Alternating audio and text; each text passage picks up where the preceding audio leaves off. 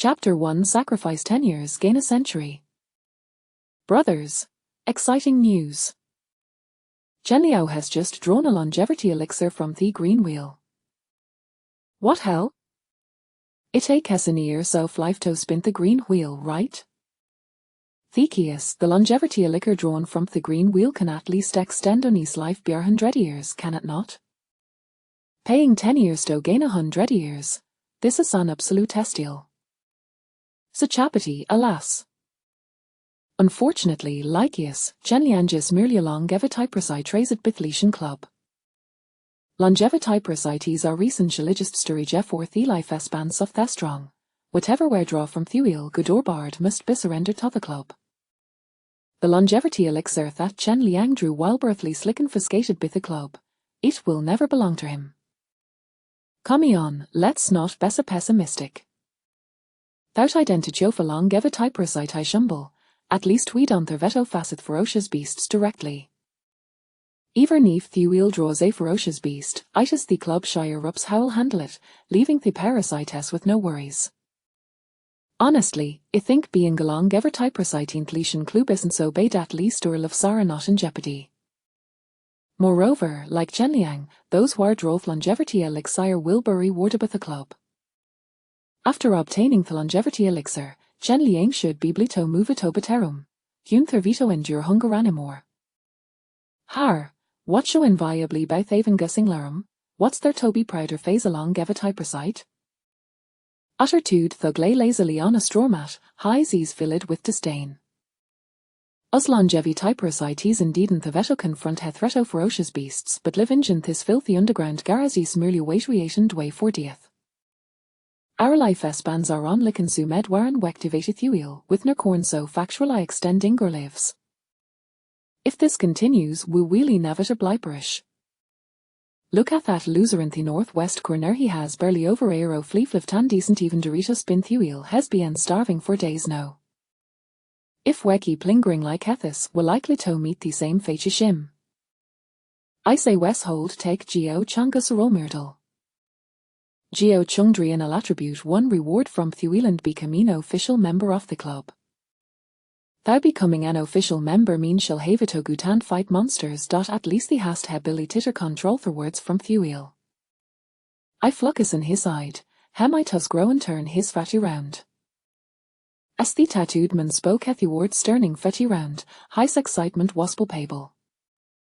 However, another boy with black rim glasses scoffed in rebuttal. I've heard taught Huil from which Geo Changdratiel attribute 1 had neotheraptions that were negative effects.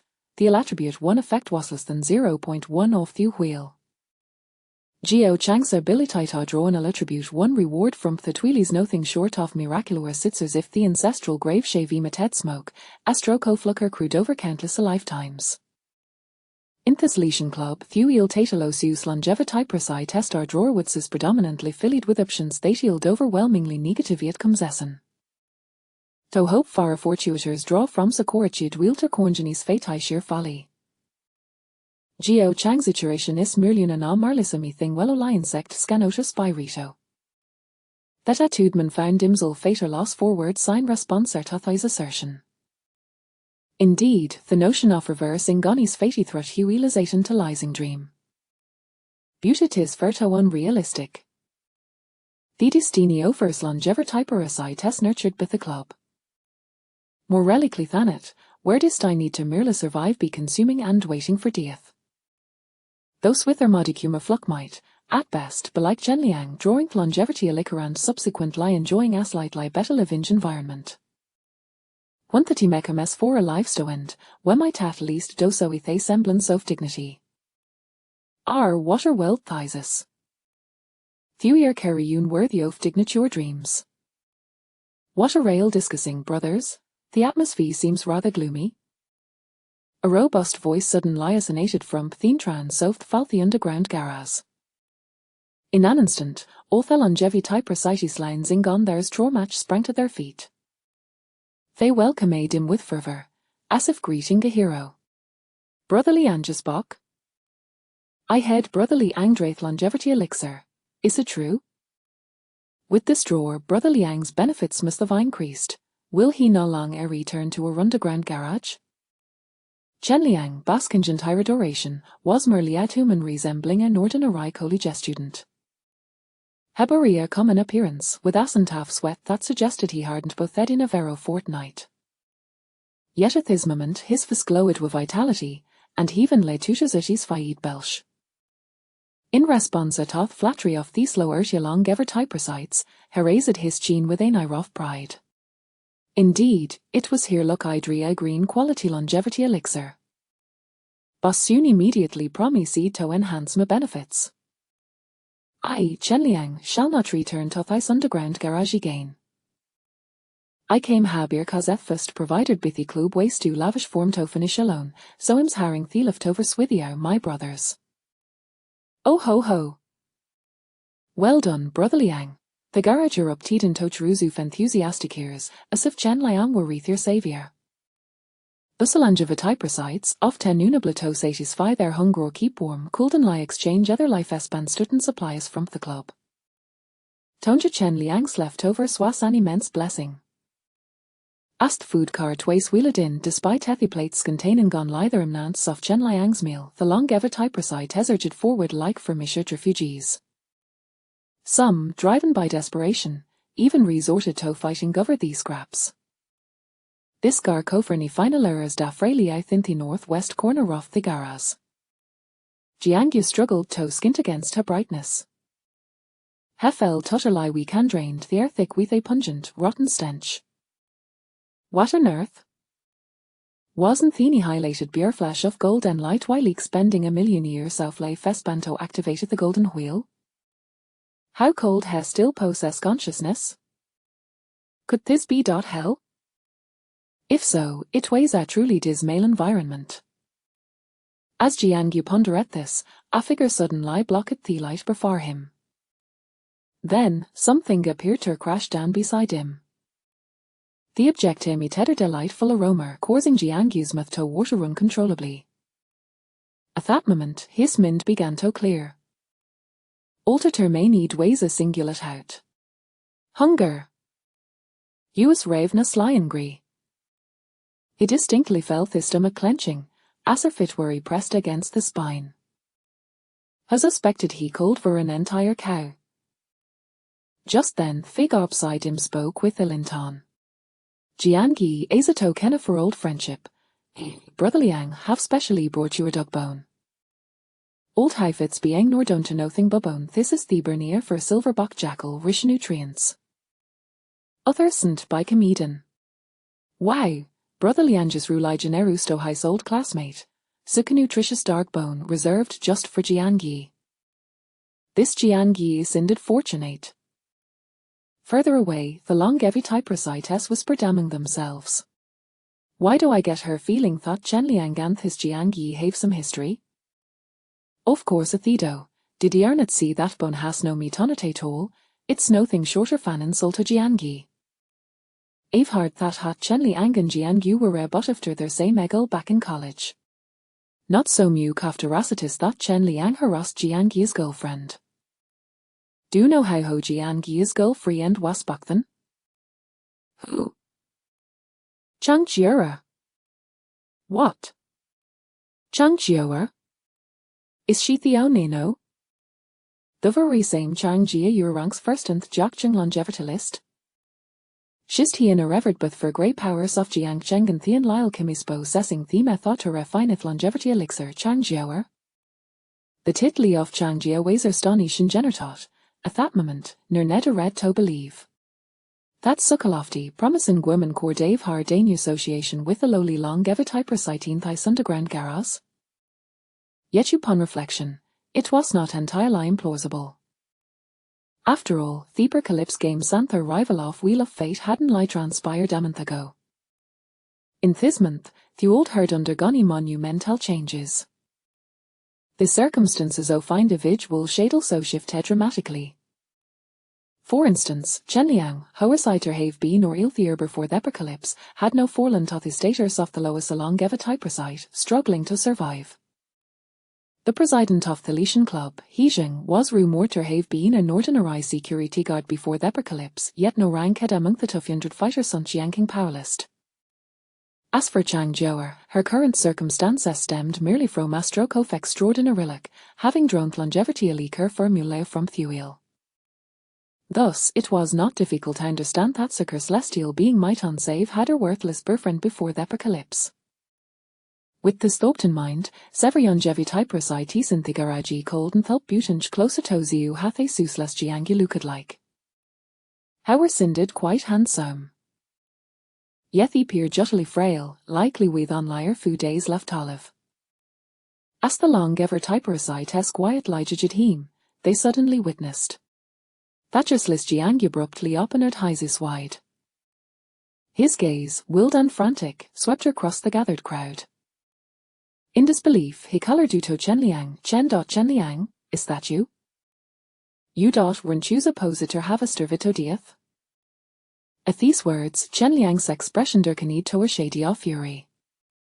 Go to hell, Imalivi and well, you're ethieni about a stervito dieth, you worthless scum. Ash cursed, ha kicked the dug bonehi hard toasty beside Jiangi away, shouting, starve you pissy off trash. Don't think I don't know you'vianly go tail to live. Just a aeroflife berliena toktivati theloistier why to eel. In a few days I'll be waiting to collect your corpse. Jiangi, hearing Chen Liang's tirade, were utterly bewildered. A killing thought flashed through his mind. Then hen woodly called for his date panel. Instantly, thederte penaltate every individual received after the arrival of the apocalypse materialized before his eyes. Name Jiangi. Level 0. Lifespan 1 year 38 days. Chapter 2 I wish to apply for lottery drawer. 0 level. 1 year and 38 days of lifespan. And this foul smelling underground garage. What on earth? Jiangi's hands trembled slightly. Hafana realized. It seemed had.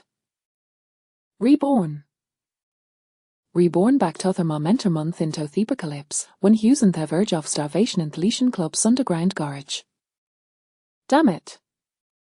Upon this realization, Jiangi, who had just awakened, newly fainted from rage.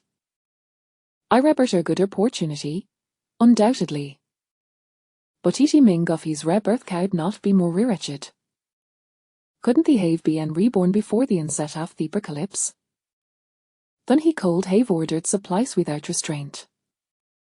Even if he had been reborn at the moment the apocalypse began, he could have seized their chance to quench his fate. Or, at the very least, if he had been reborn before Chang Jiao stole the formula for longevity elixir, he could have thrived with his ability to concoct it. Even if he had to settle for being reborn just before Herisked his life to a vethet ungrateful scoundrel, Tanku, it were Davi avenged his past grievances. But instead, he was reborn a full month after the apocalypse had already begun. The formula for longevity elixir had already been stolen by Chang Jiaoer. They'd grateful roommate, Tanku, had already been saved by him at the cost of his own life. And those one great tests were re-thriving. And what of Jiangi?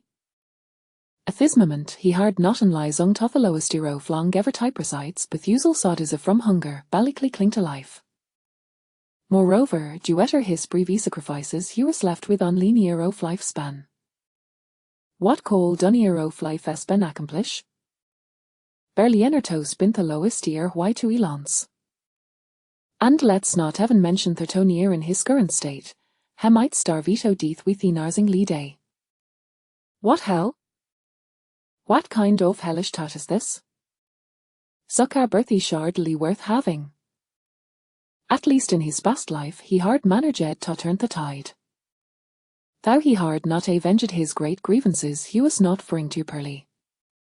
But now? What? Usug is this impliably curty the path of his past life? But even no show ward you a san painful touch when he was for Jiangi. It weighs a gamblui hard trusk everything living on the job death at every moment. So, How did Jiangyu breaks a deard luck during this time in his past life when hele half dead in thys underground garage? In truth, at thart moment in his past life, he hard already succumbed to despair. You'ld never durantugner one the dog bun that Chen Liao had tossed him. Fothos them raised ers longevity persei tespathy club. Is long ghost he were willing to expend their life espantar draw from Thuil. Regardless of hot hydru, they will receive guaranteed material awards from the club. In his past life, one hunger become unbearable, he hard you see this last year of life spent up lafaralotra drawer. Even if he had to die, at least you would you with a full stomach. However, he could not tell whether his luck was good or bad. Garto net I me has spun Thuil. He, too, drew longevity elixir, just like Chen Liang. Buter sa longevity presite. The longevity elixir hedru could never belong to him. Instead, it was forcibly taken away by the club on the spot, just as it was from Chen Liang. According to the club's regulations, having drawn longevity elixir, Hesher Dave be awarded with enhanced benefits. Yet, the in charge of the lottery for longevity presides somehow discovered Tothy Hard and 38 days of life span left after his drawer. Thus, somehow de medita necessary to elevate the benefits of ceremony on the brink of death with only 38 days remaining. After all, circadian individual had already lost their last vestige of value. In his past life, Jiangyi had sensed some hassle to reormatives.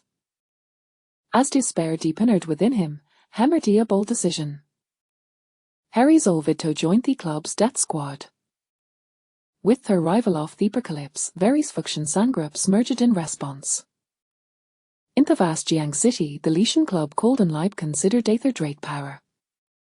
Yet Venice authority force it had a certain level of organization. Within the club, the hierarchy was clearly defined. At the pinnacle of the pyramid were the core members, endowed with formidable combat power. In the middle were formal members possessing some degree of strength and value. At the base were the squad members, willing to fight yet lacking actual combat prowess, colloquially of to a cannon fodder. However, even cannon fodder was not a role Justinian could assume. Some yet a discarded be the old were even deemed unworthy of serving Gascon fodder, senacely abilities. When Jiangyi expressed his desire to him that squad in his past life, Sun Howard mocked him directly. If you want to I can send you a fright now. That squad isn't her place Justinian can join.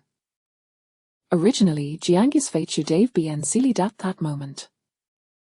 Yet Fat has apen chant for playing Rixen people. At the time, Jiao Chang haperned to Pars B. Haposed to scrutinize Jiangyi for a moment and said, Imini jidet squad if I wish to join, come over. Thus, Jiangyi joined Jiao Chang's deed squad.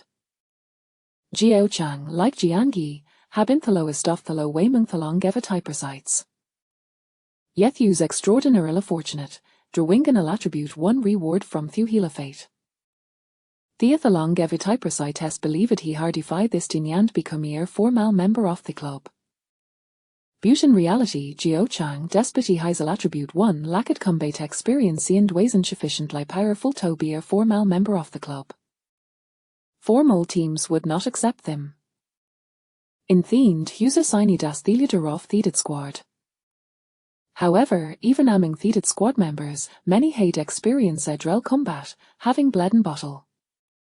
Jiao Chang, up and joining the off squad, had neither combat experience nor the commanding presence expected of a leader.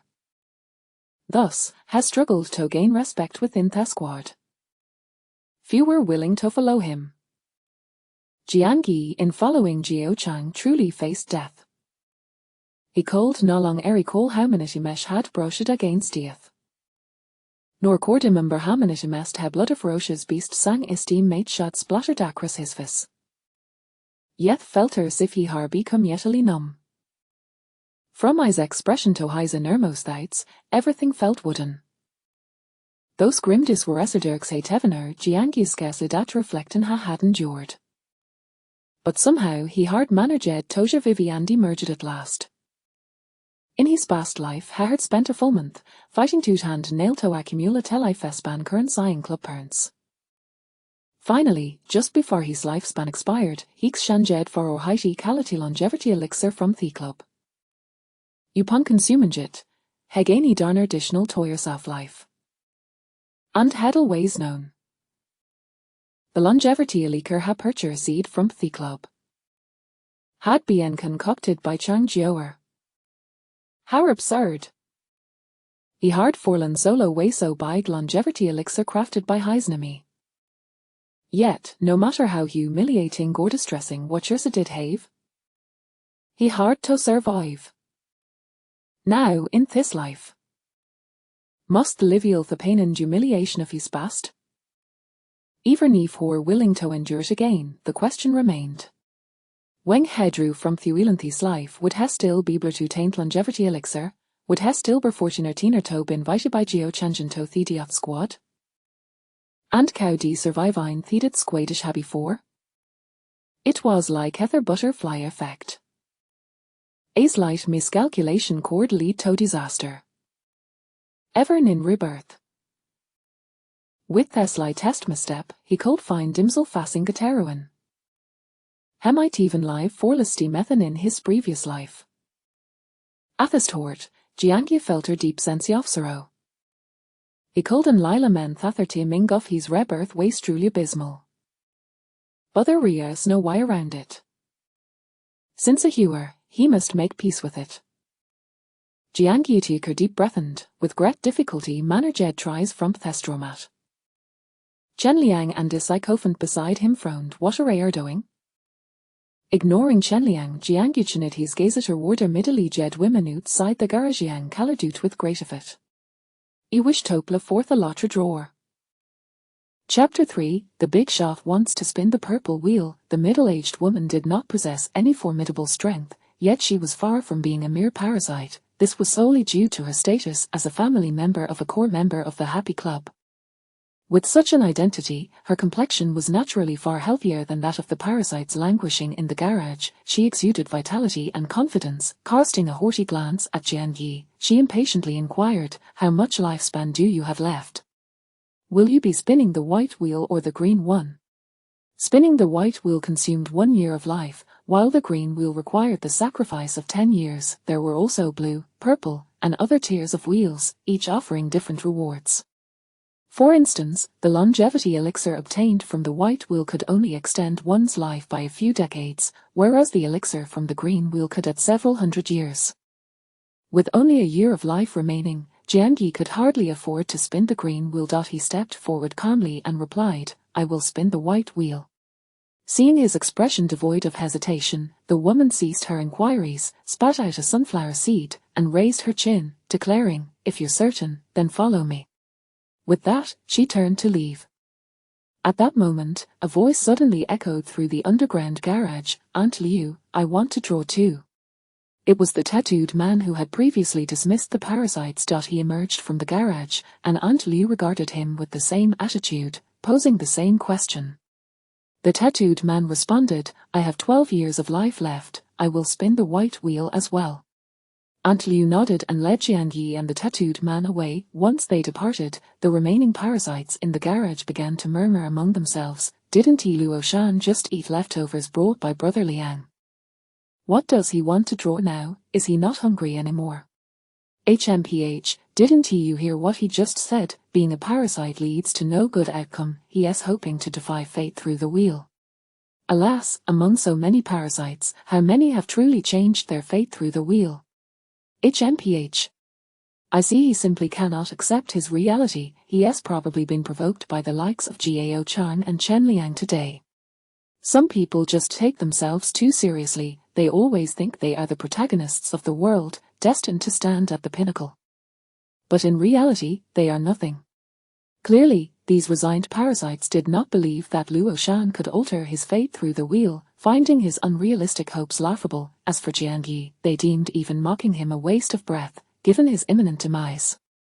A few minutes later, Jiangyi and Luo Shan followed Aunt Liu to the designated lottery area set up by the club. A month prior, the apocalyptic game invaded, transforming the entire Blue Star into a digital realm. The once solid land seemed to have been crushed into countless fragments, scattered across an endless ocean. Jiangcheng, where Jiangyu resided, was but one of those shattered pieces. Jiangcheng was the name of this city fragment before the apocalypse.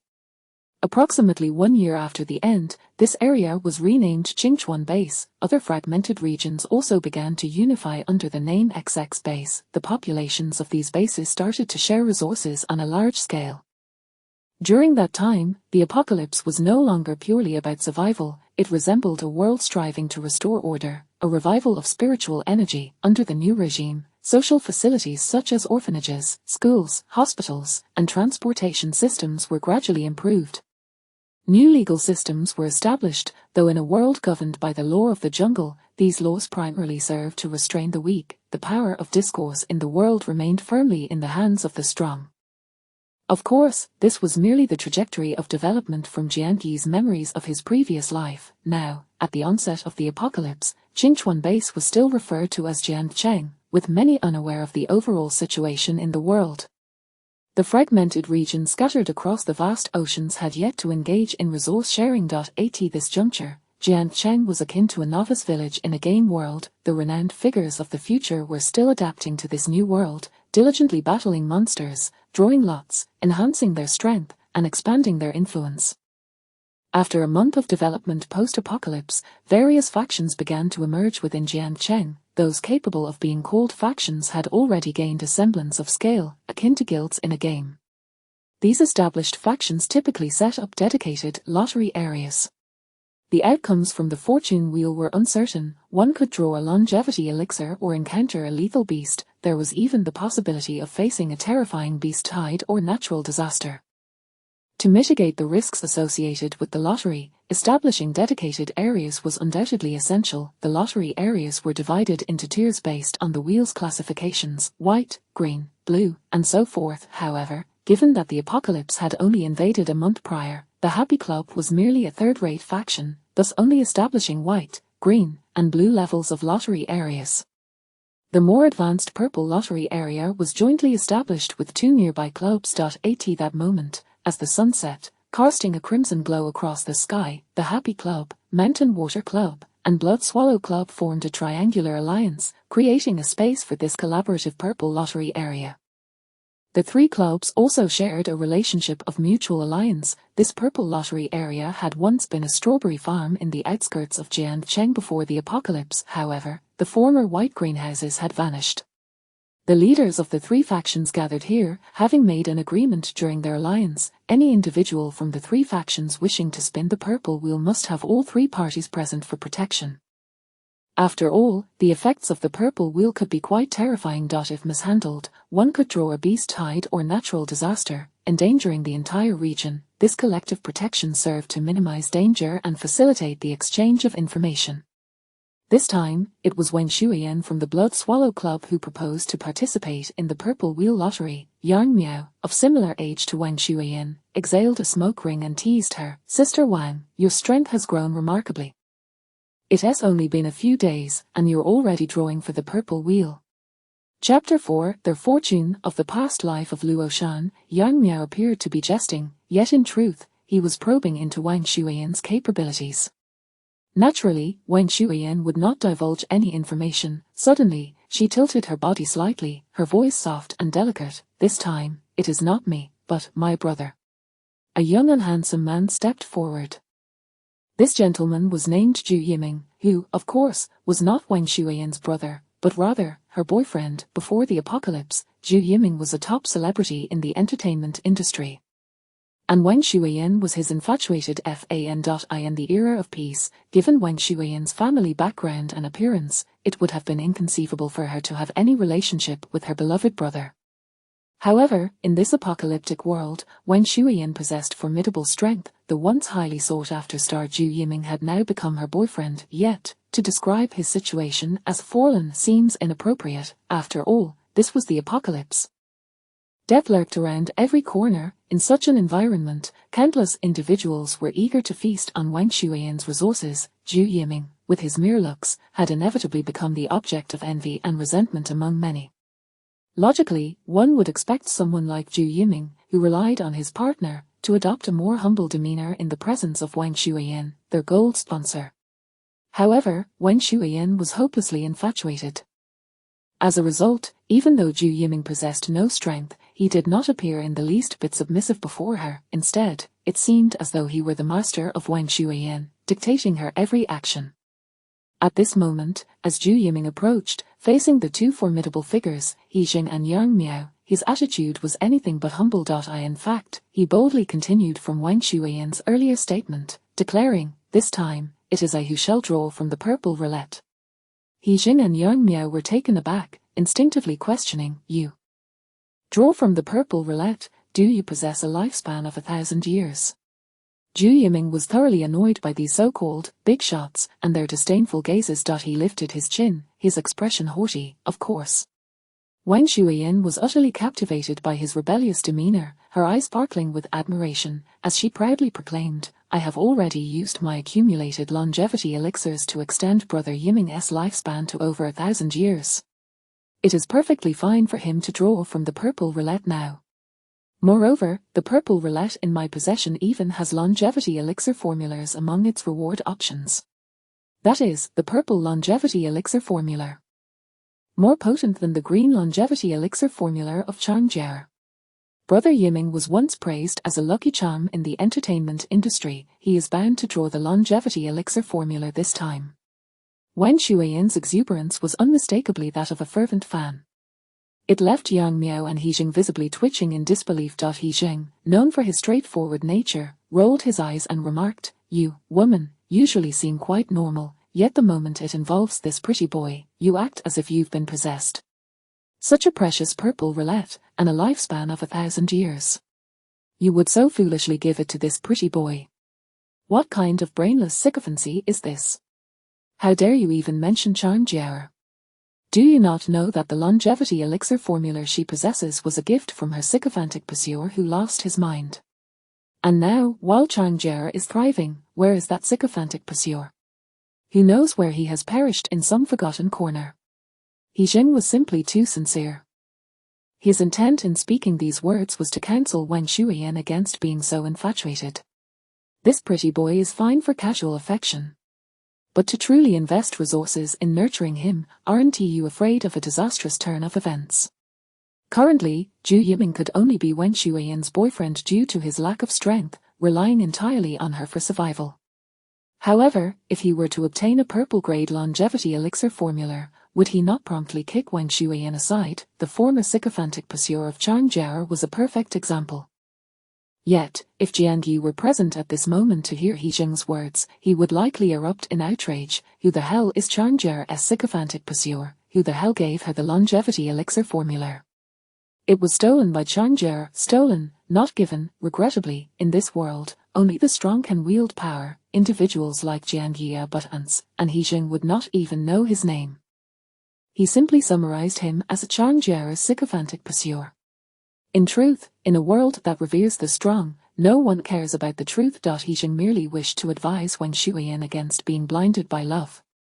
However, if one could be awakened from such infatuation by a few words, then they would not be truly infatuated. Wang Shuiyan did not heed He Jing's well-intentioned counsel. Upon noticing Zhu Yiming's displeased expression due to He Jing's remarks, she immediately turned coldly towards He Jing. "What do you mean, He Jing?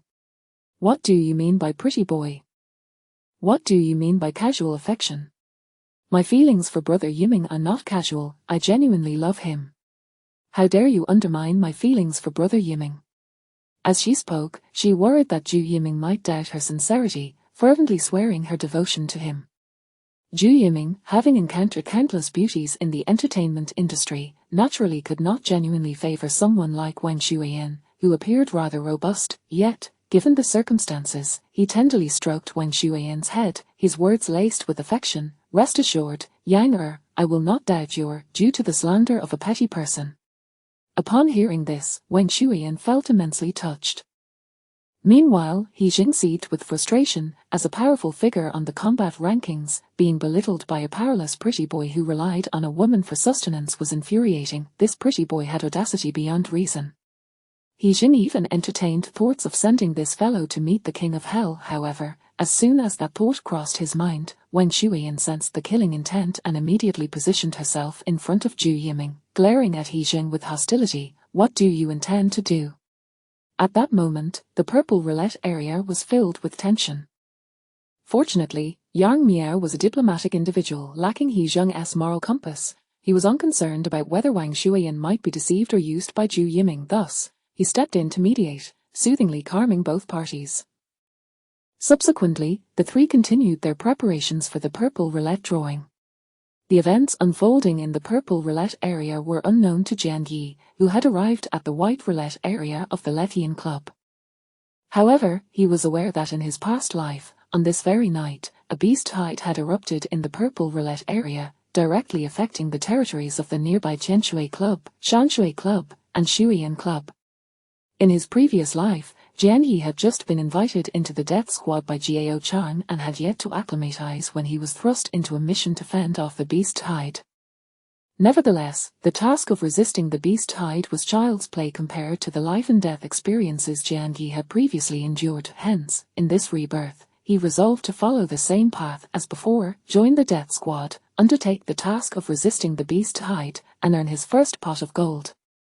Moreover, he recalled there was a fortuity during tonight's task of resisting the beast tide. Although that fortuity did not belong to him in his past life, it was instead destined for Luo Shan.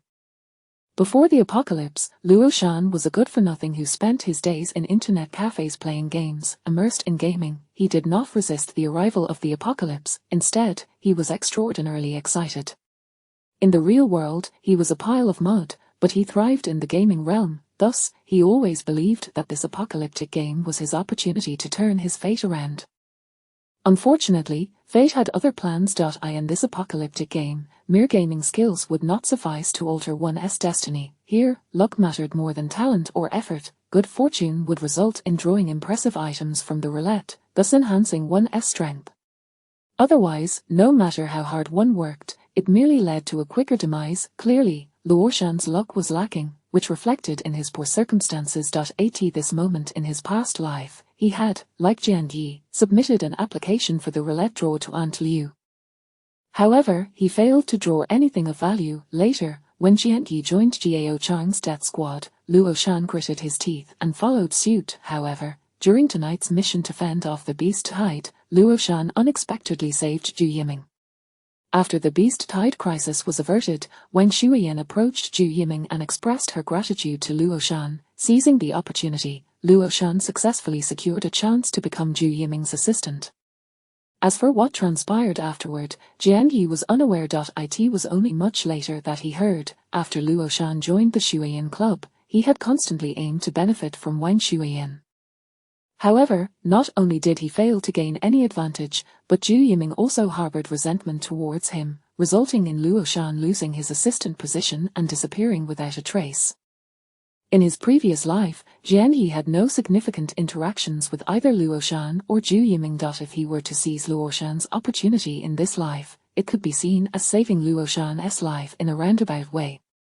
Nonetheless, he certainly had no intention of becoming any assistant to Zhu Yiming. Being a celebrity assistant before the apocalypse was already devoid of dignity. In this apocalyptic environment, who knew how Zhu Yiming would treat others?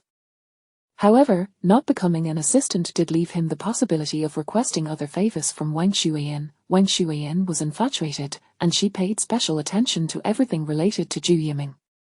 Naturally, she would reward anyone who saved Zhu Yiming generously. Jian Yi contemplated the path he would take after his rebirth. Suddenly, he heard Aunt Liu's obsequious voice. "Captain Sun, I have brought 2 longevity tumor worms to draw from the white roulette in the guardhouse of the Villa district." Sun Hao cast a casual glance at Jian Yi and Luo Shan.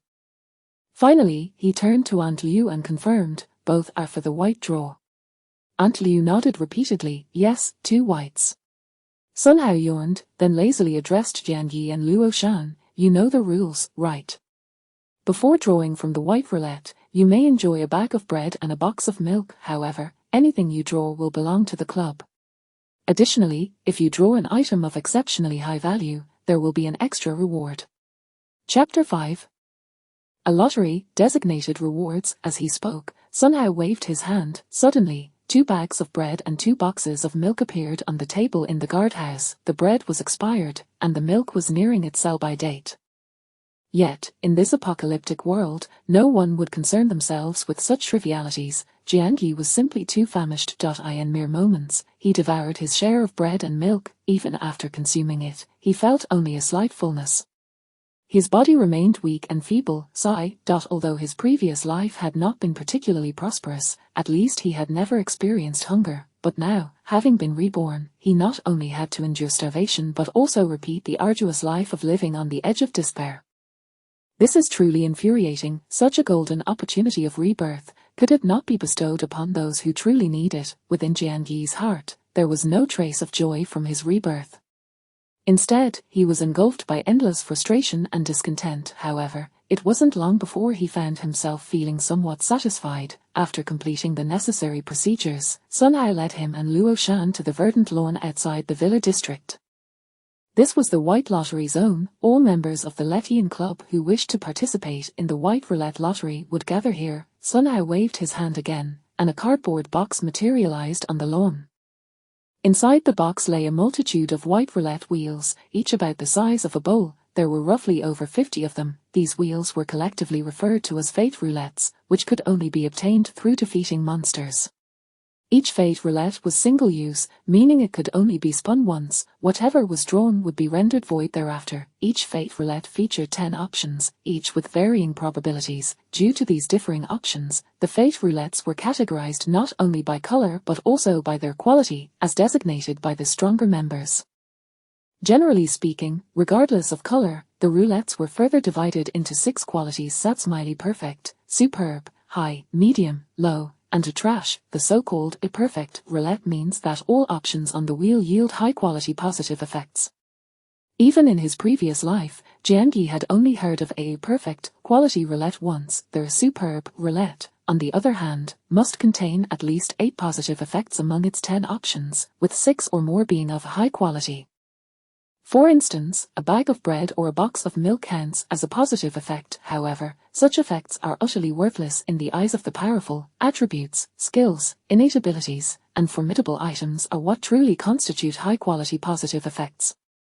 Typically, the higher the proportion of high-quality positive effects on a roulette, the greater its overall quality. Conversely, the lower the quality if the proportion is diminished. Ordinary individuals who obtain high-quality roulettes generally keep them for personal use.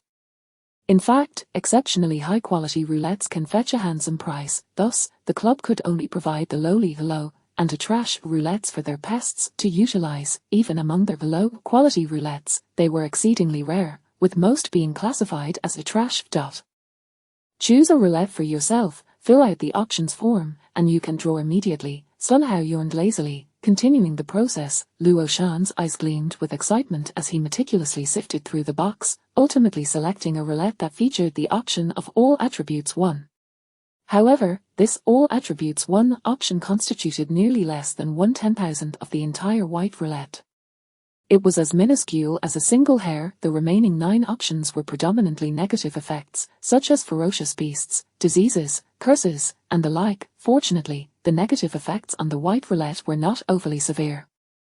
Luo Shan, with a couple of puffs, spat into his hands, attempting to cleanse the grime accumulated from a month without bathing. Then, with an air of piety, he carefully cradled the meticulously chosen roulette. It was easy to imagine that at this moment, his heart was fervently praying, pleading with the lofty deity of fate to show him mercy, even if just once. Luo Shan closed his eyes, internally vowing, if only he could draw all attributes 1, he would willingly remain the most loyal follower of the deity of fate for eternity. He would be willing to remain single for life. He would do anything, just let him draw it, all attributes 1. In a fit of desperation, Luo Shan screamed internally. When he opened his eyes again, they were bloodshot. His trembling hand shot towards the center of the white roulette. With a vehement shout, he exclaimed, "Draw all attributes 1, give me all attributes 1. Ding! A sound emanated from the white roulette. Congratulations! You have drawn the reward, a pile of dung. Damn it! When the familiar notification tone echoed, Luo Shan's face flushed with rage, and he angrily flung the reward that had inexplicably appeared in his hands away. Subsequently, the white roulette, which he had just treated with such reverence, was cast to the ground, where he stomped on it vehemently. Cursing under his breath, he exclaimed, "You're nothing but a pile of dung. Damn it all.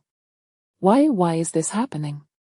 Luo Shan's furious roars and questions were filled with immense resentment. Sun Hao, having witnessed such scenes countless times before, merely rolled his eyes and scolded Luo Shan, "Enough.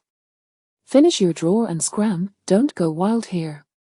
No matter how furious Luo Shan was, he dared not act up in front of Sun Hao, so he could only swallow his indignation. Yet, he did not immediately scram, instead lingering behind, muttering, "Let me see what this kid can draw."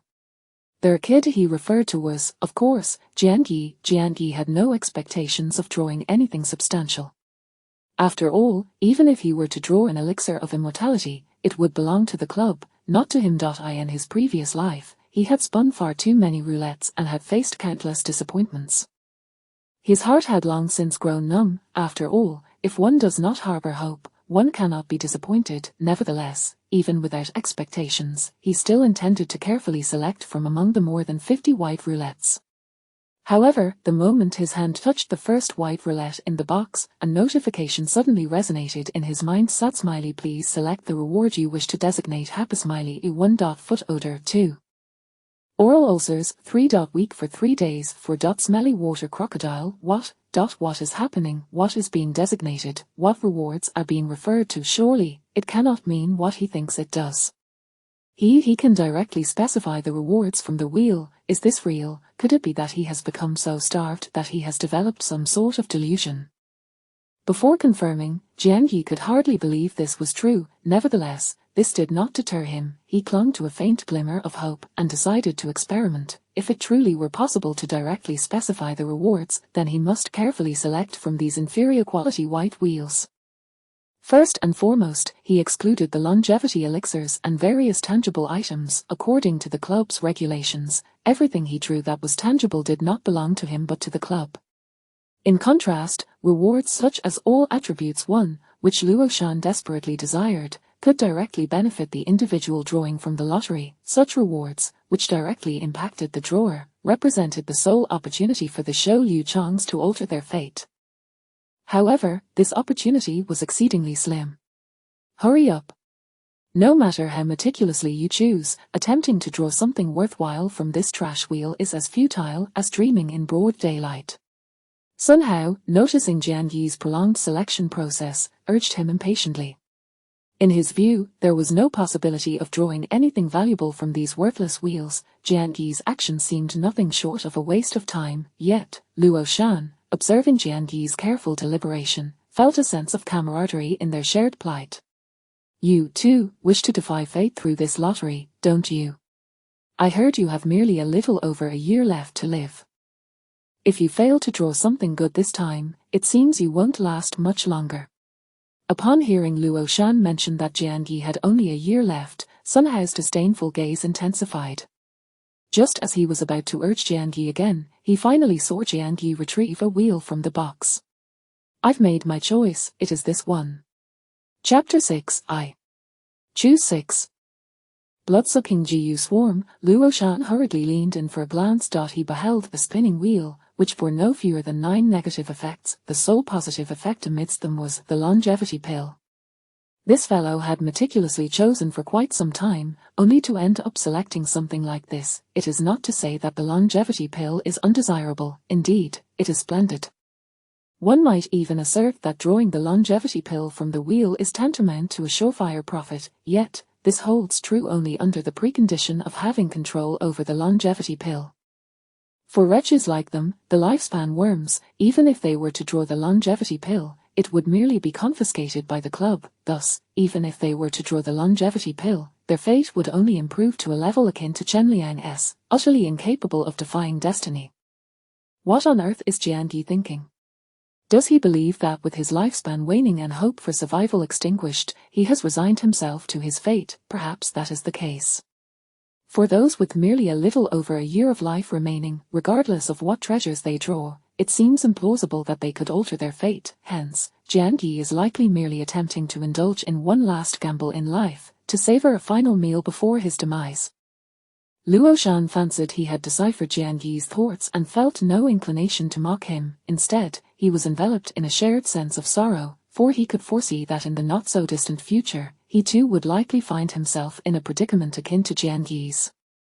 Though his mind raced with thoughts of defying fate, he was acutely aware the chances of such an opportunity arising are, indeed, exceedingly remote. Jian Yi remained indifferent to Luo Shan's musings. He retrieved the chosen wheel from the cardboard box, however. Before he could commence the draw, a voice called out from a distance, "Lao Sun, come here and lend a hand." Sun Hao turned towards the sound and saw a well-mannered young man waving at him. "Chengdu, what do you need assistance with?" The young man gestured at the white spinning wheel in his hand, to help guard the law. Given that the wheel of fate carries the risk of drawing dangerous effects such as ferocious beasts, it is customary to seek assistance for protection when uncertain about controlling the dangers presented by the options on the wheel. This includes instances when lifespan worms like Jian Yi and Luo Shan are drawing. Sun Hao serves as their guardian. Should a ferocious beast be drawn, he would promptly eliminate it. Chengdu's request for Sun Hao's guarding follows the same rationale. However, the white spinning wheel is inherently low risk, and occurrences of seeking assistance are rare. Sun Hao furrowed his brow slightly but still approached, muttering, "What danger could your white spinning wheel possibly pose?" Jian Yi and Luo Shan followed suit, eager to join in the excitement. Luo Shan was purely there for the thrill, while Jian Yi harbored his own hidden agenda. He covertly scrutinized Chengdu, feeling a wave of emotion. In Jian Yi's past life, Chengdu could be considered a somewhat legendary figure. It appeared that, a month later, during a green wheel draw, he would draw an option called split personality. Split personality is a mental ailment, rendering that option undoubtedly a negative effect. Yet, astonishingly, after succumbing to the split personality, Chengdu underwent a complete transformation. He morphed from a refined youth into a heartless demon. Not only did his combat prowess surge, but his actions also turned ruthless and decisive. He even defied the club's regulations, betraying his teammates during missions, including in his past life, where Sun Hao met his demise at the hands of this very individual. Ultimately, he managed to extricate himself from the club before they could take action against him, becoming a merciless lone wolf, a cold-blooded killer in the shadows. As the saying goes, the weak huddle together for warmth, the strong stand apart. In this apocalyptic game, various factions seeking mutual support are ubiquitous, yet concurrently, there exist many independent powerhouses who refuse to align with any faction. Once Jian Yi matures, it is highly likely he will also detach from the club to become a lone ranger. However, in his current state, he is undeniably too weak, thus forced to temporarily rely on the club, biding his time to grow stronger. As his thoughts transitioned from his past life to the present, Jian Yi's gaze fell upon the white spinning wheel in Chengdu's hands. The quality of that wheel was evidently superior to the rubbish wheels utilized by the lifespan worms. Among its 10 options, a remarkable 6 boasted positive effects: longevity pill, spatial ring, diamond talisman, tang dao, mink fur coat, grilled bullfrog. These 6 positive effects were indeed commendable, particularly the longevity pill and spatial ring rank quite favorably among high-quality options. Sun Hao merely glanced at it and immediately surmised, "You lad are hoping to draw the spatial ring, are you not?" Chengdu shyly nodded. However, Sun Hao shook his head slightly. The odds of the spatial ring appearing on the wheel are exceedingly low. Moreover, the spatial ring drawn from the white wheel will not exceed a volume of 1 cubic meter. Chengdu, however, appeared unconcerned. "It only costs me a year of lifespan to try the white wheel, so why not give it a shot?" Sun Hao refrained from further commentary and redirected, "You requested my protection because you're worried about drawing the negative effect of the elusive powder butterfly swarm, right?" Chengdu confirmed, "The scent emitted by the elusive powder butterflies has hallucinatory effects, and the phosphorescent powder on their wings can induce paralysis. If it's fewer than 10, I can manage it myself. I just wonder how large this swarm will be." Sun Hao expressed understanding. "All right, go ahead and draw. I'll be watching from the side. The proportion of the butterfly swarm option is quite low, it may not necessarily be drawn." Chengdu gratefully nodded. Subsequently, he clasped his hands together in prayer for a moment. Though less frenzied than Luo Shan had been earlier, his demeanor was sufficiently devout. After his prayer, he cautiously pressed the central button of the white spinning wheel. firmly declaring, "Draw soon," a voice emanated from the center of the white wheel. "Ding, congratulations, you have drawn the reward, elusive powder butterfly swarm." Whoosh, whoosh, whoosh. Sun Hao reacted with remarkable speed, raising his hand as a net-like object flew from his palm. The multitude of elusive powder butterflies that appeared out of thin air was swiftly ensnared and dispatched by the net. The entire process took less than 3 seconds. As Sun Hao retracted his hand, the net returned, leaving the grass strewn with the carcasses of countless elusive powder butterflies, numbering in the hundreds. Chengdu's gaze was a mix of disappointment and trepidation as he lamented, "Goodness, yesterday, someone spoke to me about Murphy's Law, and I was skeptical. Now it seems all too real. I initially thought that with the elusive powder butterfly swarm occupying such a small proportion on the wheel, it wouldn't be drawn, yet, of all things, it was drawn. This is truly, sigh." Sun Hao had witnessed similar situations frequently and maintained a rather indifferent expression, offering Chengdu a brief consolation. "All right, take it easy." Chengdu nodded. "Yes, it's just a white spinning wheel. It's no big deal." However, just as he finished speaking, he noticed a slender young man gazing intently at him. Chengdu furrowed his brow and turned to Jiangyi. "You are a lifespan worm, aren't you?" Jiangyi nodded and inquired of Chengdu, "That, may I have the corpses of the elusive powder butterflies you drew?" Chengdu, upon hearing this, frowned. "What do you want the corpses of the elusive powder butterflies for?" Jiangyi swallowed hard, his expression one of desperation, and uttered with great difficulty, "To eat, I'm so hungry. I might not live for many more days." From what Jiangyi knew, before Chengdu's split personality, he was quite the righteous and good-hearted individual. Upon hearing Jiangyi's words and observing his condition, Chengdu harbored no doubts, even feeling a surge of sympathy. Without hesitating too long, he waved his hand dismissively. "Just a pile of useless corpses. If you want them, go ahead and take them. It's not my concern if you eat yourself to death." A flicker of surprise crossed Jiangyi's eyes as he hurriedly expressed his gratitude to Chengdu, then proceeded to gather the hundreds of elusive powder butterfly corpses into an empty bread bag. Observing Jiangyi's demeanor, Chengdu genuinely believed he intended to consume the elusive powder butterflies. After a slight shake of his head, he thanked Sun Hao and departed. Though he was indeed a good person, it did not mean he was overwhelmed with compassion. There were countless lifespan worms as pitiable as Jiangyi. He simply could not extend his sympathy to them all. Sun Hao said little, merely urging Jiangyi with an irritable tone, "All right, it's your turn now. Hurry up and draw, then scram." Jiangyi nodded repeatedly and then pressed his right thumb onto the center of the white spinning wheel he had selected. In his mind, the familiar prompt echoed once more, "Please select the reward you desire. 1. Elixir of immortality, 2. Insomnia for 3 days, 3. Stuttering, strabismus. 5. Bromhidrosis, 6. Blood-sucking GU clan." Before the prompt could finish resonating, Jiangyi fervently whispered in his heart, "I choose 6, bloodthirsty GU swarm." Chapter 7. Level 1, the true player. After silently reciting this in his heart, a familiar notification sound resonated from the center of the white spinning wheel. Sad smiley ding. "Congratulations, you have drawn the reward. Blood-sucking GU swarm." To his astonishment, he had indeed drawn the blood-sucking GU swarm. This was precisely the reward he had specified. In that instant, adrenaline surged through Jiangyi's veins. He felt as if every drop of blood in his body was rushing towards his brain, leaving him dizzy with excitement. He could hardly believe it. It was truly as he had understood. He possessed the ability to claim rewards from the designated spinning wheel. This incredible power, just the thought of it made one envision a radiant future. While others risked their lives in the spinning wheel lottery, his draw felt akin to robbing a store. Whatever he desired, he could have. This was simply astounding. As long as he kept drawing, wildly drawing, did that not mean he would be invincible? The euphoric joy nearly compelled Jiangyi to laugh maniacally. However, the wisdom born from 2 lifetimes quickly tempered his emotions. Calm, remain composed. His lifespan was a mere 38 days. He couldn't even afford a single draw on the white spinning wheel. Thus, he needed to maintain a steady mindset, plotting and scheming with careful deliberation. These thoughts raced through his mind in an instant. Once he regained his composure, Jiangyi's gaze fell upon the blood-sucking GU swarm that had appeared out of thin air.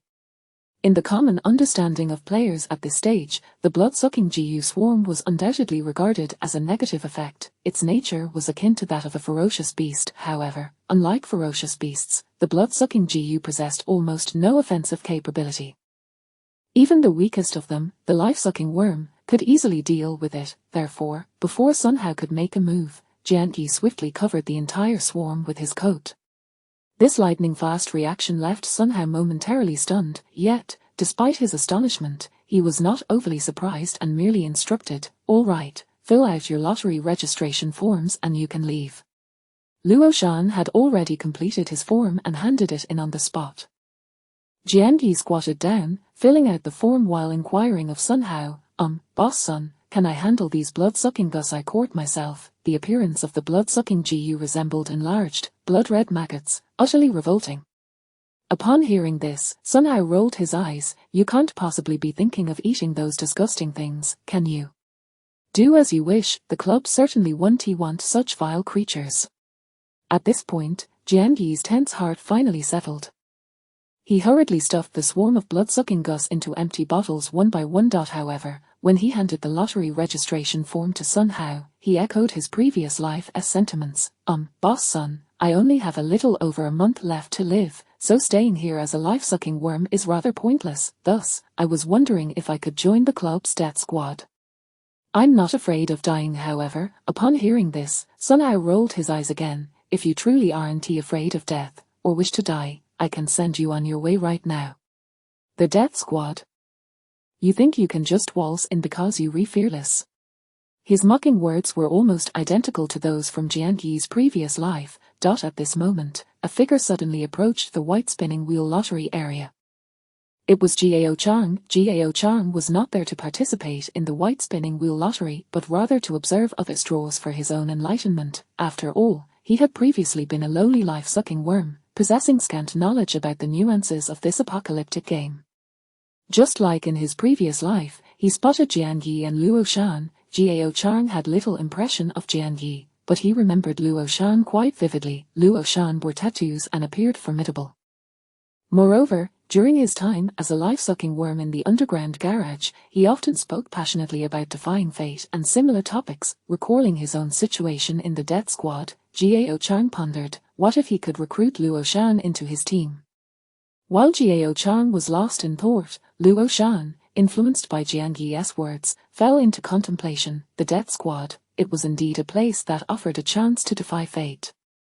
Yet, the mortality rate there was exceedingly high. Countless individuals had joined one day only to become a corpse the next. It was a path paved with mountains of corpses and seas of blood. Even though Luo Shan desired to change his fate, he certainly did not wish to die. But then he glanced at Jianqi. With his lifespan depleted, wasn't he destined to die? Luo Shan himself only had 11 years left. The white spinning wheel could only yield 11 draws. With such a low-quality spinning wheel, even if he drew 100 or 1,000 times, a favorable outcome was far from guaranteed.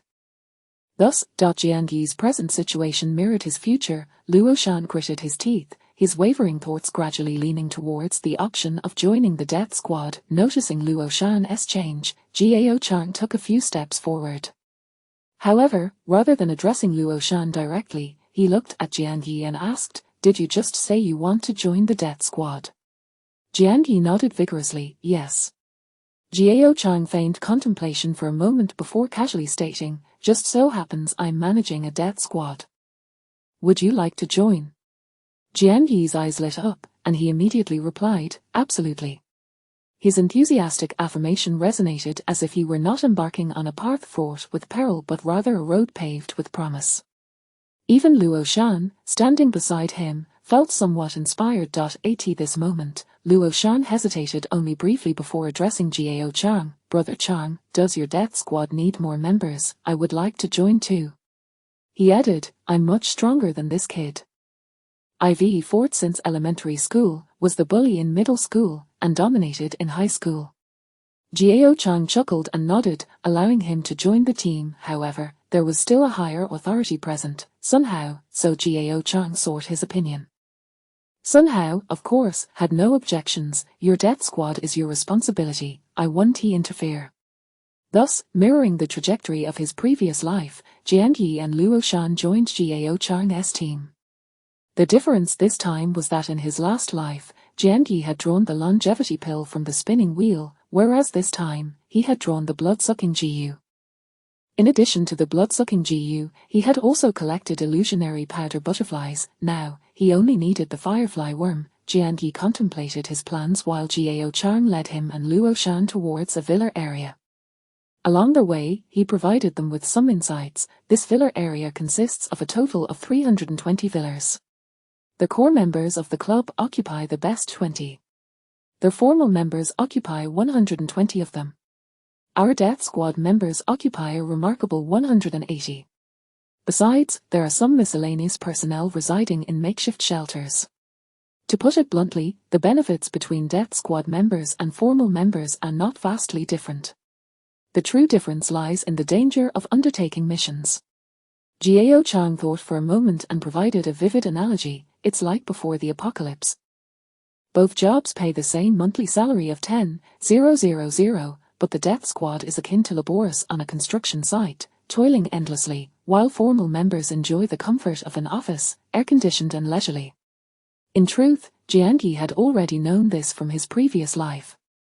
Luo Shan, however, listened intently, nodding frequently. Seeing Luo Shan's interest, Jiao Chang continued, moreover, as long as a death squad member raises their level to 1, they can advance to become a formal member.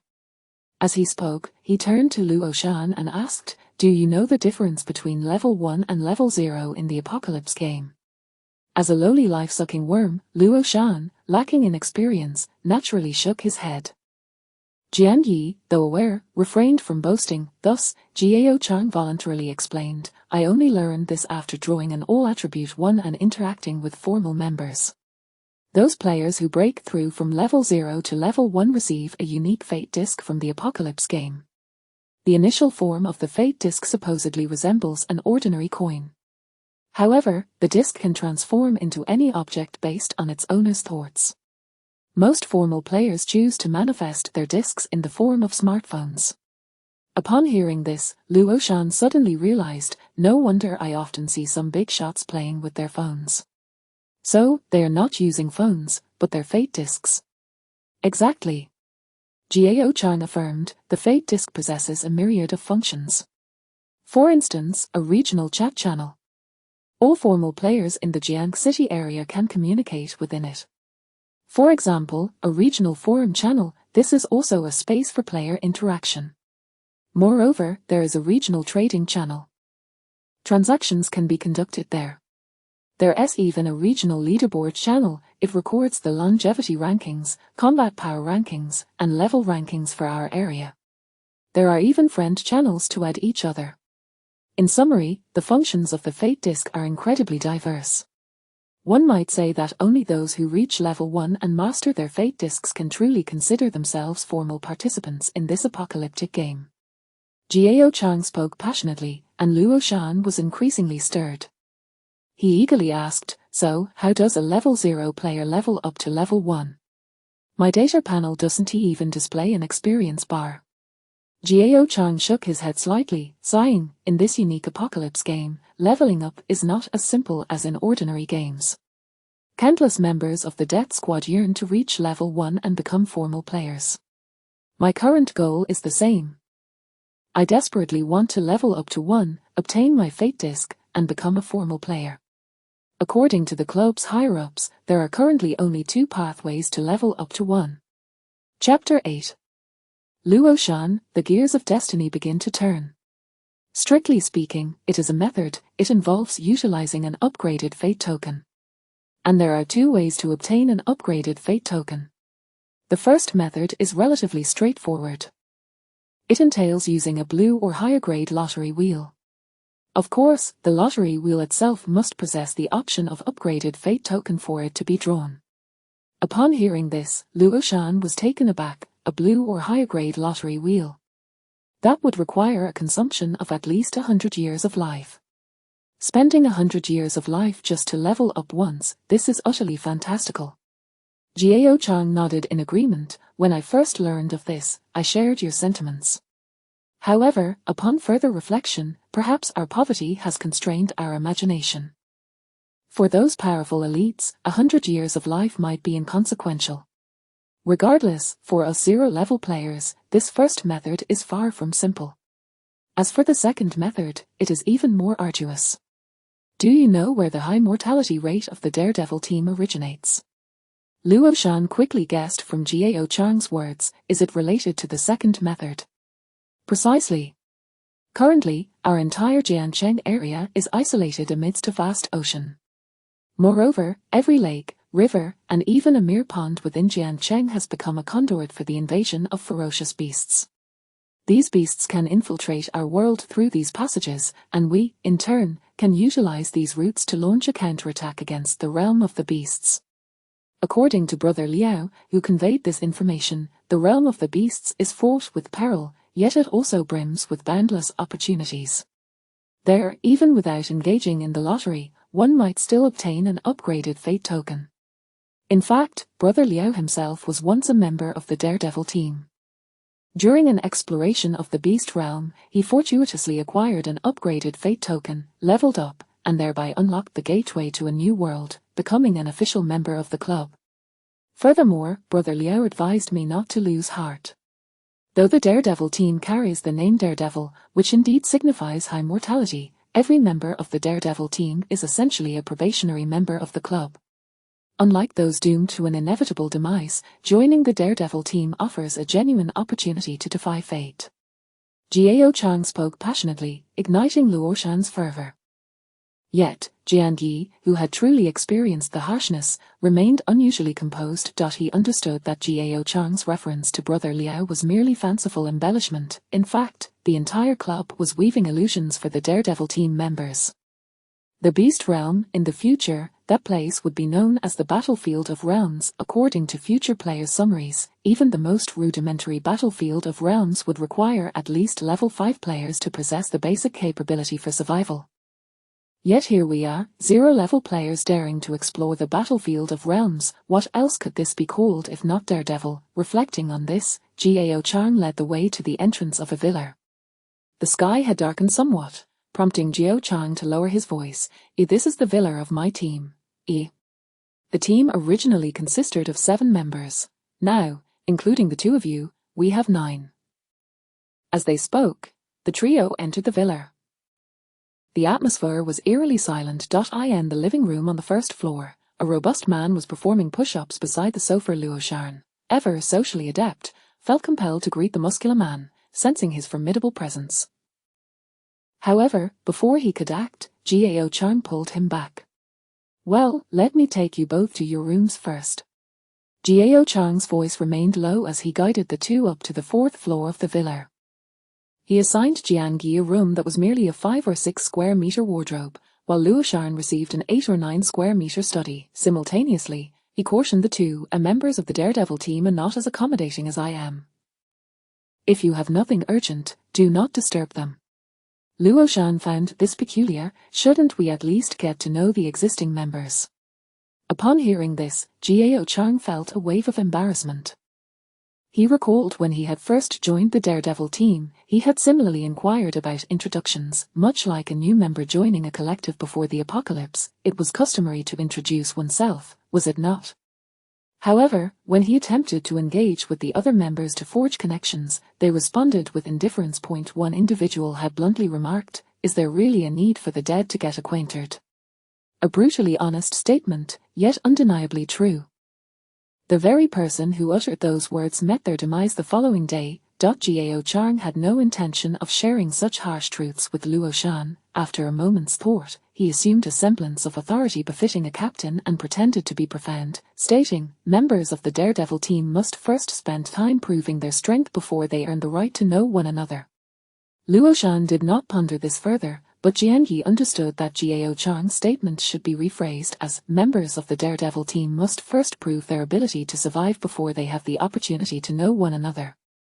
Otherwise, they have no interest in getting acquainted with a dead person." Jiao Chang shared a few more precautions with the 2 and mentioned that the team would embark on a mission at 9 a.m. the following morning before taking his leave. Once he departed, Luo Shan turned to Jian Yi and whispered, Do you not find the atmosphere of our daredevil team rather peculiar? It feels quite oppressive. Jiang Yi cast him a glance and replied coolly, if you manage to survive a few more days, you would likely feel the same sense of oppression. Upon hearing this, Luo Shan's heart sank. He couldn't help but feel a twinge of regret. Was his decision to join the daredevil team truly the right one? Lost in thought, he suddenly heard Jiang Yi's voice. Luo Shan, do you wish to defy fate? The phrase defy fate was one Luo Shan had nearly uttered daily, and the life-sucking worms in the underground garage had mocked him for it more than once. Thus, upon hearing Jiang Yi's unexpected question, Luo Shan instinctively assumed that Jiang Yi was ridiculing him. However, many years later, Luo Shan would often reflect on this moment, recalling Jiang Yi's words. Each time he did, he could not help but marvel. The very individual who incessantly proclaimed a desire to defy fate was utterly oblivious to the fact that the gears of his destiny had begun to turn from that very moment. Chapter 9: A lean camel is bigger than a horse. What do you mean, you brat? Are you looking for a fight, or do you really want to tempt fate? I've never killed anyone before. You'd be the perfect practice. Roshan cursed, his demeanor seemingly formidable, yet Jiang Yi was aware of his bluster masking a fragile interior. He cast a languid glance at Roshan and replied nonchalantly, literally. He then gestured meaningfully towards the corpses of the illusion powder butterflies and the bloodthirsty worms he had collected.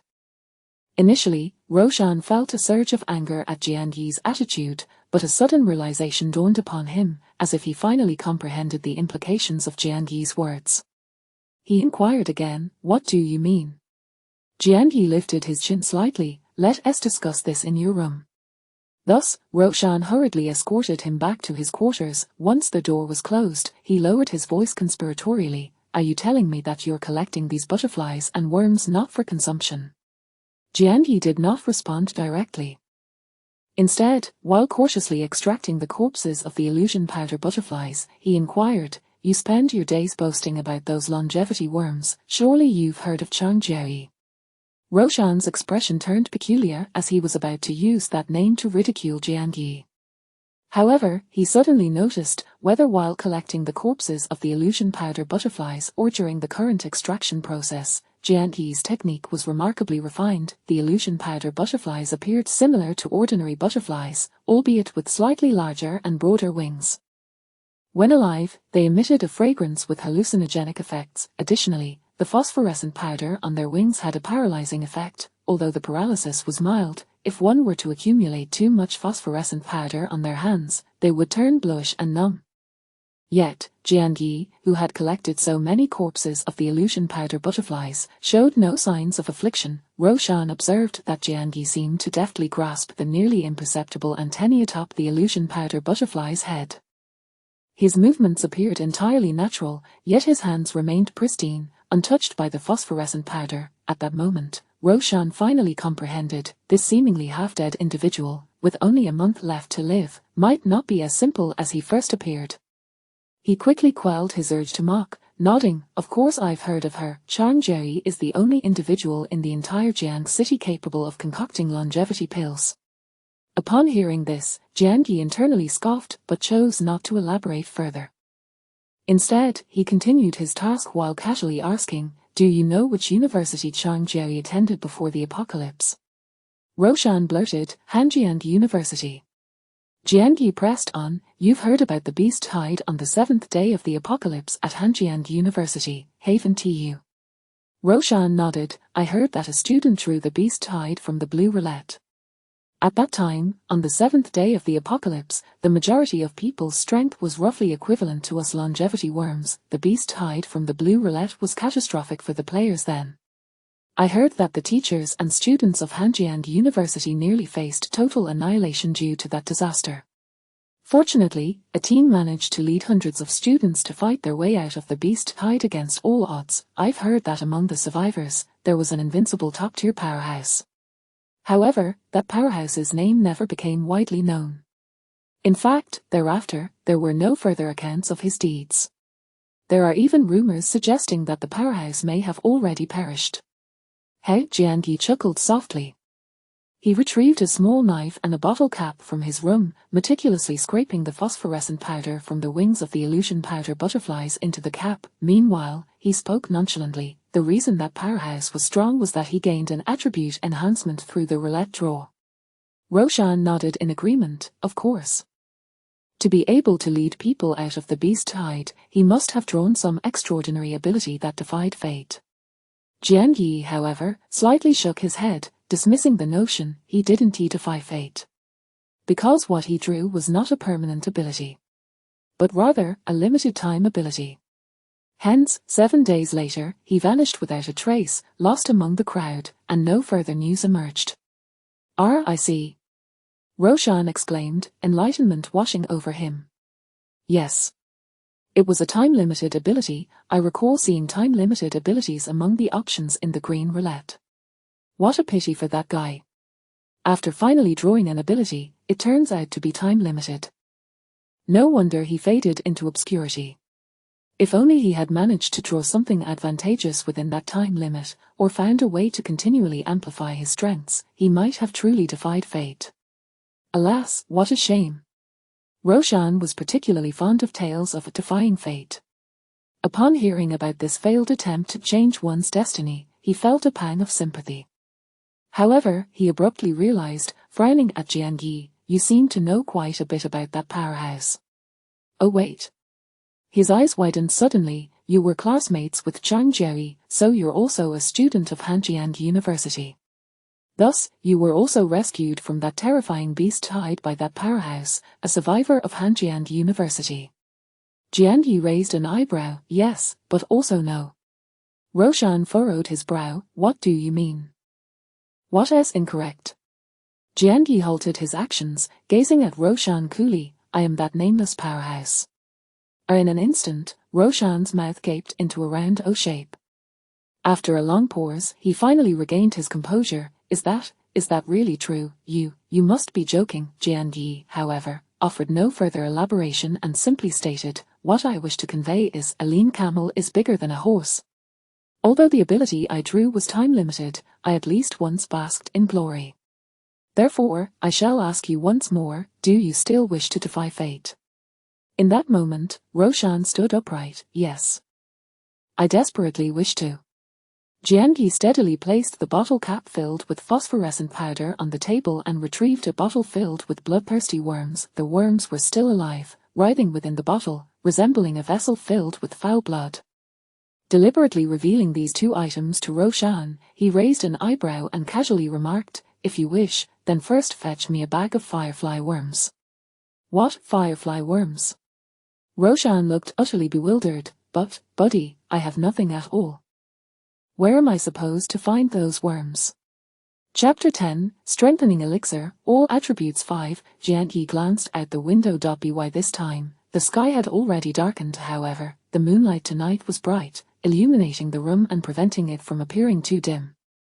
He then turned towards Luo Shan and said softly, fireflies are not a rare commodity. Many people collect them specifically to use as lanterns for illumination. You could ask the other members of the death squad in this villa. There is a high probability they possess some. Luo Shan looked utterly bewildered, but, just now, Jiao Chang's attitude clearly suggested that the members of our villa's death squad probably aren't very agreeable, are they? I'm merely a neophyte with no skills, having just joined the team. If I ask them for fireflies, do you think they will comply? I'm not their parent. Luo Shan seems to possess a fair amount of self-awareness. Jian Yi raised an eyebrow. Then I'm not your parent either. Why should I help you defy fate? His words struck a chord. Luo Shan, not being dull-witted, promptly caught the underlying implication. After pondering for a moment, he glared at Jian Yi. If I manage to procure the fireflies and discover you've deceived me, he emitted a warning-like HMPH and turned to leave the room. Jian Yi emphasized once more at his retreating figure, make sure it doesn't exceed 5 minutes. For the time remaining until the beast tide of his previous life was dwindling, after busily attending to matters for 5 minutes alone, Jian Yi furrowed his brows and gazed at the door. A short while later, a knock resonated on the door, and Jian Yi opened it. Luo Shan's complaints greeted him. What the hell, 5 minutes, and you locked the door? Without explanation, Jiangi glanced at the glowing bag he was holding. Undoubtedly, the bag contained the fireflies. After casually shutting the door, Luo Shan, still shaken, lamented, "I asked that muscular man downstairs for these. For this bag of ghostly creatures, I had to part with a precious time coin." Jiangi took the bag of fireflies and was taken aback by his words, "You actually possess a time coin." Luo Shan nodded with a hint of pride, "I have a few, which I found during the initial days of the apocalypse." Jiangi nodded in agreement, finding it reasonable. After all, during the onset of the apocalypse, many people were bewildered by the circumstances. Consequently, some careless individuals disregarded the time currency that had fallen beside the corpses of ferocious beasts. Thus, a few astute individuals seized the opportunity to collect valuable time currency. Time coins are a type of currency related to time. The complete time currency system consists of 6 types: second coins, minute coins, hour coins, and the more precious day coins, year coins, and longevity coins. The exchange rate of time currency mirrors that of standard time units. 1 minute coin equals 60 second coins, 1 day coin equals 24-hour coins, and 1 year coin equals 365 day coins. As for the most mysterious longevity coin, the number of year coins it converts to varies based on its quality. Formal players with exclusive life charts primarily engage in trading using time currency in the trading zone, while informal players mostly circulate small denominations such as second coins, minute coins, and hour coins. However, at the current stage, informal players lack exclusive life charts and have fewer avenues for acquiring information. Thus, even if they possess time coins, they can easily fall victim to formal player schemes when attempting to use them. For instance, Luo Shan exchanging 1 minute coin for this bag of fireflies was undoubtedly a severe loss. Of course, this perspective is from the current player's viewpoint. He has been severely cheated. From Jiangi's standpoint, as a seasoned player with years of experience in the apocalypse, he actually came out quite ahead. Currently, players have access to extremely scarce information. No one truly understands the value of the materials from ferocious beasts. Among the various beast materials, only the edible flesh of ferocious beasts can be sold for a decent price. Other materials whose uses remain unknown are generally treated as waste and disposed of casually. Thus, Jiangi was able to take advantage of this situation, easily obtaining bloodthirsty GU and illusion powder butterfly. Now that he had also acquired the fireflies, he ceased his idle chatter and swiftly began processing them. Fireflies are social creatures that, when gathered in large numbers, appear to form a glowing sphere. However, the size of a single firefly is roughly that of an uncooked grain of rice. Their tails possess a pinpoint-sized luminous spot, which is the source of their glow. Jiangi carefully pierced that minuscule luminous point with a sharp blade. After several seconds, a drop of viscous, glowing liquid slowly dripped into the cap filled with illusion powder butterfly phosphor. A sizzling sound erupted as the powder seemed to ignite. However, since the liquid from a single firefly was too scant, the sizzling noise only lasted a few seconds before dissipating. Yet, in those few seconds, Jiangi punctured the luminous point of another firefly, causing yet another droplet of viscous liquid to drip into the cap, once again producing a sizzling sound. This process repeated in a fluid motion. At first glance, Luo Shan thought the operation appeared simple. However, after observing a few more times, he realized that the luminous points of the fireflies were exceptionally small. Jiangi's technique in piercing those points was evidently not trivial. Most people would likely struggle to accomplish this with such ease. Luo Shan was unaware of Jiangi's exact actions, but he couldn't help but feel a deep respect. A few minutes later, the phosphor in the cap had been thoroughly transformed into a deep green liquid by the firefly's viscous substance. Jiangi then carefully poured the liquid into the container holding the bloodthirsty GU, resulting in an even more intense sizzling sound. To his astonishment, the blood-red outer layer of the bloodthirsty GU began to peel away slowly under the influence of the deep green liquid. After about 3 more minutes, the entire bottle of bloodthirsty GU had shed its blood-red outer layer, transforming entirely into a dark, viscous substance. This dark liquid resembled a toxic venom. However, Jiangi held their venom bottle toward Luo Shan, instructing, "Extend your hand." Luo Shan instinctively extended his hand, but upon noticing Jiangi's actions, he suddenly retracted it. "Wait. You're not going to pour this cursed substance into my hand, are you?" Jiangyi raised an eyebrow. What cursed substance, this is a valuable item. Luo Shan looked skeptical. If it's so valuable, why don't you use it yourself instead of giving it to me? Jiangyi rolled his eyes and was about to pour the liquid into his own hand. Fine, I'll use it myself. Just don't regret it later. Seeing Jiangyi's demeanor, Luo Shan immediately regretted. Hey, wait, I'll use it, is that all right? Thus, Jiangyi redirected the bottle, pouring the dark liquid into Luo Shan's palm. As he poured, he inquired, how does it feel? Luo Shan's body stiffened, his voice rigid, hot, numb. Jiangyi nodded slightly, reassuring himself that it should be fine, and instructed Luo Shan to apply the liquid all over his body. After this procedure, approximately 5 minutes later, he asked, how do you feel now? At this moment, Luo Shan's face had turned slightly red, and his voice was slightly breathless. I feel a bit warm. My muscles are somewhat sore. Jiangyi continued to nod. It's nothing, it's a normal reaction. However, Luo Shan's anxiety grew, for he had started to realize Jiangyi was clearly using him as a test subject. If the results of this experiment were positive, that would be one thing, but what if there were adverse effects? Luo Shan cursed inwardly, yet 2 minutes later, he heard Jiangyi instructing, now, take a look at your data panel. Data panel? Luo Shan immediately called out in his mind, data panel. Suddenly, he blurted out in disbelief, what the? I actually gained 5 points in all attributes. Is this a dream? Chapter 11. Congratulations on your reward.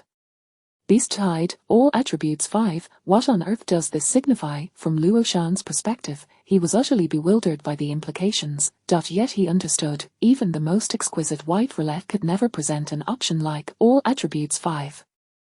In fact, let alone all attributes 5, the mere option of all attributes 2 would be an impossibility on a white roulette. Thus, Luo Shan reasonably deduced, even on the more coveted green roulette, all attributes 5 is likely to be exceedingly rare.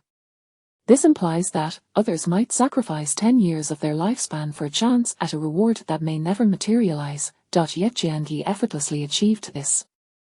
This, it is utterly preposterous. Luo Shan felt as if his brain might crash, rendering him incapable of coherent thought. However, soon enough, a single statement from Jiangyi splashed cold water over him, abruptly pulling him back to reality. Don't get too excited. The effect of all attributes 5 is time limited. Luo Shan strove to calm his emotions, swallowing hard as he observed the complexity of Jiangyi's expression. What is the duration? Jiangyi replied, approximately 1 day. 1 day. That's still quite formidable.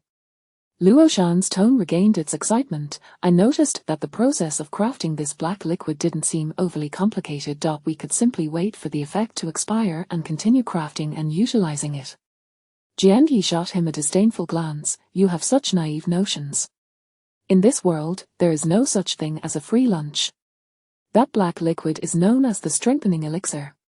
This version of the strengthening elixir is easy to make, yet it comes with numerous drawbacks. Essentially, upon the first use, it grants all attributes 5 for a duration of 1 day, the second use yields all attributes 2 for half a day, the third use provides all attributes 1 for 3 hours, and from the fourth use onward, the body's resistance to the elixir will render it ineffective. Moreover, surely you don't believe that crafting this substance is a walk in the park. Fireflies are indeed commonplace. However, the illusion powder butterfly is a rare species, seldom seen. As for the blood-biting GU, it is even more elusive. On average, it only appears once in 10,000 white roulettes. Furthermore, its selection ratio is exceedingly low, making the odds of drawing it comparable to drawing all attributes 1 from a white roulette. Thus, in a mature market, the price of the blood-biting GU, a product from the white roulette, could almost rival that of green-quality materials. This time, Jiangyi unexpectedly discovered a roulette featuring the option for a cluster of blood-biting GU among a box of white roulettes from Sunhao. He himself was quite taken aback. However, without their designated roulette reward ability, even if this option existed on the roulette, it would be exceedingly difficult to draw directly. Luo Shan, unaware of the reasons behind it, could only feel this was utterly outrageous. A cluster of blood-biting GU, which was harder to draw than all attributes 1, was coincidentally drawn by Jiangyi. This. He suddenly cast Jiangyi a peculiar glance. You little rascal, you didn't choose that roulette simply for the blood-biting GU option, did you? Jiangyi maintained a calm demeanor. At that time, I sifted through the options and thought all the roulettes were utterly worthless. Only that particular roulette offered both the longevity pill and the blood-biting GU cluster.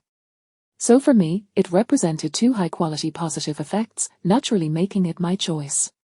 As for drawing the blood-biting GU cluster, I truly did not anticipate that. Jiangyi's ability to spin a tale while maintaining a straight face was nothing short of remarkable. Luo Shan harbored no doubts whatsoever. After all, who on earth would dare to believe that someone could designate roulette rewards? Following a brief explanation to Luo Shan, Jiangyi proceeded to apply the remaining half-bottle of strengthening elixir onto himself.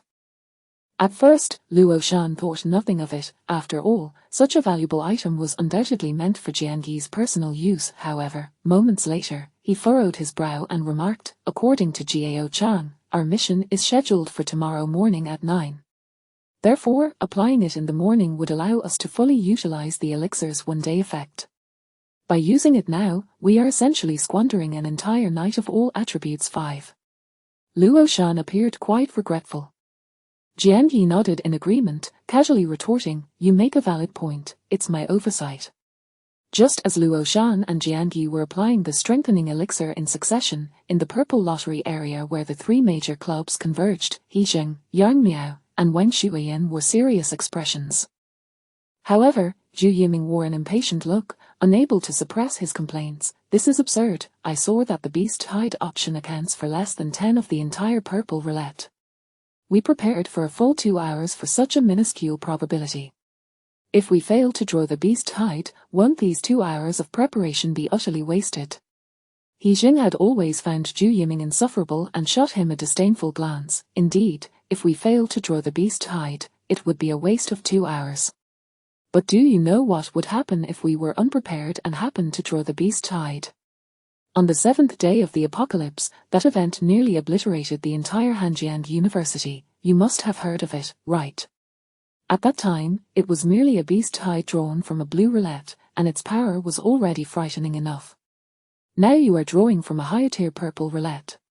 One costs 100 years of lifespan, while the other costs 1,000. This means that if you truly draw the beast hide, its destructive potential will be tenfold compared to the previous beast hide at Hanjiang University. If we do not make adequate preparations, all three major clubs may very well face annihilation in the beast hide. He Jing spoke with considerable gravity.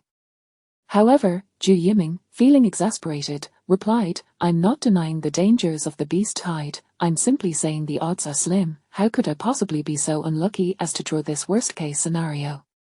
He Jing was left speechless, rolling his eyes and deciding not to waste any more breath on this fool. Yet Yang Miao stepped in before Wang Shuiyan could erupt. None of us here wish to draw the beast hide. All this preparation is merely precautionary, seeking a sense of peace. Moreover, this has long been an agreement among our three clubs. Now that preparations have been made, discussing this further is pointless. I believe the moonlight is just right. We can commence the lottery. Although this apocalyptic game had only been underway for a month, many players had already concluded, conducting roulette draws under ample moonlight significantly increased the chances of drawing positive effects. Whether this rumor held any truth was uncertain. Nevertheless, many players, clinging to a mindset of better safe than sorry, preferred to draw under the moonlight. In fact, Wang Shuiyan even hired a feng shui master to select the optimal drawing spot in the purple lottery area. She waved her hand towards the chosen spot, and a platform half the height of a person materialized. Upon it sat a purple roulette the size of a bowl. The purple roulette's exterior was far more extravagant than that of the white roulette. Even the capable He Jing and Yang Miao felt a surge of desire upon seeing it. The more they yearned for it, the more they looked down upon Zhu Yiming. How could this freeloader, living off a woman, even dare to draw such a precious purple roulette? Wang Shuiyan's judgment was truly questionable. Zhu Yiming gazed at the purple roulette, his eyes gleaming with excitement, especially upon spotting the option for their longevity pill recipe. His heart raced uncontrollably. That was a purple-level longevity pill recipe. Currently, the only person in Jiancheng capable of concocting longevity pills was Chang Jerry, yet Chang Jerry only possessed the recipe for green-level longevity pills. If Zhu Yiming could master the purple-level longevity pill recipe, then he would have no need to regard the meager blood swallow club. For at that time, the four major powers in Jiancheng would vie to recruit him. He would no longer be a mere freeloader dependent on a woman. Instead, he would reclaim his status as the once lofty Zhu Yiming, a figure whom Wang Shuiyan could never hope to reach. Just the thought of drawing the longevity pill recipe made Zhu Yiming's blood boil with excitement. However, before he officially began the draw, Wang Shuiyan nagged him once more. "Yiming, remember, if the roulette indicates a beast tide, you must immediately use the teleportation stone I prepared for you. It can transport you to a safe location to take refuge, and don't lose the positioning compass I prepared for you. A purple-level beast tide has never appeared in Jiancheng. If it truly manifests, even with our preparations, the scene will likely be quite chaotic. Yiming, please remember." Wang Shuiyan's reminders were incessant. Zhu Yiming pretended to listen earnestly, but internally he cursed. Beast tide, they are making too much of a fuss over nothing, aren't they? It's as if I would genuinely draw the beast tide. What a jinx! Even if I did draw the beast tide, it would be thanks to these three jinxes. After a while, Wang Shuiyan finally finished her admonitions. She raised her hand to form a hand gesture and threw Zhu Yiming a blessing aura before finally reminding him, "All right, Yiming, you may begin." Zhu Yiming had finally awaited this moment.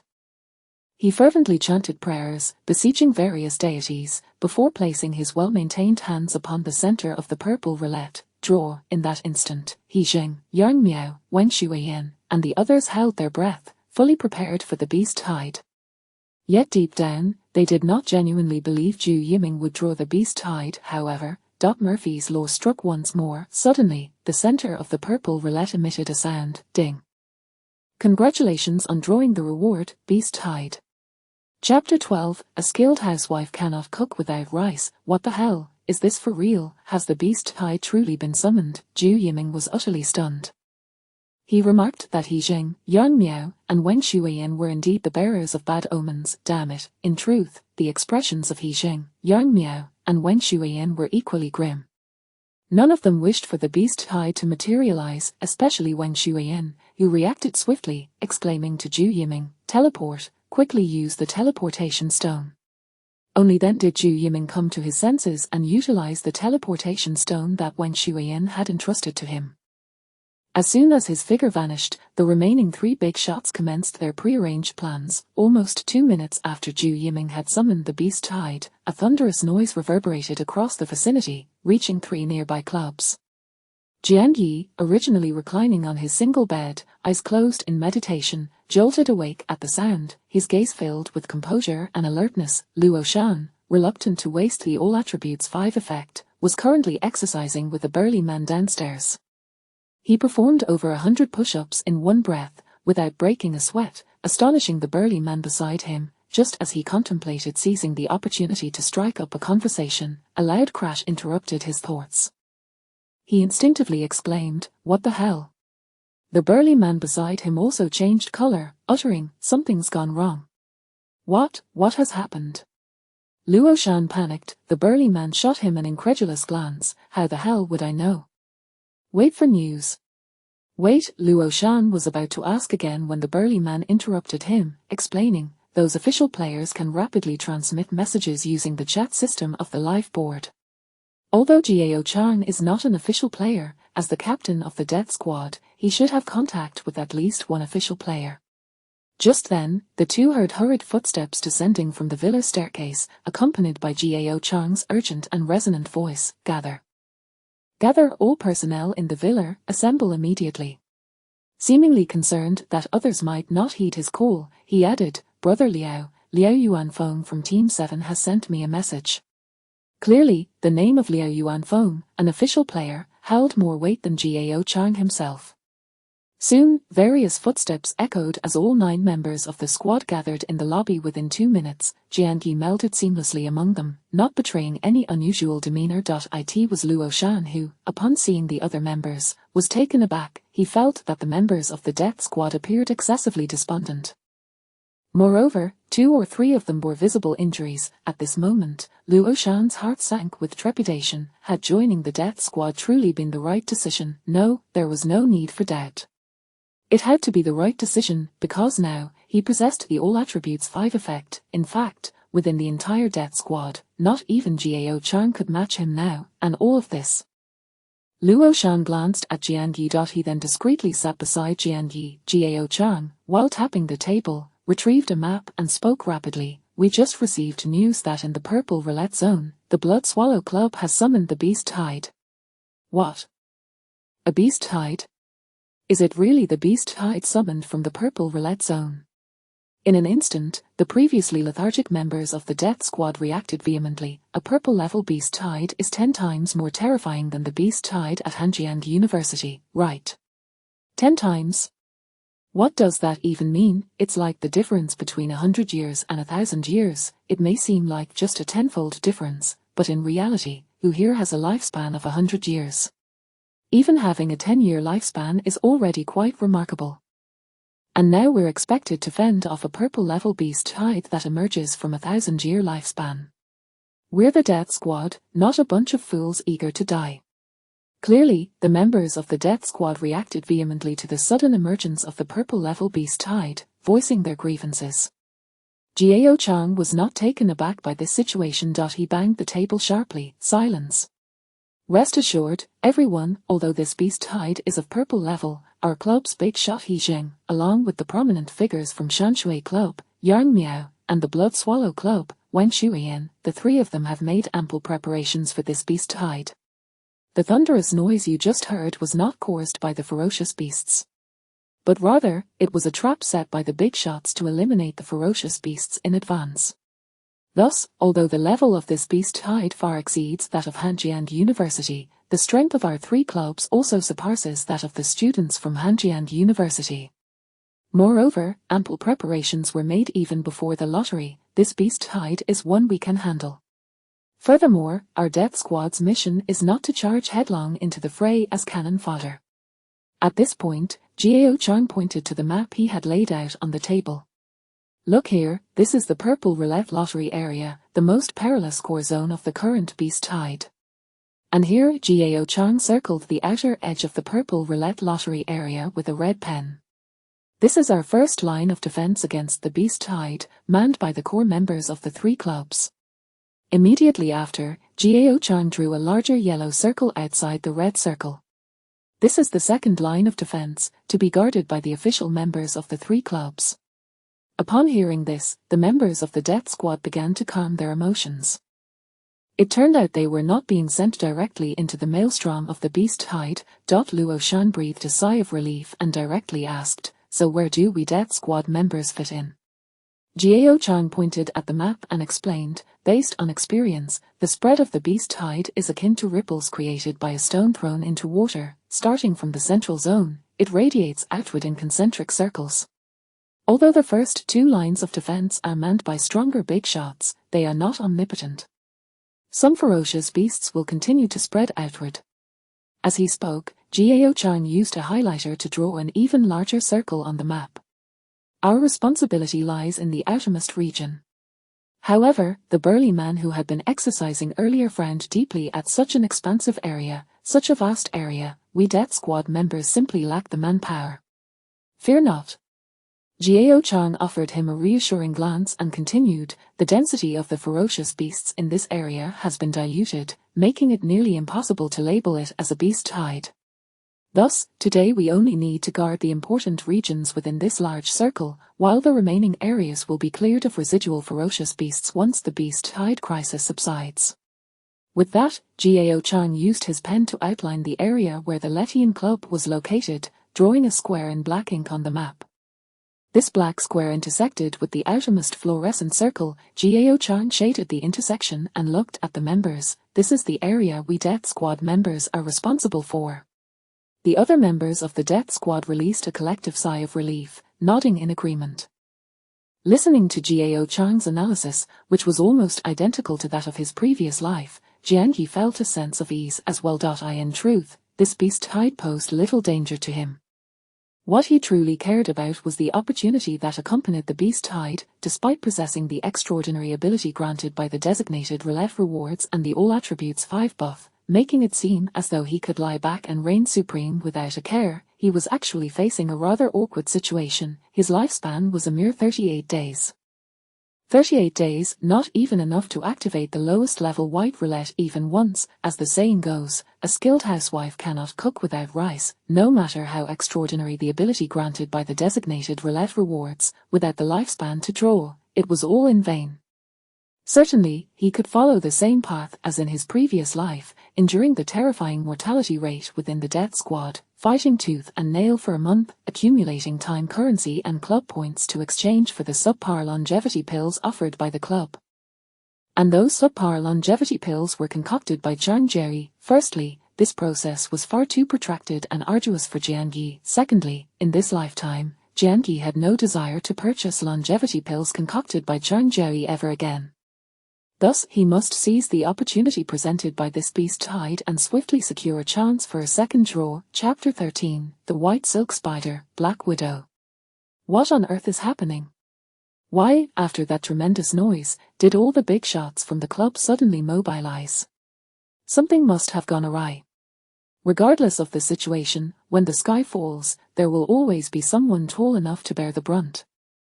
We, mere life-sucking parasites, shall undoubtedly remain untroubled. News of the beast tide had not reached the subterranean garage where the life-sucking parasites resided. They merely heard the commotion and then witnessed a throng of figures hastily departing from the club. Clearly, something was amiss. However, these parasites exhibited no signs of anxiety. Some, with nothing better to do, even ventured outside the garage to observe the unfolding spectacle. Suddenly, a voice rang out, "Goodness! Look over there, isn't he that Luo Shan? Why is he, of all people, walking alongside the Suicide Squad?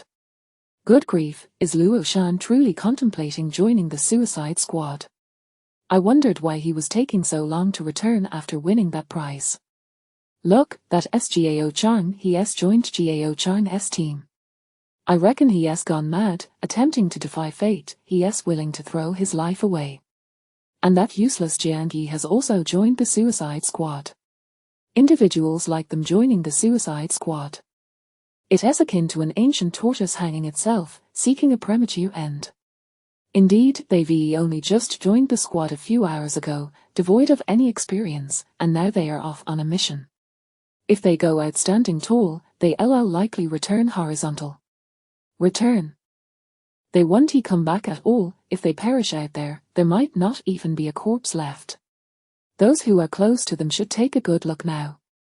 In the future, there may not even be a chance to see their bodies. I say it's far better to be a life-sucking parasite, no hardships, no life on the line. One can simply lie down and muddle through life.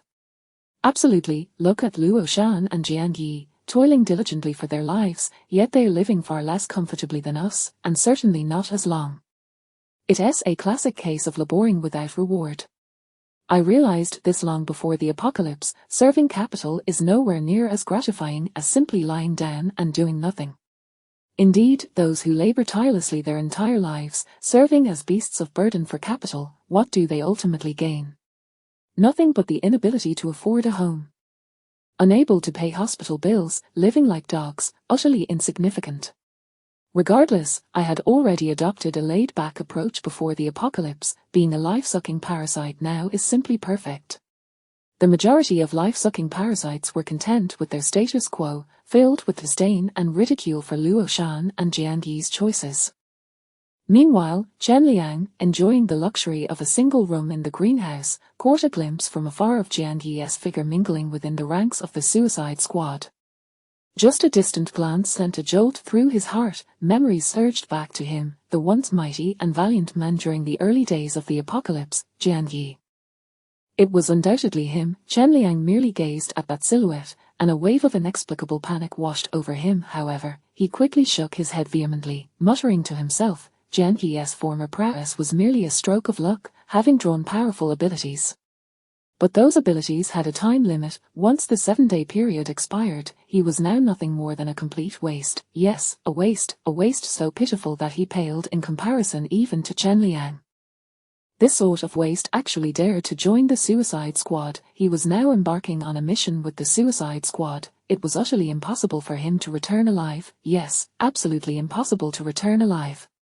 Chen Liang continuously reassured himself internally, striving to suppress that inexplicable turmoil in his heart. Meanwhile, Jian Yi, oblivious to the scrutinizing gazes, followed the bustling crowd toward the northwestern direction of the villa area. This was the intersection of the Beast Tide spread and the club, as indicated on Jiao Chang's map. That area was a well-groomed camping site with ample visibility. What the hell is that? Luo Shan, unaccustomed to his first mission, caught sight of a writhing mass of black shadows approaching from a distance, causing his complexion to drain of color. His exclamation naturally drew several disdainful glances. Jiao Chang, in a gesture of kindness, explained, "That is the white silk spider, also known as the Black Widow. When you eventually get the opportunity to venture into the beast world for a mission, you will find that these creatures are quite common there." Another member of the Suicide Squad chimed in, "The Black Widow is swift. It's normal for the first wave to arrive here. But there's no need to worry too much, it merely appears intimidating, while its combat capabilities are quite lacking. As long as you're cautious not to get ensnared by its white silk, you should be relatively safe." Jiao Chang nodded in agreement. However, this only pertains to the initial stages of the Beast Tide. As time progresses, other types of ferocious beasts will undoubtedly begin to emerge. During your battles, do not let your guard down. These words were primarily directed at Luo Shan and Jian Yi, who were the only newcomers in his team. Luo Shan nodded in acknowledgement and then inquired, "So, does this Black Widow have any weaknesses?" As he spoke, he observed the Suicide Squad already engaged in battle. He quickly discerned Jiao Chang's team was indeed somewhat lacking in numbers, with only 9 members including himself and Jian Yi. Other squads boasted an average of nearly 20 members. The teams already in combat were primarily attacking the spider's legs in groups of 4. Of course, there were also some in groups of 3, pairs, and even solo fighters.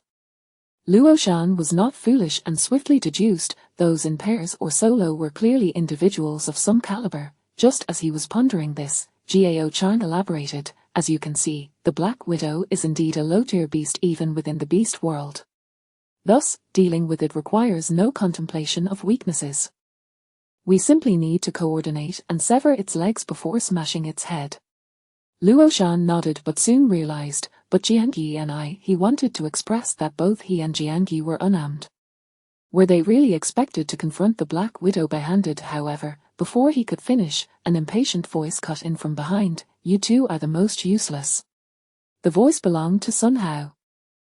Luo Shan was taken aback to see Sun Hao here. Wasn't he responsible for the life-sucking parasite lottery? How had he ended up here? While he was puzzled, Sun Hao merely shot him a disdainful glance and addressed all the members of the Suicide Squad. "As per usual, anyone without their own weapons, come here to collect them." Seemingly considering the presence of newcomers like Luo Shan and Jian Yi, Sun Hao added, "After the Beast Tide crisis has been resolved, each of you must return the weapons you've borrowed." This process appeared familiar to the other members of the Suicide Squad. Immediately, many rushed to Sun Hao to collect their weapons. Luo Shan then noticed, within all the squads, some had members equipped with personal weapons, requiring no assistance from Sun Hao, while others, like Jiao Chang's team, needed to seek him out for their weapons. Initially, Luo Shan was bewildered by the situation, but he gradually sensed that Sun Hao's role within the club extended beyond merely overseeing the life-sucking parasite lottery. It seemed he also managed some lower-tier resources. Additionally, he observed that the strength of different Suicide Squads varied significantly. Some were formidable, while others were weak. Jiao Chang's team was, without a doubt, the weakest among all the squads. Previously, Luo Shan had held Jiao Chang in high regard, admiring him greatly. However, now his feelings were rather mixed. Jian Yi, on the other hand, was unfazed. He had experienced all this in his past life. Now, it was merely a matter of familiarity. He approached Sun Hao's weapon stash and quickly identified his target. The weapons available for the Suicide Squad to utilize were predominantly low-quality items drawn from the white spinning wheel, such as knives, axes, and clubs. Just as Jiang Yi was about to take the weapon he had chosen, a sharp voice of derision interrupted him. "Kid, do you honestly think you're the only clever one? That compound bow, which no one else dared to select, is still up for grabs for you." Chapter 14, Jiang Yi's weapon, a shovel. Following the sound, Jiang Yi turned to discover that the mockery was not aimed at him, but rather at Luo Shan. Luo Shan's eyes sparkled with avarice, akin to a famished wolf pouncing towards an exquisitely crafted pure black compound bow. The lad who had just ridiculed him stood to the side, arms crossed, eagerly awaiting the spectacle. Indeed, that compound bow was the finest among these inferior weapons. Yet, none of the Daredevil squad members dared to select that bow, primarily because it was excessively heavy. Even the elite among the squad would find themselves utterly fatigued within mere minutes while wielding such a cumbersome weapon in battle.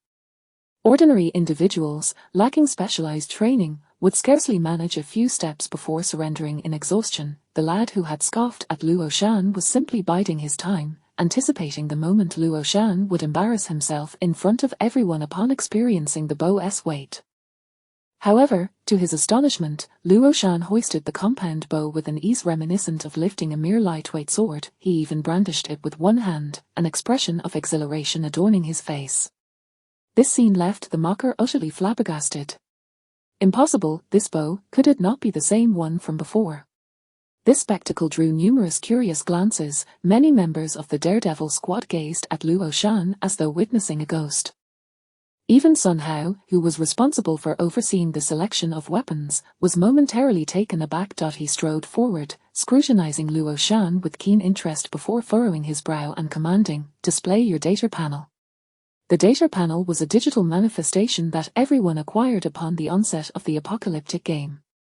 However, it typically only displayed information to the individual unless a player opted to reveal it. Generally, coercing someone to exhibit their data panel was considered an extremely impolite act. Yet, in this apocalyptic game, the principle of might prevailing over mere etiquette was patently clear. To Luo Shan, Sun Hao represented strength. Thus, despite his reluctance, Luo Shan found himself powerless to resist. Soon, his data panel was presented for all to see. Name, Luo Shan. Level, 0. Lifespan, 11 years, 158 days. Talent, none. Occupation, none. Skills, none. Status, none. Strength, 1-5. Constitution, 1-5. Speed, 1-5. Mental, 1-5. Combat power, 108. His, all attributes 5. Combat power over 100. This tattooed lad is actually a hidden powerhouse. Nonsense. This all attributes 5 with brackets is temporary. Once the time limit expires, the effects will vanish. This fellow is merely an ordinary person with all attributes at 1. Yet even if it is temporary, within this time frame, he is indeed formidable. Many gazes directed at Luo Shan brimmed with envy. Even Jiao Chang displayed a hint of astonishment and discomfort. The lad who had previously mocked Luo Shan, however, was now retreating to the back of the crowd in utter humiliation. Observing this scene, Sun Hao seemed contemplative. He frowned, about to inquire further, when Jiang Yi suddenly stepped forward, appearing aggrieved as he exclaimed, "Boss Sun, please stand up for me.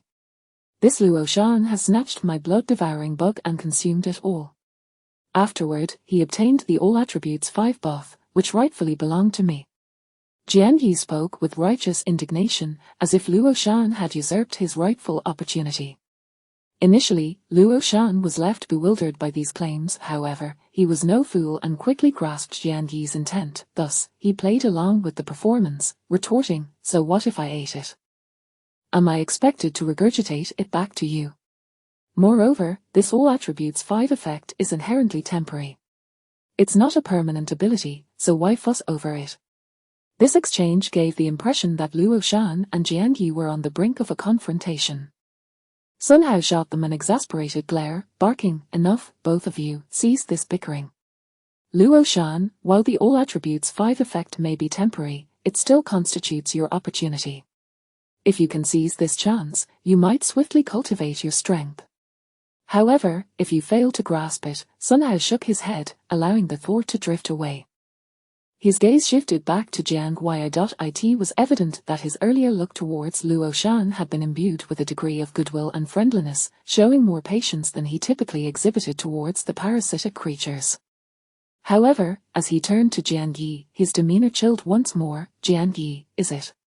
You wish for me to intervene on your behalf? Har how nave. You must understand that in this apocalyptic game, strength is the only unyielding truth. The undeniable fact is that Luo Shan consumed the blood-devouring bug. He acquired the All Attributes 5 effect, while you remain a waste. As a waste, you must possess the self-awareness of one. You have no right to point fingers at the strong. Sun Hao's words carried considerable weight. The onlookers within the Daredevil squad murmured in hushed tones. If they were ordinary individuals, they might have felt a surge of grievance or indignation, even uttering a defiant phrase about not underestimating the youth.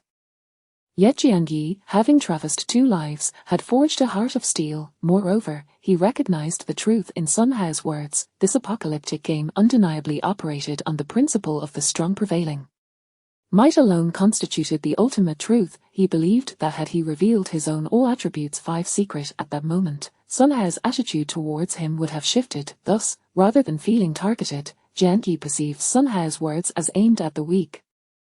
Jiangyi harbored no particular thoughts, yet Sun Hao's remarks rendered Luo Shan somewhat sheepish. He hesitated, contemplating whether to interject with a few kind words for Jiangyi, when Jiangyi proactively stated, "The matter of the blood-devouring bug was my own misunderstanding.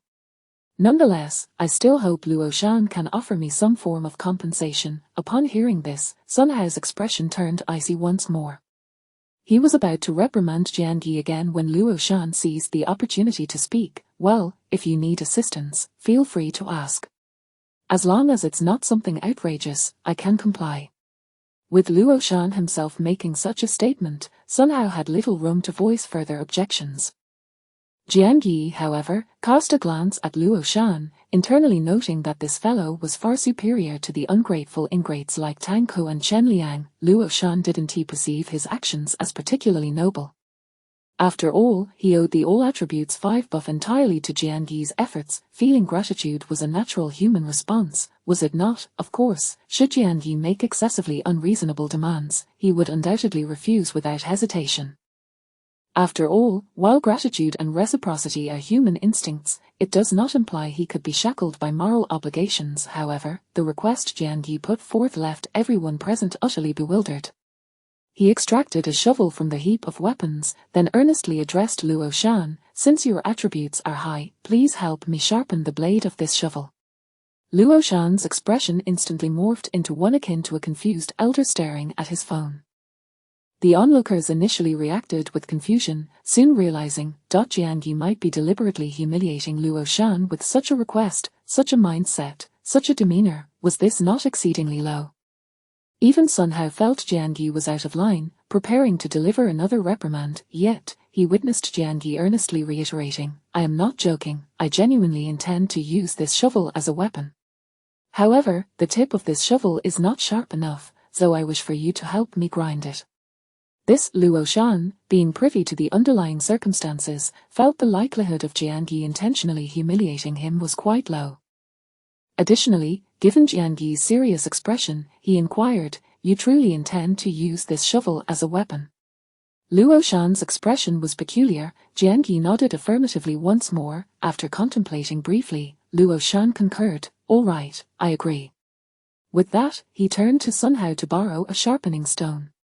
Sun Hao, bewildered by the antics of these two, particularly Jiangyi, could not fathom their motives. However, as long as matters could be resolved, he had no objections, thus lending Luo Shan a sharpening stone. Thus, a bit more time elapsed before Jiangyi and Luo Shan each took their weapons and proceeded towards the front lines. Many gazed at Jiangyi wielding a shovel, their expressions a mixture of disbelief and incredulity. In this state, no one was inclined to form a team with him. Conversely, Luo Shan, effortlessly wielding the compound bow, approached him and quietly suggested, "How about we team up? I can lead you."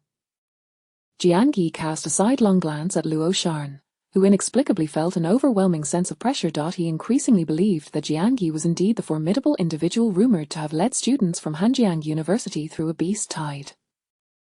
Although his formidable abilities had lost their efficacy, the aura surrounding him was unmistakable. As expected, Luo Shan was not surprised to hear Jiangyi's refusal. "With your All Attributes 5, facing 2 Black Widows alone should pose no challenge. Why would you need a partner?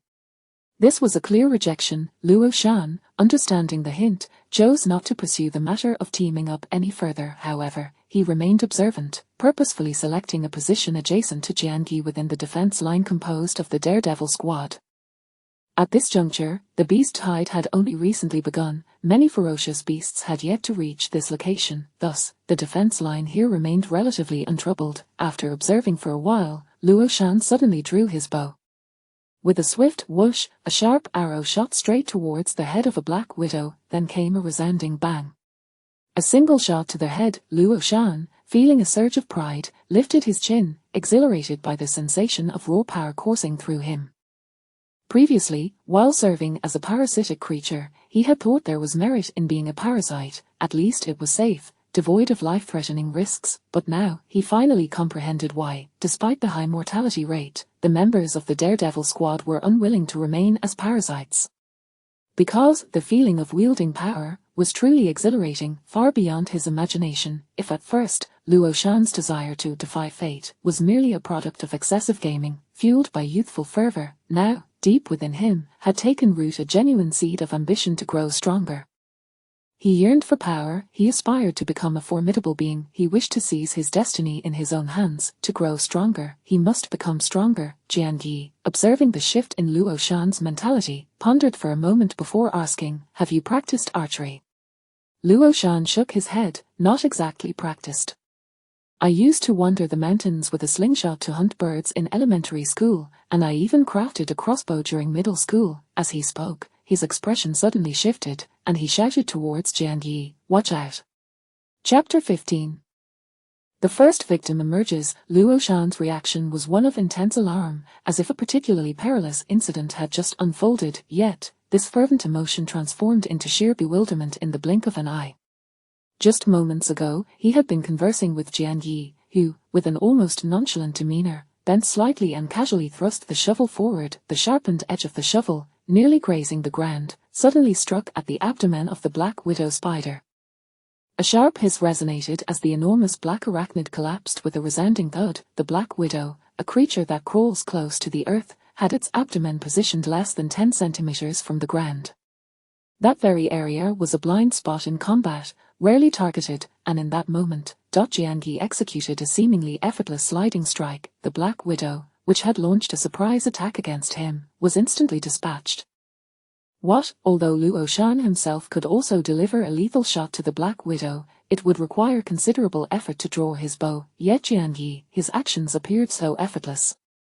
It was as if onlookers could not discern that he too bore their all attributes 5 effect. This scene astonished not only Luo Shan but also the other members of the death squad who witnessed it, leaving them utterly dumbfounded. Could this young man be yet another hidden powerhouse? Particularly, Jiao Chang, who was also engaged in battle nearby, stared in shock, blinking heavily. You little rascal, concealing your true abilities, ho. Could it be? Jiao Chang's eyes widened suddenly. Have you also acquired the all attributes 5 effect? No. After a moment of contemplation, he vigorously shook his head. You seemed to effortlessly dispatch the Black Widow just now. Suddenly, Jiao Chang's gaze fell sharply upon the shovel in Jiangyi's grip. He finally realized, it's the shovel. He then turned to look at the lifeless body of the Black Widow, abruptly coming to the realization, you little rascal. You must have discovered the Black Widow's weakness, haven't you? This revelation startled all the nearby members of the death squad. If merely slaying the Black Widow was within the capabilities of several seasoned fighters among them, then mastering its weaknesses would be a boon for all members of the death squad. Instantly, a multitude of eager eyes turned towards Jiangyi, their expressions brimming with fervor and anticipation. Jiangyi, however, had no intention of withholding information. After all, the Black Widow was a relatively low-level beast. Players with a modicum of strength need not concern themselves with targeting weaknesses, as they could effortlessly achieve a headshot. It was only the weaker members of the death squad who had to consider targeting weaknesses to enhance their efficiency in defeating monsters. Thus, he openly declared, as you have surmised, the reason I was able to slay the Black Widow in a single blow was due to my precise targeting of its weakness. The abdomen of these black widows possesses a pair of protruding structures known as spinnerets. They are lined with numerous silk glands that connect to the interior. And it is these spinnerets that constitute the black widow's vulnerability. Moreover, the reason the black widow crawls close to the ground is to shield its weaknesses. The crowd listened with dawning comprehension, so that's how it is. However, given how close the black widow skitters to the ground, accurately hitting its weak spot seems far from simple. As they spoke, their gazes finally fell upon the shovel in Jian Yi's hand. At that moment, they understood Jian Yi's request for Luo Shan to sharpen the shovel was not a mere ploy to inconvenience him. Instead, the shovel proved to be remarkably effective against the black widow's weaknesses.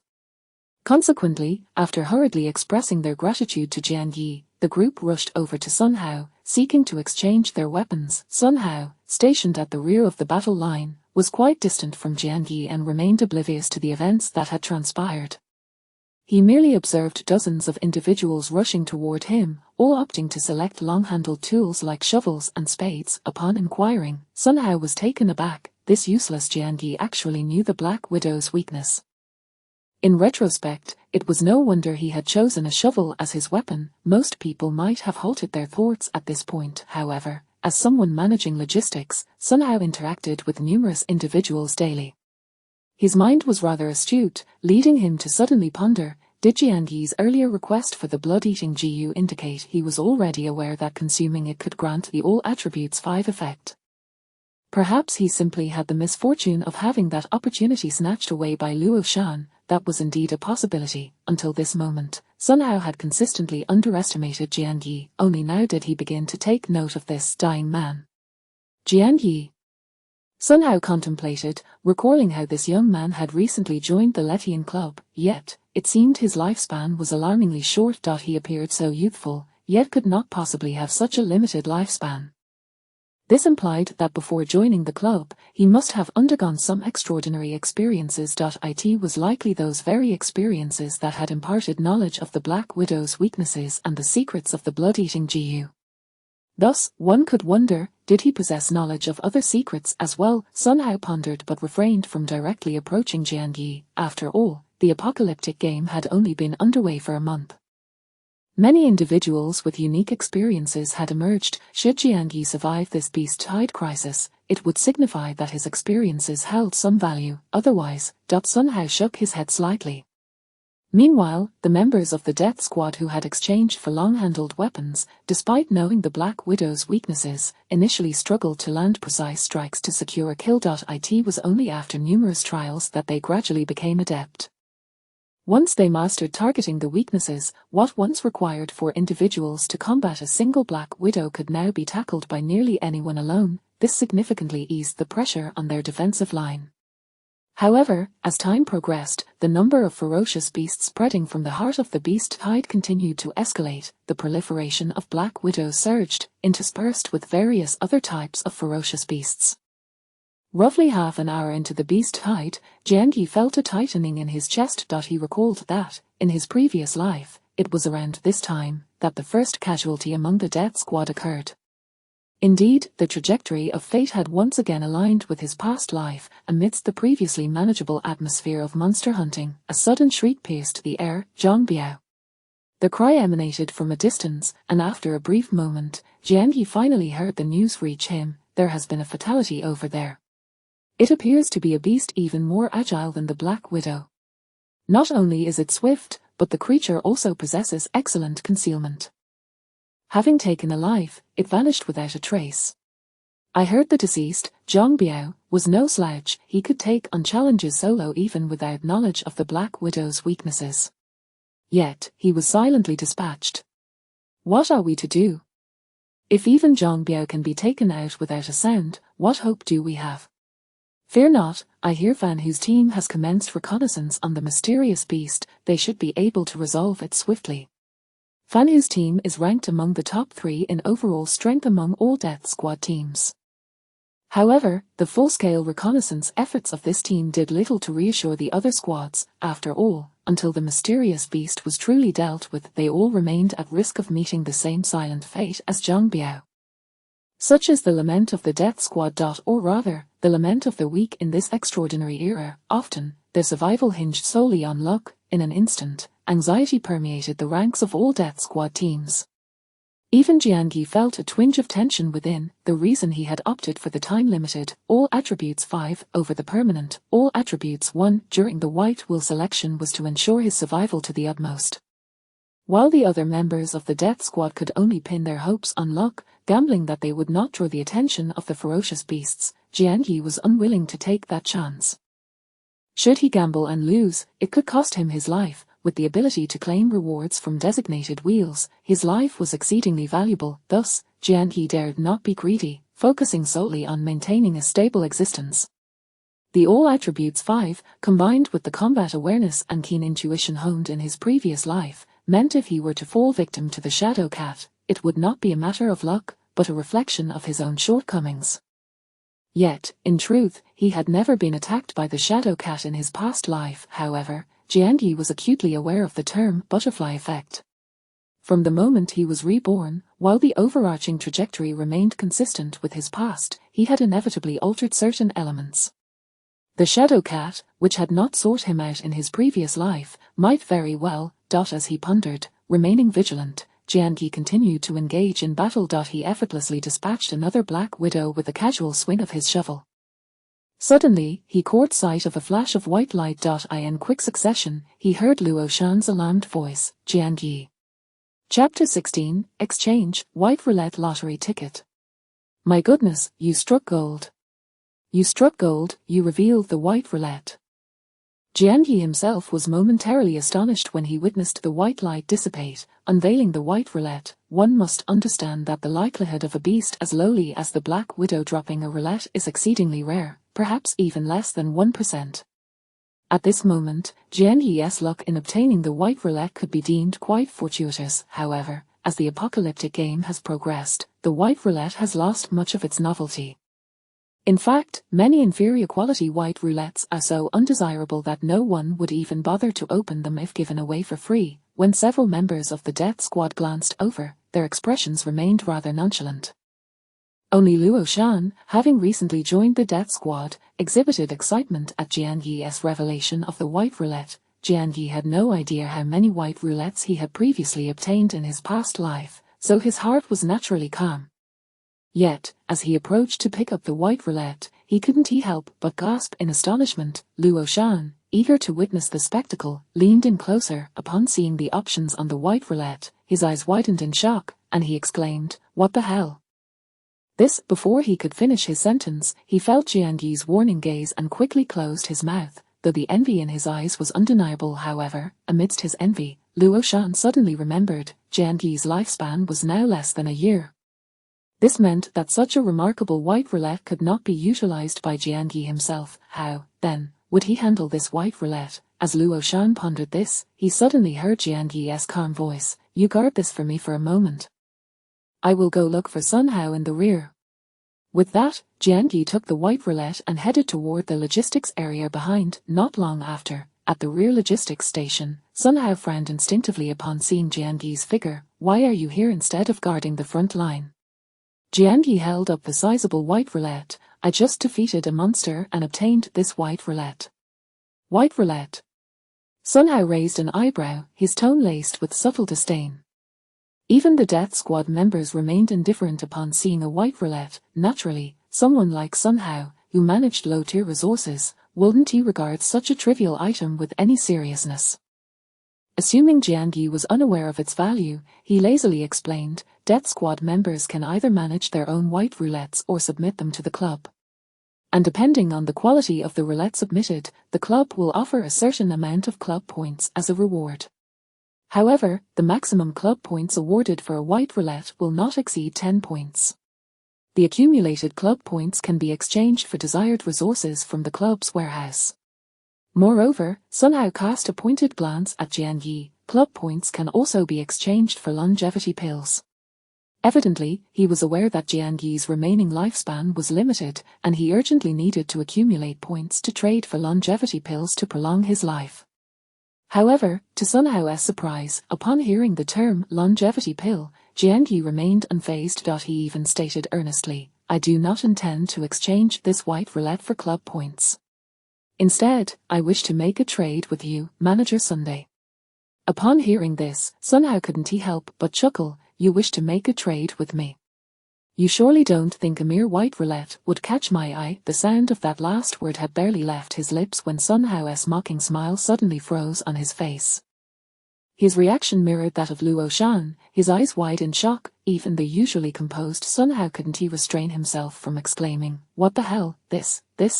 He was so agitated that he nearly lunged to snatch it. Jian Yi, however, quickly recoiled his hand and, with a serious expression, looked at Sun Hao. As you know, Manager Sun, my lifespan is less than a year. Thus, I cannot activate this white roulette. Upon hearing this, Sun Hao regained his composure.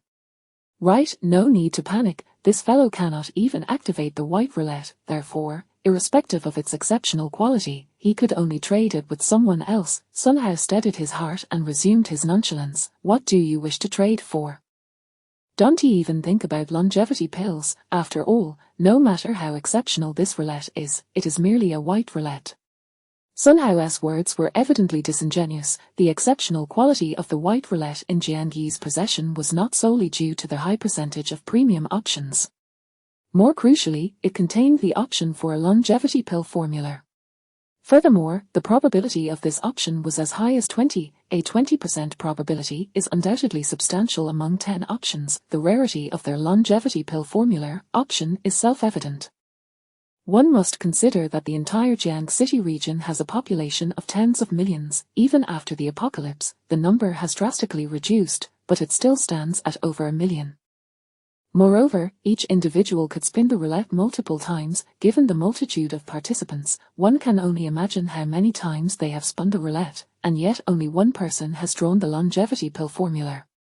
This clearly illustrates the difficulty of obtaining it. Primarily, the roulettes that feature their longevity pill formula option are exceedingly rare. Even among the few that do contain this option, the probability rarely exceeds 1%.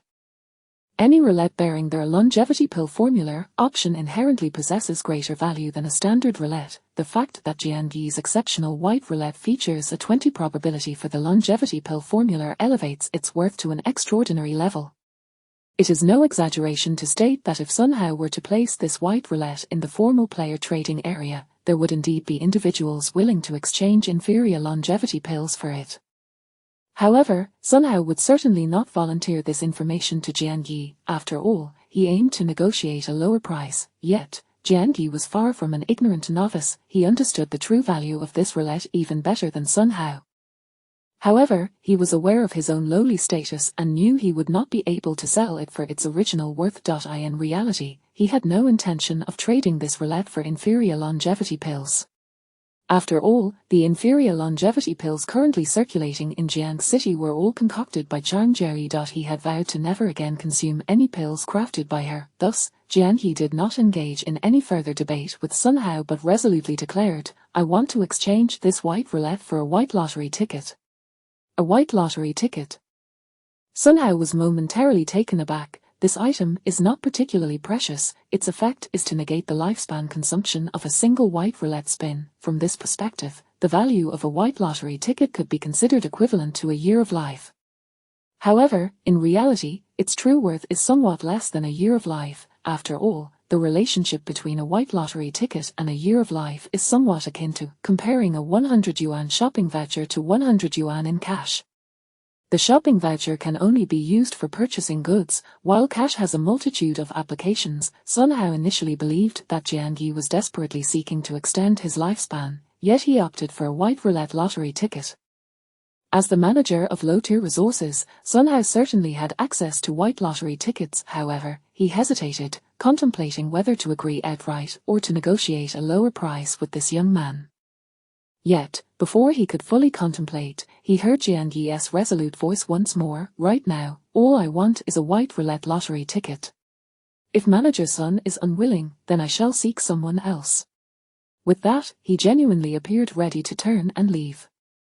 Sun Hao could not possibly let such an exceptional roulette slip away. After considering, he finally spoke. All right, given that you possess a modicum of cleverness, I agree to this transaction." Sun Hao's decision did not surprise Jian Yi in the least.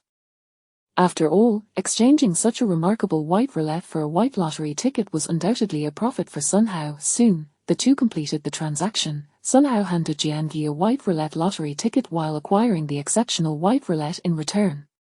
Despite having encountered countless white roulettes before, this particular one was the most enticing to Sun Hao. Fearing that the night would stretch on with unforeseen complications, he promptly pressed his hand onto the central area of the white roulette and confidently called out, "Spin."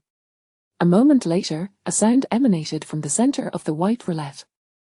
"Ding! Congratulations, you have drawn the reward, longevity pill formula." In an instant, a white scroll inscribed with mysterious runes appeared in Sun Hao's hand. In that moment, overwhelming joy rendered Sun Hao utterly dazed. Meanwhile, Jian Yi, observing this scene, suddenly sensed a chilling aura of malice. With a swift motion, a shadow darted past him with alarming speed. Chapter 17, Sun Hao unveils the longevity pill recipe. Danger! Meow, abominable beast! Hiss, in the blink of an eye, 4 voices echoed in succession. The warning of danger came from Jian Yi. However, that peril was not directed towards him. Instead, it was aimed at Sun Hao, who had just drawn the recipe and was still in a state of ecstatic joy. The shadow that suddenly lunged at Sun Hao was none other than the mysterious and fearsome creature that had instilled dread in the hearts of the Death Squad, the Shadow Eye Cat. Caught up in his euphoria, Sun Hao was nearly struck down by the Shadow Eye Cat in a single blow. Fortunately, a sharp azure light flashed past, causing the audacious Shadow Eye Cat to emit a hiss before crashing to the ground. At that moment, it could be said that Sun Hao had danced perilously close to the gates of death. Breathless and overwhelmed by the near miss, he gasped for air, clearly shaken. From the direction of the azure light, a teasing voice suddenly rang out, "How could a mere Shadow Eye Cat frighten our manager's son to such an extent?" The speaker, or rather the one who had intervened to save Sun Hao, was a young man in his 30s. Yet, the playful expression on his face froze upon seeing the mysterious white scroll in Sun Hao's hand. His eyes widened in shock, and he hastened his steps towards Sun Hao with an intimidating presence, almost as if he intended to confront him. In truth, it had nearly escalated to a physical altercation. The cause was none other than the precious longevity pill recipe clutched in Sun Hao's grasp. Fortunately, Sun Hao reacted swiftly, tearing the white scroll apart just before Liao Yuanfeng could reach him. Immediately, the shredded white scroll transformed into shimmering white motes of light, merging into Sun Hao's brow. Watching this spectacle, Liao Yuanfeng's teeth ground in frustration as he exclaimed without restraint, "Had I known you were drawing the longevity pill recipe, I wouldn't have bothered to save you. Letting you be dispatched by that Shadow Eye Cat would have allowed me to seize this precious recipe." Liao Yuanfeng's words were laced with genuine emotion, devoid of any hint of jest.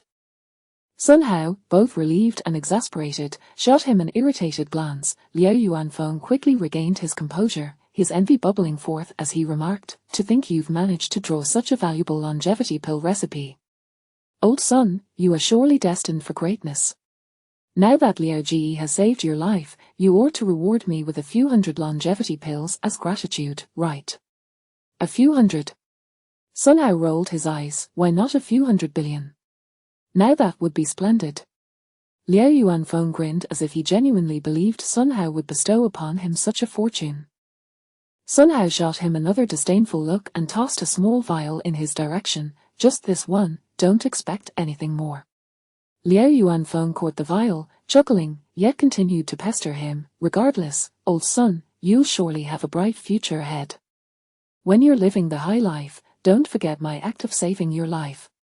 As the two prominent figures bantered, Liao Yuanfeng's attention shifted to Jian Yi, casually inquiring, "What's this kid up to?" At this moment, Sun Hao finally recalled Jian Yi. After all, it was Jian Yi who had provided him with the exquisite spinning wheel that yielded the longevity pill recipe. To avoid causing Jian Yi any feelings of inequity, Sun Hao hesitated briefly before addressing him. "In light of your role in my drawing of the longevity pill recipe, I offer you a promise. If you manage to survive until 3 days from now, come find me, and I shall grant you a longevity pill to extend your life." 3 days. A longevity pill. Jian Yi mused that by then, he might possess a lifespan of 100 or even 1,000 years, and would he truly need Sun Hao's longevity pill for life extension? As for the concern Sun Hao harbored about Jiangyi feeling unbalanced, that was the least of his worries. The longevity pill recipe was indeed invaluable, capable of altering Sun Hao's standing within the Letian Club. Even if he were to leave the Letian Club for a more powerful faction, he would still be treated with utmost respect and enjoy exceptional benefits. However, this bore no significance for Jiangyi. Firstly, the white quality longevity pill recipe could only produce white longevity pills. Moreover, the artificially crafted longevity pills were generally inferior to those produced by the spinning wheel. The lifespan extension provided by these artificially crafted white longevity pills varied between 1 to 10 years, depending on quality, and required the collection of alchemical materials, consuming time and effort, while also risking the losses from failed concoctions. In contrast, the longevity pills generated by the spinning wheel, even of the white quality, could extend life by a minimum of 10 years. The disparity between the two was self-evident. Of course, for ordinary individuals, the probability of drawing a longevity pill was exceedingly low, although the white longevity pills from the spinning wheel guaranteed a starting lifespan extension of 10 years. An ordinary person could draw 100 times and still not secure a single longevity pill. Thus, they were compelled to place their hopes on the inferior, artificially crafted longevity pills. Jiangyi's situation, however, was markedly different from that of an ordinary person. If he wished to draw a longevity pill, he need not concern himself with probabilities. As long as the spinning wheel had the option for a longevity pill, he could directly specify its drawing. By sacrificing a year of his lifespan, he could instantly pull forth a premium longevity pill that extended life by 10 years. The return on investment was extraordinary. While others toiled to concoct longevity pills, expending time and resources, he merely required ample lifespan and the spinning wheel to churn out a plentiful supply. Recognizing this chasm, he had no intention of pursuing alchemy. Consequently, Sun Hao's promise of a longevity pill 3 days hence held no weight in his mind. After pondering for a moment, Jiangyi proposed to Sun Hao, "Could I exchange the promise of 3 days for something that can be fulfilled sooner?" Upon hearing this, Sun Hao's demeanor shifted to annoyance. He thought, "I've extended you a favor, and you dare to haggle." Yet, he soon heard Jiangyi continue, "I'd like to trade for 3 white spinning wheels, even those of inferior quality will do." 3 inferior quality white spinning wheels. This was no mere haggling, it was practically a concession. After all, inferior quality white spinning wheels held negligible value, to say nothing of 3, even 30 of them would hardly compare to the worth of a longevity pill. Sun Hao was more than willing to acquiesce, though he found it curious. What do you need 3 white spinning wheels for? With your limited lifespan, wouldn't you only be able to draw once? Jiangyi had already concocted a plausible explanation. "When I recently drew that exquisite spinning wheel, Luo Shan was watching closely. I was concerned he might harbor some thoughts, so." The remainder of his statement trailed off. Sun Hao mused that this young man was quite perceptive. Nodding in agreement, he waved his hand, summoning 3 large boxes. "You have 3 minutes, make it quick." Jiangyi expressed his gratitude and began his meticulous selection. Observing this exchange, Liao Yuanfeng quickly deduced that the white spinning wheel from which Sun Hao had drawn the longevity pill recipe likely belonged to this young man. He scrutinized Jiangyi for a moment, but did not dwell on it. At this juncture, Sun Hao turned to Liao Yuanfeng and inquired, "By the way, what brings you here so suddenly? Did something happen on the second line of defense?" "That can't be right, though. Even if something occurred on the second line, you should have requested support from the first line instead of coming here." As Jiangyi crouched beside the boxes, selecting white spinning wheels, he discreetly perked up his ears. Chapter 18, A New Mission. Departing the club, Liao Yuanfeng did not intentionally avoid Jiangyi's presence, but rather directly expressed his grievances to Sun Hao. "Hey, I've come here because I received a new task. It's about Zhu Yiming from the Blood Swallow Club. You know him, right?" Sun Hao nodded. "Isn't he that top-tier celebrity before the apocalypse? I heard he has now become the kept boy of the Blood Swallow Club's boss." Liao Yuanfeng let out a tch and remarked, "He is not just any kept boy, he is the favored one of the Blood Swallow Club's leader. Well, during this beast-tide chaos, that kept boy used a teleportation stone to arrive in the vicinity of our Letian Club. However, he is not within the club's safe zone. He is in the chaotic area outside the club. You know the situation outside the club, old son. Not only are there numerous uncleared ferocious beasts, but there are also various rogue players without any faction affiliation, making it a complete disorder, a moral abyss, a true post-apocalyptic world. Sun Hao pondered thoughtfully and nodded. The ferocious beasts are manageable, but those rogue players, although most rogue players possess strength comparable to our death squad, the sheer number makes it inevitable that there are a few solitary strong practitioners among them. Exactly, Liao Yuanfeng agreed. That Zhu Yiming has now been teleported to that chaotic area filled with ferocious beasts and rogue players. My task is to lead a team to retrieve Zhu Yiming and bring him back to our safe zone. As you know, the pressure on the second defense line is quite significant, and there simply aren't enough personnel to spare. So I thought it best to recruit from the death squad. It should be manageable. Sun Hao contemplated for a moment and nodded in agreement. Letian Club has a decent reputation in this area. Generally, rogue players won't dare to provoke us. Bringing just the death squad members should suffice. All right, you go ahead and recruit, but don't gather too many, keep it under 20. Liao Yuanfeng nodded and headed towards the area where the death squad was stationed. At that moment, Jian Yi had just chosen 3 white spinning wheels. He quickly caught up to Liao Yuanfeng and called out, Liao Ji, can I join you on that new mission? You. Liao Yuanfeng turned to glance at him and asked, which team are you part of, and who is your captain? The question seemed casual, but Jian Yi understood the underlying significance. There were nearly 200 teams within the Letian Club's death squad. These teams were divided into 5 major factions. This meant that such a multitude of individuals were affiliated with 5 prominent members. Naturally, Liao Yuanfeng would only select from those teams under his command for this mission. Coincidentally, the team led by Jiao Chang belonged to Liao Yuanfeng's faction. Previously, Jiao Chang had referred to Liao Yuanfeng as a Liao Ji. Thus, Jian Yi remained unperturbed and confidently replied, my captain is Jiao Chang. Liao Yuanfeng mused, that rascal Jiao Chang. After sizing up Jian Yi for a moment, he nodded, all right, you can accompany me. Jian Yi promptly followed suit. Meanwhile, Sun Hao observed their departing figures, lost in thought. He mused that Jian Yi was quite adept at seizing opportunities. The upcoming mission was relatively low risk, and as a member of the death squad, being able to accompany an official member like Liao Yuanfeng on a task was indeed a tremendous honor. If he could earn Liao Yuanfeng's favor, the implicit benefits would undoubtedly be plentiful. Unfortunately, the young man seemed to be nearing the end of his lifespan. Initially, Sun Hao had intended to nurture Jian Yi. He had promised to bestow a longevity pill upon Jian Yi in 3 days, with the aim of drawing him into his own faction. If Jian Yi were to truly develop, Sun Hao might even consider reassigning him to a more significant role. Regrettably, the lad had inexplicably declined the longevity pill. Perhaps he believed he wouldn't survive until then. Sun Hao dismissed the thought and pulled out his exclusive life compass to inform the club's higher-ups about his capability to concoct white longevity pills.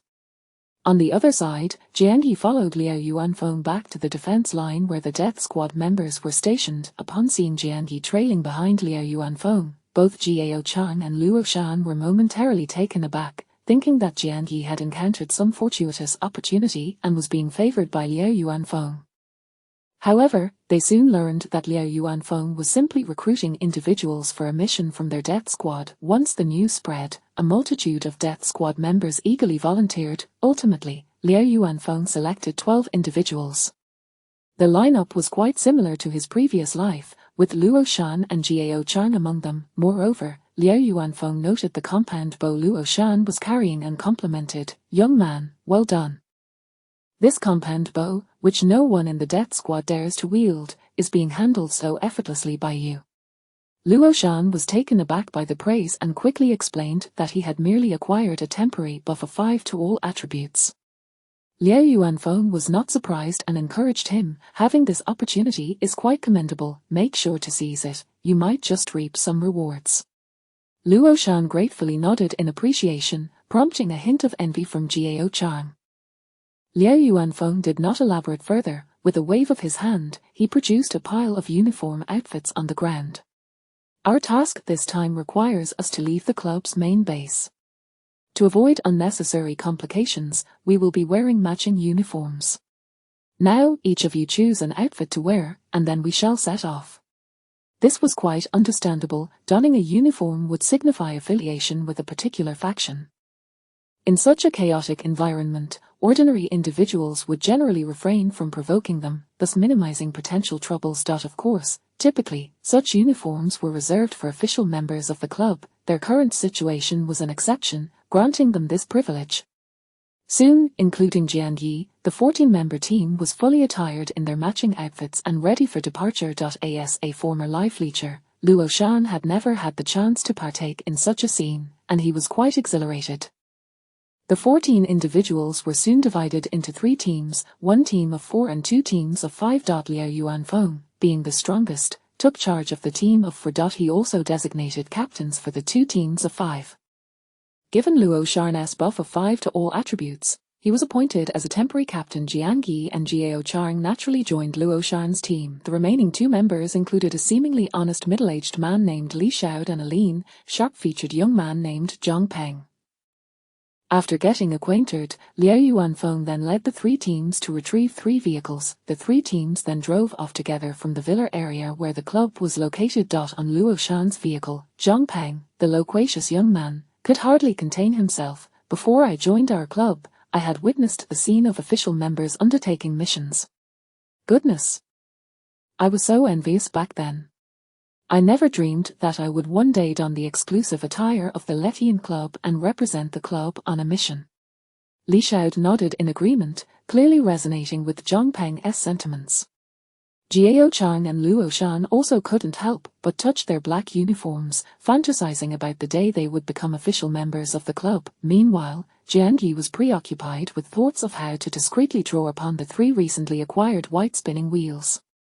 Additionally, regarding the mission to find Zhu Yiming, in his previous life, he had not been selected by Liao Yuanfeng for this task, so he was unaware of how Luo Shan had managed to save Zhu Yiming. Nevertheless, being close to Luo Shan provided him with ample opportunity. While lost in thought, the vehicle suddenly came to a screeching halt. Zhang Peng, who had been chattering away, was caught off guard and slammed his head against the front seat. Just as he was about to curse, he realized that Luo Shan, the driver, was quite capable, so he quickly altered his words. What happened? Why did we stop so suddenly? Luo Shan pointed ahead, saying, it was Boss Liao who stopped first. Consequently, everyone in the vehicle turned their attention towards Liao Yuanfeng's car ahead. They noticed that another unfamiliar off-road vehicle had halted in front of Liao Yuanfeng's leading car. Jiao Chang observed for a moment and concluded, looks like another rogue player is seeking to join our club. Zhang Peng shot a glance and scoffed. Those corner refugees would probably only serve as life leeches if they joined the club. Luo Shan and Jiao Chang, both of whom had backgrounds as life leechers, felt somewhat displeased by this remark. Jian Yi remained indifferent, however, when he caught sight of the unfamiliar off-road vehicle's owner. His brow furrowed abruptly. It turned out that this person had joined the Letian Club at this time. Chapter 19, Yu Yu and Yu Shui, acquaintances from a past life. Yu Yu, when Jian Yi first encountered this fellow in the Daredevil squad, he was fighting tooth and nail to finally become an official member of the club. By the time that individual was welcomed into the fold, Yu Yu had already distinguished himself as a paragon among the official members. He possessed a remarkable talent for socializing, earning him considerable popularity among his peers. When Jian Yi initially became an official member, he felt an inexplicable fondness for Yu Yu. For a time, he even regarded Yu Yu as a brother, believing he had forged a valuable friendship. However, during one mission, Jian Yi stumbled upon a career roulette at an altar ruin on the battlefield of the realms. Unlike the ordinary one-time use roulettes that dropped from monsters, this career roulette was designed for multiple uses. It boasted 10 options, all pertaining to professions. Though the options varied in quality, their rarity during the early days of the apocalypse was self-evident. At that moment, if Jian Yi could bring the career roulette back to the club, it would undoubtedly yield a fortune in points.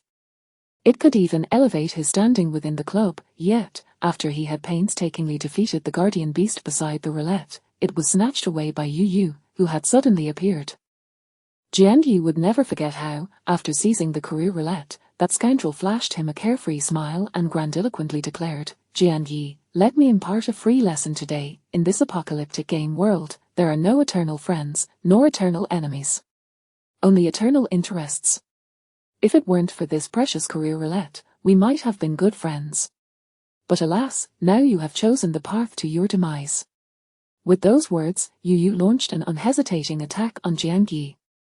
At that time, Jiang Yi's strength was already inferior to Yu Yu's, and after his battle with the guardian beast, he was in no condition to defend himself. Logically, he should have perished at Yu Yu's hands. However, fortuitously, Yu Yu's lengthy monologue prior to the attack had allowed Jiang Yi to prepare, and he managed to escape using a teleportation stone. When he returned to the club, Yu Yu had already ascended to the status of a core member thanks to that career roulette. Jiang Yi attempted to expose Yu Yu's treachery, but no one believed his claims. At that time, Jiang Yi thought it was merely due to Yu Yu's adept social skills that led others to doubt his accusations. It was only later that he gradually comprehended truth held little significance in this apocalyptic game world. No one truly cared what kind of person Yu Yu was. The only thing that mattered was that Yu Yu was stronger than him. Just as the origin of Chang Zhouyi's longevity elixir, whether it was stolen or drawn from her own being, was of no concern to anyone. As the saying goes, to the victor belong the spoils. The truth has never been of paramount importance.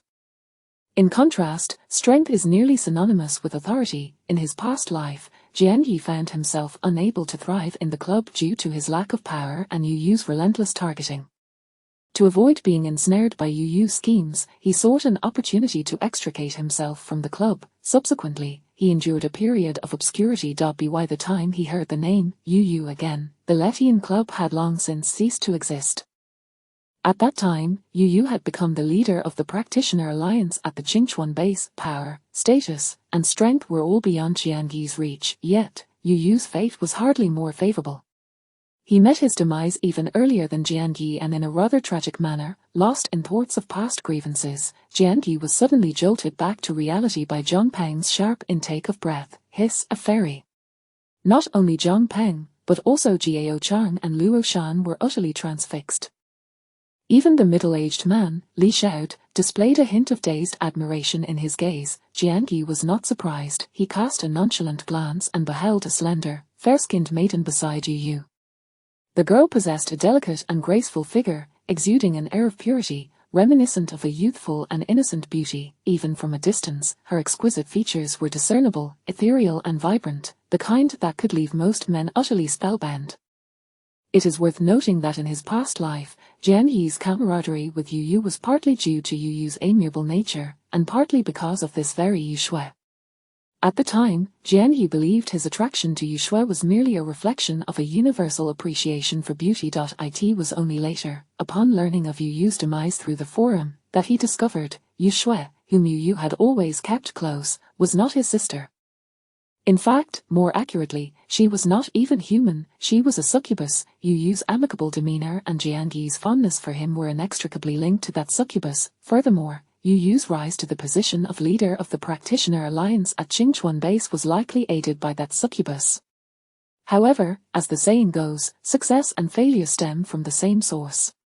Yu Yu's ultimate downfall was also precipitated by the exposure of Yu Shui's succubus identity. It was rumored to be entangled with the chaotic private affairs of some influential figures. Nevertheless, during those times, the forums buzzed with countless versions of gossip. As a mere bystander, Jiang Yi could not fathom the intricacies of the underlying motives and interests. He could only reflect, those who laughed radiantly in this world do not necessarily emerge victorious in the end. If he were to live for a long time, perhaps he could simply wait and witness the demise of his former enemies one by one. From that point onward, Jiang Yi became increasingly cautious in his endeavors. His desire for vengeance diminished in urgency. Now, upon encountering Yu Yu and Yu Shui once more, Jiang Yi's mindset could be described as much more tranquil. Should the opportunity arise, he might even seek to personally avenge himself against Yu Yu. However, if such an opportunity eluded him, it mattered not. After all, Jiang Yi's current philosophy was quite simple. Under the vast sky and the expansive earth, survival took precedence. His life was undeniably invaluable beyond compare. Nothing could rival it. As Jiang Yi pondered this, Liao Yuanfeng, too, had regained his composure after being struck by Yu Shui's stunning beauty. In light of Yu Shui, his attitude towards Yu Yu had softened considerably, yet he still adhered to protocol. stating, words alone are insufficient. Show us your data panel. Yu, possessing a refined appearance and an amiable demeanor, nodded in agreement and called out, data panel. In an instant, a luminous blue screen materialized before him, name.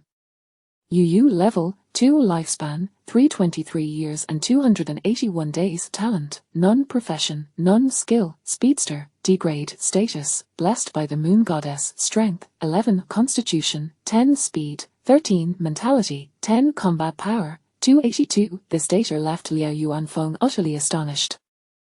He could hardly contain his astonishment as he exclaimed, level 2, combat power nearing 300, and your lifespan exceeds 300 years. His voice, though not loud, was clearly audible to Luo Shan's team nearby. Jiao Chang, Luo Shan, and the others were all wide-eyed in shock, particularly Zhang Peng, who had just mocked him for being a bug-ridden parasite, looked as though he had seen a ghost. Liao Yuanfeng quickly regained his composure, adopting a more serious demeanor. He produced a device resembling a smartphone from his pocket. Observing this, Luo Shan leaned toward Jiao Chang and whispered, is that the exclusive live panel for official players? Jiao Chang nodded. Liao Ji must be sending a message to the club's higher-ups. This new addition is likely to become an official member of the club, standing on equal footing with Liao Ji. Zhang Peng, watching from a distance, added, no wonder that girl beside him looks like a fairy. In this world, without a bit of strength, one cannot possibly hold onto such a beautiful woman. Li Xiao nodded in agreement. However, if that lad does not join any faction and remains a lone wolf, he may still struggle to keep such a stunning woman. Joining the Lethian club seems a wise decision. Zhang Peng, feeling a tinge of envy, remarked, why is it that, despite being human and experiencing the apocalypse simultaneously, the disparity is so vast? That lad must have extraordinary luck. Luo Shan chimed in, of course, in this world, those with a bit of strength are all fortunate. Amidst the chatter, another vehicle approached from the direction of the club, personally escorting the Yu siblings to the club's headquarters. Meanwhile, Liao Yuanfeng's team resumed their mission, continuing away from the club. Liao Yuanfeng led the way, with two other vehicles following closely behind. As Luo Shan had just joined the Daredevil squad and had limited experience, he drove behind Liao Yuanfeng while musing, aren't we supposed to be searching for someone? My understanding of searching involves scouring the world, yet with Liao Ji's demeanor, it feels as though he knows exactly where the person is. Zhang Peng, ever the talkative one, interjected before Jiao Chang could speak. Official players possess a plethora of valuable items. The one who went missing through the teleportation stone, Zhu Yiming, must have a tracking compass. Liao Ji likely has direct access to the coordinates of that tracking compass. Chapter 20. The task of retrieval transforms into a quest for discovery. Upon hearing this, Luo Shan furrowed his brows. So, what you're saying is that our mission is not actually to find someone, but rather to retrieve them. Simply head to the designated location and bring the person back. Zhang Peng affirmed, exactly. What did you think? Luo Shan had initially believed that they would be scouring the area, with the entire process filled with thrills and perils. However, it now seemed they were merely to broaden their horizons before returning home. Although this task was far simpler than he had anticipated, he felt an inexplicable sense of disappointment. Seated in the passenger seat, Jian Yi, on the other hand, sensed that this mission was likely far from straightforward. If it were merely a matter of picking someone up from a specified location, then all the credit would undoubtedly go to Liao Yuanfeng. In his previous life, Luo Shan could not have owed Zhu Yiming a debt of life-saving gratitude. As expected, Jian Yi was entirely correct. Approximately half an hour later, the convoy led by Liao Yuanfeng halted in a commercial district. He retrieved a compass, its needle pointing directly at this very street. Since vehicles could not proceed further, he signaled the members of the Daredevil squad to disembark. As Luo Shan stepped out, he caught a whiff of a pungent smoke, prompting him to wrinkle his nose and mutter, "What is that burning?" Liao Yuanfeng cast him a glance and explained, "It's beast-repellent incense. The scent surrounding us will generally deter ferocious beasts. Remember, the aroma of beast-repellent incense resembles the smell of burnt smoke. If you ever encounter a cool, minty fragrance, be on your guard." For there exists another scent, the beast attractant incense, that bears a refreshing minty aroma. Luo Shan, having gained new insight, nodded appreciatively. Liao Yuanfeng, displaying no airs, called out to the squad, "You all need to stay sharp. Though we have beast-repellent incense, it does not mean we are devoid of danger. The wilderness is chaotic. It is far from the safety of our club's headquarters. Some ferocious beasts, unaffected by the incense, as well as ill-intentioned human beings, may take your lives at any moment." Liao Yuanfeng's tone was quite serious. The members of the Daredevil squad naturally heightened their vigilance. Subsequently, Liao Yuanfeng organized them into formation before leading the way toward the shop indicated by the compass. The state of these shops in the apocalyptic world was starkly different from that of the pre-apocalypse. Some shop doors stood ajar, revealing a scene of utter disarray within. Others even displayed the stark sight of human corpses or the remnants of ferocious beasts. The air was thick with various scents of blood and decay. The shop pointed out by Liao Yuanfeng's compass, however, had its iron door firmly shut. A foul heap of putrid flesh lay at its entrance, making it nearly impossible to discern whether it belonged to a human or a beast. A loathsome maggot crawled slowly toward the disgusting mass. Indeed, the maggot was a creature known as their lifespan maggot, a ferocious beast that thrived in this apocalyptic game. They bore an unsightly and bloated appearance, feasting on rotting flesh, yet possessed no offensive capabilities, placing them at the very bottom of the ferocious beast hierarchy. The term lifespan maggot has also been used among humans to describe the most worthless individuals. Liao Yuanfeng had no inclination to deal with these non-threatening maggots. Instead, he approached the closed iron door, ensuring the compass was correctly positioned before knocking on it several times while calling out, "Zhu Yiming. Are you inside? I'm Liao Yuanfeng from the Letian Club. Wen Shuiyan sent me to rescue you. If you can hear me, open the door and come back with me to the club. If you do not open the door soon, I will break it down." However, after knocking for about 2 minutes, there was no response from within the shop. Liao Yuanfeng frowned and took a step back, whispering to the Daredevil squad members, "Prepare to breach the door, there may be danger, so stay alert." The members of the Daredevil squad were understandably tense, gripping their weapons tightly. Luo Shan raised his composite bow, aiming it toward the iron door, yet, just as Liao Yuanfeng was about to force entry, the iron door creaked open. There were indeed people inside. 3 young men, clutching weapons, stood nervously behind the door. They appeared tense, seemingly bracing for a fierce confrontation. However, upon seeing the imposing figures outside, their faces turned pale, and they dared not resist, hastily discarding their weapons and raising their hands in surrender. "Please, calm down. We are humans, we mean no harm, let us discuss this amicably." Evidently, the 3 were pragmatic in their approach. This was precisely why Liao Yuanfeng had chosen to bring additional personnel. After all, in an apocalyptic environment, ordinary individuals instinctively believe that strength lies in numbers. With a stern demeanor, Liao Yuanfeng surveyed the trio and frowned. "Is it just the 3 of you? Where is Zhu Yiming?" What Zhu Yiming?" One of the boys, appearing somewhat unruly, responded instinctively, his voice trembling with nervousness. Another, seemingly more astute, calmly inquired, Zhu Yiming, you mean the top-tier celebrity from before the apocalypse?" Liao Yuanfeng nodded. The sharp-minded boy then shook his head. "There is no one by that name here. That's nonsense." Liao Yuanfeng snapped, raising the compass in his hand. "I came here based on the compass. It clearly indicates that Zhu Yiming is within this shop." "Compass?" The astute boy rolled his eyes and produced a compass from his own pocket. "Is this what you mean?"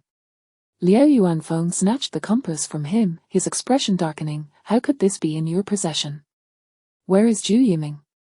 Upon witnessing this exchange, Jiang Yi understood. Indeed, the tracking compass had been located, yet Zhu Yiming was nowhere to be found. It seemed the task of retrieval had truly transformed into a quest for discovery. Chapter 21, Separate Actions, Lone Endeavors. Not a hint of surprise to Jiang Yi. After a thorough interrogation of the astute young man clutching the compass, Liao Yuanfeng gleaned some pertinent information. The 3 boys had originally been part of a small group known as their Green Bay Crew, which derived its name from an internet cafe called Green Bay. Members of this crew primarily consisted of students and delinquents who frequented the cafe. When the apocalypse struck, they were all present at the CAF, which naturally led to the formation of their makeshift team. Initially, the Green Bay crew boasted over 50 members. However, as time passed and the calamity unfolded, casualties and internal conflicts arose, ultimately leading to the disintegration of the group. Now, only about 8 or 9 remained. These 3 boys had only recently severed ties with the Green Bay crew, and the reason for their departure was quite straightforward: disputes over interests. According to the astute young man himself, the leader of the Green Bay crew had pretentiously gifted him a green spinner. Yet, when he drew something valuable from the spinner, that shameless leader claimed it for himself, arguing that the spinner was his. Such occurrences are not uncommon in loosely organized groups. In the Happy Club, the rules for the lottery were clearly established. However, in smaller factions, it is rare to find an unequivocal leader capable of persuading everyone to adhere to a common agreement. Absent a set of rules, the phenomenon of betrayal becomes all too frequent, and thus, such small groups rarely endure for long. Only those led by a core powerhouse with authority surpassing others have the potential to develop incrementally. Clearly, the Green Bay crew lacked the essential elements for growth. After elucidating his background, the astute young man shifted the blame for the compass onto the Green Bay crew. Wasn't it the leader of the Green Bay crew who snatched the swift boots I drew? He then tossed this compass to me as compensation. After I left the Green Bay crew, I did some research, and it seems this compass is utterly useless. Now, from what you all are saying, it appears this compass has a locating function. Is it to locate that star Ju Yiming? The astute young man spoke with clarity, and he did not seem to be lying. Beside him, a shorter boy grumbled, "I said this thing is useless. We might as well have thrown it away. If we had discarded it earlier, we wouldn't be in such a predicament." The astute young man quickly silenced him with a gesture and turned to Liao Yuanfeng, saying, "Don't mind his nonsense. If it can assist Captain Liao, we wouldn't find it bothersome at all." It must be said that the sharp-looking young man not only remained composed but was also adept at navigating social interactions. His words alleviated Liao Yuanfeng's initially irritable mood. At this moment, Liao Yuanfeng was indeed conflicted. If they were merely ordinary people, their disappearance could be overlooked. After all, in this apocalypse, missing persons and fatalities had become tragically commonplace. Yet, the blood-swallowing club's Wen Shuiyan had genuine affection for Ju Yiming. The task she had issued came with generous rewards. Clearly, her determination to find Ju Yiming was resolute. Thus, Ju Yiming could not be treated as an ordinary individual. At the very least, they ought to see him alive or confirm his demise. Right, after pondering briefly, Liao Yuanfeng made a decision. He inquired of the astute young man, "Are there any official players within that Green Bay crew?" If there were official players, he could post inquiries in the official players' chat channels or forums. However, the astute young man's eyes widened with surprise and curiosity as he asked, "What is an official player? Are you all official players? Could you please tell us how to become official players?" Liao Yuanfeng shook his head in disappointment, choosing not to respond. He thought for a moment and then asked, "Do you know the primary areas where the Green Bay crew operates?" The astute young man was knowledgeable and answered smoothly. The original base of the Green Bay crew was the Green Bay Internet Cafe, but they later relocated to several different places. When we left, the Green Bay crew was using the Baishang Life supermarket on Rongjiang Road as their stronghold. However, according to the leader's words, they seemed to be preparing to head to Yucai Primary School on Shi Village Road to find someone. One Baishang Life supermarket, one Yucai Primary School.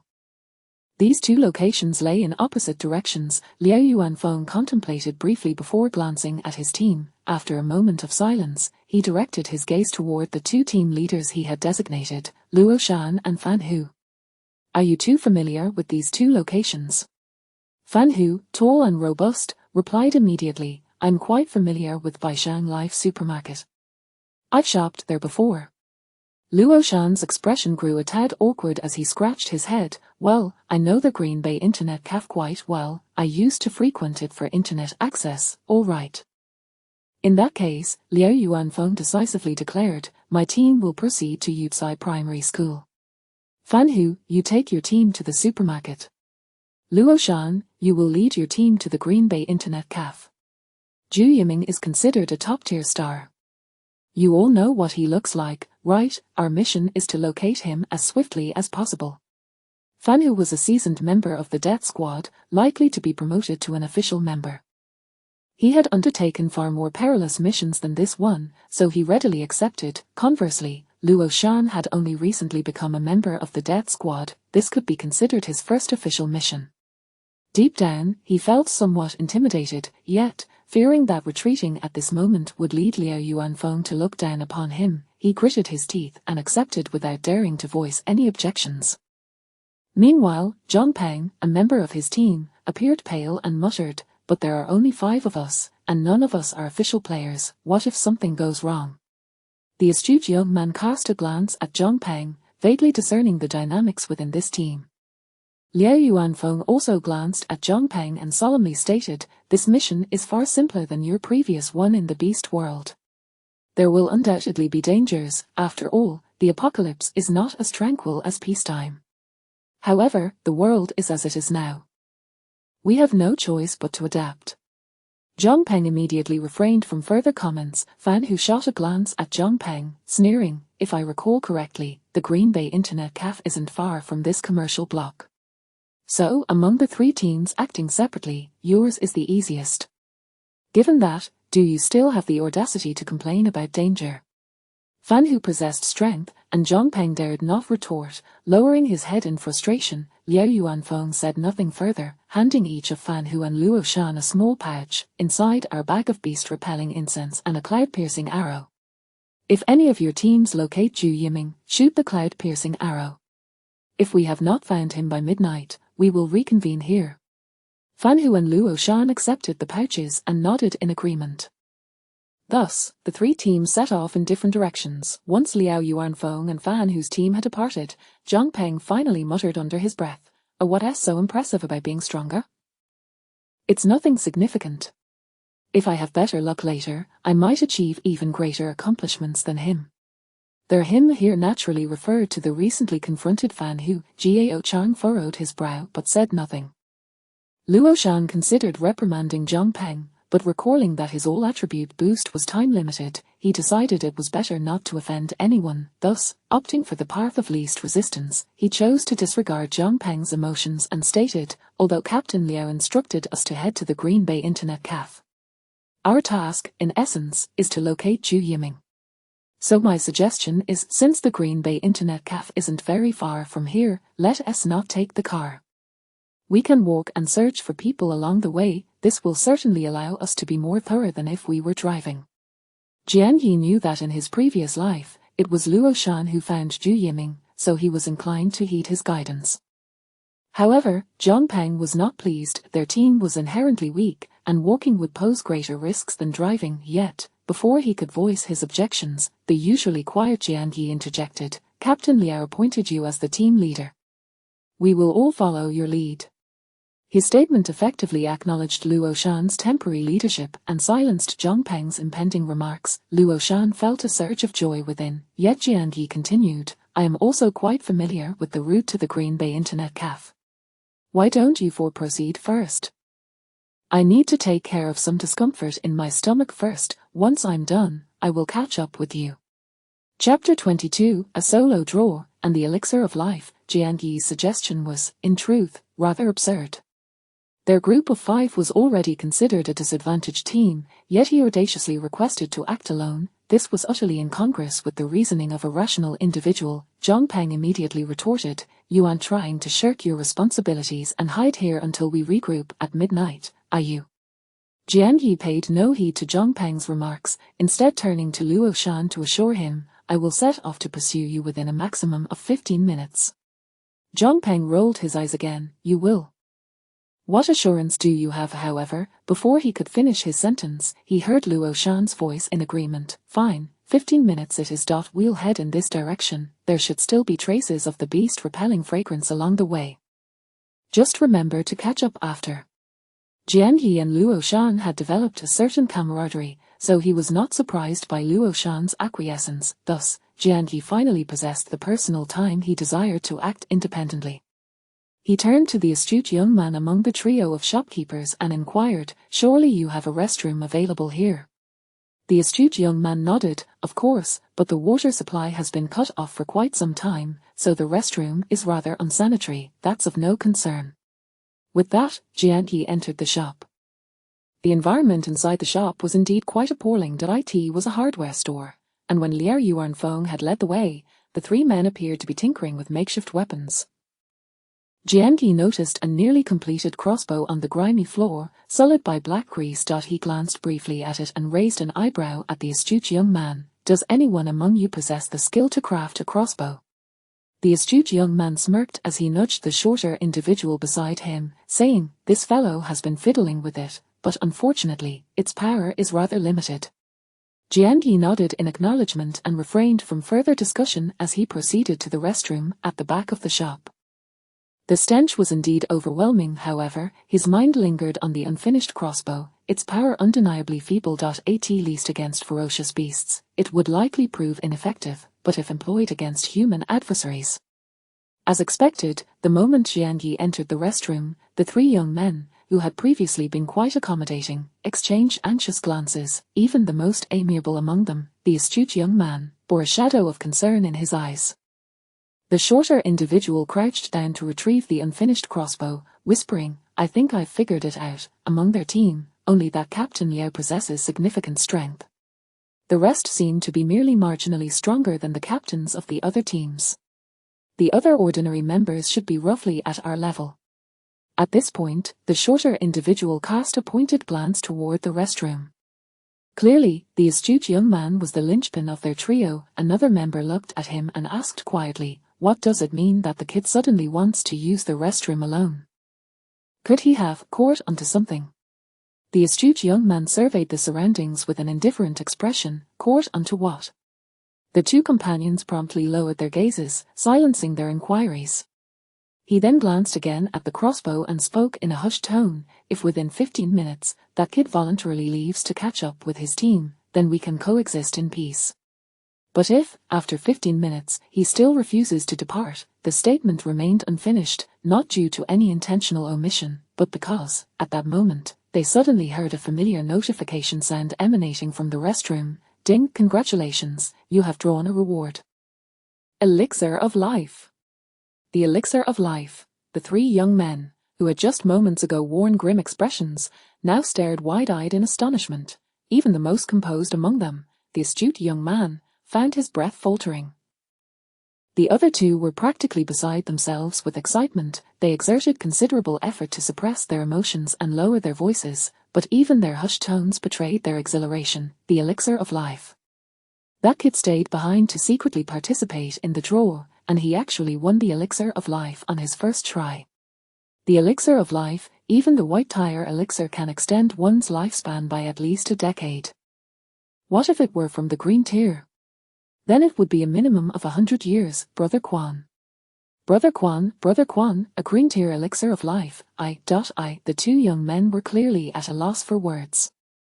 Meanwhile, the astute young man, known as Brother Quan, quickly regained his composure, gripping the arms of his companions firmly, his voice steely. Calm down, all of you, keep your composure. Regardless of the tier of the elixir, it has nothing to do with us. That kid deliberately lingered to secretly draw from a high-quality wheel. Otherwise, how could he have drawn the elixir of life on his first attempt? Having made such thorough preparations, the moment he draws the elixir, he will undoubtedly consume it. Once it's ingested, it is beyond our reach. Indeed. The two overexcited young men soon came to this realization. That kid, upon drawing the elixir of life, would surely be more exhilarated than they were. He wouldn't care whether he was in the restroom. He would consume the elixir immediately. No matter how much they envied and resented him, they could not extract what someone else had already ingested. Therefore, calmness was imperative. The two young men took a page from Brother Quan's book and forced themselves to regain their composure. The astute Brother Quan then solemnly instructed, when that kid emerges from the restroom, let us act as if we are unaware of his drawing the elixir of life. Let us all be a bit clever. The two younger companions nodded in agreement, pledging to heed Brother Quan's guidance. However, they had anticipated that Jian would emerge after his draw. Instead, they were met with yet another familiar notification sound from the restroom. ding, congratulations, you have drawn a reward. Space Watch. Chapter 23:3 consecutive draws, 2 kills, the spatial watch. This is indeed spatial equipment. The two subordinates, tightly pinched by Brother Quan, felt their eyes redden in an instant. Back when they were part of the Green Bay Group, they had only seen the leader of the Green Bay Group possess spatial equipment. In this apocalyptic environment, the convenience and significance of such equipment are simply beyond words. Even the astute Brother Quan was now breathing unevenly. His two subordinates, lowering their voices, could hardly contain their excitement. Brother Quan, that is spatial equipment. If we had spatial equipment, it would make relocating our base so much easier. Moreover, we wouldn't have to worry about our supplies being stolen or coveted. Spatial equipment is undeniably enticing to ordinary people at this stage.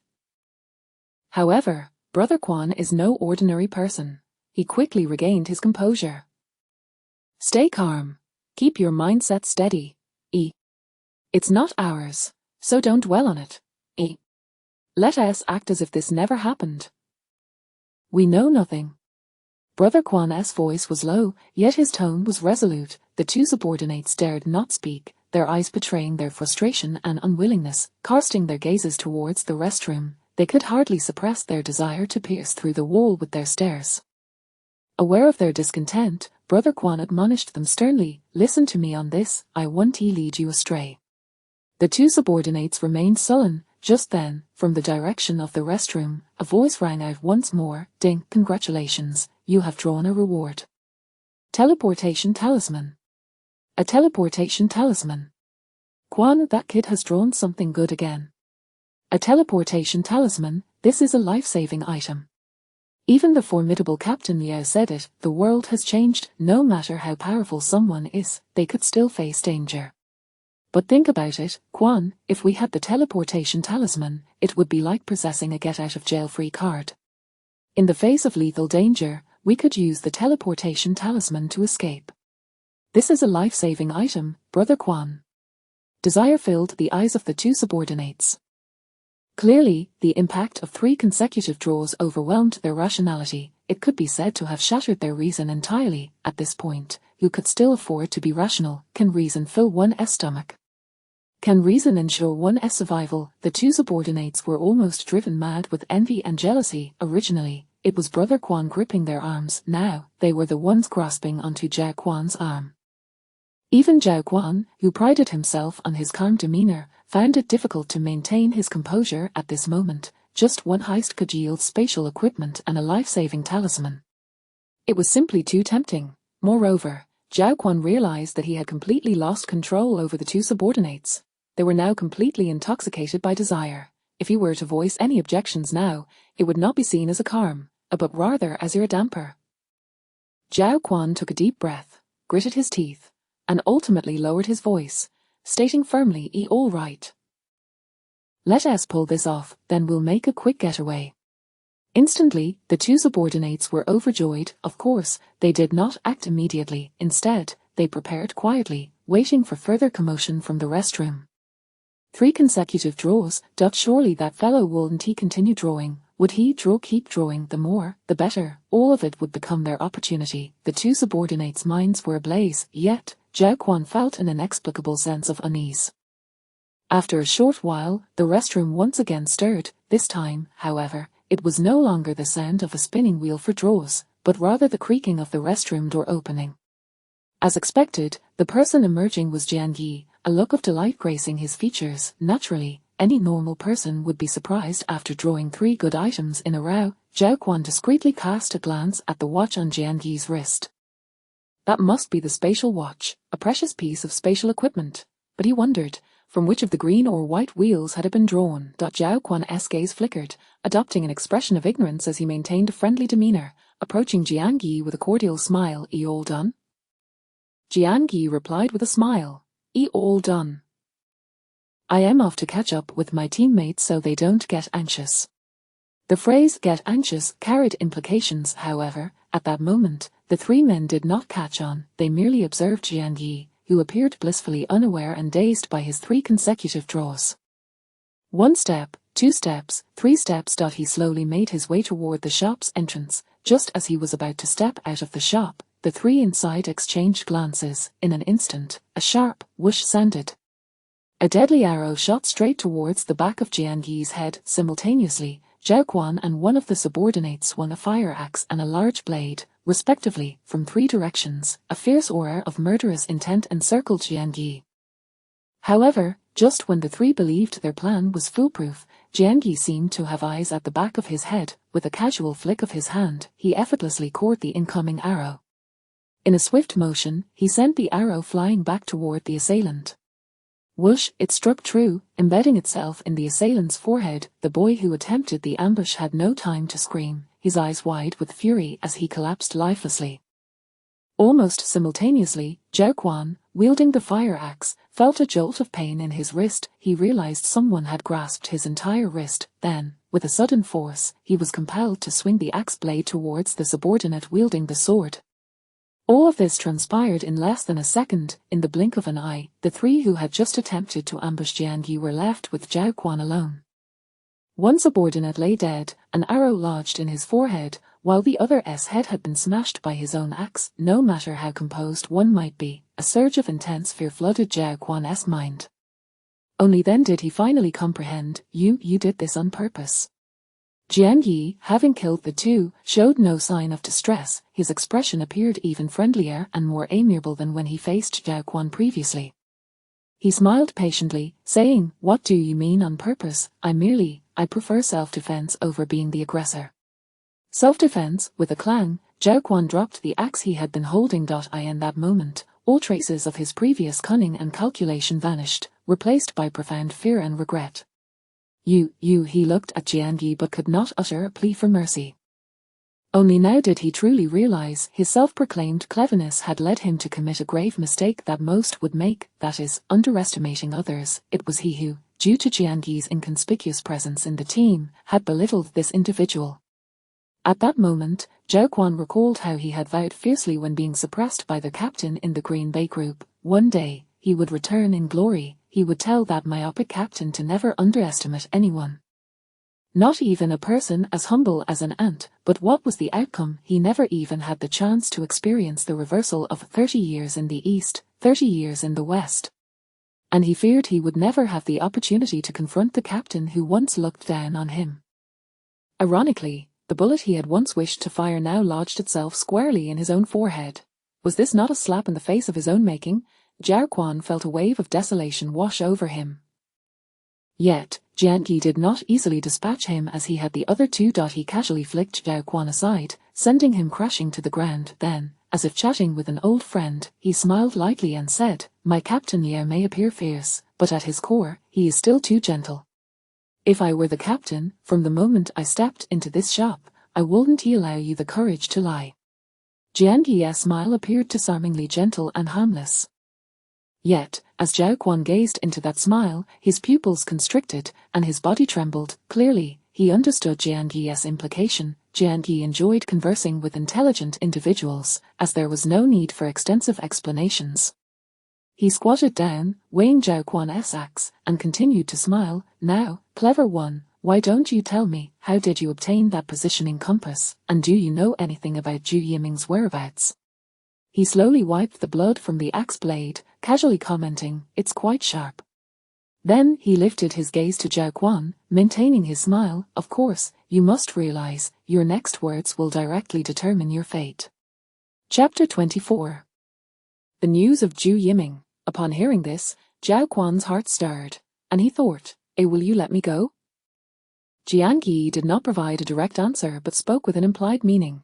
A truly clever person will always have countless methods to ensure their survival. After a brief moment of contemplation, Zhao Quan's gaze suddenly firmed, and he spoke in a low voice, "I have indeed concealed something from Captain Liao. I know where Zhu Yiming is." Upon hearing this, Jian Yi felt a surge of certainty within. Zhao Quan continued to elucidate, "In fact, if your Captain Liao seeks out the leader of the Green Bay Corps, he too will uncover Zhu Yiming's whereabouts. And the reason I guided Captain Liao to find the leader of the Green Bay Corps," Zhao Quan paused, locking eyes with Jian Yi, "you should have anticipated the reason." Jiang Yi nodded, uttering for words, to use another's knife. Zhao Quan chuckled. The exchange between intelligent individuals was effortlessly fluid. My leader of the Green Bay Corps has previously offended Zhu Yiming quite severely. If he realizes that Captain Liao is looking for Zhu Yiming, a conflict is inevitable. Given his foolish and arrogant disposition, he would certainly not fare well against your Captain Liao. Thus, Zhao Quan, without expending any effort, employed Liao Yuanfeng's hands to teach a lesson to an old adversary. Of course, in the end, Liao Yuanfeng would likely obtain news of Zhu Yiming from the leader of the Green Bay Corps, yet, the process involved a detour, effectively making him a pawn in someone else's game. This situation, in truth, stemmed from Liao Yuanfeng's own mismanagement. Had Jiang Yi been responsible for finding Zhu Yiming, he would never have laid his intentions bare from the outset. Such a display is foolish and leaves one vulnerable to manipulation. If Zhao Quan had initially been unaware of their group's quest for the compass owner, it is unlikely he would have orchestrated a use another's knife scenario. Furthermore, Liao Yuanfeng's demeanor appeared fierce, yet it lacked true ruthlessness. Such a person may possess strength but lacks intellect and cunning. As a result, in his previous life, Liao Yuanfeng did not survive even the first year of the apocalypse. Previously, when Zhang Peng disparaged Zhu Yu, he claimed that those with strength were merely fortunate. However, Jiang Yi, having lived 2 lives, understood that while luck is indeed significant, intellect can be equally vital. In his past life, Jiang Yi's luck was not particularly favorable, yet he still managed to outlive many others. In this life, he harbored confidence that he could surpass his previous longevity, perhaps even aspire to pursue the elusive path of immortality. Regaining his composure, Jiang Yi regarded Zhao Quan with calm eyes. Thus, you may now directly inform me of Zhu Yiming's whereabouts. Zhao Quan hesitated before solemnly stating, unless you agree to. However, before he could finish his proposition, Jiang Yi interrupted him. You are not in a position to negotiate terms with me. After all, the leader of the Green Bay Corps is also privy to Zhu Yiming's information. Zhao Quan fell silent for a moment before responding in a low tone. In truth, Zhu Yiming is unlikely to survive. After the leader seized his belongings, he was disposed of into the depths of the Chin Lake Park. You should be aware that after the apocalypse, rivers and lakes have become channels for beast incursions. Being thrown into such a place equates to being cast into the realm of beasts. It is doubtful he will emerge alive. The reason I distanced myself from the Green Bay Corps was, in fact, due to concerns over this matter affecting me. Upon hearing this, Jiang Yi's expression darkened. Based on his recollection from his past life, he had believed Zhu Yiming was trapped in a nearby shop or ruin. He never anticipated that he had been thrown into the battlefield of realms. Those interconnected lakes could very well be the battlefield of realms. This implies that, in his previous life, Luo Shan had indeed retrieved Zhu Yiming from the battlefield of realms. With this realization, Jiang Yi felt that this mission had turned into a colossal loss. If searching for someone within Jiang City, with his current attributes at 5 and the beast-repelling incense, he could navigate with caution and avoid mishaps. Yet, to risk venturing into an entirely unexplored battlefield for a mere token of gratitude from Wang Shuiyan, that would be utterly unwise. In his heart, the notion of abandoning this opportunity flashed through Jiang Yi's mind, though he did not arrive at a definitive conclusion. After all, as a member of the club's death squad, he would inevitably be assigned to such perilous locales for missions one day. Moreover, while the battlefield of realms is fraught with danger, it also harbors numerous opportunities. He recognized that ascending to level 1 and becoming a formal player would most swiftly be achieved by venturing into the battlefield of realms. Yet, this conflicted somewhat with his current desire for self-preservation. Temporarily indecisive, Jiang Yi opted to shift his focus. He glanced at Zhao Quan and suddenly inquired, I haven't asked yet, what is your name? Zhao Quan's eyes brightened, and he promptly replied, my name is Zhao Quan. Upon hearing this name, Jiang Yi's eyes also gleamed. He had not anticipated that this seemingly random encounter on the path to Zhu Yiming would reveal a person who, in his previous life, had thrived considerably. In his past life, after Jiang City was established as the Qingchuan base, the power dynamics consisted of 7 major factions in a delicate balance.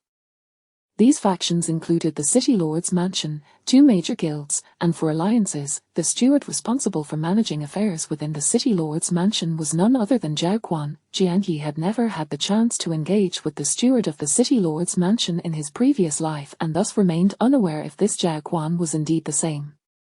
However, after pondering for a moment, he inquired, "Do you still possess any unspun spinning wheels?" Zhao Quan instinctively considered denying it, yet he sensed that Jian Yi had seen through him the moment he heard his name. Recalling this person's cunning and capabilities, he ultimately refrained from lying and confessed, "I do. I secretly kept a spinning wheel." As he spoke, he lifted the hem of his shirt. There, around his waist, was a thick bandage, stained with remnants of blood. Upon unwrapping the bandage, he revealed a blue spinning wheel that was nearly embedded in his flesh. Chapter 25. The righteous frequently slaughter the dog-like people, the blue roulette, even more precious than the green roulette. As Jian Yi beheld that flash of blue, his eyelids twitched slightly. Alas, the blue roulette lottery demanded the sacrifice of a century of one's lifespan. He had merely drawn a longevity pill from the white roulette lottery, which only granted him an increase of 23 years to his life. After 2 more drawers from the white roulette, his current lifespan stood at 21 years. Even with the green roulette, he could only draw twice. There remained an 80-year gap before he could attempt the blue roulette lottery. However, it mattered not. Life, in its essence, could be accumulated over time. He would eventually make use of that blue roulette. Without hesitation, Jian Yi pried the roulette from Zhao Quan's grasp. Zhao Quan fixated intently on the roulette, concealing his unwillingness, and pledged his loyalty to Jian Yi. "A boss, I am willing to follow you. From this moment on, I shall obey your every command." "Yeah. You wish to follow me?" Jian Yi casually weighed the blue roulette in his hands, speaking nonchalantly. His gaze swept over the options on the roulette before slowly returning to Zhao Quan. Zhao Quan's eyes shone with sincerity and fidelity, as if he truly desired to be Jian Yi's most devoted servant. Yet, in the next moment, with a resounding bang, Jian Yi swung the fire axe in his hand with indifference. Zhao Quan's head was cleaved open beneath the blade. He was dead beyond any semblance of life. Indeed, Jian Yi preferred to converse with the astute, for it spared him from unnecessary prattle. Yet more often than not, he detested engaging with the clever, as his past experiences had taught him too much. He understood all too well. One could never fully grasp the convoluted thoughts concealed within the minds of the astute. As an ancient adage states, the righteous frequently slaughter the dog-like people, while the heartless are invariably the learned. A simple truth. The dog-like people perceive dogs as mere dogs and the injustices as injustices, but the overly clever scholars, they often regard the dog as a mere reflection of its master. They measure injustices not by their nature but by the profits and losses hidden behind them. The clever Zhao Quan was, in essence, their scholar, whom Jian Yi found untrustworthy. Of course, Jian Yi had once slaughtered dogs and ultimately transformed into a scholar himself. From his blatant intention to let the 3 individuals know he had drawn excellent items thrice, he had never considered allowing any of them to survive. Regardless of whether Zhao Quan was deemed a notable figure in his past life, whether he was Zhao Quan, Zhao Jiao, or even Nicholas Zhao Sai, it mattered not. He was destined to die. Jian Yi's decisions were resolute and unyielding. After briefly searching the 3 corpses and finding nothing of further utility, he stowed away the fire axe, the makeshift crossbow, and a long knife into his spatial watch. The spatial watch obtained from the white roulette boasted a meager interior space of less than 1 cubic meter. Nonetheless, it sufficed for storing a few items. Having tidied the scene and disposed of the bodies, Jian Yi departed from the shop, heading towards the direction of Luoshan. Just moments ago, he had already devised a plan. Was it not merely a matter of advancing to the battlefield of the realms? After all, he would inevitably venture there. If he could elevate himself to level 1 sooner, he would subsequently acquire an exclusive destiny plate, becoming a formal player. Then, he would swiftly access the various functionalities of the exclusive destiny plate, such as chatting, forums, and trading. Only then would he truly unlock the gateway to this apocalyptic game. He could also utilize the trading area to expedite his growth, rather than being in a position where he possessed the blue roulette yet could not utilize it. After pursuing for over 10 minutes, Jian Yi indeed caught sight of Luoshan and the others, guided by the acrid scent of smoke from their beast traps. However, upon closer approach, he discerned that the quartet seemed to be embroiled in some conflict. Even if you are the captain, you cannot act so tyrannically and unreasonably. When our death squad undertakes a mission, the established rule is that the profits created through teamwork must be shared among the team. You are merely a temporary captain. Do you intend to disrupt the rules? Jiangyi had just drawn near when he heard Zhang Peng's aggressive voice, aimed squarely at the temporary captain, Luo Shan. Luo Shan's expression darkened, yet he ultimately refrained from retorting, instead coldly inquiring of Zhang Peng, "What do you propose we do? How shall we divide this single roulette among the four of us?" Zhang Peng raised his chin slightly, speaking as if it were self-evident. "It's quite simple, the roulette possesses its own value. Either we divide it according to club points, meaning we submit this roulette to the club and share equally the points earned by the four of us. Or we calculate based on time currency. We sell this roulette for time currency, and the proceeds shall be equally divided among the four. In any case, you cannot simply leverage your position as captain to monopolize the gains." Zhang Peng's tone was particularly righteous, as if Luo Shan were the kind of scoundrel exploiting the interests of his teammates. Jiangyi scanned the scene and quickly grasped the situation, though he stepped forward and interjected, "Why are there only four of you? Shouldn't our team consist of 5? Zhang Peng shot him a glance, exasperated. Come on. You weren't even present when we fought the monster. Not being on site, what right do you have to share in our profits?" Jiangyi's gaze fell upon the corpse of the golden-backed gopher, and he smiled, "Yet the only marks on that beast's corpse are from Luo Shan's composite bow's arrows. This indicates that Luo Shan single-handedly vanquished the beast from start to finish. You 3 contributed not even a fraction of effort, yet you expect to reap the benefits. And I, simply because I was not present, am to be excluded from sharing." Upon hearing this, Zhang Peng's expression froze momentarily. The very reason Luo Shan sought to monopolize the green roulette dropped by the golden-backed gopher was precisely because he had indeed slain the beast alone. It was not, as Zhang Peng had claimed, that he exploited his captaincy to undermine his teammates. He had nearly been ensnared by Zhang Peng's assertions, but now, hearing Jiangyi's words, he began to regain clarity. Zhang Peng noticed the change in Luo Shan's demeanor and gritted his teeth in frustration. Ultimately, he conceded, but not to Luo Shan, rather, he acquiesced to Jiangyi. Fine, you can join in the share." With a patronizing attitude, Zhang Peng relented, but could not help but utter, "With a miser like you, who revels in taking advantage, you'll never amount to anything in your life." Jiangyi could only shake his head in disbelief, seriously questioning whether this fellow was inadvertently insulting himself. Jiao Chang and Li Xiaod refrained from countering Zhang Peng's remarks. After all, if they followed Zhang Peng's proposal, they too would benefit. However, Jiangyi would not tolerate such behavior. He chuckled coldly and addressed Luo Shan in a grave tone. "As the saying goes, good people are often bullied. Some individuals never change their habit of preying on the weak while fearing the strong. I understand that your all attribute 5 effect is time-limited, which is why you hesitate to offend anyone. But you must realize that some people are like this. The more cautious and fearful you appear, the bolder they become, seeking to oppress you, offend you, and continually test your limits." These words were directed at Luo Shan.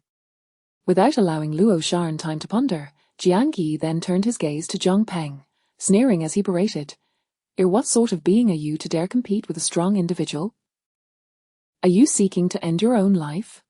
Do not even speak of the golden-backed gopher being slain by Luo Shan alone. Even if it were a team effort, and he alone claimed the team's rewards, what could a worthless individual like you do? Do you even have the right to voice your opinion?" Chapter 26, Teach Zhang Peng a Lesson, Regulate the Team. Zhang Peng was undoubtedly aware that Jiangyi's words reflected the harsh reality of this apocalyptic game world. However, knowing it was one thing, if it were Luo Shan, a figure far superior to him, making such a statement, he would have no choice but to remain silent. The crux of the matter lay in the fact that Jiangyi was merely an insignificant entity in his eyes. Enraged, Zhang Peng's face turned a shade of green as he clenched his fist and aimed a punch directly at Jiangyi's face. "What are you even? A worthless parasite? How dare you lecture me?" With palpable force, Zhang Peng intended to reclaim his dignity through that strike. Yet, Jianyi effortlessly sidestepped the blow with a nonchalant shift of his body, simultaneously seizing Zhang Peng's arm and executing a powerful shoulder throw. With a resounding thud, Zhang Peng's back collided with the ground, eliciting a pained cry that echoed in the air.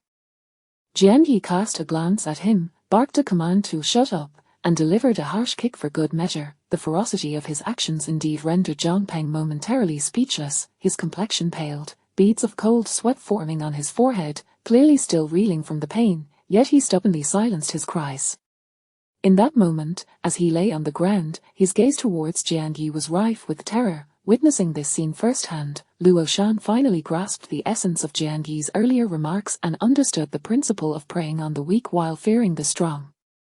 Jianyi was entirely correct. A character like Zhang Peng thrived on bullying those who were meek. The more accommodating one was, the more he would take advantage of them. Conversely, when faced with aggression, he would not dare to provoke. Lost in thought, Luo Shan felt Jianyi's penetrating gaze upon him. "You handle this, Zhang Peng," he said. Handle what? Luo Shan discerned a veiled implication within Jianyi's words. Zhang Peng, too, caught a hint of the meaning and was instantly struck with fear. He could hardly believe that Luo Shan might consider ending his life over such a trivial matter. Nevertheless, dread filled his heart as he turned over, grasping at Luo Shan's pant leg, pleading for mercy. I. Leader Luo, please. I must have been momentarily deranged. No, please, I don't want any of it. The spinning wheel was a drop from the monster you killed. I want to seek a share of the spoils. I swear, I will obediently follow your commands from now on. You say east, I want to even glance westward. I truly mean it. His panic rendered him incoherent. The stark contrast between his current demeanor and his prior bravado before Luo Shan was monumental. Luo Shan pondered for a moment, his thoughts swirling. Ultimately, he refrained from dealing with Zhang Peng. Instead, he coldly kicked Zhang Peng's hands away. Consider this a warning. I have no inclination to argue with you this time. However, if there is a next time, should you fail to recognize your position with your foolish personality, you could easily find yourself in a dire situation. Hearing that Luo Shan would let him off the hook, Zhang Peng exhaled a sigh of relief, hastily exclaiming, I will understand my position. I promise to behave. I wouldn't dare offend the strong again. Luo Shan nodded, his expression complex as he cast a glance towards Jianyi, offering a word of thanks. Jianyi merely raised an eyebrow, unfazed by Luo Shan's decision. His ruthlessness stemmed from a lifetime of experiences across two worlds. Luo Shan, however, had never truly taken a life before. The notion of dealing with Zhang Peng over a mere quarrel was something he clearly found difficult to embrace. In truth, Jianyi had not always been the cold-blooded killer he was now. His first experience with murder left him trembling, his vision blurred, haunted by nightmares for nights on end. Such reactions were typical for an ordinary person in peacetime. Murder was not akin to slaying a chicken or a mere game monster. It exacted a profound psychological toll on modern individuals, yet, circumstances inevitably alter a person. As Darwin posited, survival of the fittest, those who can adapt endure, while those who cannot are destined for extinction. At this juncture, as the world was still in its early stages of apocalypse, many were grappling with the changes their environment demanded, requiring time to adjust. Though Luo Shan didn't directly eliminate Zhang Peng, his aura had undeniably grown more authoritative, resembling that of a true leader. Clutching the green spinning wheel, he turned his gaze towards Jiao Chang and Li Xiaod, calmly inquiring, "What do you think? Should this spinning wheel belong to me or be shared among the team?" Li Xiaod, whose appearance exuded sincerity, promptly asserted, "Of course, it belongs to you, Captain. After all, you were the one who defeated the golden-backed groundhog. We contributed nothing." Jiao Chang's expression was somewhat conflicted, yet he nodded in agreement. "Indeed, that spinning wheel should be managed by you, Captain." Notably, Jiao Chang had not referred to Luo Shan as a captain before, indicating that this minor conflict had impacted him significantly. Luo Shan nodded, storing the green spinning wheel away. With only 11 years of life remaining, he knew drawing from the green wheel required a full decade, thus, he would not make a hasty decision regarding the lottery. Moreover, to mitigate danger, spinning wheel lotteries typically took place in designated areas under the protection of the strong, hence, the green wheel would be kept safe for future consideration. Jianqi felt a flicker of interest but refrained from directly requesting it from Luo Shan. As the group continued on their way to the Green Bay Internet Cafe, Zhang Peng surprisingly exhibited a newfound submissiveness. However, as they finally arrived at the cafe and had yet to commence their search, a brilliant ash of firework suddenly erupted in the western sky. The simple firework illuminated the night sky, strikingly vivid yet silent. Zhou Chang recognized it immediately. A cloud-piercing arrow. It's in the direction of UCAI Primary School. It must mean Brother Liao has located Zhu Yiming. Luo Shan nodded repeatedly, prompting the group to turn back. With a clear objective in mind, they opted to return to the commercial street to retrieve their vehicle. However, as they retraced their steps and passed by the shop where Zhao Quan was located, they were met with the grim sight of 3 corpses inside, with parasitic creatures feasting upon them. Zhang Peng froze momentarily, his gaze snapping towards Jiangyi, his face drained of color. Subsequently, he dared not meet Jiangyi's eyes, retreating several steps away from him. Meanwhile, Jiangyi maintained an air of calm indifference, seemingly unaffected by the scene. Luo Shan did not inquire further, making his way towards his vehicle. Half an hour later, their 5-person team arrived at the UCAI Primary School, only to find that Liao Yuanfeng was absent. It was Fan Hu's team who had parked nearby, waving towards Luo Shan. Brother Liao has gone to the nearby Qin Lake Park. We need not go to UCAI Primary School anymore. Let us head directly to Qin Lake Park. Luo Shan acknowledged, following Fan Hu's vehicle towards Qin Lake Park. Within the park lay a lake that had transformed into a conduit for beast invasions post-apocalypse, resulting in a higher concentration of feral creatures in the vicinity compared to other areas. However, Liao Yuanfeng had arrived there before them. Additionally, several teams of monster hunters were already congregated at Qin Lake Park. When Fan Hu and Luo Shan led their team to the park's entrance, they encountered no significant danger. Fan Hu astutely sensed a shift in the atmosphere surrounding Luo Shan's team, noting particularly the previously boisterous Zhang Peng, who was now remarkably subdued. He assumed that Luo Shan must have disciplined the team, casting a scrutinizing glance and commenting, "You've got some skills, haven't you? Seems you've got a bit of a knack for leadership."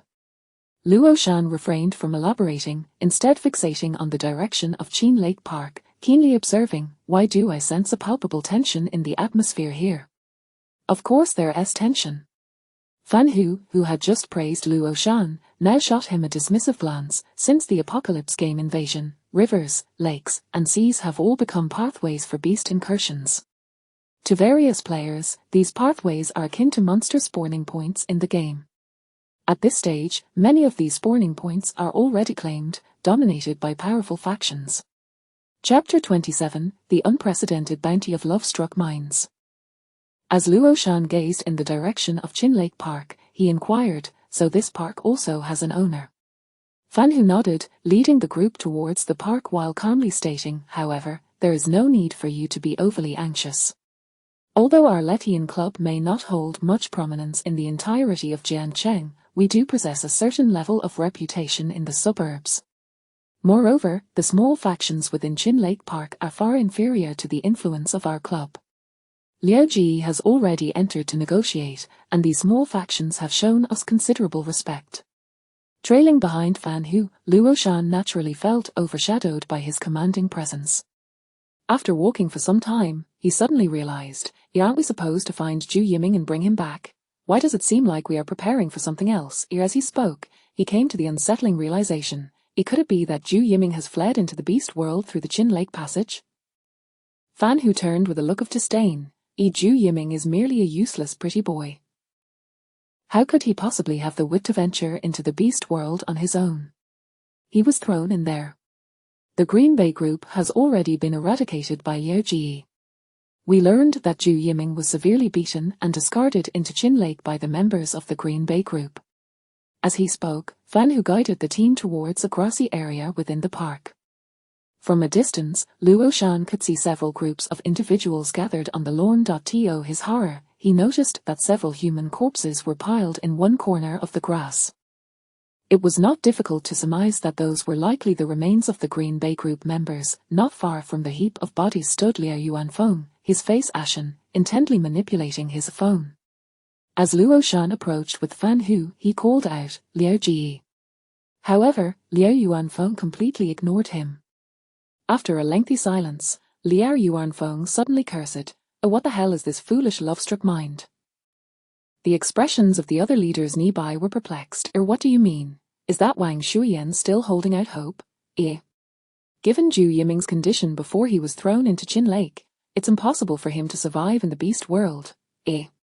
Even we, as formal players, have a low survival rate when entering the beast world through this passage. Let alone that useless pretty boy. Liao Captain, have you clearly communicated the situation to Wang Shuiyan? Liao Yuanfeng took a deep breath, his expression grim, his tone not the most pleasant. How could I not have made it clear? I explained the stakes to her in detail. But that foolish love-struck mind is incapable of processing any rational arguments. Her stance is incredibly rigid. I want to see him alive or dead. Even if Zhu Yiming's corpse has already been devoured by the beasts, she insists on finding the creature and performing a dissection. With the conversation reaching such a critical point, the leaders of various factions on the grassy area exchanged incredulous glances. Seriously? Is it really that exaggerated? I've heard of some brainless fans before the apocalypse, but in this doomsday scenario, can someone truly be this mindless in their obsession? Are there really such foolish individuals in this world? And they even formed a club. This is utterly surreal. It must be sheer luck. How can such people become powerful? Truly speechless. Ordinary individuals simply cannot comprehend Wang Shuiyan's thought process. Liao Yuanfeng was equally baffled. Otherwise, he would not have resorted to cursing her. He took another deep breath, his gaze sweeping across the gathered crowd. Wang Shuiyan's mindset is indeed difficult for the average person to grasp. However, she is genuinely concerned about Zhu Yiming and is willing to pay any price for him. In a recent private chat, Wang Shuiyan made it abundantly clear to me, she will not give up on finding Zhu Yiming. It won't be long before members of the Blood Swallow Club arrive to enter the Qin Lake Passage and search for him. I hope the 3 captains stationed at Qin Lake can show some leniency. The area of Qin Lake is not particularly vast. The 3 teams stationed here are not particularly dominant. Among them, only the captains hold formal player status, while the other members' abilities are roughly akin to those of the Death Squad members. Therefore, this level of team is naturally no match for the members of the Blood Swallow Club. Among the 3 captains, the one with a slightly stronger presence is Captain Wushu. He asked Liao Yuanfeng with a serious expression, "Do you know what the Blood Swallow Club intends?" Jian Yi, following Luo Shan's group, felt rather inconspicuous among the crowd, yet he listened intently. Liao Yuanfeng glanced around the assembly, slowly stating, Wang Shuiyan's position is as follows. The individuals sent by her Blood Swallow Club will undoubtedly use the Qin Lake Passage to search for Zhu Yiming. As for the non-Blood Swallow Club members, namely those from the Letian Club, Liao Yuanfeng cast a glance at Luo Shan and Fan Hu's group, then turned to the 3 captains of Qin Lake. The decision for us to enter the Qin Lake Passage to search ultimately lies with our own volition. Of course, this volition comes with a bounty offered by Wang Shuiyan. She stated that anyone willing to enter the Qin Lake Passage to find Zhu Yiming will receive an advance payment of 1 white quality longevity pill as a reward. Upon hearing this, the 3 Qin Lake captains visibly brightened. Even the Death Squad members like Fan Hu couldn't conceal their excitement. The beast world is indeed perilous, yet it is also rife with opportunities. There is no need to elaborate on the Death Squad's role. Their missions typically involve being the vanguard, exploring the beast world first. Generally speaking, when a faction intends to study and explore a certain area of the beast world, it often requires multiple exploratory missions. The initial 3 explorations are usually assigned to the members of the Death Squad. The Death Squad essentially serves as the trailblazers. Various factions will glean insights into the beast world based on the information brought back by the surviving Death Squad members. Once sufficient information is gathered, the factions can then dispatch formal members for exploration, thereby minimizing losses. As a member of the Death Squad, Fan Hu is well aware of this fundamental process. This means that their Death Squad is inherently tasked with leading the exploration of the beast world. Moreover, this time, the exploration of the beast world connected to the Chin Lake Passage comes with the added incentive of a white-quality longevity pill. For the Death Squad, this longevity pill is akin to a windfall, thus, Fan Hu made a swift decision: he would enter Chin Lake. The other members of the Death Squad shared the same sentiment. Only Luo Shan, having just joined the Death Squad and lacking familiarity with the mission protocols, felt somewhat bewildered. The three teams originally stationed at Chin Lake were equally tempted by Wang Shuiyan's bounty. After all, they understood that in this apocalyptic game world, the most effective way to rapidly advance is through exploring the Beast World. They had previously contemplated entering the Chin Lake Passage to explore the Beast World. However, due to the inherent dangers and their own insufficient strength, they had hesitated to commit. This time, while their primary task is to locate an individual, they can accompany a powerful faction into the exploration of the Beast World.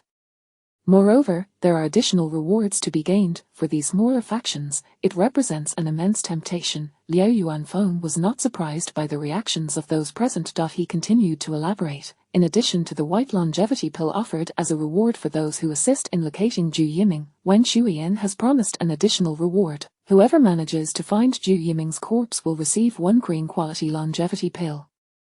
Furthermore, it will be a green longevity pill produced by a spinning wheel. Chapter 28, The Mysterious World of Ferocious Beasts. Hiss. As those words were uttered, the crowd, who had already been stirred with excitement, collectively inhaled sharply. Many, with fragile emotional fortitude, even found their eyes reddening on the spot. The green quality longevity pill produced by the Wheel of Fortune. It is indeed a precious item capable of extending one's life by at least a century. Such a treasure, even in the eyes of core members of the club, is regarded as a top-tier resource, and now, merely by discovering Zhu Yiming's corpse, one could obtain such a resource as a reward. This is outrageous. Luo Shan was indeed the one whose eyes brimmed with envy. He harbored deep-seated resentment, thinking, damn it, here I am, a living person, yet I am worth less than a pretty boy's corpse. A mere corpse can be exchanged for a green quality longevity pill that extends life by at least a century. Meanwhile, his own lifespan barely exceeded 10 years. Truly, comparing oneself to others is infuriating. The sentiments of the others were largely similar, as they once again felt the terrifying grip of infatuation, and this was not the end. For Liao Yuanfeng continued, and if one can locate the living Zhu Yiming and escort him back then, Wang Shuiyan promises a reward of one blue quality longevity pill. Moreover, you may freely select 3 items from the Blood Swallow Club's points repository. What the heck? Someone could not help but exclaim in surprise. A blue quality longevity pill. At this stage, it seems only Changjiar in Jiang City can concoct such a pill, right? And even Changjiar can at most only produce green quality longevity pills. This means the blue quality longevity pill offered by Wen Shuiyan must be a product of the Wheel of Fortune. And the blue quality longevity pill from the Wheel of Fortune. Goodness, it can extend life by at least a millennium. What does it mean to extend life by 1,000 years?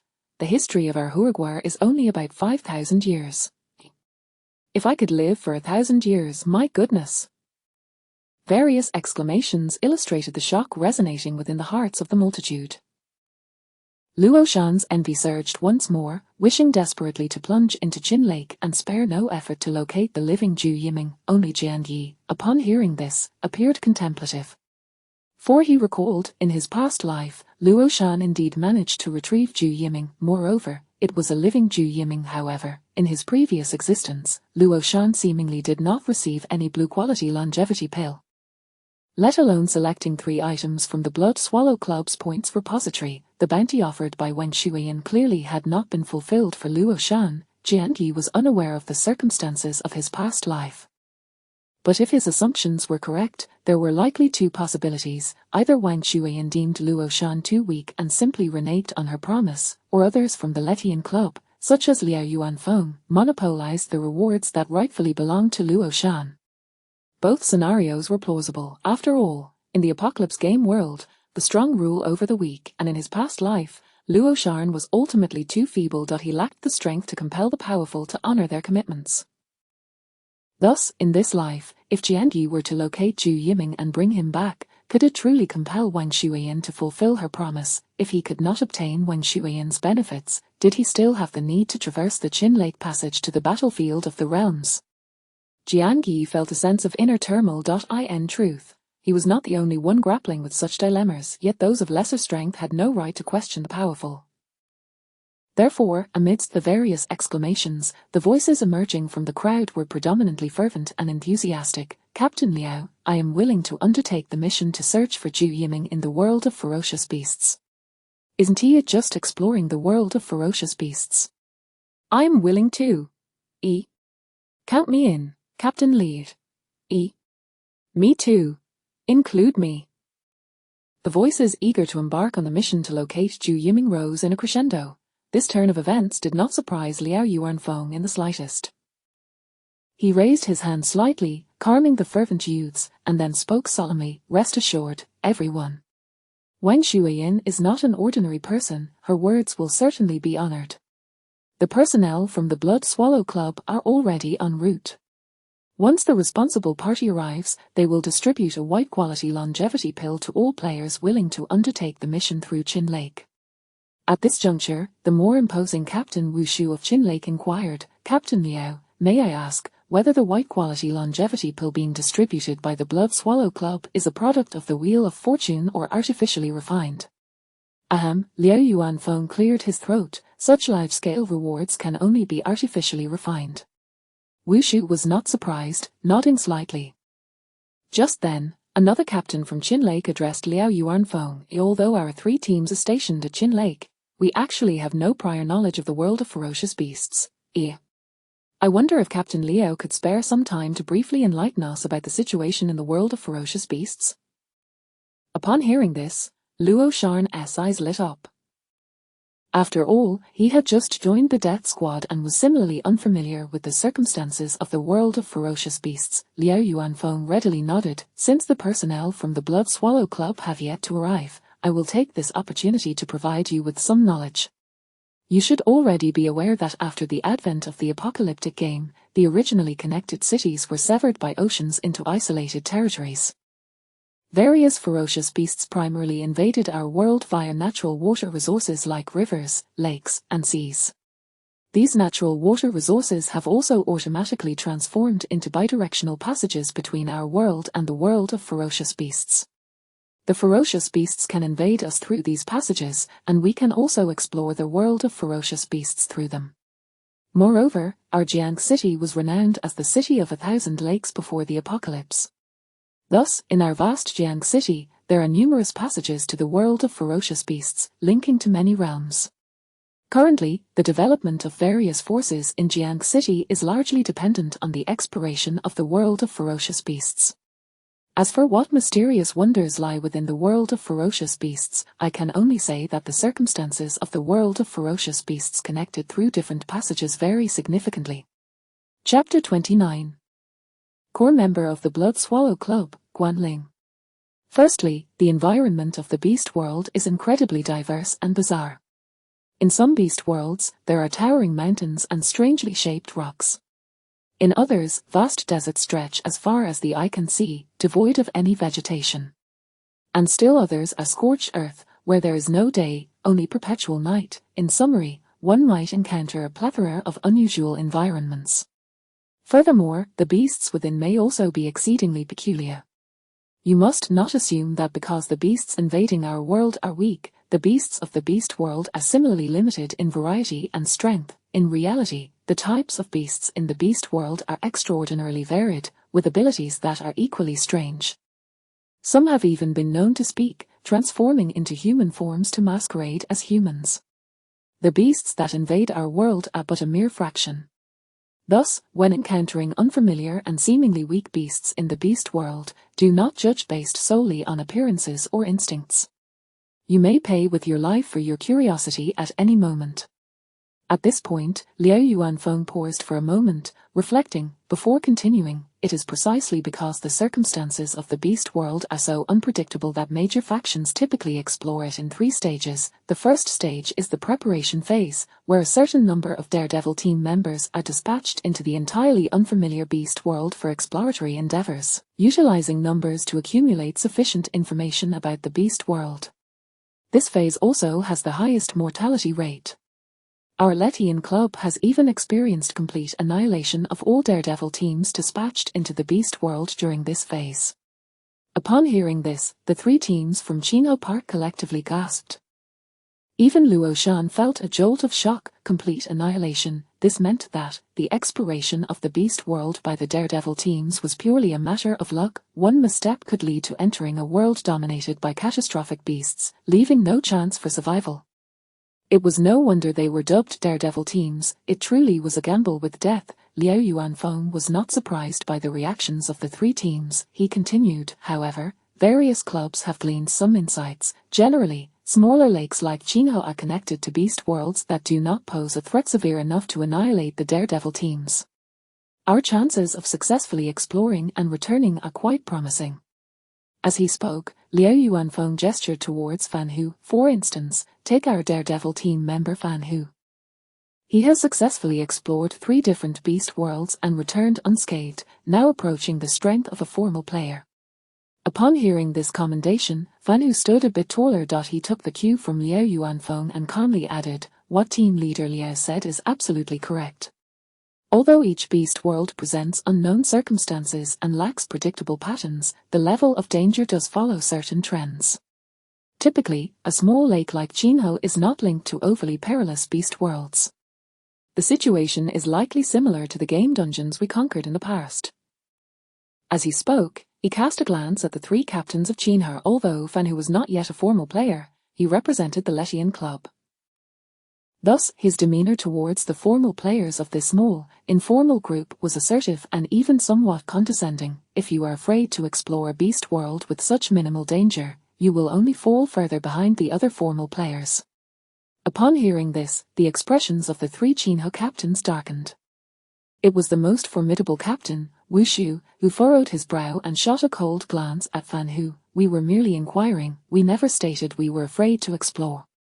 He then turned to Liao Yuanfeng and continued, "Team leader Liao only mentioned the first phase of exploring the beast world. What are the subsequent 2 phases? Upon hearing this, Liao Yuanfeng's gaze sharpened as he scrutinized Wu Shu, asking, "Captain Wu, are you perhaps considering joining our Letian club?" Wu Shu maintained an air of nonchalance, neither affirming nor denying. Liao Yuanfeng smiled and proceeded to elucidate. The second phase is known as the strategy phase. Once the Daredevil teams have gathered sufficient information, the club will arrange for formal members to form a more formidable team to conduct a more thorough exploration of the beast world. This phase of exploration can be regarded as a strategy, with the goal of thoroughly transforming the entire beast world into a resource for the club. And the third phase, naturally, is the harvest phase. By this stage, the beast world is essentially under the club's control. At this point, sending people in for exploration poses minimal risk to life and instead promises long-term gains. The reason we, as club members, are willing to pledge our loyalty is that we are drawn to the resources from the beast worlds that the club has successfully developed. The 3 captains of Qinghou were enlightened by this discourse. The newly inducted Daredevil Luo Shan's eyes sparkled with anticipation for the future of becoming a formal club member and enjoying the resources of the beast world. However, Captain Wu Shu pondered more deeply. After a moment of contemplation, he inquired, "Might I ask how many beast worlds your Letian club currently has complete control over?" Liao Yuanfeng's expression stiffened momentarily but quickly returned to normal as he smiled and replied, "That information is a club secret, not something we can disclose to outsiders." Wu Shu, not lacking in perceptiveness, quickly formed a rough estimate in his mind. After all, the apocalyptic game had only descended a month prior. It was conceivable that the prominent superpowers in the central district of Jiancheng had gained a foothold in the beast world. However, for a third-rate force like the Letian Club, while it might be considered a decent faction for ordinary small groups, it likely had not truly mastered any beast worlds. This suggested that what Liao Yuanfeng referred to as the third phase was largely a matter of empty promises. Of course, it could not be dismissed that, as time passed and the club's power continued to grow, Letian Club might genuinely acquire one or two beast worlds. Yet, who could accurately predict the validity of such unfulfilled promises? Wushu was somewhat ambitious yet hesitant, contemplating whether to join a third-rate faction like the Letian Club, shift his allegiance to a more formidable top-tier power in the center of Jiancheng, or remain as a captain in a loose group without too many constraints. Faced with these three choices, he, of course, did not make an immediate decision. Just as he was about to inquire further about the benefits and regulations of the Letian Club, he suddenly sensed a powerful aura approaching the direction of Qinhe Park. Simultaneously, a chorus of astonished voices erupted from the green lawn where their large gathering was located. What the heck, a 1,000-mile cloud leopard, this must be a level 5 beast. Help! Quickly, Captain! A powerful beast is on the loose. Wait, no, look at the person sitting on that cloud leopard. Could it be a beast that has taken on human form? Beasts capable of transforming into humans must be incredibly formidable, right? Oh no. We're doomed. Doomed, my foot. Liao Yuanfeng rolled his eyes and shouted to silence the cacophony of panic before adding, that is the core member of the Blood Swallow Club, Guanling. Chapter 30. The white longevity elixir for the green roulette. As the explanation unfolded, a figure riding a dark cloud leopard swiftly approached from the distance. It was only then that the crowd discerned that there was indeed a human player on the back of the cloud leopard. Moreover, she was a strikingly poised female player. In this apocalyptic game, it was a rarity to encounter a dignified female player. Furthermore, while Guanling's appearance might not be classified as breathtakingly beautiful, her commanding presence exuded the aura of an intrepid heroine. In addition, her curvaceous figure, poised atop such a magnificent dark cloud leopard, clad in a form-fitting black outfit, accentuated her likeness to the most potent wine and the wildest steed in existence. The sight of her ignited a fervent desire for conquest in the hearts of men. Her commanding presence and dramatic entrance prompted numerous players present to gulp and murmur, "Whoa, this is too impressive, right? Is she truly a woman? Is it possible that when Xueyan has lost her mind, how could she not be attracted to such a stunning woman and instead fancy some pretty boy? Goodness! The leader of the Blood Swallow Club is a woman, and the core member here is an absolute beauty. Could it be that the entire Blood Swallow Club is essentially a beauty club? Wow! Suddenly, I find myself wanting to join the Blood Swallow Club as well. I wonder if they accept male members. Whoa, I can't help but feel that Zhu Yiming is incredibly fortunate. I also want to be a pretty boy. Does this striking sister find my complexion appealing? Sister, come step on me. Whoa, could such a captivating sister also be a die-hard fan of Zhu Yiming? Impossible. Women with such a presence are typically driven by ambition. There's no way she has a romantic fixation. It was evident that many men gazing at Guanling atop the cloud leopard harbored desires akin to wolves spotting their prey, their yearnings for conquest glaringly apparent. Yet, Guanling appeared unfazed by the brazen stares. Her expression remained impassive, devoid of any emotion. With a single leap, she elegantly dismounted from the cloud leopard, landing gracefully on the lawn below. The rhythmic movement of her chest was firmly contained due to her tightly fitted attire. Jiangyi, blending into the crowd, could distinctly hear a few audible gulps, shaking his head in disbelief. Such a formidable woman was indeed capable of devouring men whole. Clearly, Guanling possessed a decisive and assertive character. Her gaze, more formidable than that of Liao Yuanfeng, swept across the assembled crowd, silencing the room instantly. Once she had commanded the attention of all, Guanling spoke with a sharp tone. The bounty from the Blood Swallow Club has been posted in the trading area. For those among you who are formal players, you may consult your life plates. Additionally, regarding the specifics of this search mission, Captain Liao from the Letian Club has likely briefed you already. As she spoke, Guanling scanned the crowd again, swiftly identifying Liao Yuanfeng among them, and inquired, "Are you Captain Liao?" The previously assertive Liao Yuanfeng now appeared somewhat intimidated in the presence of this commanding woman. However, he held his composure, nodding slightly. "Yes, Captain Guan, I am Liao Yuanfeng." "Sister Wang has mentioned you to me," Guanling acknowledged with a slight nod. then raised her hand, tossing a small jade vial in Liao Yuanfeng's direction. This is the reward from Sister Wang for your assistance in locating Zhu Yiming. Liao Yuanfeng deftly caught the reward, expressing his gratitude repeatedly. Guanling nodded in acknowledgement and addressed the crowd. The situation has become exceedingly urgent. For every minute we delay entering the beast world of Qin Lake, Zhu Yiming's chances of survival diminish. Therefore, I shall refrain from further pleasantries. Members of the Blood Swallow Club will be stationed directly at the edge of Qin Lake. Any among you willing to venture into the beast world to assist in the search may claim a white-quality longevity elixir. However, those who claim the white-quality longevity elixir must enter the beast world within 2 minutes. Should anyone consume our longevity elixir yet refuse to undertake the mission, Guanling raised her hand, revealing a fiery red spear that materialized in her palm. She twirled the spear with deftness, enhancing her already striking presence. Then, her gaze swept across the crowd again as she continued assertively, I will personally break their legs and forcibly throw them into the beast world of Qin Lake. Furthermore, any individual who accepts the mission must remain in the beast world for a full 8 hours unless they genuinely locate Zhu Yiming. If anyone dares to return prematurely and play the coward, I will likewise break their legs and toss them back into the beast world. Now, consider your options carefully. Those who still wish to accept the mission may proceed to the Qin Lake area and approach the Blood Swallow Club members to claim their longevity elixir.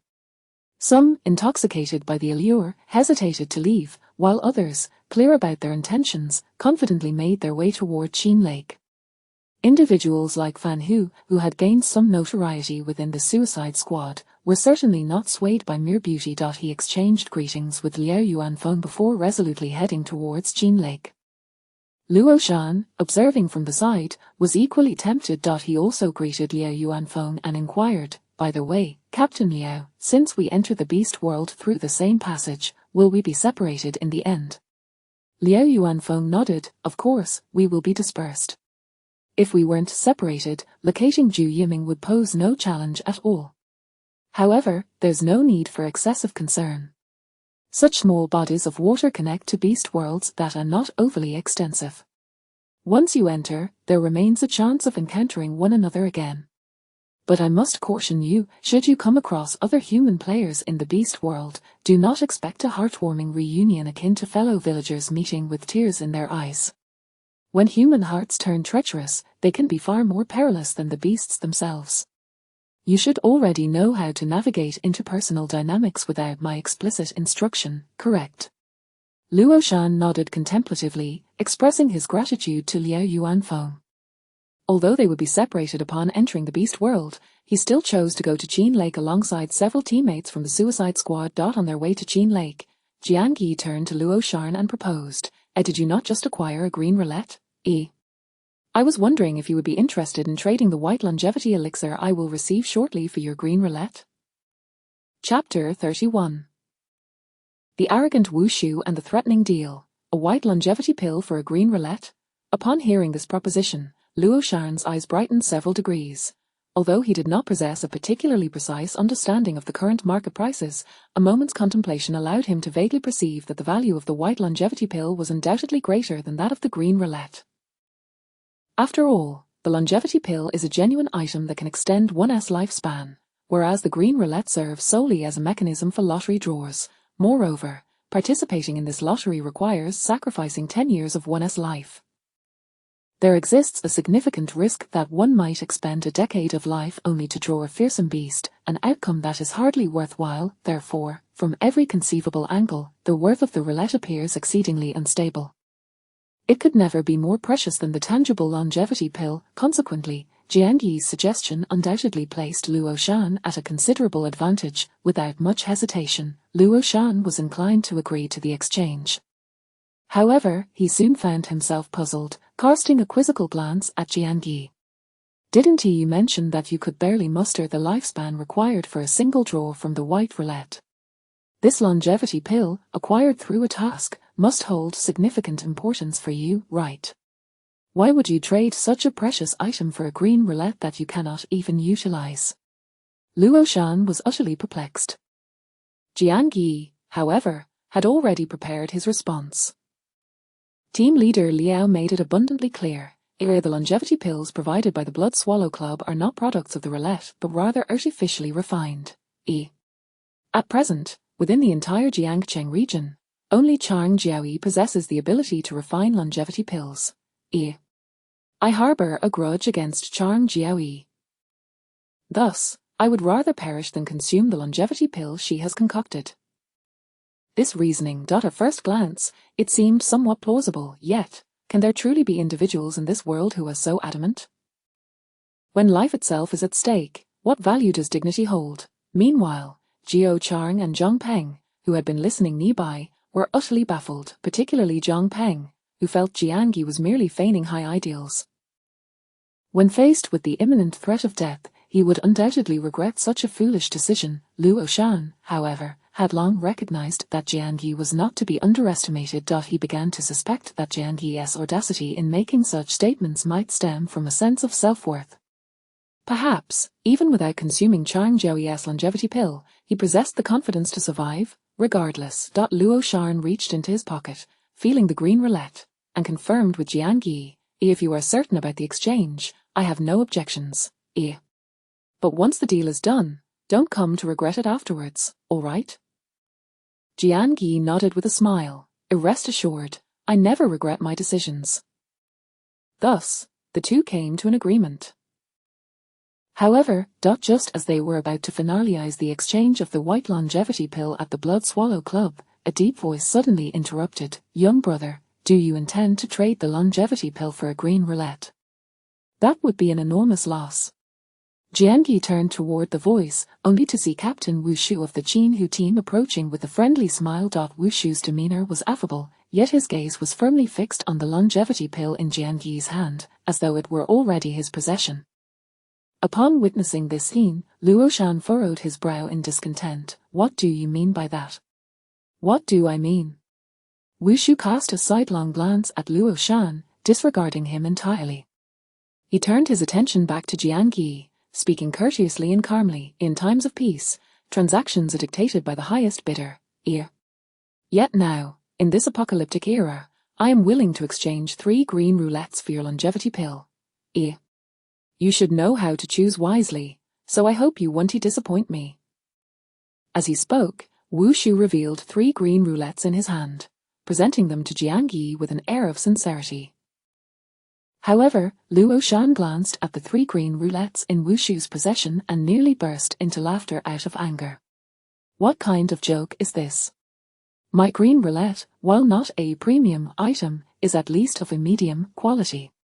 Yet you dare to present those 3 pieces of a trash quality and expect to trade for a longevity pill. How utterly shameless."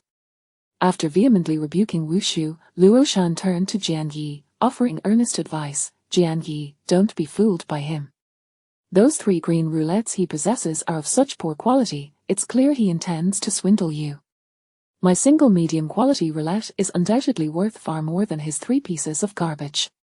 Before Jiang Yi could respond, Wu Shu shot a fierce glare at Luo Shan and then turned back to Jiang Yi with a meaningful expression. "Young brother, you must think this through. Team leader Liao just mentioned that the world of ferocious beasts is a place where lives are devoured. One misstep, and you could lose your life there. I, Wu Shu, may lack the backing of a club, but I am a formal player nonetheless. I am not afraid to tell you that although I am currently only at level 1, my combat power nears 200. By trading with me now, not only do you gain a numerical advantage in roulettes, but you also have the opportunity to establish a rapport with me. Should we encounter each other in the world of ferocious beasts, perhaps I might extend my goodwill and assist you. But if you choose to trade with this fellow, then you may find yourself with nothing of value." The final remark, "nothing of value," was laden with ominous implications, serving as a blatant threat. It suggested that should Jiang Yi decline his offer, he might face dire consequences upon entering the world of ferocious beasts. For a moment, even Luo Shan, who had just been passionately defending Jiang Yi, was rendered speechless by the palpable threat embedded in Wu Shu's words.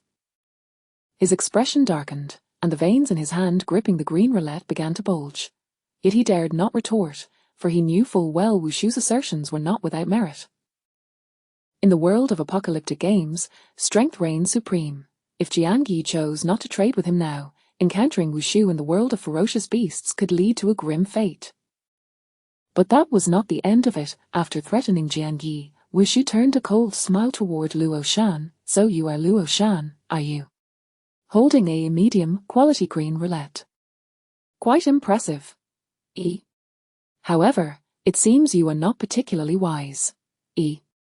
With a medium-quality green roulette in your possession, rather than keeping it under wraps, you flaunt it so brazenly. Are you not concerned about being killed for your precious green roulette once you enter the world of ferocious beasts? This statement, delivered under the guise of a friendly warning, was laced with veiled threats. Luo Shan's pupils constricted. He discerned the underlying meaning in Wushu's words. Given his earlier confrontation with Wushu, he had undoubtedly earned the latter's animosity should they cross paths in the world of ferocious beasts. Wushu would likely not hesitate to take lethal action against him. In that instant, Luo Shan's countenance grew even more grim. The thought of entering the world of ferocious beasts filled him with trepidation. Yet he had already received the longevity pill from the Blood Swallow Club. As Guanling had just stated, those who received the longevity pill could not renege on their tasks. What to do? Just as Luo Shan's expression turned ashen, another voice echoed through the air. Captain Wu, your arrogance is quite something. Do you truly believe our Letian club holds no regard for the members of the Suicide Squad? How dare you threaten them openly? If anyone harbors ill intent towards a member of our Letian club, as their captain, I cannot remain indifferent. But what to do? How can we eliminate such dangers in their infancy? Liao Yuanfeng approached slowly while casting a meaningful glance at Wushu. Wushu, not being foolish, immediately grasped the threat implied in Liao Yuanfeng's words from the phrase eliminate in their infancy. This was clearly a warning. If Wushu dared to claim he would pursue members of the Letian club in the world of ferocious beasts, then Liao Yuanfeng would not hesitate to eliminate him before he could even set foot in there. In that instant, the tides turned. Luo Shan's spirits lifted, while Wushu's expression darkened. Their emotions underwent a complete reversal. Wushu gritted his teeth, quickly suppressing his murderous intent, and forced a smile. Just joking, just joking. How could I harbor any ill will towards members of the Letian club? Captain Liao must have misunderstood. It's merely a longevity pill. I simply wish for this young brother Jiangyi to have more options rather than being deceived by a teammate he mistakenly considers close. At any rate, young brother Jiangyi, the choice is now yours.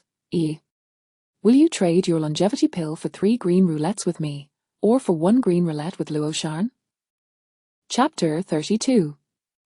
Naturally, choose the 3 roulette wheels. Liao Yuanfeng cast a glance at Jiangyi, offering him support as he declared, Jiangyi, you have the backing of the Letian club. The club is your stronghold. Whether you choose to exchange with Luo Shan or Wushu, follow your heart without any psychological burden. Hearing Liao Yuanfeng's authoritative endorsement, Luo Shan couldn't help but smile faintly, feeling an increased sense of belonging to the Letian club. The onlookers, witnessing Liao Yuanfeng's protective demeanor, also began to perceive joining the club as an appealing choice, as it provided a safeguard against being bullied by anyone. Wushu wore a forced smile, acutely aware that the 3 green roulette wheels in his possession were indeed of poor quality. Such inferior wheels were hardly desirable, even if offered for free. Jiangyi, logically and emotionally, should have chosen, I will select the 3 roulette wheels in Captain Wu's possession. Wushu momentarily froze, abruptly turning to Jiangyi. You're not joking, are you? Liao Yuanfeng furrowed his brow slightly. Have you thought this through, kid? Jiangyi, with a hint of helplessness, smiled at Wushu. Actually, when Captain Wu first arrived, I intended to swap those 3 green wheels with you. It was just that Captain Wu, with your incessant chatter, gave me no opportunity to speak. Upon hearing this, Wushu felt a wave of awkwardness wash over him. However, after a few seconds of discomfort, he suddenly surmised that Jiangyi's statement was likely a fabrication. This young man must still be rattled by his earlier threats. Even with Liao Yuanfeng's support, Jiangyi probably remained anxious about facing him in the beast world. Thus, he was simply doing him a favor by choosing to trade with him. With this realization, Wushu stood a bit taller. He cast a teasing glance at Luo Shan while laughing heartily at Jiangyi. Young man, you have great potential. What I said earlier still stands. If we encounter each other in the beast world, I will protect you. Jiangyi found the situation amusing and expressed his gratitude, while onlookers began to murmur derisively about his choice. This kid is truly cowardly. Even with Captain Liao defending him, he still grovels before Wu Shu. He is really embarrassing the Letian Club. Exactly. How can such a shameless and spineless waste be allowed in the Letian Club? They bringing disgrace upon themselves. HMPH, with such a coward, he will never achieve anything in life, so what if he joins the Letian Club? He is bound to perish in the beast world on this mission. In my opinion, being able to yield is not necessarily a bad thing. Moreover, times have changed. Sometimes, being a dog beside a strong person grants more dignity than merely being human. Har har, then you go ahead and kneel to be a dog. I, for one, shall stand tall and proud as a human. Jiangyi paid no heed to the disparaging remarks. Others might assume he made such an absurd choice out of fear of offending Wushu. However, in reality, the 3 green roulette wheels held by Wushu were far more valuable to him than Luoshan's single green wheel. To him, the quality of any roulette wheel was inconsequential. The only downside was that he had approached Luoshan first but was now opting to trade with Wushu. After exchanging the 3 green roulette wheels with Wushu for a white longevity pill, Jiangyi then turned his attention to Luoshan. Luoshan's expression was noticeably unnatural, yet he did not share the sentiment of the other onlookers who believed Jiangyi was too afraid to offend Wushu. After all, Jiangyi had sought to exchange longevity pills for roulette wheels precisely because he refused to consume the longevity pills concocted by Chang Jiaoyi. Deep down, he was imbued with a profound sense of pride. How could he suddenly bow and scrape before Wushu? Hence, Luoshan concluded that Jiangyi was not lying. His choice was not born of fear but rather genuine admiration for Wushu's 3 roulette wheels. As Luoshan contemplated this, he glanced down at the green roulette wheel in his hand and made a sudden decision. Captain Liao. Liao Yuanfeng, still displeased with Jiangyi's choice, turned to Luoshan with a frown. What is it? Luoshan, gripping the roulette wheel tightly, spoke with determination. I wish to draw from this green roulette wheel before we enter the beast world. I hope Captain Liao can provide me with protection. Luoshan's words were calm, yet they sent ripples through the crowd, akin to stones cast into water. Particularly, Wushu chuckled lightly, casting a derisive glance. The others murmured among themselves. It seems Luoshan has been provoked by Wushu. Feeling embarrassed, he believes he must regain his dignity by enhancing his strength, leading to this impulsive decision. I suspect he is genuinely frightened by Wushu's previous remarks, worried that he might actually encounter Wushu in the beast world. At that point, not only would he lose his life, but Wushu might also snatch away his green roulette wheel. Such a fool who loses his composure at the slightest embarrassment is unlikely to achieve anything in the future. Liao Yuanfeng also perceived Luoshan's decision as somewhat rash and furrowed his brow, attempting to dissuade him. Drawing from a green roulette wheel costs 10 years of life. How many years of life do you have left? Are you certain you've thought this through? Don't act impulsively at this juncture. Nevertheless, Luoshan remained unaffected by the mocking voices around him. His gaze was steadfast as he solemnly declared, I have given it considerable thought. Even if the Qin Lake is not vast and the beast world it connects to is not overly perilous, for someone like me, a non-formal player, there remains danger. Rather than regret in the face of real peril, it is wiser to prepare thoroughly before entering. The quality of this green roulette wheel in my possession is commendable. If I can draw something beneficial, it may very well save my life. Conversely, if I hesitate now, clutching this green roulette wheel but lacking the courage to draw, I would merely squander the remainder of my life when faced with danger. Luoshan spoke with conviction and clarity of thought. By this performance, he hardly seemed impulsive. After a moment's hesitation, Liao Yuanfeng nodded. Very well, as long as this decision is not made rashly, I can agree to assist you. However, you must first show me the options available on your green roulette wheel, so I can ascertain whether I am qualified to provide protection. Understood. Luoshan nodded and briefly displayed his green roulette wheel to Liao Yuanfeng. The quality of Luo Shan's green wheel was indeed impressive, boasting 5 favorable effects among 10 options. The remaining 5 negative effects included 3 curses and 2 beast-related drawbacks. The 2 beast-related options were not particularly formidable, easily manageable by Liao Yuanfeng alone. Hence, he nodded and led Luo Shan to a grassy area away from the crowd, stating, "Very well, let us draw here." Chapter 33, The Lucky Bracelet and the BGM Speaker. Holding the verdant spinning wheel, Luo Shan felt a tumult of emotions. This marked his inaugural attempt at spinning the wheel for himself. Regardless of the outcome, he would wield complete dominion over whatever he obtained.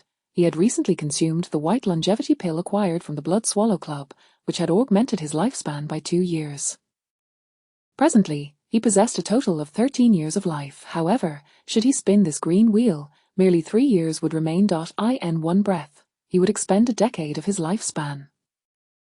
Previously, even when faced with the prospect of sacrificing a single year for the White Wheels lottery, Luo Shan had been overwhelmed with anxiety. Now, the gravity of 10 years intensified his trepidation manifold. Yet, unlike his previous frenzy when spinning the white wheel, he maintained an exterior of composure and dignity. Despite the tempest within, he appeared remarkably steady. Luo Shan recognized this growth within himself and suddenly grasped the ancient tale of Meng Mu's 3 relocations. Indeed, one's environment can profoundly shape an individual. He had once mingled with a group of aimless, parasitic beings, spouting empty bravado and proclaiming grand aspirations of defying fate, but now he had distanced himself from those parasites.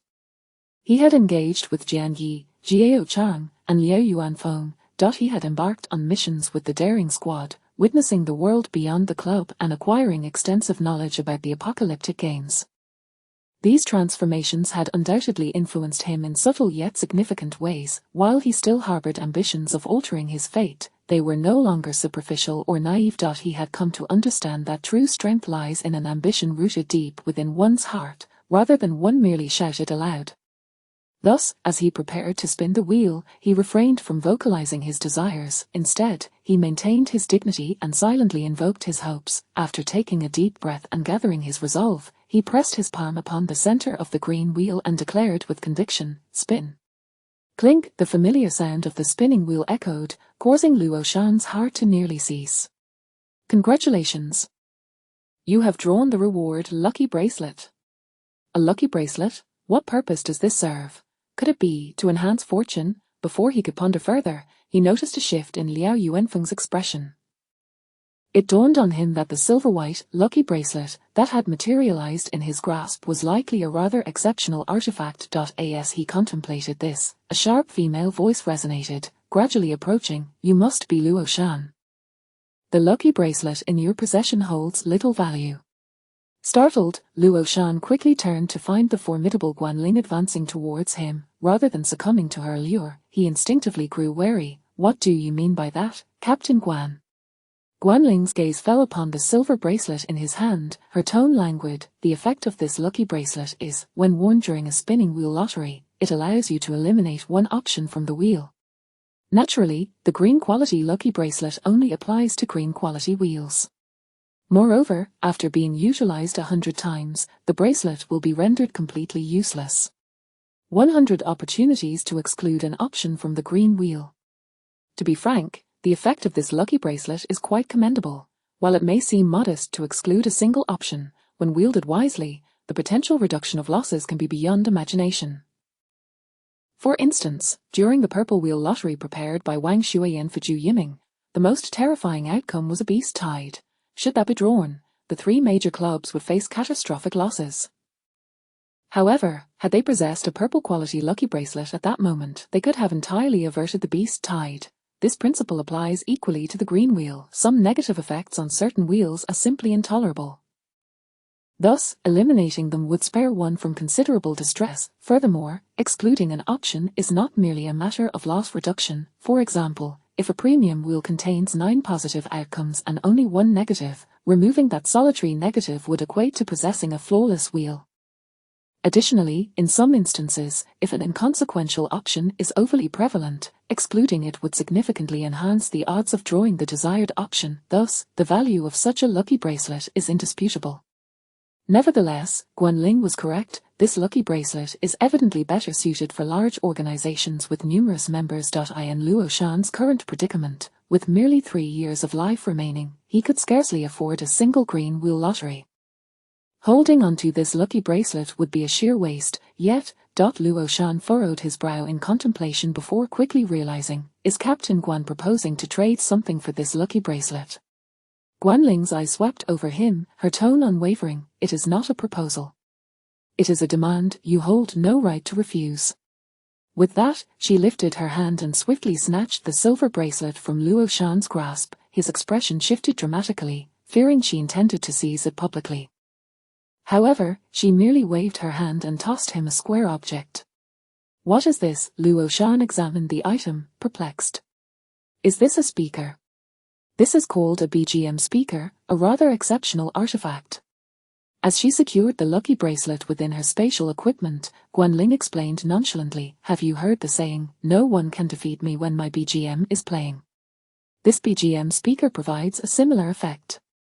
Upon hearing this, Luo Shan's eyes widened in disbelief at Guanling's generosity in bestowing such an extraordinary artifact upon him. Yet she added, it is not as exaggerated as you might think. This speaker is merely of green quality, it cannot render one invincible. It contains 3 tracks of BGM. They are Amazing Grace, Ambush, and Homeward Bound. Amazing Grace enables beasts below level 5 to harbor no hostility towards you. This effect is akin to beast repellent, but the BGM's influence is significantly stronger. Ambush grants you a battle frenzy state, enhancing your combat prowess. Homeward Bound serves to mitigate or even eliminate certain negative effects while also accelerating the recovery of your injuries, stamina, and mental state. The BGM speaker is undoubtedly one of the more commendable options obtainable from the green wheel. Clearly, it is far more practical for you than the lucky bracelet. As Luo Shan absorbed Guanling's explanation of the BGM speaker, a look of delight spread across his face. This speaker, with its balanced offensive and defensive capabilities, was indeed ideal for him. However, he was not foolish. A moment's reflection made it clear that the BGM speaker's value likely paled in comparison to that of the lucky bracelet. Yet, what recourse did he have? His strength simply did not match that of Guanling, if not for the backing of the Letian Club, and given that Guanling had outright seized his lucky bracelet, what could he have done? In the context of this apocalyptic game, the weak possess no voice, there is no possibility of negotiating fairness with the strong. At this moment, Luo Shan had gained profound insights. He refrained from quibbling with Guanling and instead graciously expressed his gratitude. This demeanor prompted Guanling to regard him with renewed interest, remarking, your mindset is commendable. The onlookers, witnessing Luo Shan's successful draw and receiving Guanling's praise, erupted with envy and admiration. This fellow actually drew the lucky bracelet. What extraordinary luck! In hindsight, it seems he benefited by not exchanging the green wheel for Jiangi's longevity pill. With the BGM speaker, his chances of survival in the beast-infested world have undoubtedly increased. Truly, a case of fortune arising from adversity. As the spectators marveled, they discreetly scrutinized Wushu. His demeanor remained unchanged, leaving no hint of his thoughts. In contrast, Liao Yuanfeng was taken aback by Luo Shan's remarkable draw from the green wheel. As he expressed his astonishment, he suddenly turned to Jiangi and casually remarked, why not take advantage of the momentum and draw from your 3 green wheels? I can assist in safeguarding you. Wushu's heart skipped a beat upon hearing this. While Luo Shan had drawn something valuable, if Jiangi were to also acquire a good item, it would be utterly embarrassing for Wushu. Nevertheless, the 3 wheels in Jiangi's possession were all of inferior quality, making the odds of drawing something worthwhile exceedingly slim. Thus, there was no need for alarm. Wushu steadied his composure and smiled at Jiangi. Young brother Jiang, do you wish to draw now? I can also provide protection. Chapter 34, Chinese should regret stealing the elixir, a lottery now. Jiangi shook his head decisively. With the lifespan I possess, I am not even eligible for the white roulette. How could I possibly participate in the green roulette?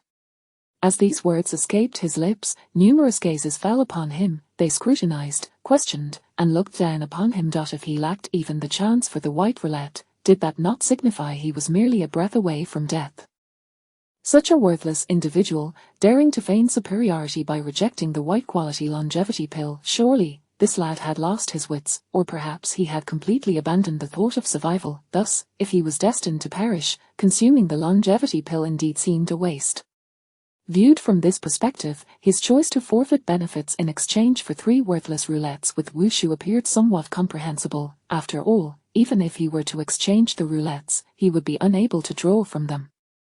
Yet, if he could not draw at all, then possessing the roulettes was nothing but a futile expenditure. Wushu's mind began to whirl with schemes, contemplating how this fool was undoubtedly eager to curry favor with him. Why not simply consider that the white longevity pill was a gift and have those 3 green roulettes returned as well? Just as Wushu shamelessly pondered how to reclaim the 3 green roulettes from Jian Yi, the latter had already turned away, striding towards the Qinghai Lake. Hey! Jian Yi, wait for me. Wushu hurriedly chased after him, yet Jian Yi appeared oblivious to his call, leaping directly into the lake. Typically, individuals embarking on their inaugural journey through such a lake passage into the world of fierce beasts would exhibit hesitation and trepidation, often accompanied by anxiety and fear. Yet, Jian Yi exhibited no such signs of uncertainty, further fueling the onlooker's suspicions that this lad might genuinely be seeking death. That Jian Yi leaping into the Qinghai Lake resembles someone actively courting demise. Such a useless individual has no capability to survive in this apocalyptic world.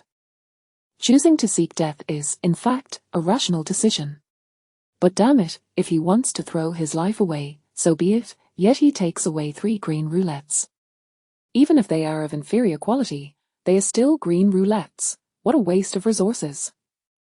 Wushu inwardly cursed as well. After a moment of indecision, he too jumped into the Qinghai Lake. Meanwhile, the strikingly graceful Guanling gazed intently at the direction Jian Yi had plunged into, deep in thought. What is wrong, Captain Guan? What are you staring at? Liao Yuanfeng approached and peered as well. Guanling furrowed her brow and inquired, that lad, is he named Jiang Yi? Yes, Jiang Yi.is there a problem? Guanling focused intently for a moment before withdrawing her gaze, remarking with significance, that lad does not speak a single truthful word. He is not as unworthy as he claims, lacking even the chance for the white roulette. I have observed. Like Luo Shan, he possesses a temporary state of 5 in all attributes. And his lifespan is 21 years. Moreover, the watch adorning his wrist, if I am not mistaken, should be a spatial artifact. As this cascade of information unfolded, Liao Yuanfeng was left utterly dumbfounded. A 5 in all attributes, 21 years of lifespan, and he possesses a spatial artifact. What a clever lad. Is he playing the role of a pig to eat the tiger? No, but how did you? Liao Yuanfeng suddenly regarded Guanling with a look of sheer astonishment. Guanling arched an eyebrow with an air of sophistication. I possess a detection skill that allows me to probe the data panels of players whose levels do not exceed mine. Her words were delivered with casual lightness.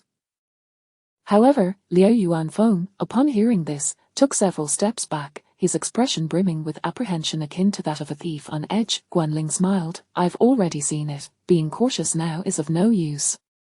Liao Yuanfeng's lips twitched slightly, his demeanor towards Guanling remaining resistant. Guanling then inquired further, what is the background of Jian Yi? I just overheard some discussions around here that he has a grudge against Shang Jiaoyi. Liao Yuanfeng shook his head slightly. I am not quite sure myself. That lad seems to have recently ascended from the lifespan worm to the death squad. Even if there is some connection with Shang Jiaoyi, it should pertain to matters before the invasion of the apocalyptic game. It's likely one of those cliché love stories filled with unrequited love and bitterness. Liao Yuanfeng spoke with a casual tone, even expressing some disdain. Yet, Guanling remained contemplative, unable to restrain himself. Liao Yuanfeng queried her again, what is the matter? What are you thinking about? Guanling fell silent for a moment, then countered with a question, are you familiar with the Silver Frost Club? Liao Yuanfeng pondered for a moment before nodding, I've heard of it. It seems to be a second-tier force that has developed fairly well in the central urban area. Guanling affirmed with a nod, I have heard that the Silver Frost Club originally had the potential to evolve into a first-tier force. However, due to one of the club's rigid regulations, dissatisfaction arose among the members, leading to some even exiting the Silver Frost Club. Members voluntarily leaving the club. This was no trivial matter, Liao Yuanfeng frowned deeply, utterly baffled. What sort of rigid rule is that? If a significant number of club members oppose it, such a rule should be abolished promptly.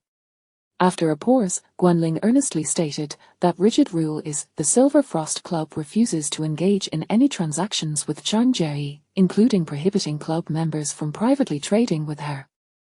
Liao Yuanfeng was rendered speechless. No way, what kind of joke is this, prohibiting transactions with Changji? At this stage, in the entire Jiancheng area, isn't Changji the only one capable of concocting longevity pills? Of course, not long ago, Sun Hao from their Letian club had also drawn the formula for a longevity pill.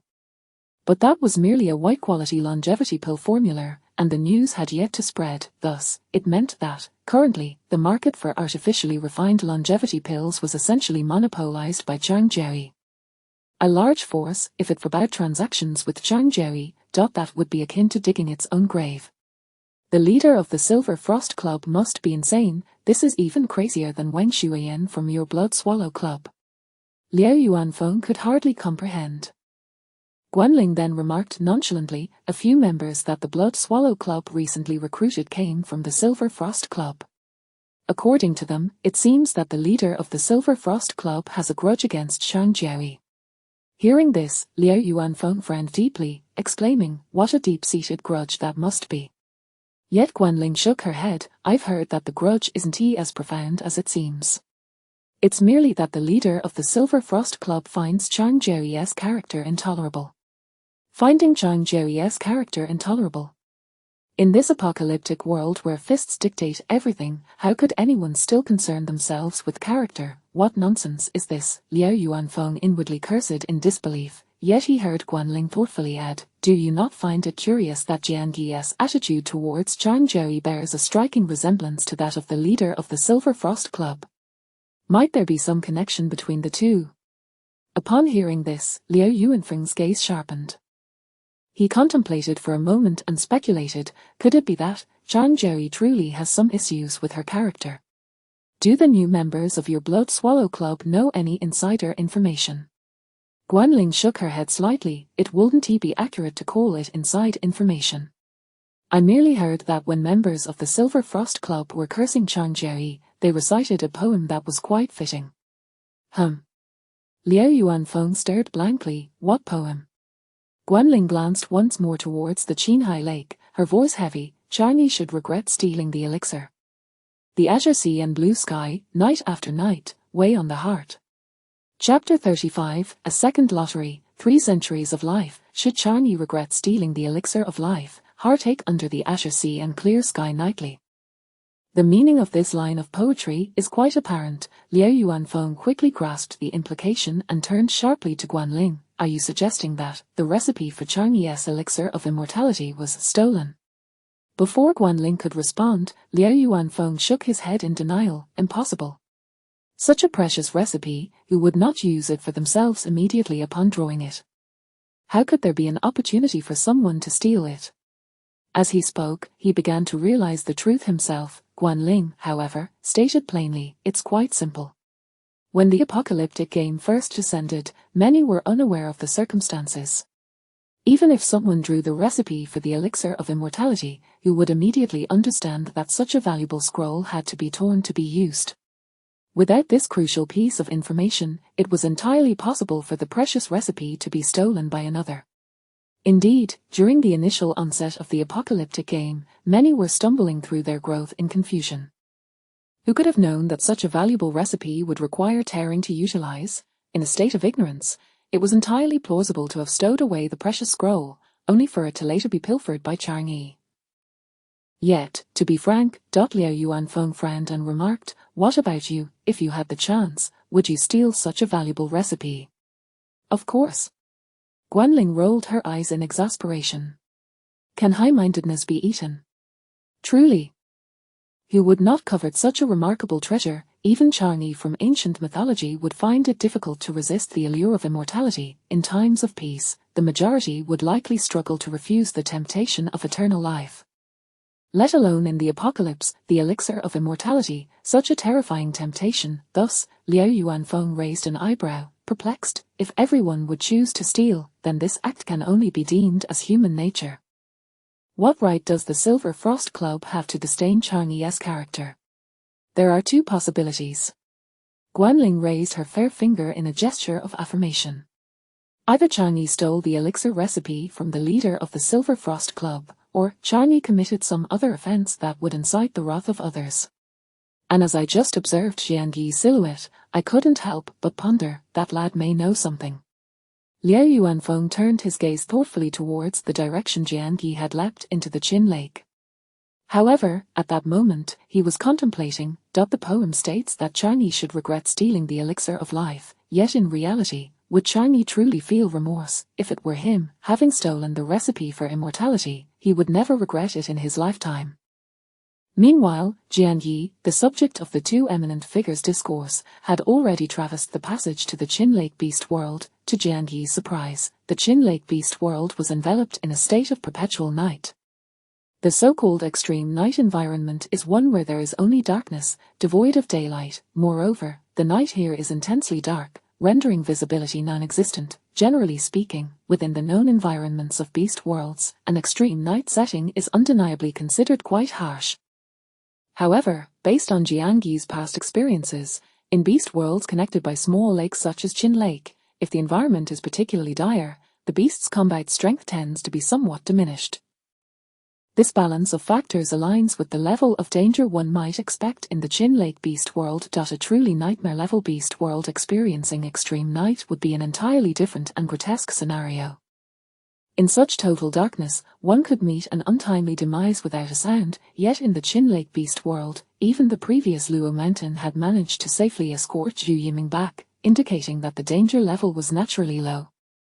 Having braved countless beast worlds in his past life, Jianyi felt no trepidation in the face of this extreme night environment. Instinctively, as his visual perception was impaired, his other senses sharpened remarkably. Through heightened olfactory, auditory, and tactile awareness, he quickly deduced that he was situated in a plain. Surrounding him were some insects, possibly mildly venomous, yet posing little threat. Jianyi remained vigilant. He had long since formulated a plan. Although the beast world is perilous, it also offers fewer opportunities for others to pry into secrets. If this beast world indeed lacked significant threat, he would not mind lurking and developing cautiously within the Qin Lake Beast World. The first step in his cautious development was to draw from the roulette. While others gambled their lives drawing from the roulette, he would take off from the spot. Jianyi flipped his hand and retrieved the 4 roulette wheels stored in his spatial wristwatch. Indeed, 4, in addition to the 3 green wheels belonging to Wu Shu, there was also a blue wheel obtained from Zhao Quan. Jianyi intended to draw from all 4 wheels in one go. As for what he would draw, his foremost consideration was the elixir of immortality. After all, his current lifespan was a mere 21 years, rendering him ineligible to draw from the blue wheel. Fortunately, among the 3 green wheels, one contained an option for the elixir of immortality. Without a moment's hesitation, he drew that particular wheel first. Please select the reward from your designated roulette. 1. Elixir of immortality. In his heart, Jianyi silently and adept chanted Sat Smiley I choose 1, elixir of immortality. Instantly, the green wheel emitted a familiar, melodious sound. Ding! Congratulations, you have drawn the reward. Elixir of immortality. It was as simple as that. While others toiled and risked their lives for a chance at such a precious elixir, for him, it was effortlessly within reach. Even though this was not his first time designating a reward from the wheel, Jianyi could not suppress his excitement and joy. He immediately consumed the green quality elixir of immortality that had appeared in his hand. Glancing once more at the data panel, he observed that the lifespan section had skyrocketed from 21 years to 372 years, an astonishing increase of over 300 years in a single breath. This was the miraculous effect of the elixir of immortality produced by the green wheel. The results were nothing short of extraordinary. At that moment, Jianyi recalled his old classmate Chen Liang, who, upon his rebirth, had also drawn an elixir of immortality from the green wheel. That fellow had obtained such a precious green elixir, yet had merely traded it for a lavish meal and some so-called enhanced treatment. Such a transaction was clearly imbalanced, however. As a parasitic entity, he had no choice in the matter. This was also the reason the club was willing to support such parasitic beings, even if a parasitic entity incurred losses in 100 draws. As long as one elixir of immortality was obtained, the club would reap substantial profits. Jiangyi shook his head slightly, choosing not to dwell on it any longer. With his lifespan sufficiently extended, he was not in a hurry to continue spinning the green wheel. Instead, he grasped the more precious blue wheel, which Zhao Quan had gone to great lengths to embed in his body for private possession. Its quality was undoubtedly exceptional, yet, no matter how high the quality of the wheel or how beneficial the options, ultimately, only one reward could be designated. At this moment, Jiangyi found himself in a quandary, as there were two options on the blue wheel that he greatly desired. Chapter 36, Upgrade, Enjoy First, Worry Later. Among them, one item stands out as an urgent necessity for Jiangyi, the Upgrade Command Token. As soon as he acquires the Upgrade Command Token, he can swiftly ascend to Level 1. Level 1 represents a significant watershed moment. Only by reaching Level 1 can he obtain the exclusive command plate for the Apocalypse game, thus becoming a genuine official player. At that juncture, he will be able to utilize the exclusive command plate to access a plethora of additional player functions within the Apocalypse game. For instance, he can view various leaderboards and even compete for leaderboard rewards. Furthermore, through forums and chat channels, he can gather an abundance of information. More critically for him, he can leverage the trading capabilities of the official player community to rapidly amplify his advantages gained from the Wheel of Fortune. By engaging in constant transactions, he can expedite his acquisition of numerous wheels. Subsequently, he can exchange the rewards drawn from these wheels for even more wheels. Then, it will be a frenzy of draws, and more draws.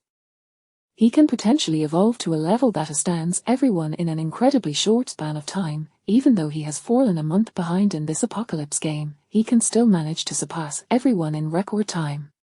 He may even redefine everyone's understanding of the game. Hence, the Upgrade Command Token is of paramount importance to Jiangyi at this stage. Its acquisition will directly influence the speed of his rise. However, the second choice on the blue wheel that perplexes him is a significant item known as the Crown of Death. Most individuals, lacking investigative skills, would not discern the true value of this item merely by glancing at the 4 characters, Crown of Death. Yet, Jiangyi, having been reborn and possessing extensive knowledge, understands the effects of the Crown of Death without the need for investigative skills. Crown of Death consumes 100 years of lifespan upon binding, automatically triggers upon receiving lethal damage, grants the binder 1 year of lifespan instantly and revives them in peak condition. Revive, just the mere mention of this word underscores the extraordinary nature of this item. Of course, the blue quality Crown of Death is only effective for players below level 10. Moreover, the Apocalypse game features certain death methods that surpass lethal damage, which can entirely bypass the effects of the Crown of Death. Nevertheless, regardless of the limitations, one cannot deny the extraordinary nature of this item. It essentially grants players below level 10 an additional life. Life is singular. How precious it is, no matter how extraordinary an item may be, it cannot surpass the value of life. Furthermore, upon realizing he can designate rewards from the wheel, Jiangyi cherishes his life even more. Growth can take a little longer, revenge can be delayed, but life, by all means, must be preserved. Therefore, the Crown of Death option on the blue wheel is equally significant to him. Moreover, the difficulty of acquiring the Crown of Death and the Upgrade Command Token differ substantially. Items like the Crown of Death only appear as options on the wheel, based on his past life experiences. Encountering the Crown of Death among hundreds of thousands of blue wheels is a rare occurrence. Even with his ability to designate wheel rewards, it is unlikely he will encounter a wheel with the Crown of Death option in the near future. In contrast, the difficulty of obtaining the Upgrade Command Token is considerably lower. Not only can it be drawn from the blue wheel, but it can also potentially be found in certain unique environments within the beast world. There is also a chance to obtain it by defeating specific formidable beasts.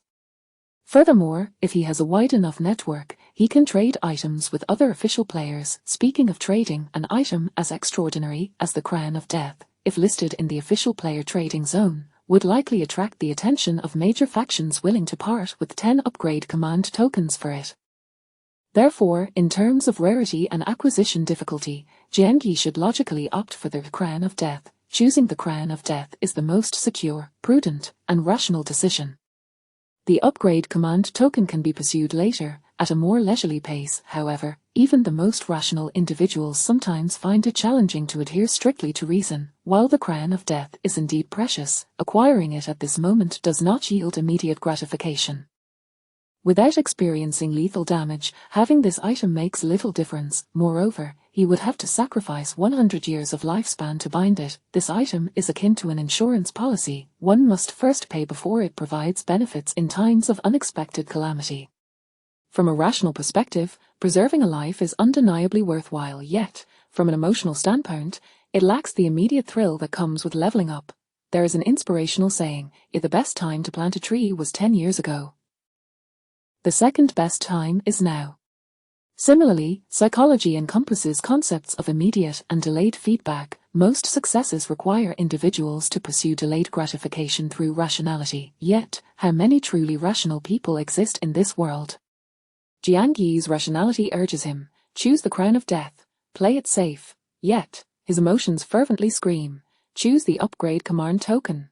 It will be exhilarating. At this moment, Jiangi ultimately succumbs to his feelings.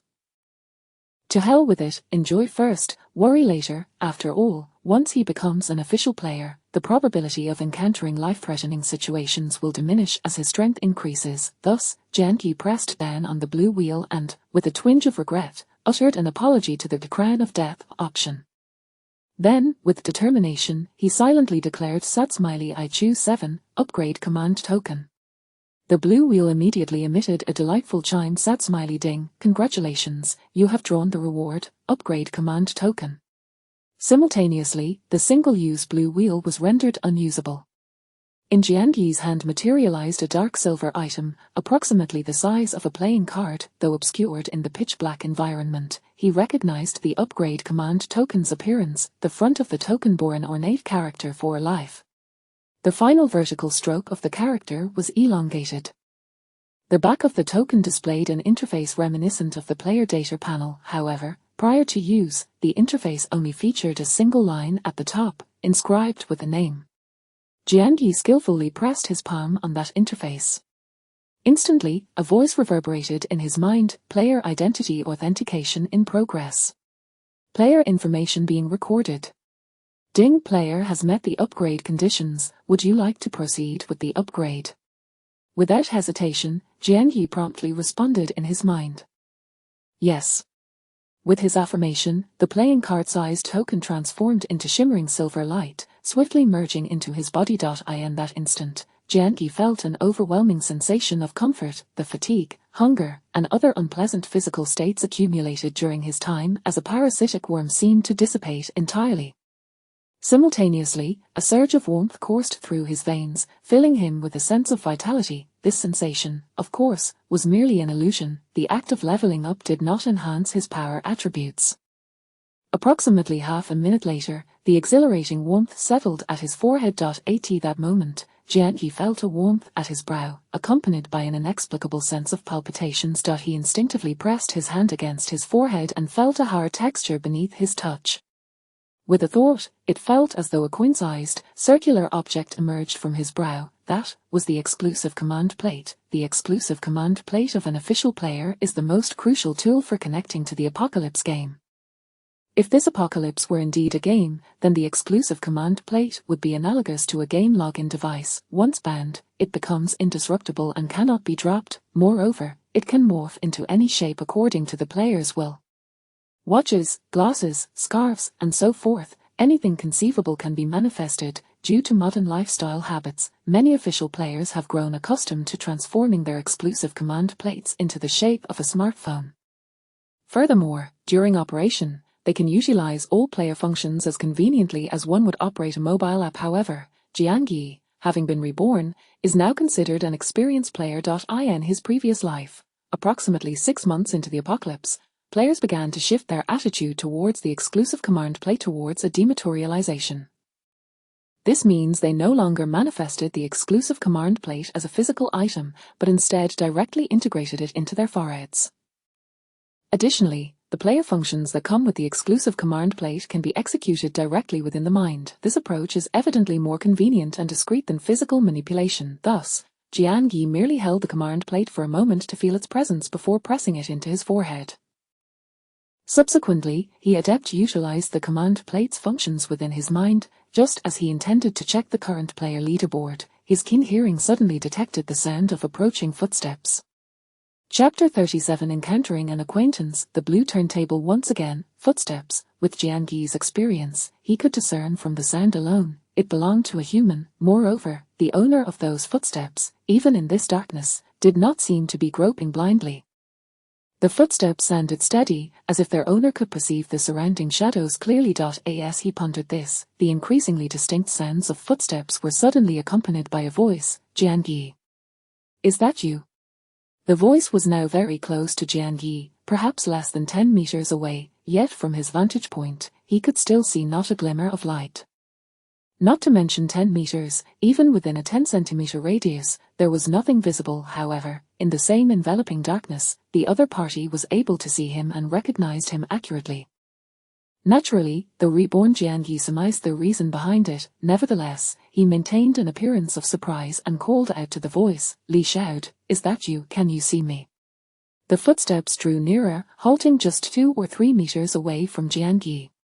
He remained vigilant internally, yet wore a face of relief and even joy at encountering a familiar face. Li Shao's voice conveyed excitement, as he explained, "Yes, it's me, I can see you." This extreme night environment of the beast world is not merely an ordinary darkness. In such places, even with glowing fireflies or other illuminating tools, light cannot pierce through. Yet there exists a wondrous fruit that aids players in seeing within such environments. As he spoke, Li Shao reached out and grasped Jian Yi's hand. This gesture bore no aggression, and Jian Yi did not resist. He soon felt a cool fruit placed in his palm. This fruit is called internal clarity, consuming 1 grants 2 hours of night vision. I had some of these fruits on me, having previously accompanied a death-seeking team through other beast worlds. However, these fruits aren't exceptionally rare. They typically grow in beast worlds characterized by extreme night. The principle is somewhat akin to the notion in martial arts novels, where a cure for poison is always found within 7 steps of a venomous snake. You should consume this internal clarity. Once your vision improves, everything will become much easier. Throughout his time with the death-seeking team, Li Shao had always appeared simple and unassuming. Now, his demeanor towards Jian Yi radiated the excitement and warmth of an old acquaintance. His words were filled with goodwill. Jian Yi, feigning the naivety of a newcomer to the beast world, exhibited no suspicion as he consumed the internal clarity. The cool taste bore a hint of spiciness. Simultaneously, a prickling sensation surged in his eyes, yet he could indeed perceive his surroundings. While not as clear as during the day, his basic ability to discern objects was assured. Jian Yi, embodying the wonder of a novice tasting internal clarity for the first time, exclaimed with delight, "This is truly remarkable, it genuinely allows one to see in the night." Li Shao chuckled amiably, "Har har. Ever since the apocalypse game began, has there been any shortage of the miraculous? As you gradually mature, your experiences will broaden. Oh, by the way." As he spoke, Li Shao suddenly appeared to recall something, his expression turning excited as he regarded Jian Yi. He scrutinized Jian Yi carefully, and after some deliberation, lowered his voice. "Little Jian, tell me honestly, when I saw you perform that shoulder throw on Zhang Peng, your movements were remarkably fluid. Do you possess some martial prowess, perhaps concealing your skills?" Jian Yi, appearing the novice, did not respond immediately but cautiously countered Li Shao's inquiry. "Uncle Li, what is the purpose of this sudden question?" "It's nothing much, it's just that on my way here, I discovered a blue turntable." Li Shao intentionally lowered his voice, yet his excitement was palpable. "Unfortunately, there are beasts guarding the vicinity of that blue turntable. My own strength is insufficient, and I lack the century of lifespan required to activate the blue turntable, so I had to give up. However, now that I've encountered you, I believe that together we might devise a way to obtain it." As he spoke, Li Xiao urged, based on my experiences with the death-seeking team, the blue turntable itself is already quite precious. Furthermore, the turntables scattered throughout the beast world are generally of a higher quality than those we usually obtain from defeating monsters. If we could acquire that turntable, it would be a significant gain. Jiangyi remained calm internally, yet outwardly, he feigned intrigue as Li Xiao desired. However, he did not immediately acquiesce but instead looked at Li Xiao, expressing his dilemma. But even if we manage to secure that blue turntable, there is only one, and we are two, that is easily resolved. Li Xiao replied breezily, we can discuss it as we walk. The location is quite close. Jiangyi did not decline, and thus followed Li Xiao towards the northwestern direction of the extreme night plain. After walking for only a few minutes, Li Xiao pointed to a tall, bare tree. Look at that tree, in that bird's nest, isn't that the blue turntable? Following his gaze, Jiangyi indeed saw, nestled within the bird's nest atop the tree, a blue turntable. Typically, the turntables scattered throughout the beast world are dropped upon the death of beasts. In this particular beast world of Qinhou, the beasts generally possess low levels. The fundamental reason for their low levels is their bloodline. A lowly bloodline equates to diminished intelligence. With low intelligence, they neither speak nor assume human forms. These low-level beasts do not handle the fateful turntables but allow them to scatter freely. Consequently, in the early days of the apocalypse, players often stumbled upon such scattered fateful turntables in many low-level beast worlds. In contrast, the circumstances in high-level beast worlds are markedly different. Those beasts with noble bloodlines are referred to as the Beast Clan. The Beast Clan can utilize fateful turntables just like human players for their own lotteries. Furthermore, the reason the Beast World later came to be known as their domain battlefield is that human players discovered that these noble-blooded beasts not only possess intelligence comparable to humans but also an inherent lifespan vastly exceeding that of humans. A human infant's lifespan reaches a maximum of merely 100 years, yet, some young beasts from the Beast Clan can have lifespans starting at tens of thousands of years. Thus, as the Apocalypse game evolved, when human players ventured into the true domain battlefield, they gradually realized that humanity is, in fact, the lowest tier of the food chain among myriad races. However, that revelation would only come a year into the Apocalypse game. In the present moment, Jiangyi, after surveying the blue turntable nestled in the bird's nest, curiously asked Li Xiao, I see the blue turntable, but I don't observe any beasts guarding it. Chapter 38. No grudges, no enmity with Li Xiao. When I last looked, there was a rather fierce bird in that nest. Yet now, that ferocious bird seems to have vanished. Perhaps it has flown off in search of food. At this point, Li Xiao's expression suddenly brightened with excitement, and he spoke rapidly. Since the fierce bird is absent, let us seize this opportunity to snatch that blue spinning wheel. That nest appears quite large. Who knows what other treasures it might conceal? As he spoke, Li Xiao dashed towards the tree. He turned to Jiangyi and inquired, Hey, Jiang, how adept are you at climbing trees? Or perhaps you could keep watch for me while I ascend to pilfer the nest. After a moment's hesitation, Jiangyi replied, I suppose I can keep watch nearby. Excellent, I shall act swiftly. Li Xiao's tone was filled with enthusiasm. Without delay, he sprinted towards the tree. His speed and efficiency were indeed remarkable. Despite his outwardly simple and sturdy appearance as a middle-aged man, his ascent was fluid and swift, like a rabbit in motion. Within less than 2 minutes, he had reached the nest, retrieved its contents, and returned in haste. Run, quickly, we must find a place to divide our spoils. Li Xiao exclaimed, clutching their ill-gotten gains as he urged Jiangyi to hasten. The two of them sprinted in the opposite direction for quite some time before finally hiding in a secluded hollow beneath a hill. Leaning against the slope, Li Xiao was panting heavily, yet his face was alight with joy as he murmured, I have long heard that the world of fierce beasts is rife with opportunities. I never imagined that upon entering, I would stumble upon a blue spinning wheel. Har har, and there's a nest full of bird eggs. Indeed, in addition to the blue spinning wheel, Li Xiao had also pilfered a nest of pure black bird eggs. He paid them little mind, focusing instead on the blue spinning wheel. Upon closer inspection, he gasped in astonishment. Whoa! This is extraordinary, simply phenomenal. 10 options, 8 of which yield positive effects. Moreover, longevity elixir, upgrade token. And even the recipe for the longevity elixir. Goodness, there's even an incredible talent. Outrageous, exceptional, this spinning wheel is truly remarkable. Li Xiao's voice was laced with uncontainable excitement, akin to a beggar who had just won a 5 million jackpot. Logically, Jian Yi, who had recently forsaken their crown of death to choose their upgrade token, should have felt regret upon seeing another blue spinning wheel featuring the same option. He ought to lament his prior choice and wish he had selected a crown of death instead, or even consider that had he drawn the blue spinning wheel a moment later, he might have had an additional choice. However, Jian Yi remained remarkably calm. Not only was his inner peace evident, but his expression was equally serene, betraying none of the expected excitement of a novice encountering a premium blue spinning wheel. Noticing Jian Yi's unusual demeanor amidst his own elation, Li Xiao's brow furrowed in concern as he asked, "Jiang, why do you seem so unfazed?" Jian Yi merely smiled gently and cryptically replied, "What should I be excited about? Killing Uncle Li to seize this blue spinning wheel." The implications in his words caused Li Xiao's expression to shift, and he visibly tensed. After a moment of anxiety, he resolutely handed the blue spinning wheel to Jian Yi, speaking earnestly, "Rest assured, Jiang. I am not like that fool Zhang Peng.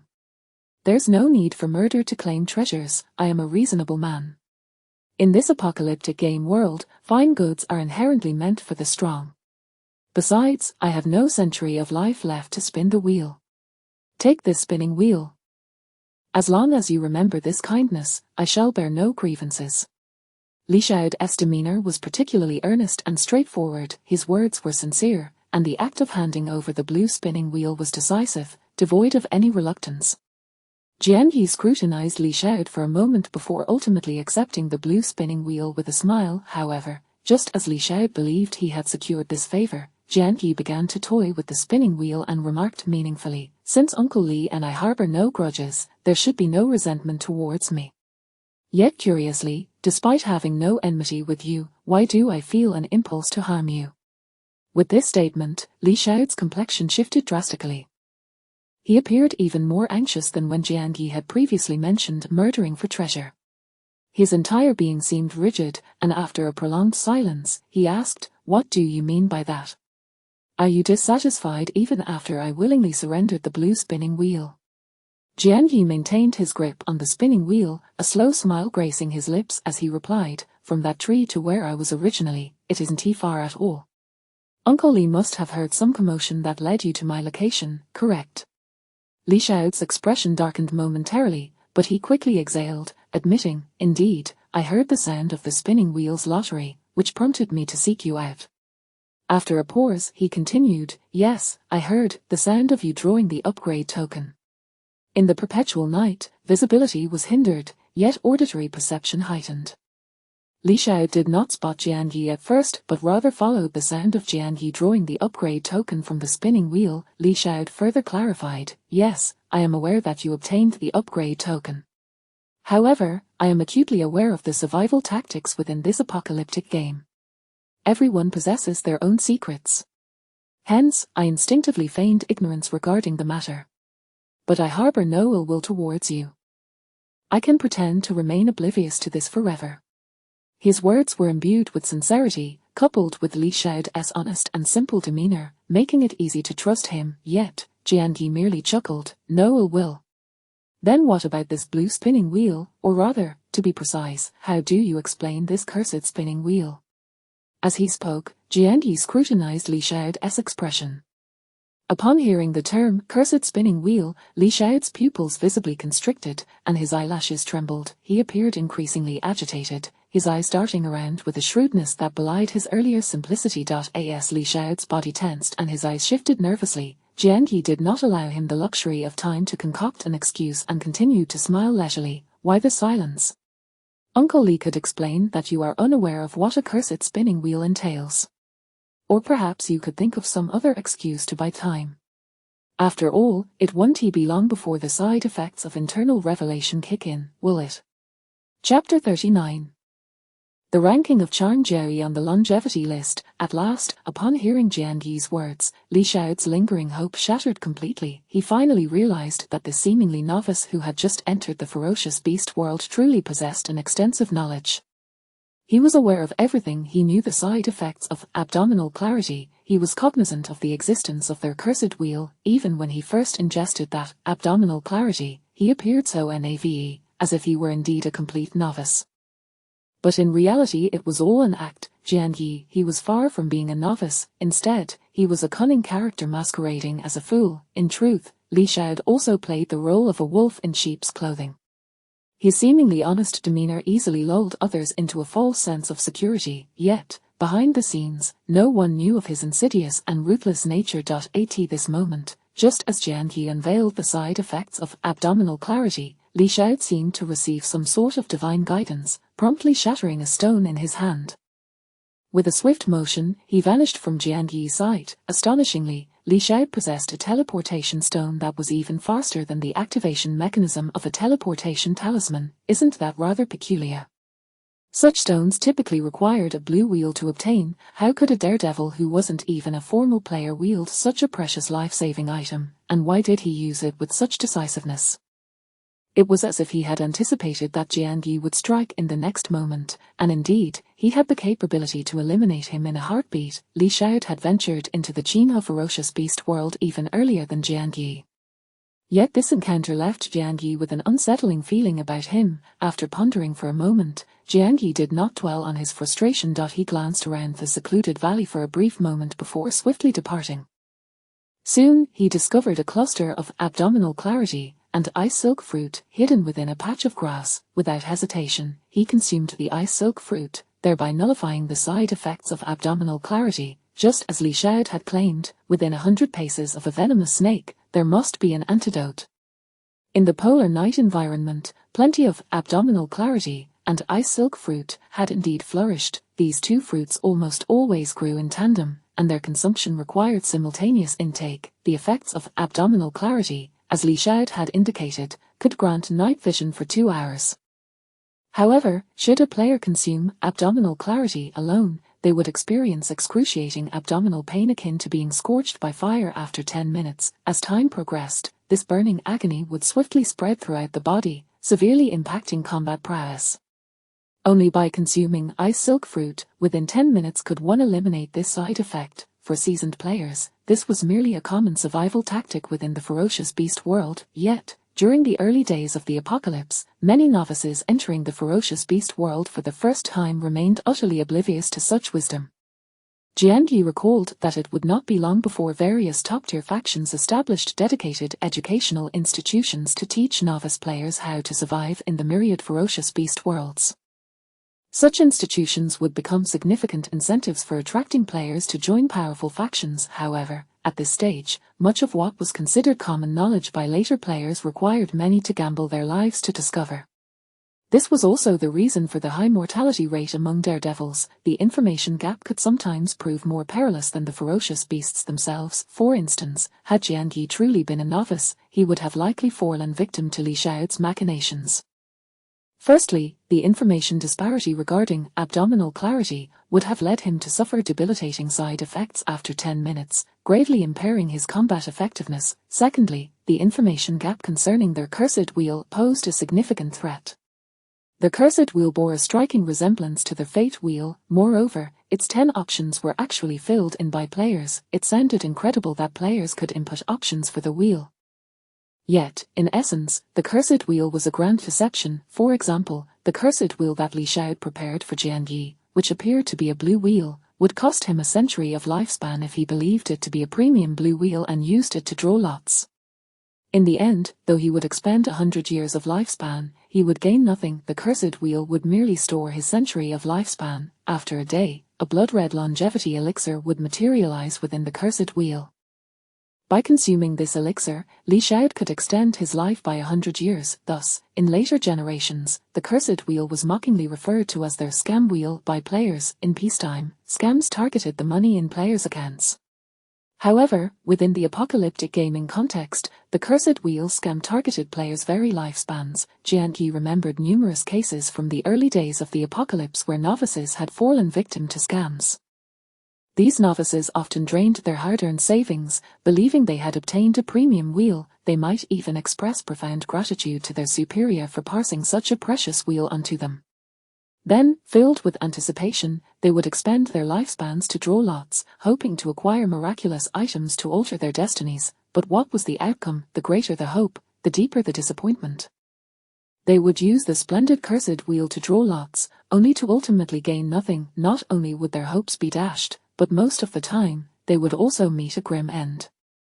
For instance, had Jiangyi been a foolish novice, he would have experienced the following, believing himself fortunate to have stumbled upon a premium blue wheel, eagerly consuming 100 years of lifespan to draw lots. Daydreaming about what marvelous item he might procure, only to find that his century of lifespan had been squandered without yielding any rewards. Then, almost immediately, the side effects of abdominal clarity would kick in.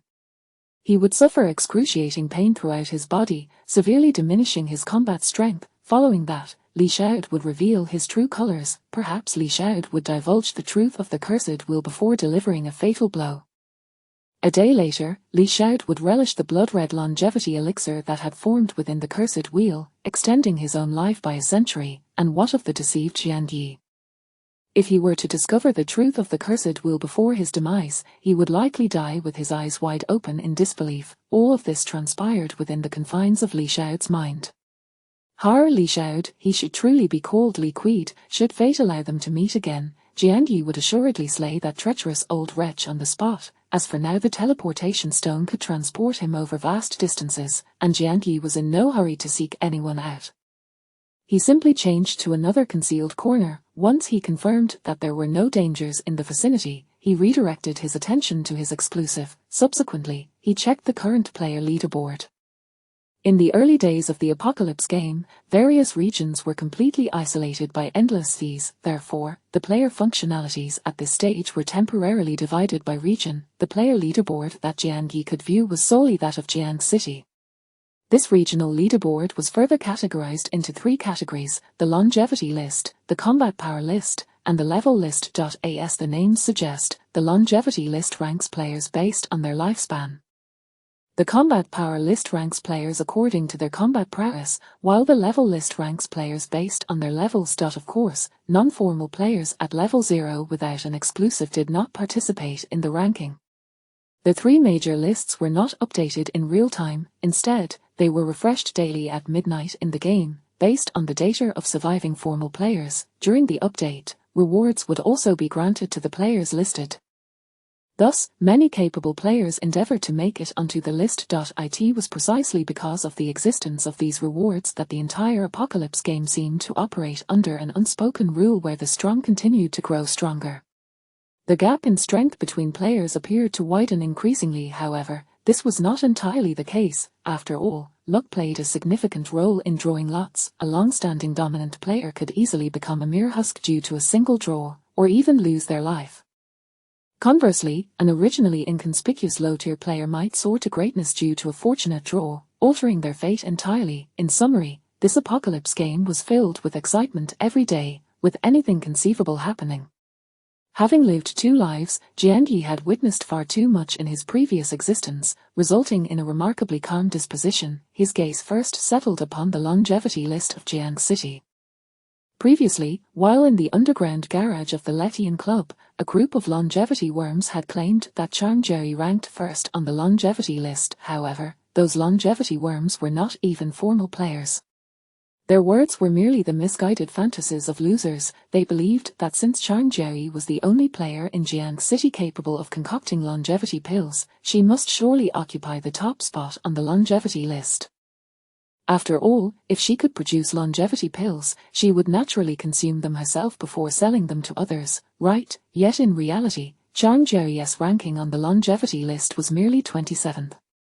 Jiangyi felt no surprise at this ranking whatsoever, as 2 significant factors influenced Changzhou's lifespan ranking. Chapter 40, The Mechanism of Upgrades and Levels of Existence. The primary reason lies in the elixirs crafted by Changzhou, or rather, all artificially concocted longevity pills. Not only do they pale in comparison to those produced by the roulette in terms of extending lifespan, but they also come with much stricter consumption restrictions. In the apocalyptic game, players cannot indulge in longevity pills like mere candies, gorging themselves to achieve a dramatic increase in lifespan. Generally speaking, when it comes to artificially refined longevity pills, it is advisable to space out their consumption by at least 4 hours, otherwise, the efficacy of the medicine is significantly diminished. In contrast, the longevity pills from the roulette only require an interval of 1 hour to ensure their effectiveness. To put it simply, in a span of 24 hours, consuming the inferior, artificially crafted longevity pills can only allow for a maximum of 6 doses, taken every 4 hours.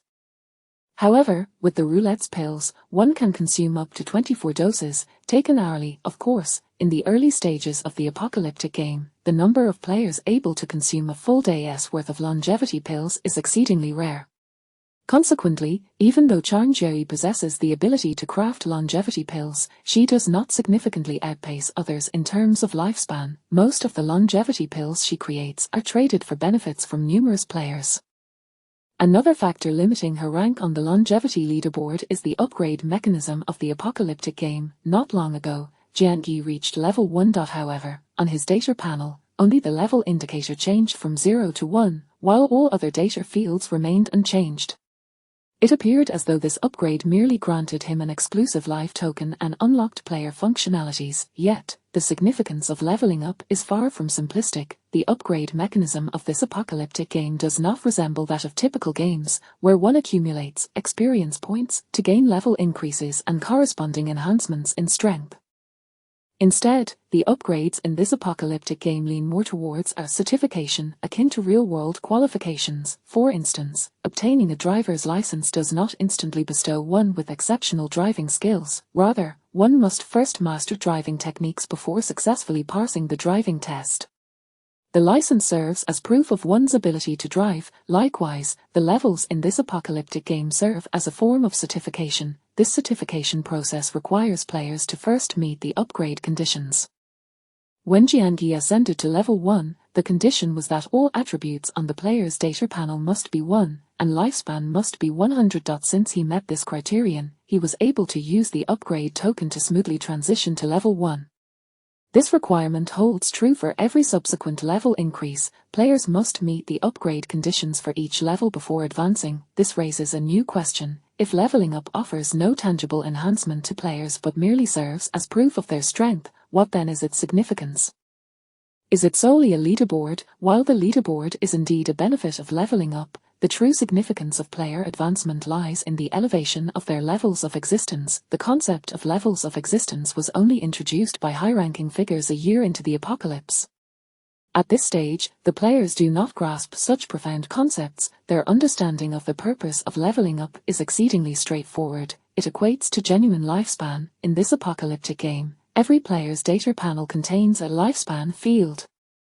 However, the true meaning of lifespan is far from being a mere numerical value. Does the lifespan gained through consuming longevity pills truly belong to the individual? Is it really as simple as merely eating longevity pills to extend one's life? In cultivation novels, practitioners must toil diligently in their training, and only upon achieving enhanced strength can they attain increased lifespans. Yet, here, it seems as simple as consuming longevity pills. Could one not just consume longevity pills to accumulate a lifespan of several thousand years, then find a place to hide away, emerging after several millennia, only to repeat the process ad infinitum, thereby achieving immortality? As players deepen their understanding of the apocalyptic game, an increasing number of elite players will discover that the enhancement of lifespan is far from a mere matter of medication. A player's lifespan is actually divided into 2 tiers. One tier is the genuine lifespan that truly belongs to the individual, while the other tier is the superficial lifespan displayed on the data panel. The genuine lifespan is the only one that genuinely belongs to oneself, and once the superficial lifespan diminishes, it cannot be restored. A clear example of this is when a player suffers fatal damage. Their lifespan will drastically decrease in an instant. For instance, if gravely injured and on the brink of death, their lifespan could plummet to just a few days, hours, or even mere minutes. However, if this player utilizes a healing potion to restore themselves to peak condition, their lifespan will also return, yet, only the portion of genuine lifespan is recovered, while the lost superficial lifespan remains irretrievable. The concepts of genuine and superficial lifespan embody the very essence of the existence of levels. The lifespan gained from consuming longevity pills merely adds to the superficial lifespan. Only through leveling up can one convert superficial lifespan into genuine lifespan. For instance, when Jiangyi ascended to level 1, the sensation of unburdening he experienced was due to the acquisition of 100 years of genuine lifespan. It is because of such implicit settings that many powerful players do not relentlessly pursue excessively high superficial lifespans.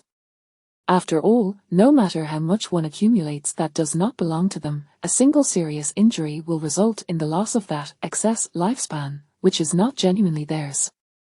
The fact that Chang Jerry ranks only 27th on the longevity leaderboard follows the same logic. It is her level that restricts her lifespan. Consequently, Jiangyi must strive to elevate his level further to convert more of his genuine lifespan. Ideally, he hopes to reach level 10 as soon as possible. Level 10 marks a critical juncture. He is eager to discover whether his designated roulette options can also take effect during the profession lottery. If they can, then he could select his profession according to his wishes, rather than relying on luck like other players. Nevertheless, at this stage, do any of the other players have completed their profession transitions?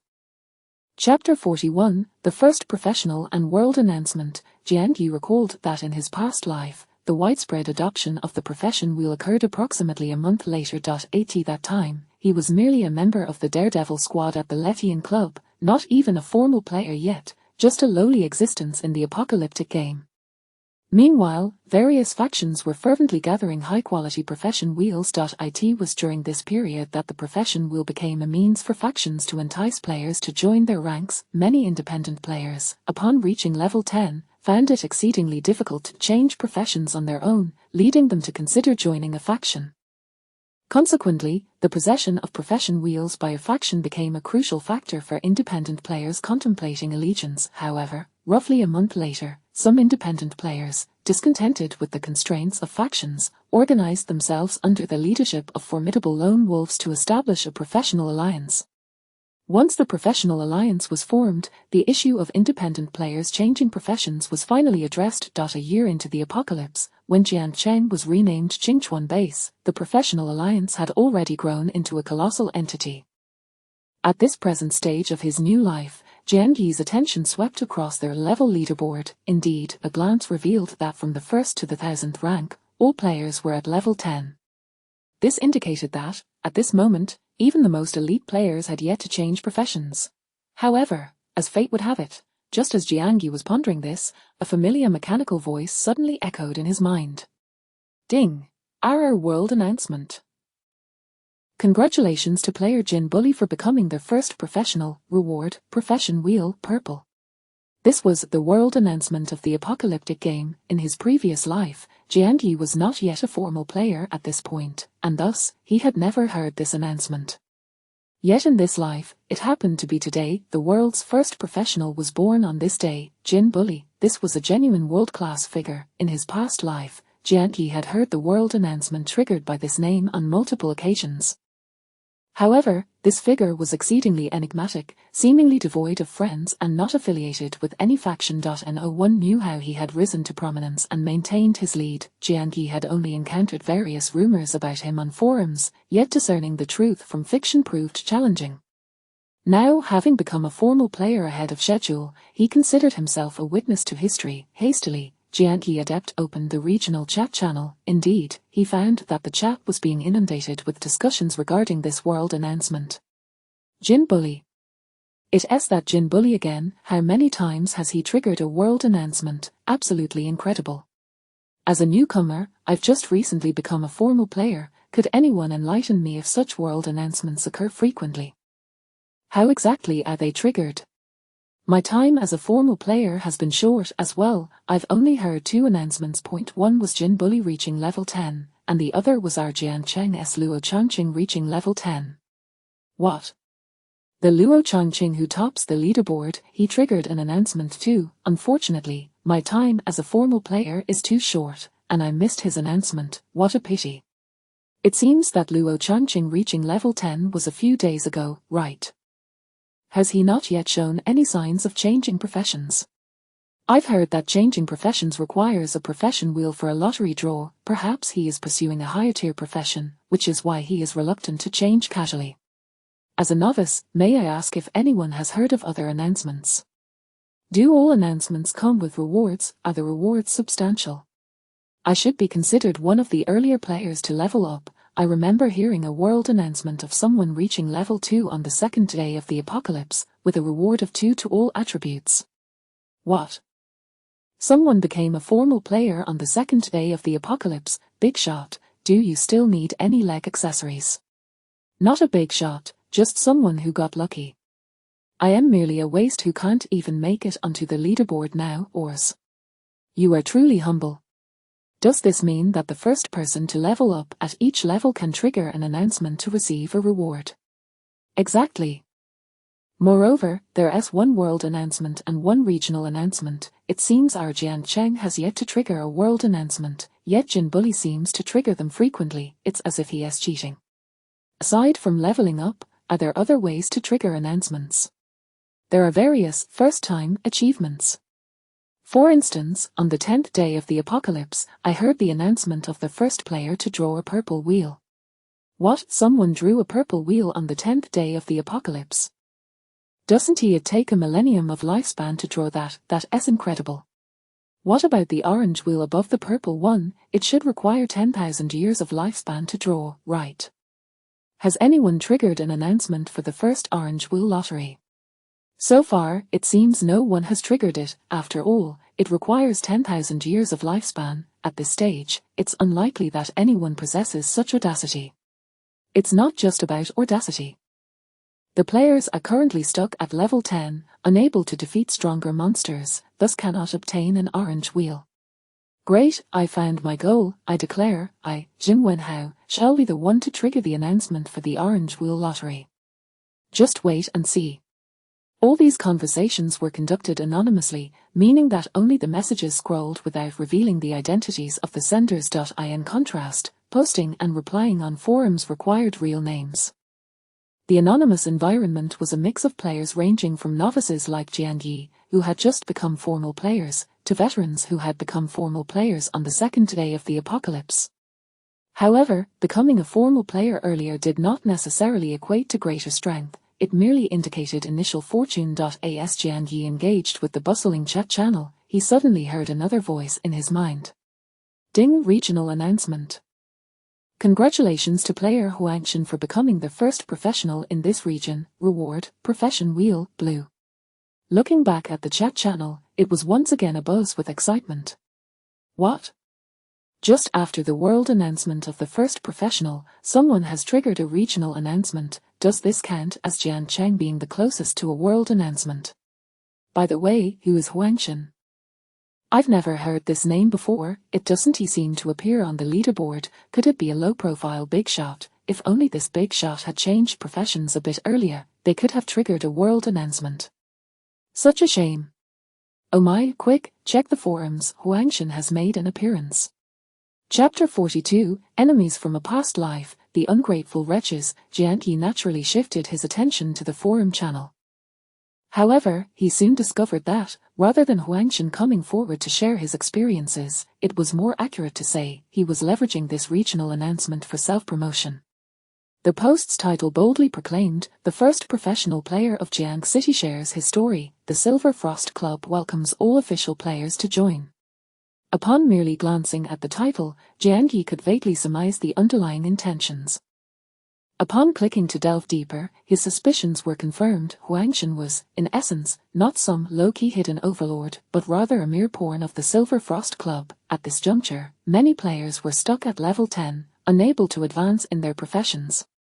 Yet, the Silver Frost Club had cleverly utilized Huangshan to be the first to obtain a blue-quality professional rotation wheel. A professional rotation wheel, and of blue quality, the allure it held for level 10 players was self-evident. One must commend the astuteness of the decision-makers at the Silver Frost Club. If Jian Yi's deductions were correct, there were likely other factions possessing professional rotation wheels as well. However, the quality of the rotation wheels under their control was likely subpar, rendering them unusable for the critical task of profession advancement. After all, the selection of a profession was a matter of utmost significance. Anyone with a modicum of sense would refrain from taking reckless risks in this regard. Yet, the situation was now different. Thanks to the world announcement triggered by the first professional player, the reward was a purple professional rotation wheel. Based on past experiences, regional announcement rewards typically corresponded to those of world announcements, with the only distinction being a slight disparity in quality. Thus, seasoned warriors would likely guess at once that the reward for the regional announcement regarding the first professional player would also be a professional rotation wheel. Consequently, the decision-makers of the Silver Frost Club reacted promptly. They must have made a swift decision, opting to sacrifice the future of a level 10 player to seize this announcement. How they convinced Huangshan to utilize a substandard rotation wheel for his profession change remained a mystery to Jiang Yi. However, this action had undoubtedly bestowed immeasurable benefits upon the Silver Frost Club. Now, not only could the level 10 players within the Silver Frost Club consider utilizing this blue professional rotation wheel for their advancement, but also a multitude of eager level 10 independent players would turn their gazes toward the Silver Frost Club. It was truly a win-win situation, yet, there is a saying that rings true: cunning often leads to one's own downfall. The decision-makers of the Silver Frost Club envisioned a splendid outcome, yet they overlooked the intricacies of human nature. As the old adage goes, a common man is innocent, yet bearing precious jewels can be a crime. Without a doubt, the Silver Frost Club, being the first to possess the blue professional rotation wheel, would become a target for hostility. Jiang Yi vividly recalled that when he became an official player in his past life, the Silver Frost Club had long since ceased to exist in the Jiang City region. What transpired in between was a mystery to him, but even a cursory consideration would lead one to surmise the Silver Frost Club had likely been targeted and suppressed by other factions due to that blue professional rotation wheel, ultimately leading to their devastating downfall, reduced to mere dust in the annals of history. As Jiang Yi contemplated the fate of the Silver Frost Club in his previous life, within the heart of Jiang City, at the Silver Frost Club's base situated in a residential complex, a young man with a buzz cut clutched his specialized faceplate, transformed into a phone, his expression filled with anxiety. "What should we do, boss? Those people on the forum keep asking what profession I've changed to. How should I respond?" Beside this young man stood a woman of exquisite appearance and sharp demeanor. Had Jiang Yi been present, he would have recognized her as Wei Lingshuang, the roommate of Chang Jiayi. In truth, Wei Lingshuang was not as naive as Jiang Yi had presumed. She had contemplated the ramifications of possessing the blue professional rotation wheel. Nevertheless, she still made that choice. After all, would she forsake her own growth merely out of fear of being targeted by other factions? Such reasoning was untenable. In this apocalyptic game, weakness was the true sin, and the blue professional rotation wheel was blameless. At this moment, Wei Lingshuang was also examining the forum using her specialized faceplate disguised as a phone. Unsurprisingly, she noted that members from other factions were already stirring the pot on the forum. "I advise everyone not to blindly hail this fool as a great figure. Huangshan is not some low-key hidden overlord. In reality, Huangshan is merely being exploited and deceived by the Silver Frost Club. He used the club's subpar rotation wheel to change to a substandard profession, and has ultimately become a complete waste. His actions are nothing short of self-sabotage. This fool is still advertising for the Silver Frost Club. He has been sold out by the club and yet continues to help them count their profits." Amidst these inflammatory comments, ordinary players finally began to awaken to the situation. They flocked to the threads, inquiring about Huangshan's new profession while simultaneously questioning whether the Silver Frost Club had coerced and manipulated him. It could be said that from this moment onward, other factions had already begun to lay their plans. On the surface, they appeared to seek justice for Huangshan, but in reality, they were orchestrating an assault against the Silver Frost Club. What was their motive? Was it not that coveted blue professional rotation wheel? Wei Lingshuang observed the unfolding situation, inhaling deeply. Just as she was about to issue instructions to the buzzcut youth, her phone suddenly buzzed with several incoming messages from friends. "Tang Kusad, smiley old classmate, quite impressive, but I presume you've already foreseen the impending situation. Haven to you. Tanko sad smiley. That blue rotation wheel is not something your mere Silver Frost Club can hope to retain. Tanko. So, how about it? Are you going to ask me for help? The buzzcut youth, Huangshan, leaned over to glimpse the messages, his face lighting up with excitement. Boss, this Tanko, could he be that powerful figure ranked 7th on the combat leaderboard? A top-tier powerhouse from the leaderboard. Boss, you actually know such a big shot. With someone of such caliber assisting us, we will surely safeguard the blue rotation wheel. Wei Lingshuang took a deep breath, but chose to disregard Huangshan's enthusiasm. She promptly replied to Tanko's sad smiley. Do you really think I would seek assistance from a thankless wretch? Before long, she received a response from Tanko's sad smiley. Thankless, are you referring to Jiang Yi? But if I am not mistaken, he should be thoroughly dead by now. Can't you see? In this world, only strength is the absolute truth. Other notions, such as gratitude and righteousness, merely ephemeral illusions. My strength, and Jiang Yi's demise, serve as the best evidence. Jiang Yi, he likely isn't he suited for this apocalyptic game. If you, too, remain blind to reality like him, I can assure you, the fate of your Silver Frost Club may very well mirror that of Jiang Yi. Chapter 43. The public trading zone, preparing for takeoff. The fate that awaits Jiang Yi is undoubtedly a threat. However, Wei Lingshuang possesses a character that is resolute in the face of coercion, preferring to bend rather than break. Her fingers tightened around her phone as she was about to firmly reject Tanko's good intentions. Just outside the conference room, a sudden voice of excitement broke through. Sister Shuang, good news. Bursting in was a boy who appeared to be barely past his teenage years, his face radiating uncontainable joy. Wei Lingshuang's eyes flickered with interest. What good news? The boy exclaimed enthusiastically. Those traitors who previously left our club want to rejoin. Wei Lingshuang's lips twitched slightly. Traitors who abandoned the club wish to return to the Silver Frost Club. What is there to be joyous about? Such opportunists are shallow-minded. They only see the superficial glory of the Silver Frost Club and immediately desire to partake in its benefits. Once they realize the perilous situation surrounding the club, they will likely consider fleeing again. Such petty individuals are of no value to Wei Lingshuang, who does not covet their return. However, after catching his breath, the boy quickly added, yes, I initially intended to send those traitors away. But they brought back a piece of highly significant information. Wei Lingshuang inquired, what information? In the suburbs of Jiang City, there exists a third-rate force known as the Letian Club. The boy, named Xu Xiaojuo, whose health seemed somewhat frail, paused to catch his breath before continuing. This Letian Club has produced the second lucky individual in Jiang City capable of refining the longevity pill. A lucky individual capable of refining the longevity pill. Upon hearing this, Wei Lingshuang's eyes sparkled with intrigue. She pondered for a moment, then tightened her grip on her phone and replied to Tanko, if you can have Changjia urgently concoct a batch of green longevity pills for me, I might consider seeking your assistance. Upon sending the message, Xu Xiaojuo looked on in astonishment. Sister Shuang, what are you doing? Weren't you previously? Wei Lingshuang anticipated his question and put away her phone, abruptly asking, Xiaojuo, why do you think only Changjia in Jiang City can refine the longevity pill? Oh. Xu Xiaojuo was taken aback, because the formula for the longevity pill is exceedingly precious, and no one else has obtained it. Isn't that rather obvious? However, Wei Lingshuang shook her head slightly. Indeed, the formula for the longevity pill is rare and difficult to obtain. But, this apocalyptic game has been ongoing for a month now. As of now, has no one else extracted the formula for the longevity pill? Are all the players in Jiang City so unfortunate?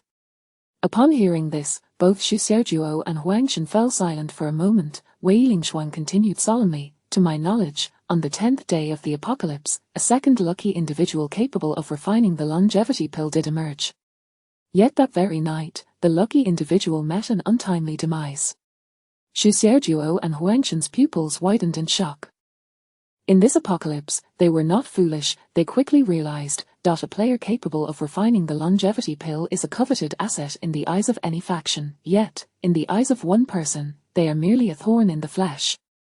Changjia. Huangshan did not know Changjia personally, but he had heard that name countless times. It even appeared on the top 3 rankings. He had always been curious about what kind of legendary woman she was. At this moment, he finally comprehended she was likely a ruthless woman who would stop at nothing. Wei Lingshuang needed not say more. I will do my best to divert her attention. Xiao Juo, have your brother go to the suburbs and negotiate directly with the player capable of refining the longevity pill. We must bring him to our Silver Frost Club as soon as possible. Moreover, the fact that he can refine the longevity pill must be kept as confidential as possible. Xu Xiaojuo nodded vigorously. No problem. Sister Shuang, rest assured, thanks to the regional announcement triggered by Brother Shin and the advertisements on the forum, our Silver Frost Club has gained considerable fame. Many players admire and yearn for our club. This recruitment operation should not be too difficult. Indeed, not everyone possesses the insight of Wei Lingshuang and Jian Yi, capable of perceiving the dangers hidden beneath the surface of prosperity. The majority of ordinary players merely believe that the Silver Frost Club is poised to rise to prominence. Jian Yi remained oblivious to the happenings within the Silver Frost Club and the crisis faced by Sun Hao. He simply perused the chat channels and forums briefly before redirecting his attention to the trading zone. The trading feature for formal players is the key to his rapid ascension. However, the entire trading zone is still confined to the Jiang City region, and for now, he cannot trade with players worldwide. The regional trading zone is currently divided into public trading zone, friend trading zone, and a VIP trading zone. As Jian Yi had just become a formal player and had yet to add friends, their friend trading zone was, of course, empty. Thus, he could only utilize the public trading zone for the time being. Yet, the public trading zone comes with many drawbacks. For instance, sellers must post items under their real names. Furthermore, the parties involved in a transaction cannot engage in private chats. They can only communicate publicly in the chat area beneath the transaction listing. This public discourse is visible to all other buyers, often leading to players who merely browse without purchasing to openly deride the items others are selling. Some malicious competitors even resort to advertising their own listings beneath others' transaction posts. In short, the atmosphere in the public trading zone is exceedingly poor. Players in later generations commonly refer to the public trading zone as their stinky fish and rotten shrimp trading zone. In contrast, genuinely capable players typically prefer to trade in their VIP trading zone, where the trading experience is notably more pleasant. However, the use of their VIP trading zone requires a certain level of financial assets from players. Naturally, Jian Yi, having just become a formal player, cannot access their VIP trading zone. Nevertheless, it matters not. He ventured into their public trading zone and was not surprised to discover that the majority of transaction listings featured various worthless lucky wheels. Many of these lucky wheels offer such low returns that no one is willing to spend their lifespan to draw from them. Yet, players are reluctant to simply discard them, leading to the trading zone becoming the prime location for these useless lucky wheels. However, rubbish remains rubbish. Even if displayed in the trading zone, no one is inclined to take notice. Not only is there a lack of interest, but many of the transaction listings for these worthless lucky wheels are inundated with scathing comments that are quite unsightly. Upon witnessing this scene, Jian Yi's eyes lit up with excitement. Unwanted lucky wheels, he wants them. Moreover, the prices for these lucky wheels are practically akin to a windfall. Yet, there remains one issue. Despite being worthless, the sellers of these lucky wheels generally demand payment in time currency. As Jian Yi currently possesses not a single unit of time currency, he must first earn some before he can acquire the wheels. Thus, Jian Yi skillfully engaged in a flurry of listings in the public trading zone. Once his transaction listings were displayed, he paid them no further mind. Instead, he prepared to draw from the 2 remaining green lucky wheels he had left over. However, unbeknownst to Jian Yi, as soon as his transaction listing appeared in the public trading zone, it sparked a wave of attention. Chapter 44, Same name, same fate, kill him a second time. Initially, beneath his trading post, a torrent of furious replies swiftly emerged. Sad smiley, are you out of your mind, buddy? A mere spinning wheel, and you dare to list it for 100 years worth of currency. I advise you to change the price immediately. 100 coins, and I might consider purchasing your worthless wheel. What the hell, this must be a cursed spinning wheel, right? Is the seller completely oblivious? The existence of cursed wheels should remain an undisclosed secret. And yet, you have the audacity to put it up for sale. Have you lost your mind? What a foolish thing. Quickly take this wheel down, otherwise, I will ensure you can't survive in Jiangcheng. Isn't it better to keep the elixir of longevity for yourself? Why seek trouble here, you wretched creature? Remove it, get it off the market immediately, or face dire consequences. The invective was unbearable. During this period, information about cursed spinning wheels was known only to a select few. Jian Yi's decision to expose it publicly undoubtedly threatened the livelihoods of some individuals. Those habitual fraudsters who preferred to keep the existence of cursed wheels under wraps naturally wished for Jian Yi to retract his listing post-haste. However, amidst the rancorous insults, replies of a different nature began to surface. Sad smiley. Jian Yi, are you still alive? Have you become a formal player? Jian Yi, are you the one from Hanjiang University? Jian Yi, are you the one from Starlight Garment Factory? In this apocalyptic game, players did not utilize pseudonyms. They were directly identified by their real names. This included the names on the leaderboard, which were essentially true identities. Of course, there existed an item known as the name change card, allowing players to modify their names. Yet, in the public trading area that Jian Yi was using, seller names could not be concealed. Thus, the name Jian Yi was prominently displayed before his trading post. Nevertheless, Jian Yi was not an exceedingly rare name. Instances of individuals sharing the same name were quite common within the trading area. In fact, there had been a previous occurrence where the top-ranked player, Luo Changqing, listed an item in the public trading area, sparking considerable speculation among players. Ultimately, it was confirmed that this Luo Changqing was merely a namesake, likely someone who had intentionally altered their name using a name change card to mimic the illustrious player on the leaderboard. Having encountered such situations frequently, players no longer fixated on names with the same fervor. After all, could someone who changed their name to that of a wealthy individual truly inherit their fortune? A name is, after all, merely a designation. In this apocalyptic game, what truly held significance was one's strength. In a past life, after Jian Yi became a formal player, he had also listed items in the trading area under his real name. At that time, he indeed received inquiries asking if he was the Jian Yi from Hanjiang University. He chose to ignore those messages, which eventually faded into obscurity, and now, with this listing, the name Jian Yi naturally caught the attention of some acquaintances. Lotter Club. Behind the third line of defense against the beast hide, Sun Hao spotted the trading post in the public trading area. He paused for a moment but soon shook his head slightly, dismissing it. It must simply be a case of sharing a name. After all, Jian Yi, afflicted with the longevity tumor, had less than a year of life remaining. Under such circumstances, how could he possibly have become a formal player in such a short time? Meanwhile, in Qin Lake Park, as one of the last players to descend into the realm of beasts, Liao Yuanfeng had just received the longevity elixir from the Blood Swallow Club and was preparing to venture into the beast world through the Qin Lake Passage. Suddenly, he heard Guanling's voice. Team leader Liao, take a look at the trading area. There's someone named Jian Yi selling a cursed spinning wheel. Jian Yi. Liao Yuanfeng was taken aback and immediately pulled out his phone to check the public trading area. However, he quickly shook his head and chuckled. Just a namesake. Based on your previous skill investigation, Jian Yi has barely 21 years of life remaining. Even if he were extraordinarily lucky and acquired an upgrade token upon entering the beast world, it still wouldn't meet the requirement of having a lifespan of 100 years or more to level up.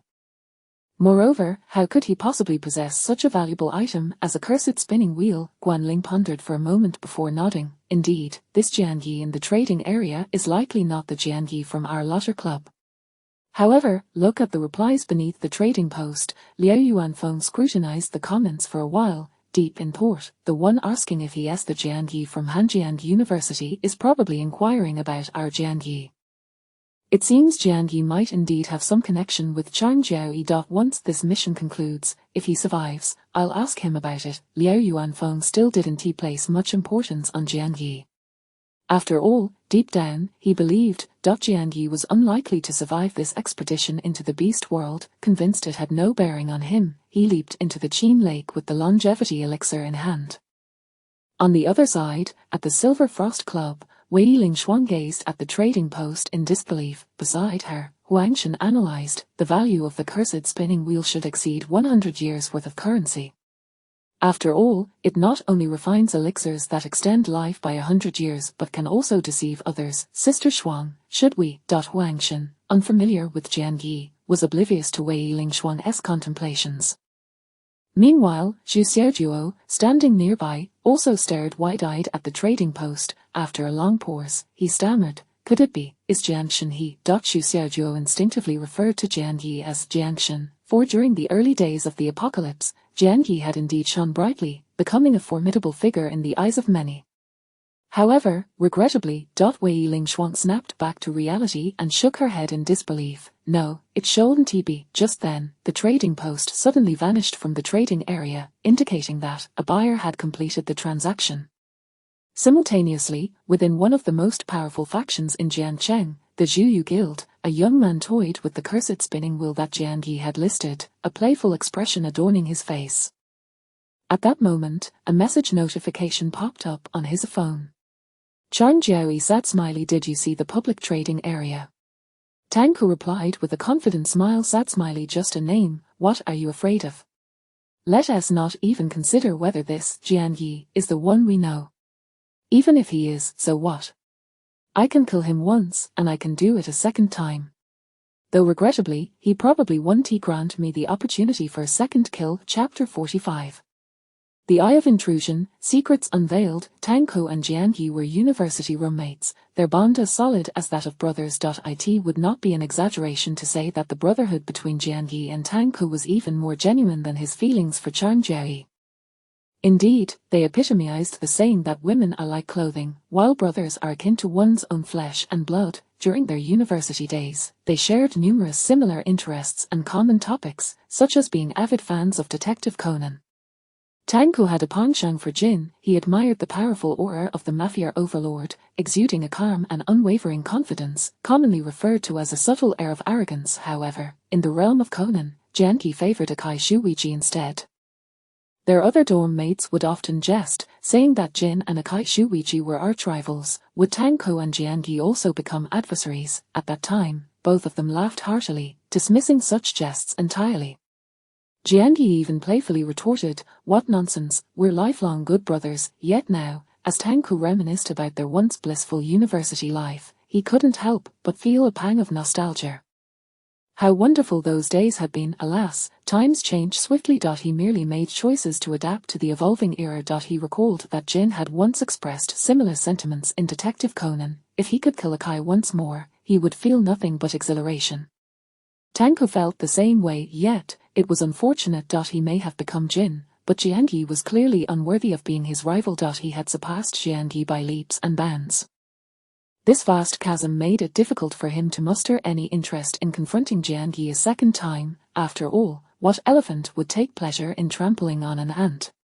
Tang Ku's gaze was fixed firmly ahead, for instance, on the formidable figures of Jiang City, such as Luo Changqing, or the world-class powerhouse, Jin Bulli, who had triggered global announcements multiple times. As for Jian Yi, he had been left far behind, likely to the point of leaving no trace. Nevertheless, when he thought of their past camaraderie, and then of Jian Yi's demise, a twinge of sorrow flickered within Tang Ku's heart. Jian Yi, unaware, could not fathom that his former good buddy was indeed imagining his corpse, feigning sorrow for a fleeting moment. At that moment, he nestled in a valley within the realm of the Qin Lake beasts.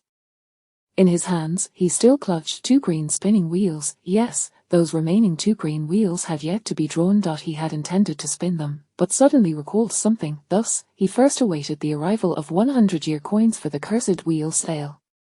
Subsequently, he carefully selected a green spinning wheel in the trading area, purchasing it for 5-time coins. His expression remained neutral as he pressed his palm against the green wheel and uttered, "Spin." Then came the familiar notification sound, "Ding, congratulations, you have drawn the reward, Eye of Intrusion." Simultaneously, a black orb the size of a ping-pong ball appeared in his hand. Without hesitation, Jian Yi skillfully utilized the black orb. The once pure black orb morphed into a bizarre eyeball shape. He placed the eyeball on the ground, and it began to rotate spontaneously. After a few revolutions, the black eyeball abruptly halted, emitting a mechanical voice. Detecting eye of intrusion, beginning analysis and clearance.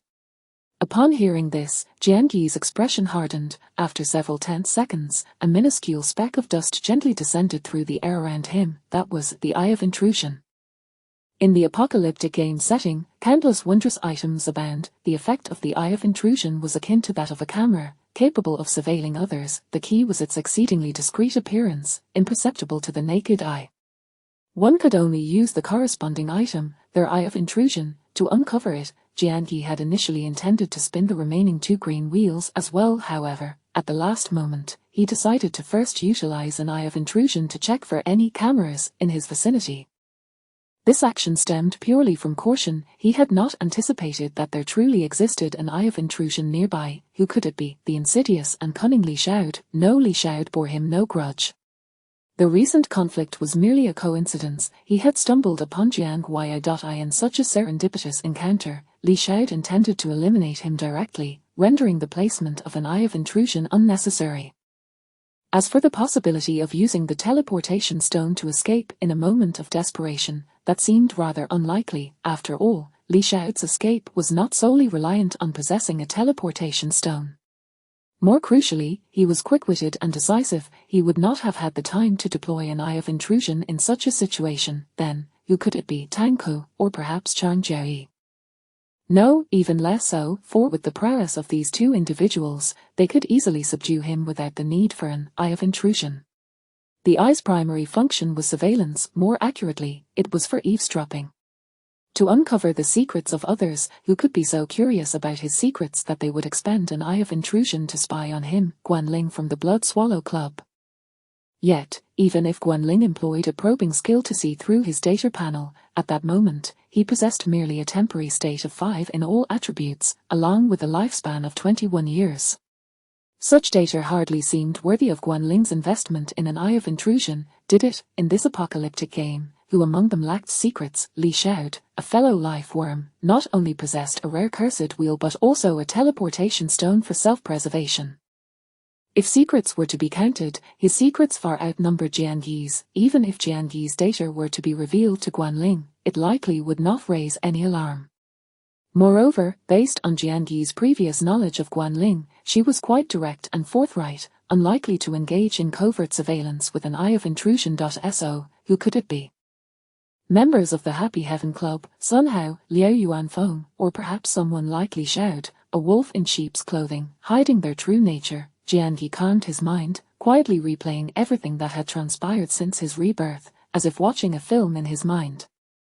Suddenly, his gaze sharpened. The cinematic memories in his mind froze on a scene. There he was, seated in a roller coaster, departing the Happy Heaven Club alongside Liao Yuanfeng's group. At that moment, their convoy encountered Yu Yu and Yu Shui, who sought refuge with the Happy Heaven Club. In truth, Jianqi had merely been an inconsequential observer throughout the entire process, with no interaction whatsoever with Yu Yu and Yu Shui. He was nothing more than a background character. However, upon reflecting on that moment, Jianqi realized he had made a subtle yet significant error. Everyone in the convoy who beheld Yu Shui reacted with a dazed expression.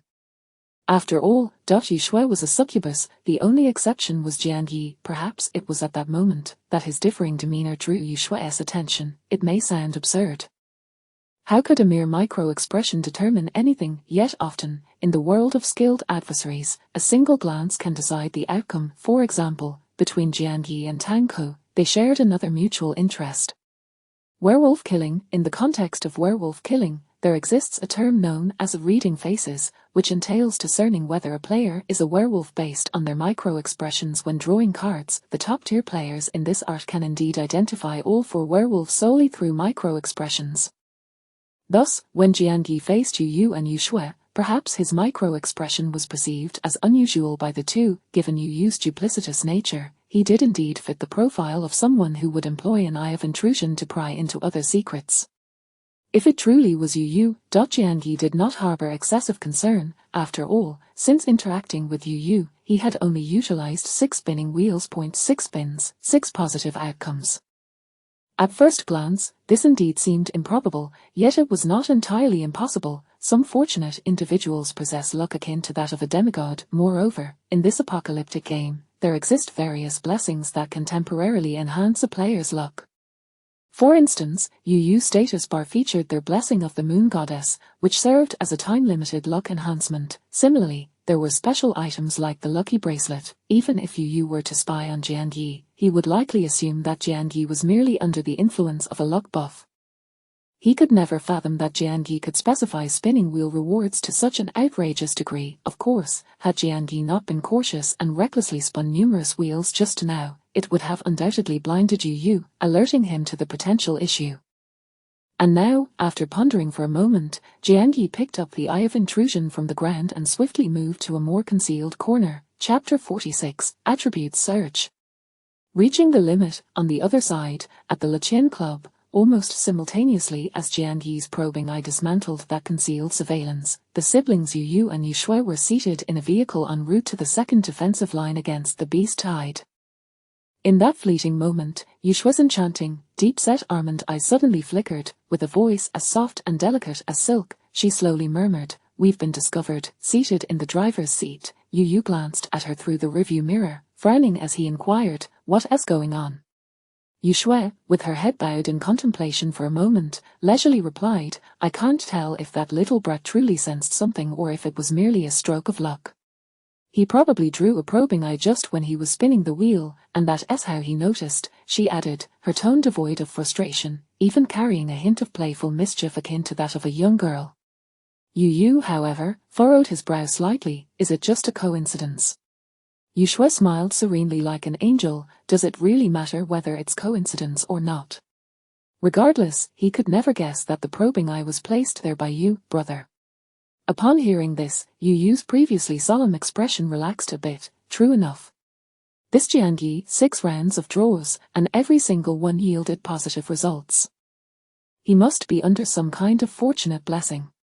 Yushui maintained her cheerful demeanor. "It seems he possesses an even more powerful lucky buff than my moon goddess blessing." Yu nodded, contemplating for a moment before speaking gravely. "Lucky buffs typically have a time limit.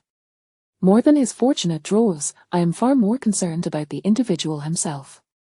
The ruthlessness and astuteness he displayed, whether confronting Zhao Quan or Li Xiaod, this Jiangyi, as long as he does not fall, will inevitably rise." Yushui blinked her big eyes. "Indeed, this Jiangyi is destined for a bright future. Brother, are you planning to befriend this future magnate in advance?" Or her voice trailed off, and her innocent expression gave no hint of the underlying implications of her words. Yu smiled faintly, exuding calm confidence. "No need for haste. At present, he is in the light, while we remain in the shadows. He might still be concealing his capabilities, playing the role of a pig to eat the tiger. Even if he discovers the probing eye, he would never suspect us." Once everything unfolds, Yu seemed to ponder something, suddenly breaking into a joyful smile, his words carrying a hint of profundity. "Let us take our time." Yushui beamed even brighter, her face radiating innocence. "Then, let us take it slowly." Unbeknownst to Jiangyi, he had become a mere plaything in the eyes of this faux sibling duo.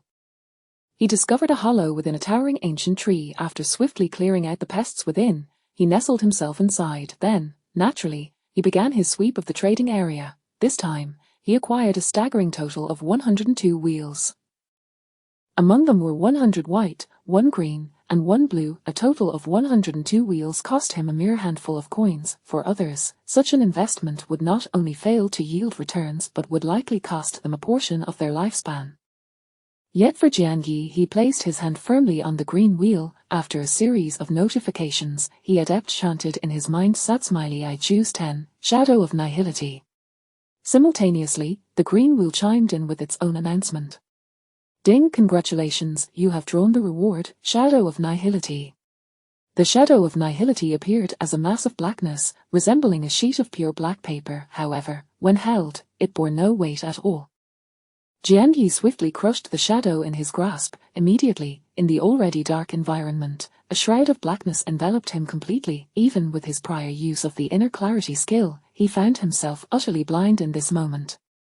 The Shadow of Nihility was, in fact, a life-preserving item. Once used, it allowed the player to enter a state of void for 3 minutes, shrouded in darkness, making them appear non-existent, impervious to attacks and undetectable. At this moment, Jiangyi was in a secure environment. Employing this item was not for his protection, but rather, to safeguard his secrets. Everyone harbors secrets. For instance, the encounters Jiangyi had with Zhao Quan and Li Xiaod, even if discovered, bore little consequence. After all, his methods of interaction were within the bounds of normalcy. At worst, they might perceive him as someone extraordinary, potentially playing the role of a pig to eat the tiger. Moreover, if familiar acquaintances of Jiangyi were to witness those moments, they would likely express mere surprise at his extraordinary luck in drawing advantageous items. However, what Jiangyi was about to undertake next would undeniably be astonishing. It was certainly beyond the comprehension of ordinary individuals. The secret of designating wheel rewards must, by all means, remain undisclosed. Hence, he resorted to the Shadow of Nihility. The effect of the Shadow of Nihility lasted only 3 minutes. Jiangyi wasted no time. His hand swiftly pressed against the white wheels one after another, simultaneously. Within the realm of the Shadow of Nihility, a cacophony of frenzied notifications resounded continuously. Ding! Congratulations! You have drawn the reward, all attributes 1. Ding! Congratulations, you have drawn the reward, all attributes 1. Ding! Congratulations, you have drawn the reward, all attributes 1. 100 white wheels. Jiangyi's goal was solely the option of all attributes 1, no matter what. The priority was to stack those attributes. Typically, when players receive an all attributes 1, the sensation isn't particularly pronounced. However, in his case, he received nearly 100 all attributes 1 in one go. During this process, his body was once again engulfed by the delightful sensation reminiscent of leveling up to 1. Simultaneously, he felt an overwhelming warmth and pressure akin to that experienced when utilizing a fortifying elixir. As this exhilarating sensation approached its zenith, amidst the ongoing notifications, a distinct message emerged. Ding! Your attributes have all reached the current level cap. Please elevate your level promptly. Level cap? What on earth is a level cap? In his previous life, Jiangyi had never encountered such a concept. Chapter 47, Career Planning, at least 9 stars. However, upon simple reflection, it is quite easy to comprehend. Given the current circumstances, the upper limit for all attributes at level 1 is 100. This figure is exceedingly outrageous. The attributes required for a player to reach level 1 merely need to be 1. The disparity between these two is a staggering 100-fold. Jiangyi is almost certain that, at present, there should be no one capable of triggering such an absurd attribute limit notification. Even in his previous life, amongst the elite few, none triggered a notification for attribute limits at level 1. So, does this mean he has made history? Yet, the troubling matter is, Jiangyi originally believed he could recklessly grind attributes, eventually showcasing a narrative of the level 1 who slaughters all races. But now it is evident he was overthinking. Since there is an attribute cap at level 1, it is reasonable to deduce that every subsequent level likely has one as well. This implies that for his strength to grow rapidly, he must not only grind attributes but also ensure his level does not lag behind. Levels up to 10 are manageable. As long as he desires it, he can level up as effortlessly as he can grind attributes. Ascending to level 10 in mere moments is a trivial affair. The issue arises when, after he exploits the system to reach level 10, he must then consider the matter of changing professions. The crux of this issue lies within the career wheel. Currently, the market in Jiang City has evidently begun to see some career wheels, for instance, the one Huangshan used to change professions. It is also certain that other factions, aside from the Silver Frost Club, possess career wheels, yet, those career wheels are likely of the white grade. Any player with ambition would never opt to use a white grade career wheel for their profession change. Let alone someone like Jiangyi, who is a player with advantages. In this apocalyptic game, professions are categorized by star ratings. The options on a white career wheel are predominantly 1-star professions. The green career wheel corresponds to 2-star professions. The subsequent blue, purple, orange, red, and gold wheels correspond to 3-star, 4-star, 5-star, 6-star, and 7-star professions, respectively. However, as Jiangyi knows, in his past life, the most illustrious and powerful top-tier figures were predominantly 8-star professions. Furthermore, the legendary figure Jin Bi was the only one among humanity to possess a 9-star profession. As for whether there exists something even more extraordinary beyond 9 stars, such as a 10-star or divine profession, Jiangyi is unaware. Nevertheless, as a player with advantages, he cannot be inferior in profession compared to even an ordinary player. Since he has the means, he cannot afford to remain complacent and lack aspirations. The dilemma is, during the early stages of this apocalyptic game, it is virtually impossible to find a gold career wheel. In fact, as far as Jiangyi knows, throughout humanity, not a single gold career wheel had been genuinely possessed by anyone by the time he met his demise in his past life. One might wonder, without a gold career wheel, how did those strong individuals manage to change to 7-star or even 8-star professions? Jiangyi has indeed heard of this in his past life. Humanity lacks a gold career wheel, however. The more ancient and powerful beast races possess them. The prodigies among humanity, those with the ambition to change professions using a gold wheel, generally set their sights on the beast races. Some disguise themselves with special abilities to impersonate beasts, then boldly draw from the gold career wheel under the guise of a beast. Others, more reckless, storm into the forbidden territories of the beast races, hastily drawing their prizes before promptly fleeing. Regardless of the method employed, the risks are undoubtedly exceedingly high. After all, those who urgently need to change professions are typically level 10 players, merely level 10, yet daring to infiltrate the stronghold of the beast race to covet their precious gold career wheel. That is akin to extracting teeth from a tiger, braver than a suicide squad. Previously, when Jiangyi was unaware of the attribute cap at levels, he had planned to first maximize his attributes before considering delving into the beast race stronghold for a profession draw. But now, regarding professions, he may have to take a risk. Moreover, different career wheels offer varying profession options. If he can also specify the options on the career wheel, he might need to explore several powerful beast races, compare offerings, gather more information, and then select the most suitable profession for himself. Contemplating this, Jiangyi felt an overwhelming headache. Simultaneously, he grew increasingly curious. How did the legendary Jin Bi acquire his 9-star profession in his past life? Furthermore, he was the world's first profession holder. Jiangyi pondered, speculating that enigmatic Jin Bi likely infiltrated a certain beast race stronghold early in the apocalypse. He probably possessed some ability to disguise himself as a beast. With such a capability, he could easily thrive amidst the formidable beast races, leaving ordinary human players far behind. As Jiangyi contemplated Jin Bi's circumstances, he also made a simple plan for his upcoming career development. Before the effects of the void shadow dissipated in 3 minutes, he pressed his hand upon the blue wheel, silently intoning "Sat Smiley I choose 6, longevity pill." Immediately, the familiar notification from the wheel resonated. Ding! Congratulations, you have drawn the reward, longevity pill. Following this, he drew from the remaining 2 worthless green wheels exchanged from Wushu. Ding! Congratulations, you have drawn the reward. Heart-shaped pendant. Ding! Congratulations, you have drawn the reward, hurricane wave. Degrade. The heart-shaped pendant is a piece of accessory equipment. Its primary effect is to resist mental attacks, although, during the early stages of the apocalypse, fierce beasts wielding mental attack abilities are quite rare. Encountering one without defensive measures could prove perilous. A single misstep could cost him his life. In his past life, Jiangyi had heard numerous tales of strong players being bested by mental beasts, falling from grace. Thus, this heart-shaped pendant, capable of warding off mental attacks, is quite a pleasant surprise for him. He promptly equipped it.as for the hurricane wave. It is an E-grade skill. Like the recipe for the longevity pill, it appears in the form of a scroll in Jiangyi's hand. In truth, for players between levels 1 to 10 who have yet to change professions, the effects of using skills are significantly diminished. Moreover, this is merely an E-grade skill. Nevertheless, having multiple skills is never a burden, and he is currently in need of offensive capabilities. Hence, he does not dismiss it and tears open the scroll, instantly mastering the skill. Thus, after reaching level 1, his lifespan of 272 years is reduced to merely 43 years. Well, that is rather limited. However, the existence of the blue longevity pill can extend life by thousands. He only needs to wait a few more minutes. Once an hour has passed since consuming the green longevity pill, he can consume the blue longevity pill and regain life.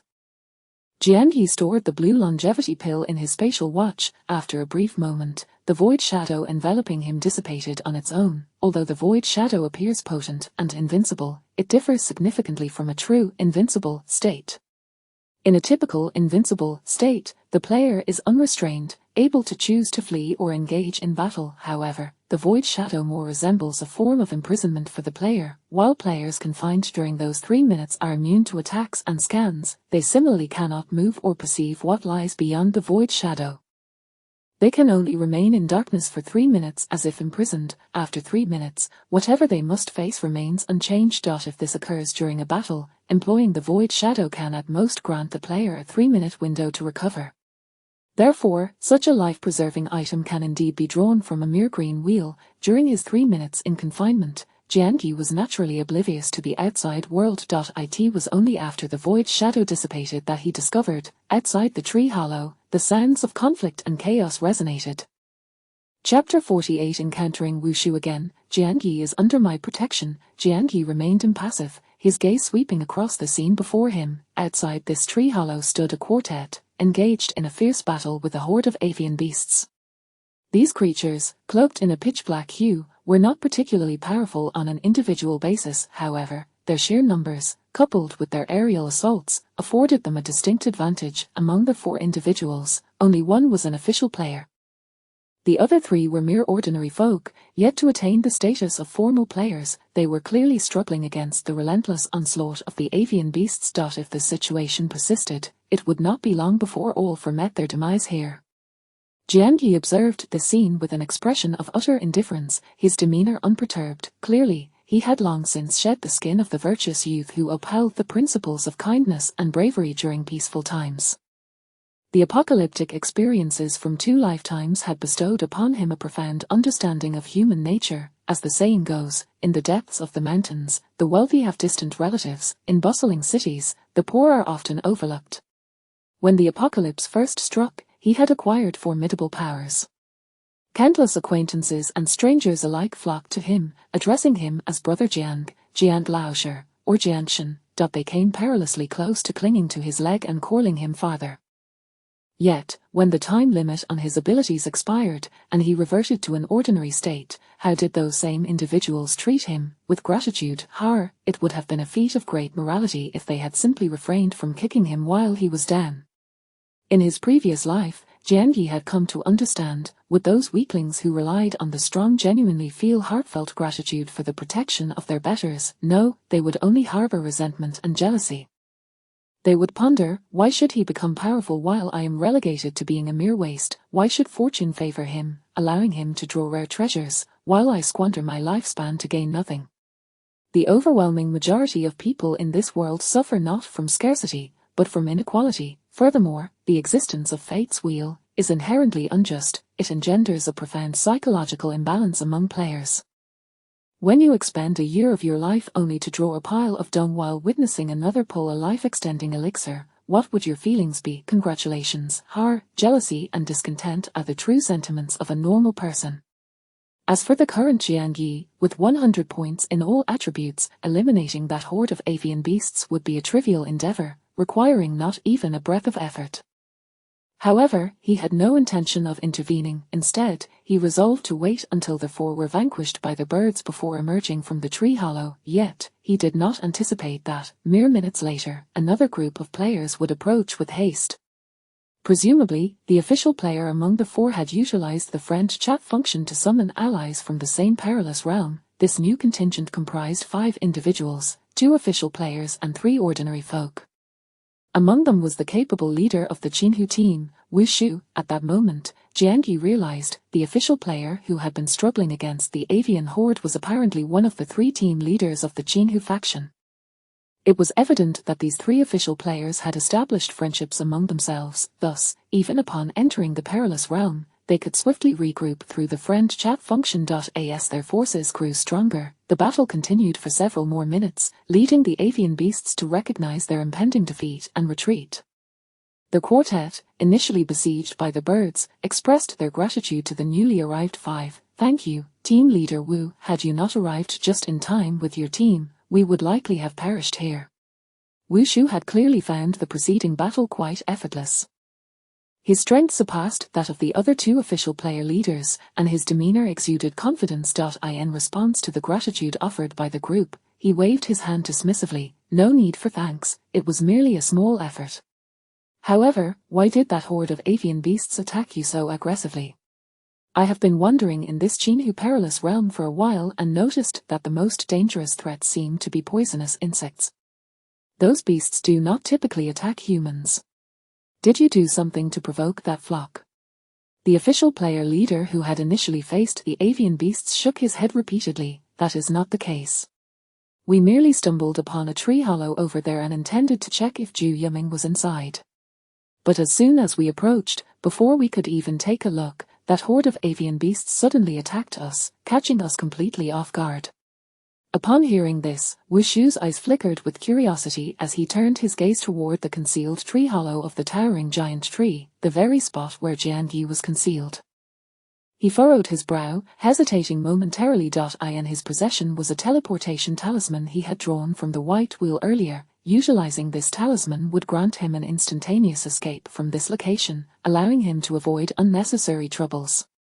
However, given that it was drawn from the white wheel, Jian Yi had grown accustomed to frugality in his previous life. The thought of wasting a teleportation talisman merely to evade someone, especially someone less powerful than himself, did not sit well with him. As he pondered this, Wu Shu had already approached the entrance of the tree hollow. Someone's here. Wu Shu reacted swiftly, instinctively gripping his weapon, ready for combat. However, he quickly regained his composure, exclaiming in surprise, Jian Yi. Is that you? His tone bore a hint of delight. After a moment's contemplation, Jian Yi emerged from the tree hollow. It is I. Behind Wu Shu, the other two team leaders of Jinhu regarded Jian Yi with furrowed brows. In particular, the player who had initially contended with the avian horde pointed an accusatory finger at Jian Yi, berating, "You were hiding in that tree hollow all along. Why did you remain silent and not come to our aid during the battle with the beasts, leaving us to struggle so?" The four players who had originally confronted the avian horde cast disdainful glances at Jian Yi. Yet Wu Shu, displaying a camaraderie with Jian Yi, casually draped an arm over his shoulder. He then addressed his four teammates. Now, hold on, this cannot be blamed on Jian Yi. With his meager strength, even if he had come out, it would have been tantamount to seeking death. How could he possibly assist you? Moreover, I already mentioned upon entering the Jinhu perilous realm, this little brother Jian Yi is under my protection. The four players regarded Jian Yi with disdain, yet they held a certain apprehension toward Wu Shu. Upon hearing Wu Shu's defense of Jian Yi, they dared not retort. However, just as they were about to reconcile with Jian Yi, the official player leader suddenly noticed something, exclaiming in astonishment, "I know why that horde of avian beasts suddenly launched an unprovoked attack on us." Chapter 49. A simple apology. He raised his hand to point directly at the tree hole, his tone growing increasingly furious. "That is a bird's egg. Jian Yi stole the bird's egg, that's why we were attacked." In that instant, the captain of the formal player team once again ignited his ire towards Jian Yi.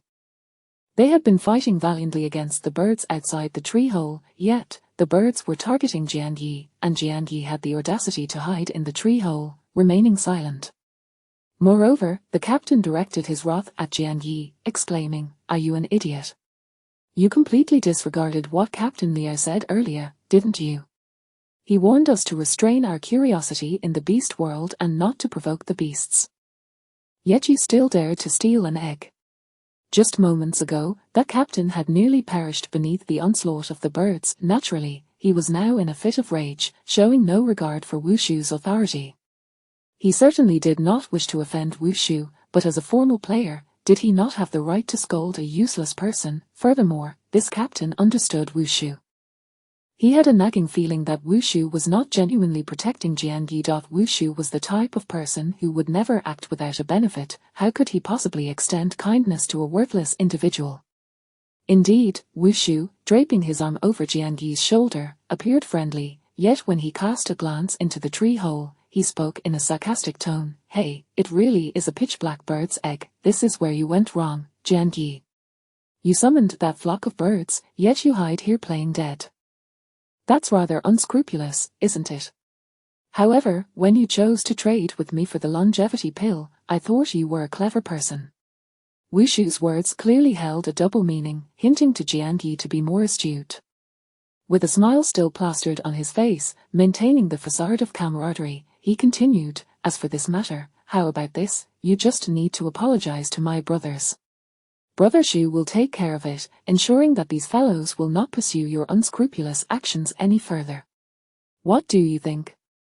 Brother Shu is being quite generous, isn't he? With such words spoken, the implication was unmistakable. An apology was merely secondary, the primary focus was on compensating. Wushu was just short of directly stating, you better return my 3 green roulette wheels right now. This sentiment was not difficult to grasp. Wushu's companions naturally picked up on this as well, echoing, yes, you better apologize and make amends quickly. Considering Brother Shu's reputation, we'll let it go this time. Jiangyi scanned the faces of those present and suddenly chuckled, apologize and make amends, and that will be the end of it. If Zhao Quan, who had perished and returned from the underworld, were to witness his smile at this moment, he would surely understand immediately.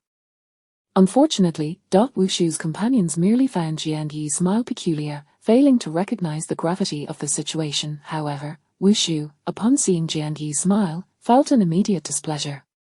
His expression darkened, and his voice turned venomous. What do you mean? Do you truly believe that with the Liqian Club as your backing, I would not dare to touch you? You think Wushu's tone of threat mirrored the one he had used when coercing Jiangyi into trading the roulette wheels, yet this time, his threat remained unfinished as he noticed the terrified expressions of his teammates. Soon, their exclamations followed, damn, a flock of birds more numerous and stronger than before. It's over, we're done for. Jiangyi, it's all your fault, you're going to get us killed, you bastard. Jiangyi also took note of this. At this moment, their group was surrounded on all sides by an overwhelming number of fierce birds. Moreover, this new wave of birds was not only astonishing in number but also noticeably more powerful. These birds were evidently stronger than the previous batch that had dispersed. It turned out that the earlier flock had not retreated voluntarily, rather, they had gone to fetch reinforcements. The sensation was akin to previously, a mother bird had brought her sisters to reclaim the bird's egg. Now, it was as if the mother bird had summoned an army of formidable fathers.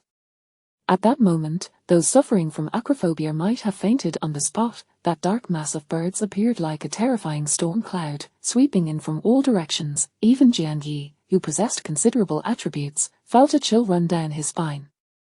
No matter how strong his attributes were, he feared he could not withstand such a terrifying avian army. Fortunately, he still had a teleportation talisman in his spatial watch. The choice to select the teleportation talisman from the 3 white roulette wheels he obtained from Sun Hao had proven to be an astute one.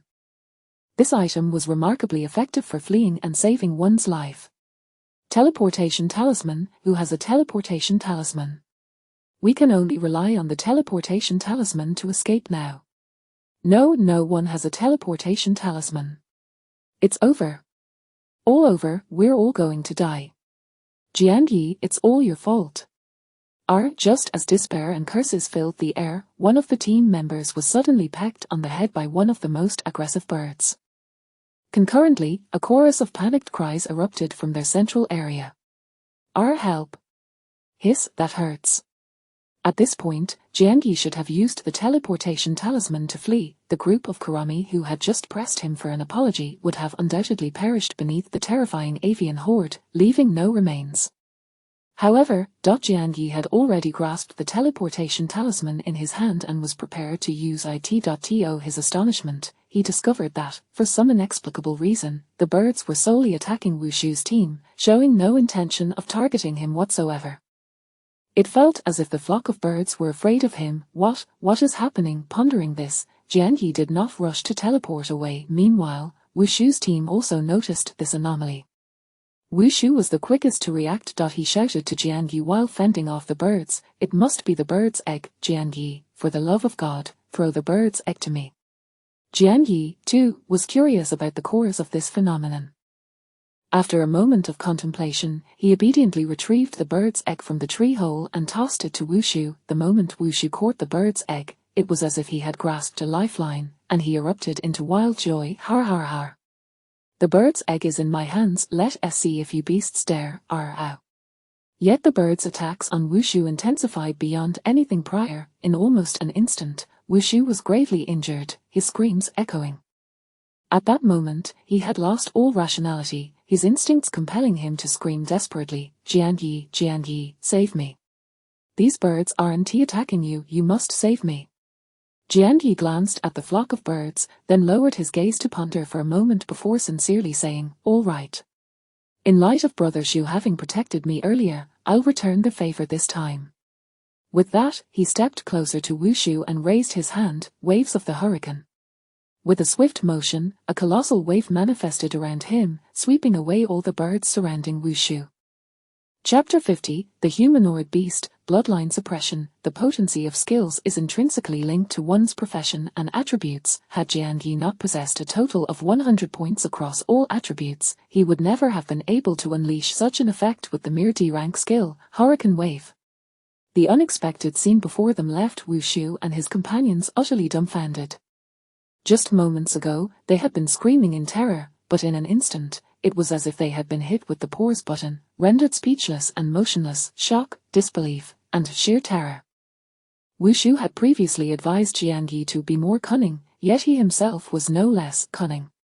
At this moment, he was among the first to regain his wits. His earlier frantic cries for help had left his throat hoarse, and now, as he spoke, his voice was not only raspy but trembled uncontrollably. No. Jian Yi, I was wrong. It was my mistake, I apologize, It was evident that Wushu did not immediately bask in the joy of being saved by Jian Yi. Only now did he truly comprehend the meaning behind Jian Yi's peculiar smile. It was a murderous intent. Long before the formidable flock of birds had arrived, Jian Yi had already harbored a murderous intent towards him.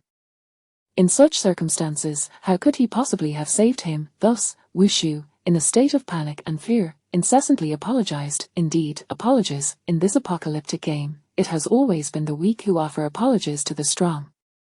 As for right and wrong, what does that even mean? Who cares? Jian Yi merely shook his head slightly. With a swift motion, he drew forth the homemade crossbow he had pilfered from Zhao Quan's trio.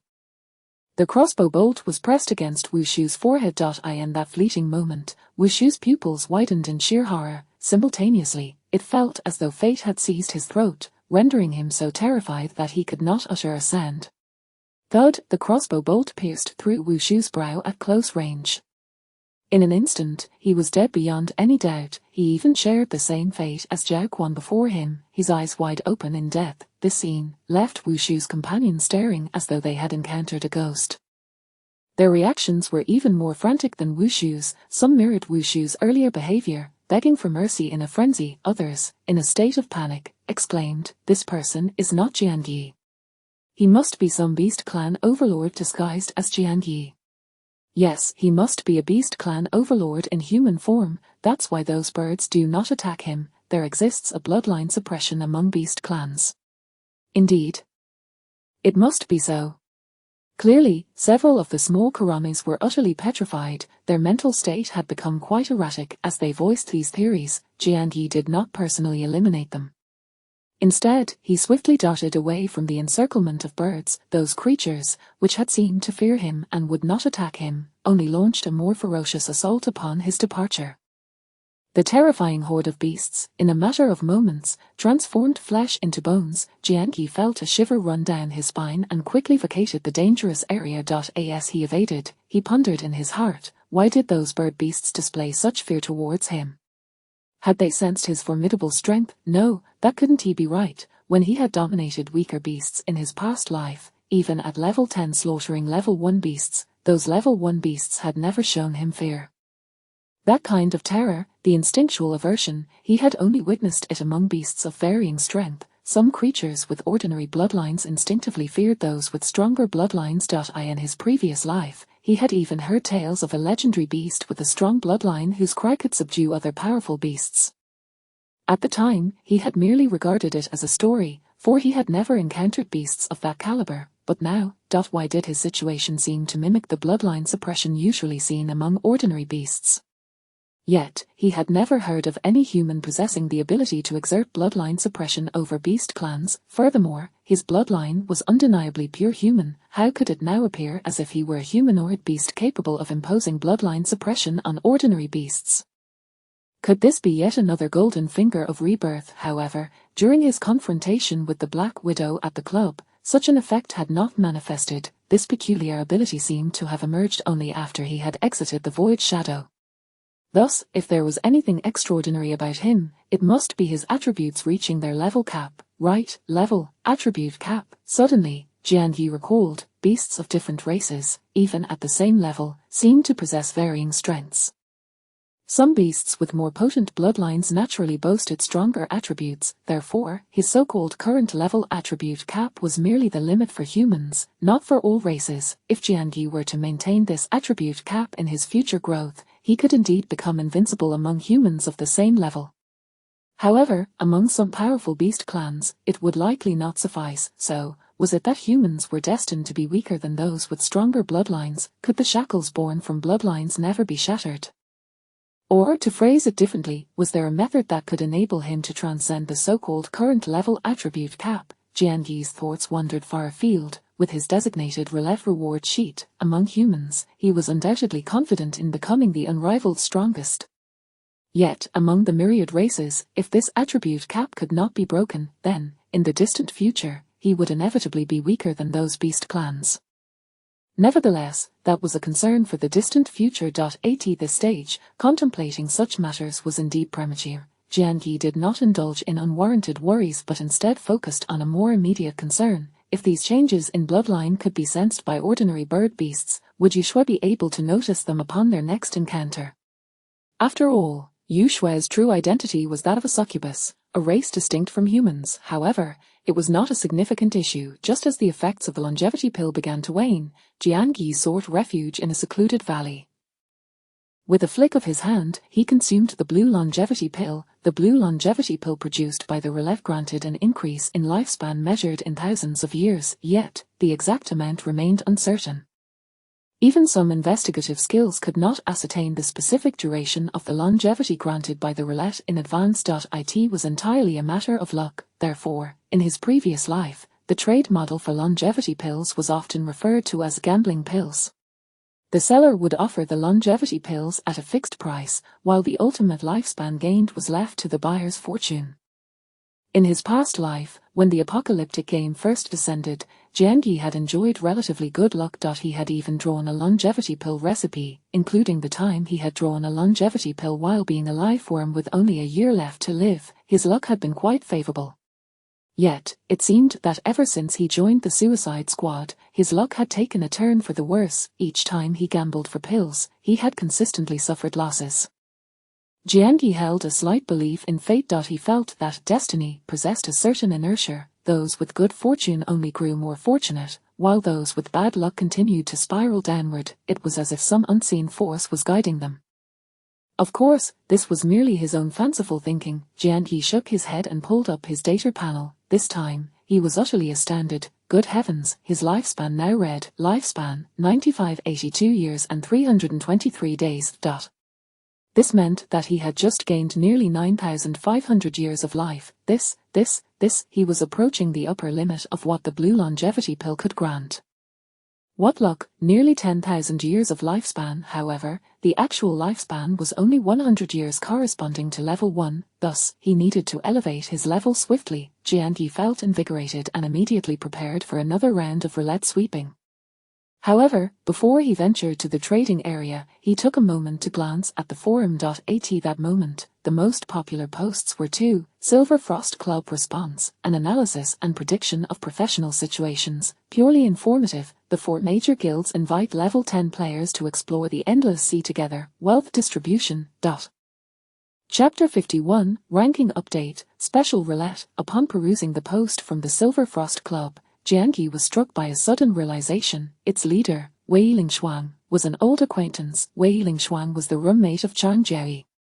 Unlike the close friendship that Jian Yi shared with Tang Ko, the relationship between those two women during their university years was notably strained. They harbored a mutual disdain for one another. At that time, Jian Yi was Chang Jerry's boyfriend, and Wei Lingshuang's animosity extended to him, as she bore ill will towards anyone associated with Chang Jerry. However, the onset of the Apocalypse game altered the dynamics, as Jian Yi briefly emerged as a formidable individual, prompting a shift in Wei Lingshuang's demeanor towards him. After all, she found herself reliant on his assistance for survival, yet, Wei Lingshuang possessed a certain audacity when Jian Yi's longevity elixir formula, alongside Chang Jerry, vanished without a trace. She mockingly chided him, ridiculing his inability to discern allies from foes. Had it not been for Jian Yi's good temper at the time, a lesser individual might have responded with a swift reprimand. Indeed, had Jian Yi been reborn earlier in this life, he would not have been so tolerant of Wei Lingshuang's provocations.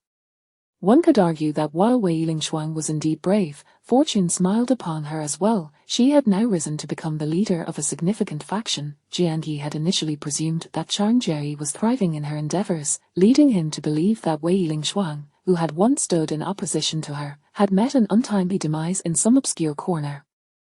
However, it appeared that luck was indeed on Wei Lingshuang's side. Nevertheless, this observation was merely superficial.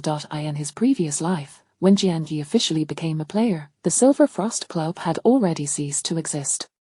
It seemed that Wei Lingshuang's streak of good fortune might soon come to an endpoint. One could only wonder if the club's downfall had been hastened by Chang Jerry's machinations. Jian Yi shook his head slightly, dismissing such thoughts.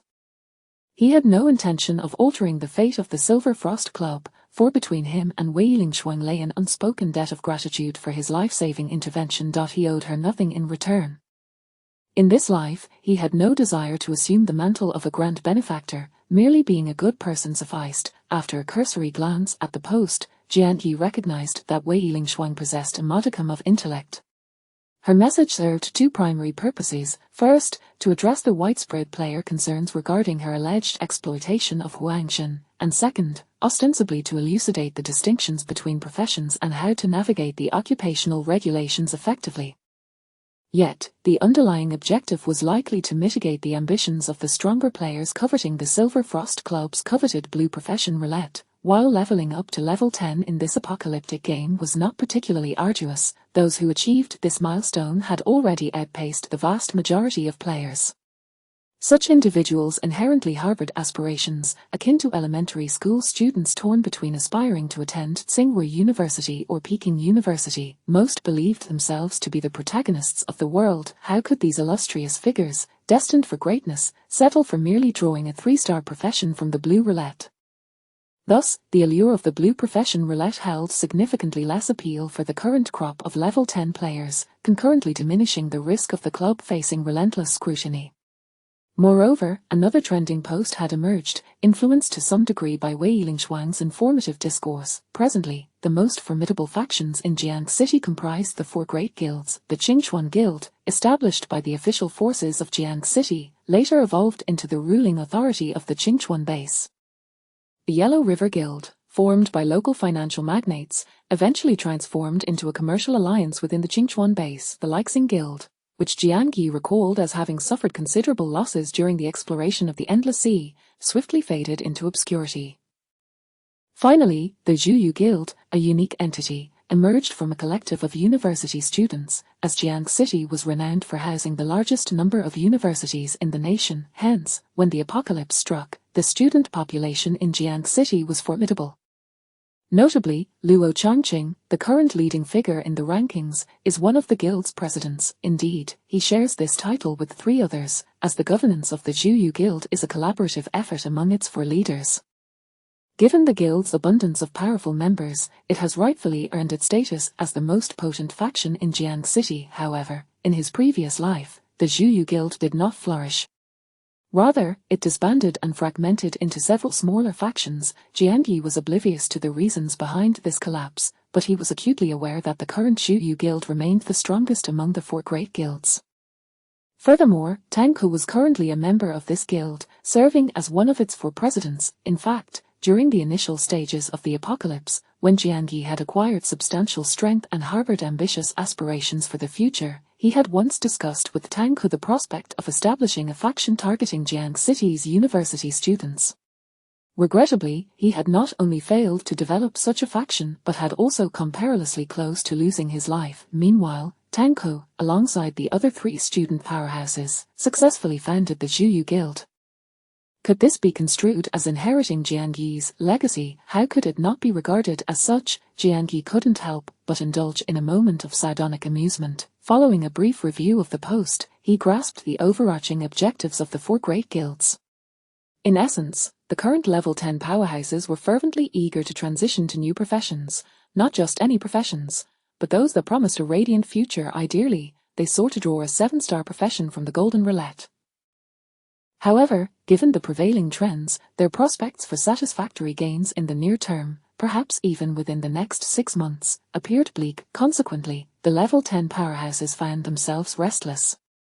They ultimately resolved to venture beyond Jiang City and explore the Endless Sea. The so-called Endless Sea encompasses the marine territories surrounding Jiang City. Prior to the Apocalypse game, cities were interconnected. However, this game has segregated them with the Endless Sea, rendering other cities invisible from this vantage point. Clearly, the Endless Sea holds an air of mystery, and, until now, players had refrained from venturing into its depths, confining their explorations to the perilous realms within Jiang City. Yet now, the pressure to transition professions compelled level 10 players to contemplate the enigmatic expanse of the Endless Sea. Given that this pressure was universally felt among all level 10 players in need of transitioning, the 4 great guilds publicly extended invitations for all level 10 players in Jiang City to join them in this exploratory endeavor. This detail had eluded Jiang Yi in his previous life, as he had recently joined the Death Squad and was relegated to the darkest depths of existence. The endeavor of level 10 players to explore the Endless Sea was evidently of little concern to him. However, in the present, he found himself capable of effortlessly reaching level 10, and the ambition and pressure to secure a high-end profession mirrored his own aspirations. Thus, Jiang Yi dutifully noted the crucial information from the post before embarking on a shopping spree in the trading district. With an abundance of lifespan, he amassed a considerable collection of roulette spins. To conserve lifespan, he even procured a batch of lottery tickets. Due to the presence of lifespan tumors, the price of white roulette lottery tickets was generally low, while the green and blue ones commanded slightly higher prices. In this grand shopping spree, Jiang Yi invested all the time currency he had earned from selling the cursed roulette in one fell swoop. He even found himself short on space from the white roulette draws, prompting him to specifically acquire a space watch from the green roulette. This green space watch offered a modest area of approximately 10 square meters, akin to the size of a small apartment, sufficient for his needs. Subsequently, brimming with excitement, Jiang Yi once again activated the Void Shadow. The sheer quantity of roulettes was overwhelming. Fearing that 3 minutes would be insufficient, he even prepared an additional Void Shadow. After 6 minutes elapsed, as Jiang Yi emerged from the Void Shadow, he felt invigorated and refreshed. As he attempted to relish the splendor of his transformed status panel, a sudden announcement from the Apocalypse game resonated in his mind. Smiley ding, the hour has struck, today's leaderboard data has been updated. This was the first notification, an area-wide announcement heard by all formal players. However, for Jiang Yi, a new announcement followed. Smiley ding. Congratulations, you have secured the first position on the power rankings. Reward special roulette. Congratulations, you have secured the first position on the level rankings. Reward special roulette. Chapter 52, Huangshan's name change. Players from other regions. Jiang Yi was momentarily taken aback upon hearing this announcement. It was hardly surprising that he topped the combat power rankings. After all, not long ago, he had used the spinning wheel to enhance his data panel to a dazzlingly impressive level. His level had soared directly to 10 in one go, and naturally, his attributes had also reached the maximum limit of level 10. Thus, it was perfectly reasonable for his combat power to rank first in Jiangcheng district. However, being first in level as well, Jiang Yi recalled that the ranking rules for levels stated that among players of the same level, the order was determined by the time of their level up. Therefore, with the level rankings now filled entirely with players at level 10, the rankings displayed the order in which players achieved level 10. Jiang Yi believed that his ascent to level 10 should not have secured him a position on the level leaderboard at all. Feeling perplexed, he instinctively glanced at the reactions in the chat channel. Every day before midnight, The chat channel buzzed with excitement, players eagerly anticipated the leaderboard updates, and this time was no different. Prior to the update, numerous anonymous predictions filled the chat. Sad smiley, it's almost midnight. I'm so excited. I wonder if I can make it onto the longevity list this time. The longevity list and combat power list don't seem worth the hype. It's always the same few people. If there's any change, it's usually just some big shot suddenly falling from grace or a lucky player unexpectedly rising to the top. What I'm really looking forward to is the level list. What is there to look forward to on the level list? It's ranked by the order players hit level 10, so there won't be any significant changes. Have you forgotten? Huangshan has just changed his class today. Although he is also level 10, he should have a chance to top the level list, right? That is uncertain. After all, he merely changed his class and hasn't he reached level 11 yet. But it's still possible. That is why I say this level list is worth anticipating. Perhaps the position of the esteemed Luo Changqing is at risk. If a class change can truly propel someone to the top of the level list, then the upcoming situation will be even more thrilling. So, stay tuned. Many players were eager to see whether Huangshan would indeed claim the top spot on the updated level list, pushing Luo Changqing down. However, it's happening. The moment we've all been waiting for is upon us. Everyone, brace yourselves, don't blink. What the hell? What the hell? What is going on? Did Huangshan use a name change card? Impossible, he finally made a name for himself through the regional announcement. How could he suddenly decide to change his name? Perhaps he simply wants to keep a low profile, hence the name change to Jiangyi. Why did he even change his surname? No, that is impossible. The first on the level list, Jiangyi, cannot possibly be Huangshan's new name. Quickly, look at the combat power list. What the hell? Why is the first on the combat power list also Jiangyi? What on earth is going on? Even if Huangshan changed his name, he shouldn't have been able to ascend to the top of the combat power list. Is Huangshan now stronger than Luo Changqing? How could that be? What if changing classes significantly boosts one's power, allowing Huangshan to leap to the top of the combat power rankings? If that is the case, then the Silver Frost Club is about to rise to prominence. Wait. This Jiangyi is not Huangshan. Look at the 27th place on the combat power list. The post-class change Huangshan is ranked 27. So the Huangshan in 27th place is the real one. Then who is this Jiangyi that suddenly appeared? Was there such a character in the previous combat power and level lists? No. I can guarantee there wasn't he. This is a new top-ranking player. It's absurd for a newcomer to suddenly be first on both lists, but we might accept it. However, how can someone just drop in at the top of the level list? Exactly. His level is also 10. How can he possibly be first? This defies logic. Could it be that this Jiangyi also changed classes? But it should be Huangshan who changed classes earlier, making him the rightful first. This is too bizarre. I still feel that this Jiangyi might well be Huangshan, otherwise, there is no way to explain this. Huangshan, please come forward and clarify, is this Jiangyi the result of your name change? Huangshan Jiangyi, seriously, can you all barely accept that this Jiangyi just dropped in at the top of both lists? Why can't I, for the life of me, come to terms with it? If you can't accept it, let your dad deal with it. I just remembered. I've seen the name Jiangyi. Not long ago, in the trading area, Jiangyi was selling the cursed spinning wheel. Many people were threatening him, saying things like they'd kill him or make it impossible for him to survive in Jiangcheng. What if this is the same Jiangyi? It would be hilarious if the top fighter on both lists can't even survive in Jiangcheng. Who is this bold guy making such threats?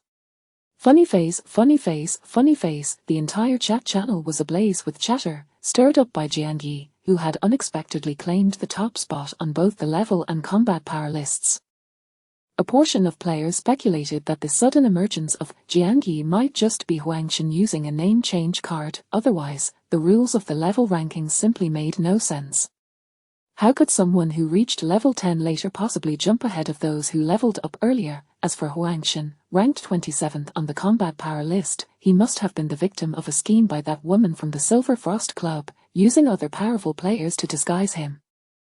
Given Wei Lingshuang's character, it was entirely plausible. Another segment of players, however, believed it couldn't be that complicated. This Jiangyi was simply a new player who had inexplicably claimed both top spots, with no connection to Huangshan whatsoever. As for why he was number 1 on the level list, perhaps he had used some miraculous item. After all, this was an apocalyptic game, any number of strange items could exist.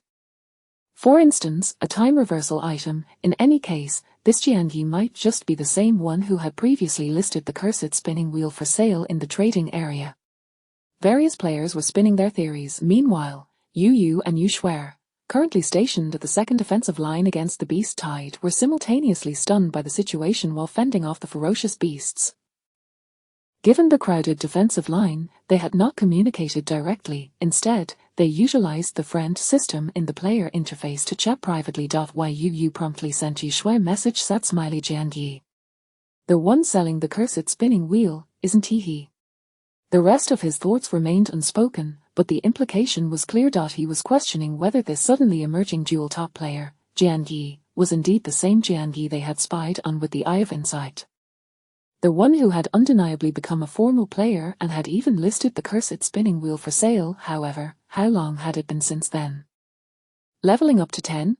Impossible. Absolutely impossible. Yu Shuai, being a succubus, had more insight into the situation. After a brief contemplation, she confidently replied, sat smiley, I can assure you, it's not that Jiangyi.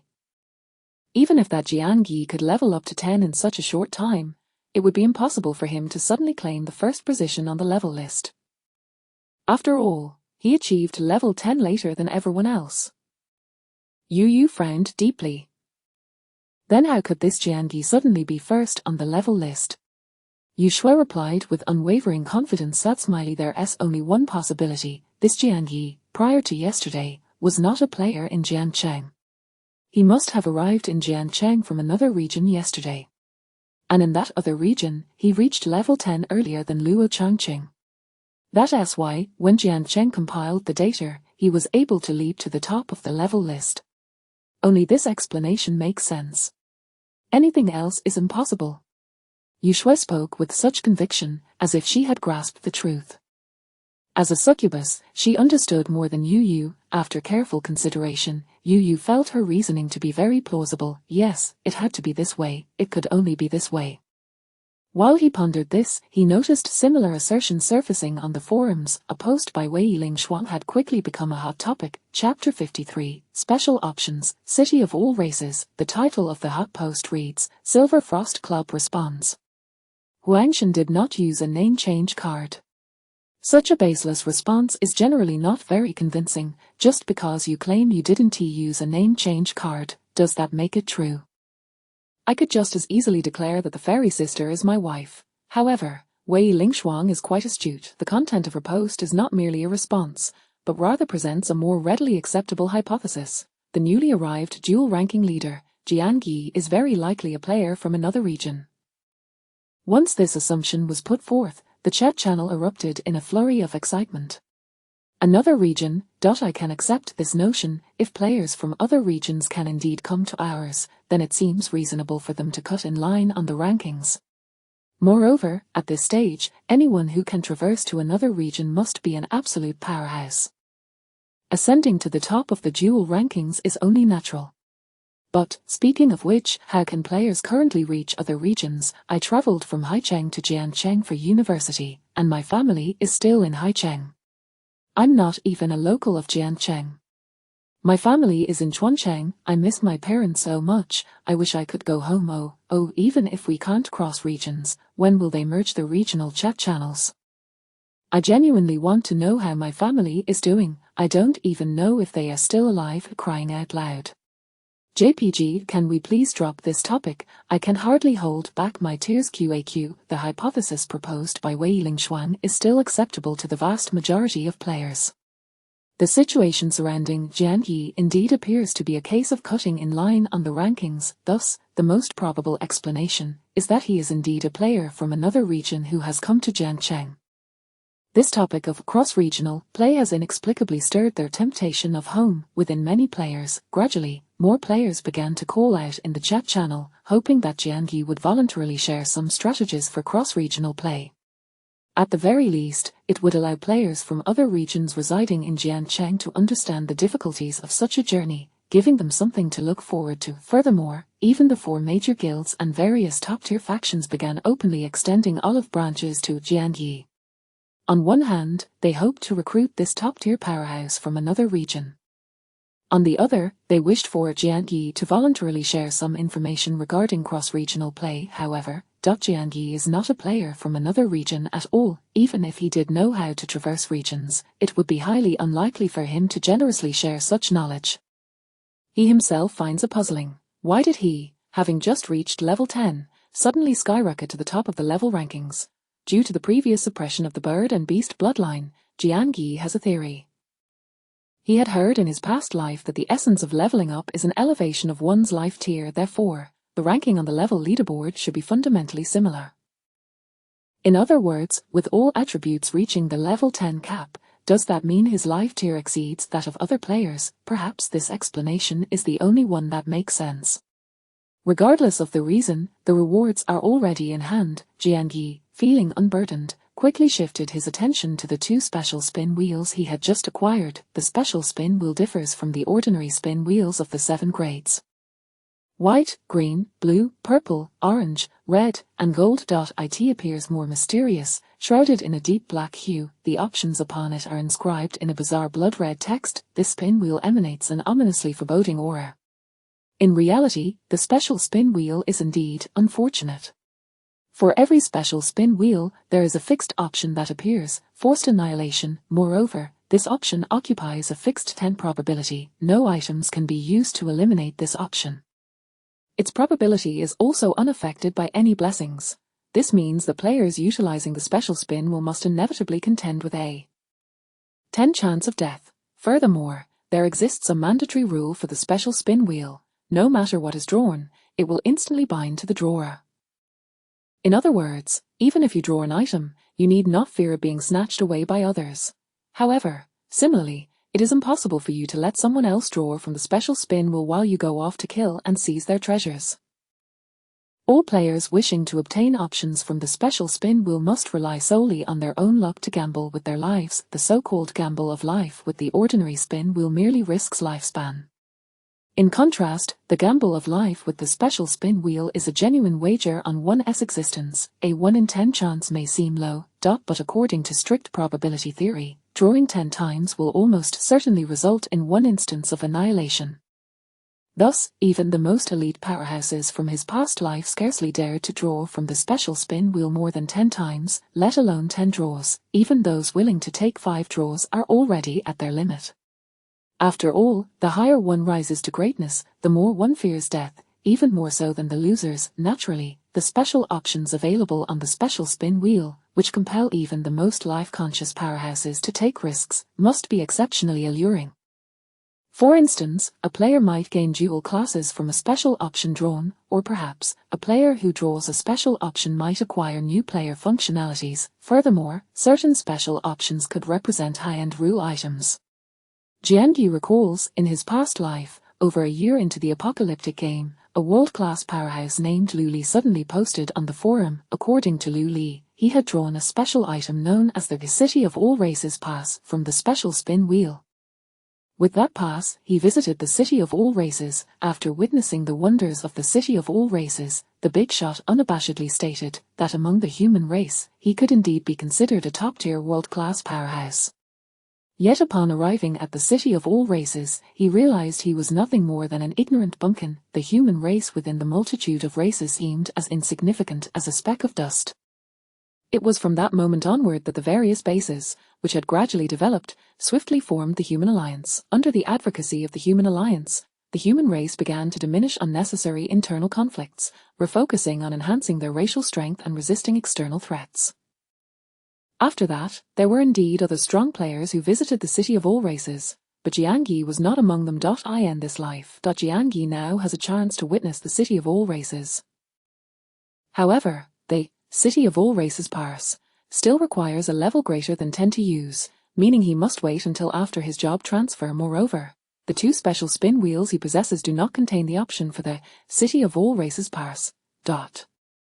Aside from the annihilation option, the special spin wheel contains only 9 remaining options, yet not all 9 options are special. Typically, only 1 to 3 will be special options, the remaining 6 to 8 are still ordinary options, such as ferocious beasts and longevity pills.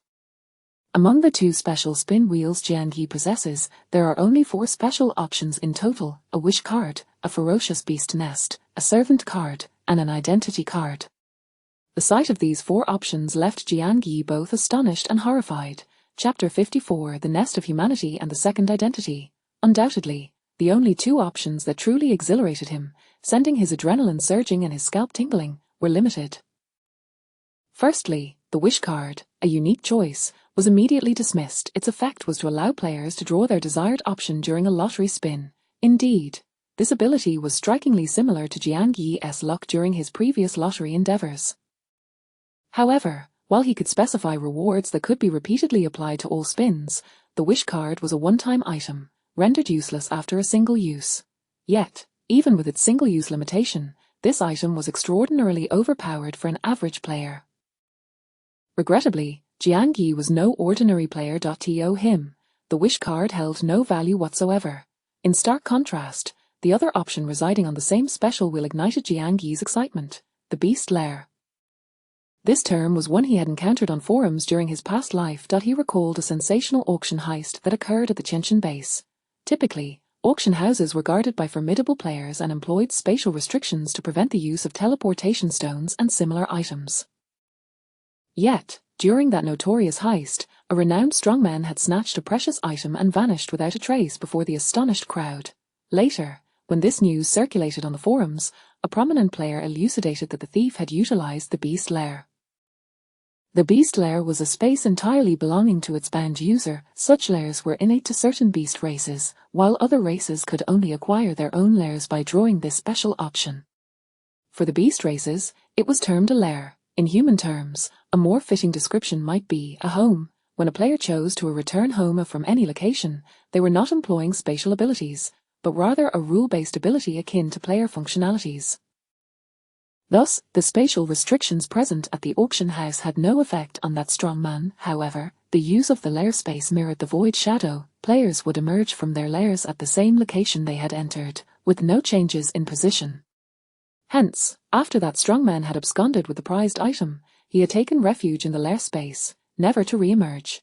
At least during Jiangyi's demise in his past life, he had never heard news of that strongman being apprehended after exiting the lair. That individual was undoubtedly a master of survival. As for what precious item had compelled the survivalist player to take such risks, Jiangyi could only speculate. No information had ever surfaced in his previous life. Yet, it was reasonable to assume it must have been an extraordinarily powerful item. This beast lair option, tailored for survivalist players, was evidently perfect for Jiangyi. With this, he would no longer need to spend an additional decade attempting to draw the void shadow during his frenzied lottery spins. Furthermore, at any moment he wished to take a breather, he could retreat into the beast lair for a well-deserved respite. While other players might find themselves regressing if they hid within the beast lair, unable to keep pace with the stronger players, Jiangyi would not. Even while lying idle, he could rapidly grow stronger. Therefore, setting aside the fact that the wish card was of no use to him, even if it were an exceptionally effective special option, he would most likely still choose the beast lair. This was, without a doubt, custom-made for him. Without hesitation, Jiangyi placed his palm upon the special wheel, accompanied by a prompt. He silently recited, "Sad smiley, I choose 6, beast lair."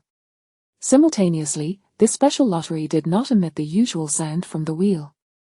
Instead, a doomsday game announcement resonated within his mind. "Sad smiley ding, congratulations, you have drawn the beast lair. Would you like to bind it? Yes, no." He had the option to choose whether or not to bind it. Since he had selected to draw it, there was no doubt he would bind it. He resolutely thought, "Sad smiley, yes. Binding your human nest." Ding! A binding successful. This binding process made Jiang Yi acutely aware that the beast lair appeared to be more than just an alternate space. It could also be regarded as a complete player functionality. Indeed, when he delved into his mind, he discovered a new entry labeled Human Nest within his player functionalities. Simultaneously, he felt an inexplicable connection. With a mere thought, the next instant he found himself transported to another space. The lair space appeared to be nothing more than a dark cave. The entire cave was approximately 5 square meters, empty and devoid of any furnishings.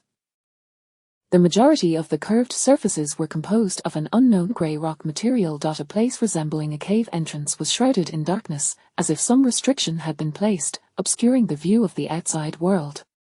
Jiang Yi pondered for a moment before feeling around the dark restricted entrance. His hand seemed to graze a barrier-like surface. Simultaneously, a prompt echoed in his mind: current lair level insufficient. Lair level. Did this imply that if he elevated the lair's level, he could break through the entrance barrier and exit this lair? But what would happen once he emerged? Would it simply expand his territory, or would he venture into a special space? Jiang Yi was quite curious, yet he was uncertain how to upgrade this lair space. Perhaps it could be upgraded through the lottery, or perhaps some special beast races that inherently possessed lairs had their own methods of upgrading. Jiang Yi did not dwell on this for long, instead exploring the small cave space further. Overall, he was quite satisfied with this lair. Though compact, it was entirely his private space. If not for the pressure of class advancement, he could easily remain in this lair for an eternity. Unfortunately, not only was his level hindered by class advancement, but he also lacked the time currency to continue acquiring spins. Jiang Yi's attention shifted to another special wheel, which presented 2 options, the servant card and the identity card. The effect of the servant card was to obtain an utterly loyal servant. For instance, Yu Shue was likely a servant acquired by Yu Yu through the servant card. Otherwise, it would be improbable for an ordinary spin to yield a succubus. Should Jiang Yi utilize the servant card, he could instantly possess an absolutely loyal ally. However, the servants obtained through the servant card were quite random. Despite Yu Shue's stunning beauty, it was entirely possible that Jiang Yi might end up drawing a pig instead. On the other hand, the identity card was another special option that stirred his blood. This option had a pitifully small probability of appearing on that special wheel, less than 1 in 2,000. Players willing to spin the special wheel were already few and far between, and the likelihood of drawing an identity card was even more minuscule. Yet for Jiang Yi, as long as a probability existed on the wheel, he could specify it. He hardly required any deliberation before discarding the servant card and directly selecting the identity card. With a surge of emotions, a prompt echoed in his mind once more: sad smiley ding. Congratulations, you have drawn the identity card. Would you like to use it? Yes, no. Of course, sad smiley, yes. Generating new identity. Ding. Congratulations, you have acquired a new player identity, Zhang-san. Chapter 55. The 5th President of the Moonlight Guild, Zhang-san. Upon hearing this name, Jiang Yi felt a wave of unease wash over him. Damn it, could it be that he had drawn a... He quickly switched to the so-called Zhang-san identity. In the blink of an eye, his entire form transformed. He shrank slightly in height, and his skin darkened a bit. Without needing a mirror, he could guess that his appearance had completely morphed into another visage.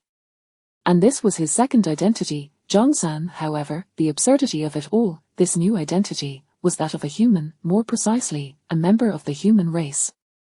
In fact, just like their beast lair he had just drawn, the options did not specifically denote a human lair. Some intelligent, higher-order beast races, like the human players, also possessed the various functions of Apocalypse game players and could participate in the lottery.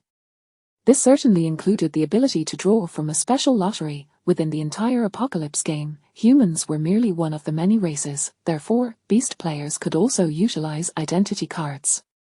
Hence, the second identity generated randomly by the identity card was, in fact, not restricted by race, not limited by race, randomly generated. Humans were simply one possibility among many. But damn it, with so many racial possibilities, how could Jiang Yi have randomly drawn a human identity? What kind of absurd luck was this? He had initially intended to experience an entirely new beast identity. He even contemplated testing whether the attribute limits of the beast identities were higher than those of humans. Moreover, he had considered infiltrating the corresponding beast stronghold using a beast identity, yet the result, damn it. Why did he have to randomly draw a human identity? Was there a god of fate secretly watching over him? Did they find his earlier joy too amusing and decide to play a trick on him? This was simply outrageous. Jiangyi took quite some time to recover from the speechlessness of having a randomly generated identity still as a human. Gritting his teeth, he could only console himself. So be it. A human is still a human. Although he did not acquire a beast identity, a new human identity was still quite useful. This second identity was akin to creating a new character in the game. Everything it possessed was independent of the first identity. For instance, Jiangyi could utilize it to obtain an entirely new exclusive fate wheel. Thereafter, he could level up with it and compete on the leaderboard. This meant that it was entirely possible for Jiangyi to dominate the leaderboard in first place while Zhongsan held the second position. Naturally, a new identity also implied that once this Zhongsan identity reached level 10, it could also undergo a job change. To a certain extent, this was equivalent to Jiangyi possessing dual professions. Of course, this dual profession differed from the kind where one identity held two professions. In this case, Jiangyi could not simultaneously use both professions. Instead, he would need to switch identities to alternate between professions. For an ordinary player, if they hastily switched to a subpar profession early on, utilizing an identity card to change characters and then acquiring a second job change opportunity would indeed be a good option. Yet for Jiangyi, the cost of training a new character was far less for him than for others. As long as he gathered enough fate wheels, leveling up would merely require a flick of his fingers. Therefore, despite his disappointment at not obtaining a beast identity, a brand new identity was still a commendable gain for Jiangyi. Moreover, Jiangyi calculated briefly. Since the Apocalypse game had been underway for a month, the leaderboard rewards at midnight had consistently granted special fate wheels to the top players. Thus, it could be inferred that Jiang City had likely distributed nearly 100 special fate wheels. Some of these may have already been utilized, but there could still be a backlog. Particularly with Luo Changqing, he wondered if there were any special fate wheels in his possession that he hadn't dared to draw. Drawing from the special fate wheel did not require sacrificing lifespan. Instead, one only needed to bear a 10 mortality rate. Simultaneously, the special options on the wheel were only 1 to 3 in number. Jiangyi speculated that those ambitious, powerful players would likely only choose to draw from wheels with 3 special options when attempting to draw special fate wheels. Those with only one special option could be considered of inferior quality among special fate wheels. With this thought, Jiangyi's gaze flickered, and he switched back to his Jiangyi identity. He then immersed his consciousness once more into the player functions. At this moment, midnight had passed. Some players began to retire for the night, yet there were also night owls who habitually stayed awake.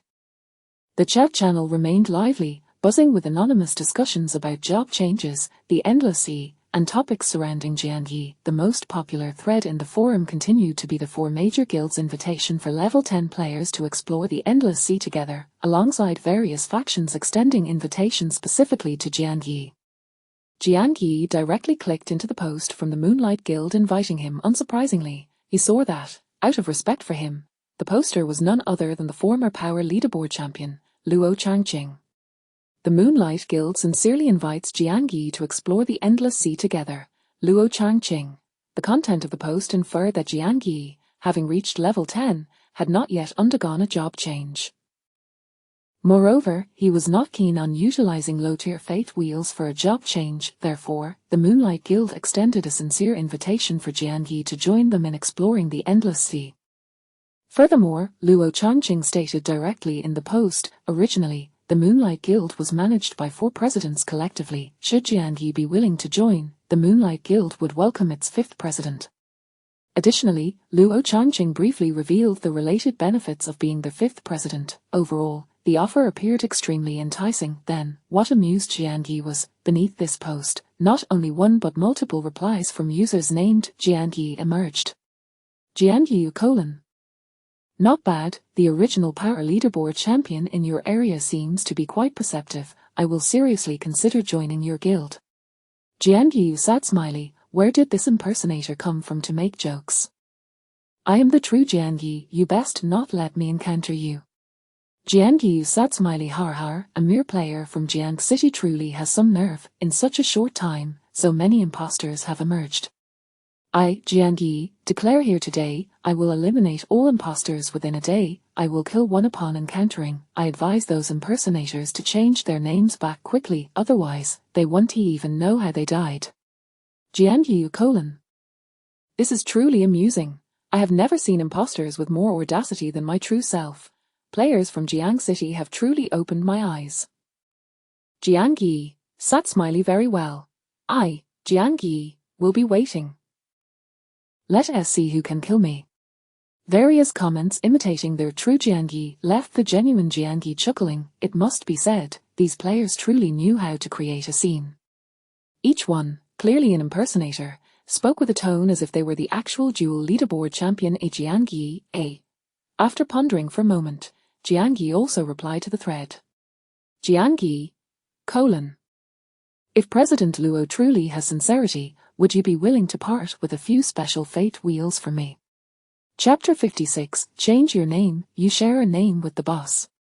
This remark was merely a test to ascertain whether Luo Changqing still possessed any unique options at his disposal. Naturally, the genuine Jiangyi amidst a plethora of counterfeit versions appeared to be an indistinguishable impostor. Meanwhile, in a pavilion overlooking the river on Jiangqing's embankment, the four presidents of the Moonlit Guild convened. Luo Changqing and Cheng Yang were both alumni of Jiangcheng University, having maintained a cordial relationship since their days as students, with one occupying the second position on the power rankings and the other the 11th. The other two presidents were Tang Ko and Ji Yutang. Tang Ko had previously held the 7th position on the power rankings. However, following Jiangyi's meteoric rise to first place, he had fallen to 8th. Due to his close friendship with Zhang Jieyi, his influence among the four presidents ranked just below that of Luo Changqing. Ji Yutang, though only ranked 17th, wielded a peculiar psychic attack capability, enabling him to triumph over stronger human players. All four presidents possessed formidable abilities, having been university students prior to the advent of the apocalyptic game. At that moment, what troubled these four elite individuals was the barrage of responses beneath Luo Changqing's post. An alarming number of individuals named Jiangyi had emerged, each appearing convincingly authentic. In truth, Luo Changqing's irritation stemmed from the disruptive antics of certain players, while Tang Ko's greater concern was the name Jiangyi. Although he was certain that the Jiangyi who had ascended to the top of the rankings from another region could not possibly be the one he knew, the shared name nonetheless stirred a disquieting sensation within him.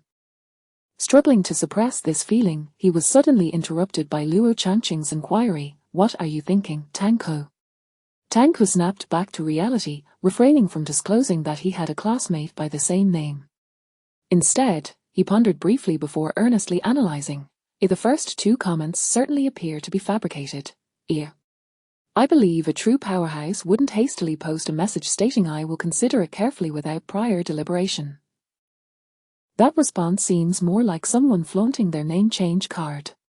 Moreover, a dignified, strong individual would likely not resort to furious outbursts upon encountering impersonators, which would appear rather petty, thus rendering that response the least authentic. The one threatening to eliminate all Jiangyis in Jiangcheng seems somewhat plausible. After all, we cannot ascertain the temperament of that particular powerhouse. To dare act across regions at such an early stage suggests a rather audacious character. The individual who proclaimed "Let's see who can kill me" also sounds quite arrogant, yet the title "This Jiangyi" seems rather contrived. The one who specifically mentioned the special roulette may be attempting to use that term to bolster their claims of legitimacy. However, it is also possible that the genuine powerhouse Jiangyi, as Tang Ko immersed himself in analysis, the phrase "powerhouse Jiangyi" slipped from his lips, causing him to freeze momentarily. Although he was aware that they were not the same person, uttering those words felt peculiar nonetheless. Suppressing this odd sensation, he continued, he might indeed have a keen interest in the special roulette. Luo Changqing nodded, then turned to Cheng Yang and Ji Yutang. Cheng Yang expressed, "My thoughts align closely with old Tang's."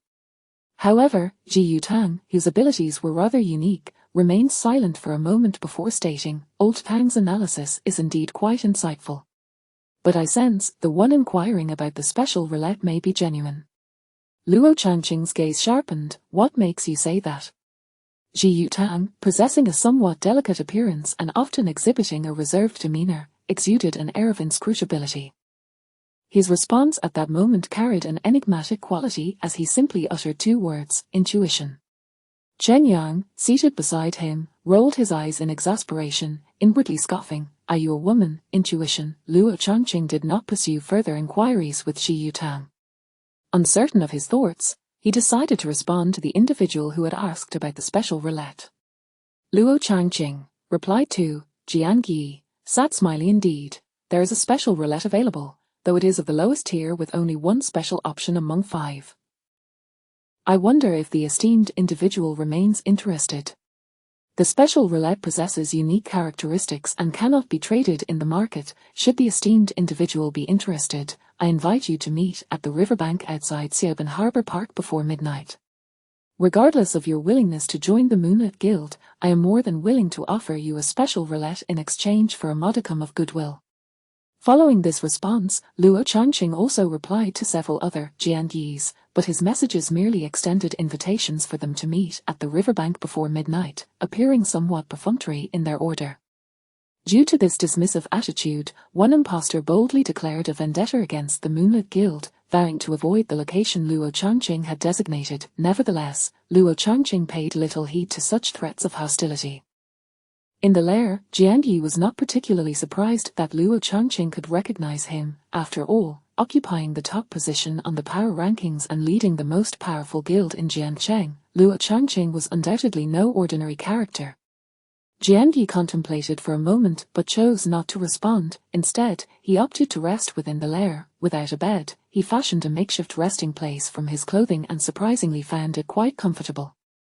After all, compared to the anxiety-ridden environment of the apocalypse, his lair provided a far greater sense of security. When he awoke the next day, it was already past 8 in the morning.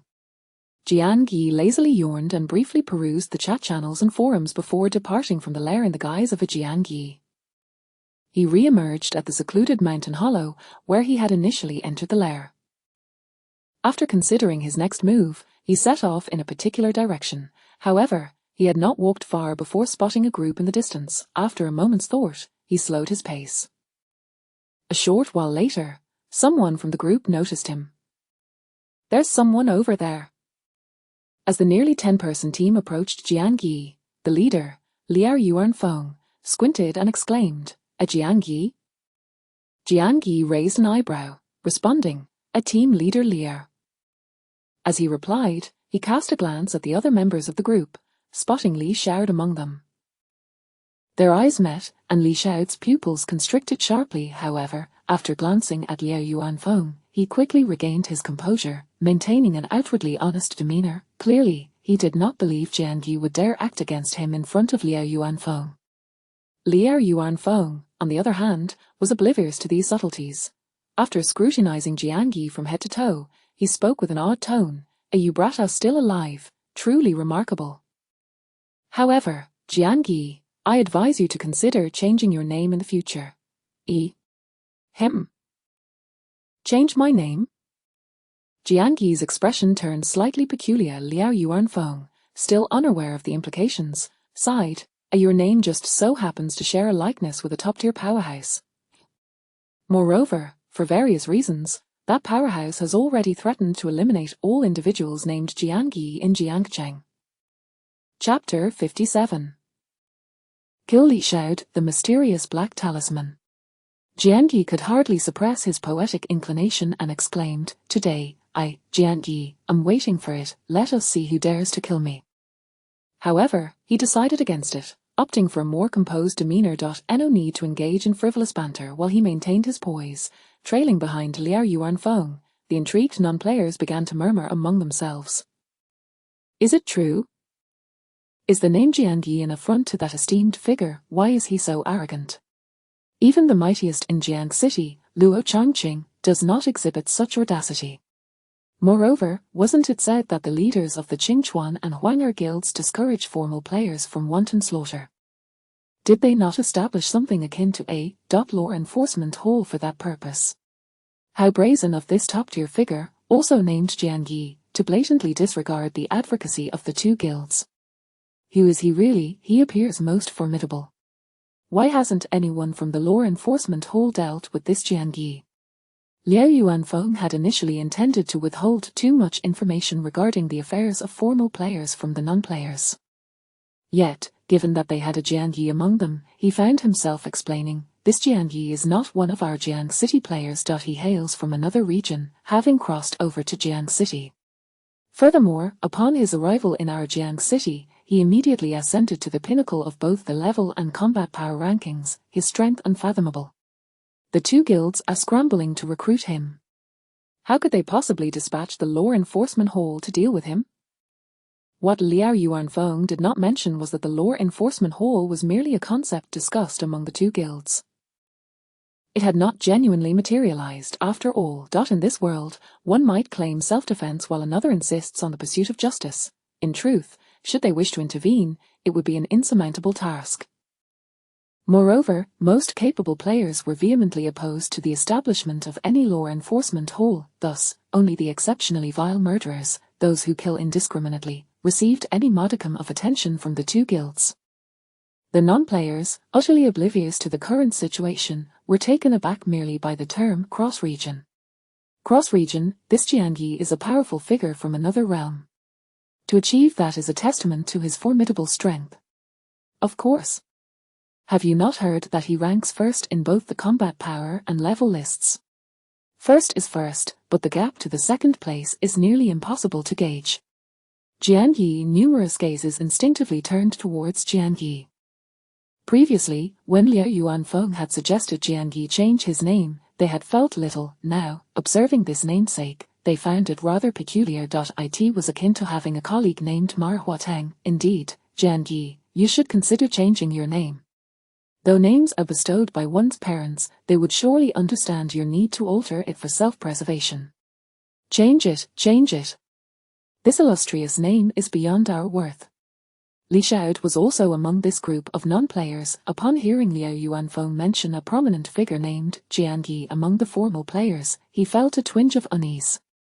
After all, he was well aware that Jiangyi was no ordinary individual. He drew forth his upgrade token, undoubtedly having transitioned to a formal player by now. Thus, the esteemed Jiangyi Liao Yuanfeng spoke of could very well be the Jiangyi before him. However, upon hearing Liao Yuanfeng insist that the esteemed Jiangyi was a cross-regional figure, Li Xiaod managed to breathe a sigh of relief, yet a sliver of doubt lingered in his heart. Just then, Liao Yuanfeng gestured for the chatter among the group to subside. Seemingly struck by an idea, he suddenly turned to Jiangyi and said, Jiangyi, please display your data panel for me to see." This request had previously been made by Sun Hao to Luo Shan. It was undeniably quite rude, yet the powerful wield the right to be impolite towards the weaker. Liao Yuanfeng's mind briefly entertained the absurd notion, if this Jiangyi truly was the one who topped both rankings, then requesting to view his data panel would be tantamount to courting death. Nevertheless, Liao Yuanfeng remained unfazed. After all, the likelihood of that was exceedingly low. This Jiangyi could only be a mere namesake of the esteemed figure. As Liao Yuanfeng pondered, Li Xiaod secretly anticipated seizing the opportunity to glimpse Jiangyi's data panel alongside Liao Yuanfeng. However, at that moment, no one could react in time. In an instant, a shadow flickered past, an immensely oppressive figure materialized before Li Xiaod. His pupils widened in terror. In the depths of his darkened irises, Jiangyi's smiling face reflected ominously. In that fleeting moment, a paralyzing dread akin to the arrival of death surged through him, threatening to tear him asunder. Yet, beneath that overwhelming fear, Li Xiaod found himself unable to even scream. Gripped by an iron hand around his throat, his once vibrant eyes dulled as life rapidly ebbed away. In a mere second, he was rendered lifeless. All of this transpired in the blink of an eye. So brief was the moment that Liao Yuanfeng and his team had yet to react. Simultaneously, as Li Xiaod's vitality abruptly waned, his middle-aged visage began to age and decay at an alarming rate. To an observer, the corpse might have belonged to a centenarian, but that was not the end. From the swiftly aging corpse, a peculiar black talisman suddenly shot forth, cloaked in dark energy. It spun in the air before hurtling straight toward Jiangyi. Reacting swiftly, Jiangyi yanked Liao Yuanfeng beside him, shielding himself with him. Liao Yuanfeng's expression morphed into one of shock and terror. Nearly bursting out in expletives, the ominous black talisman exuded an unmistakable aura of malevolence. Liao Yuanfeng genuinely feared that Jian Yi intended to bring about his demise, yet, as the black talisman integrated into his being, Liao Yuanfeng's entire body stiffened momentarily, his eyes widening in astonishment. As if privy to monumental news, he threw his head back and erupted into a maniacal laugh, har har har har har har. But soon, amidst the bewildered gazes of those around him, Liao Yuanfeng regained his composure. He struggled to suppress the overwhelming joy, awkwardly clearing his throat twice. It's nothing, I just suddenly recalled something delightful. This absurdity would not convince even a ghost. Anyone could see that Liao Yuanfeng had likely derived some benefit from that eerie black talisman. However, his teammates, lacking Liao Yuanfeng's strength, dared not voice their suspicions. Meanwhile, the even mightier Jian Yi. Liao Yuanfeng suddenly directed his gaze back to Jian Yi, his eyes filled with shock, vigilance, and wariness. Unconsciously, he took half a step back, barely managing to croak out, "You. Jian Yi, you cannot possibly be the Jian Yi who tops the level rankings, right?" Chapter 58. What if I choose not to join the happy club? The moment these words escaped his lips, Liao Yuanfeng's companions were taken aback, their expressions akin to those who had seen a ghost. Instinctively, they took a few steps back, and one of them nearly stumbled over the decayed corpse of Li Xiao. However, they quickly regained their composure. How could this be possible? Wasn't the renowned Jian Yi, who had shot to the top of the rankings, from Jiancheng, a different region altogether? The Jian Yi before them, how could it be? It was utterly inconceivable. Captain Liao must have been mistaken. Jian Yi, on the other hand, did not respond immediately. His thoughts were still entangled with the peculiar black talisman. The talisman exuded dark energy and bore an eerie appearance. He instinctively believed it to be a dangerous object, yet, Liao Yuanfeng's reaction suggested he had derived some benefit from it. Thus, Jian Yi pondered, if he were to eliminate Liao Yuanfeng, perhaps he could seize that enigmatic talisman for himself. Nevertheless, at his core, he was not a soulless murderer. Liao Yuanfeng had no enmity with him. In fact, he had previously stood by Jian Yi's side against Wu Shu, lending his support. Moreover, the talisman undeniably radiated an ominous aura. As far as Jian Yi was aware, in this apocalyptic game, true treasures were invariably linked to the life and death of the players. For instance, special options on the unique roulette, once drawn, would bind solely to one player and would not transfer upon death. The peculiar black talisman, however, was evidently different. It had transferred to Liao Yuanfeng upon Li Xiao's demise and had even intended to shift to Jian Yi. The fact that it would seek refuge with the one who had slain its master was disturbing. Such a treacherous object, coupled with Li Xiao's corpse rapidly aging and decaying, left Jian Yi with little fondness for the talisman. Furthermore, in his previous life, Li Xiao had not thrived either. After contemplating, Jian Yi concluded that it was unnecessary to resort to killing Liao Yuanfeng merely for the sake of acquiring the talisman. Instead, he could utilize Liao Yuanfeng to further observe the situation. Having settled these thoughts, he turned to the visibly anxious Liao Yuanfeng and offered a reassuring smile. "Captain Liao, there's no need to be tense. The renowned Jian Yi, who ranks first in the leaderboard, has already been confirmed as a player from a different region, hasn't he? I joined the Happy Club a few days ago, so how could I possibly be a cross-regional powerhouse?" Upon hearing this, Liao Yuanfeng and his companions inexplicably sighed in relief. As for doubting Jian Yi's honesty, in truth, if Jian Yi had claimed to be the top player, it would have raised their suspicions. This response was far more aligned with their understanding, reasonable and fitting. However, Liao Yuanfeng's gaze flickered back to the grotesque remains of Li Xiao. Recalling how Jian Yi had unhesitatingly shielded him from the talisman, he furrowed his brow and cautiously scrutinized Jian Yi. "Even if you are not the top-ranked Jian Yi, your strength seems rather extraordinary, doesn't it? You wish to inquire about my strength?" Jian Yi replied with a smile, appearing remarkably at ease. "Since arriving in this perilous world, I have encountered some fortuitous events and am now a formal player." Gasp! A formal player. Upon hearing this, the non-formal players cast envious and resentful glances at him. Among them was Zhang Peng, who had previously been ruthlessly defeated by Jian Yi while in the Luoshan team.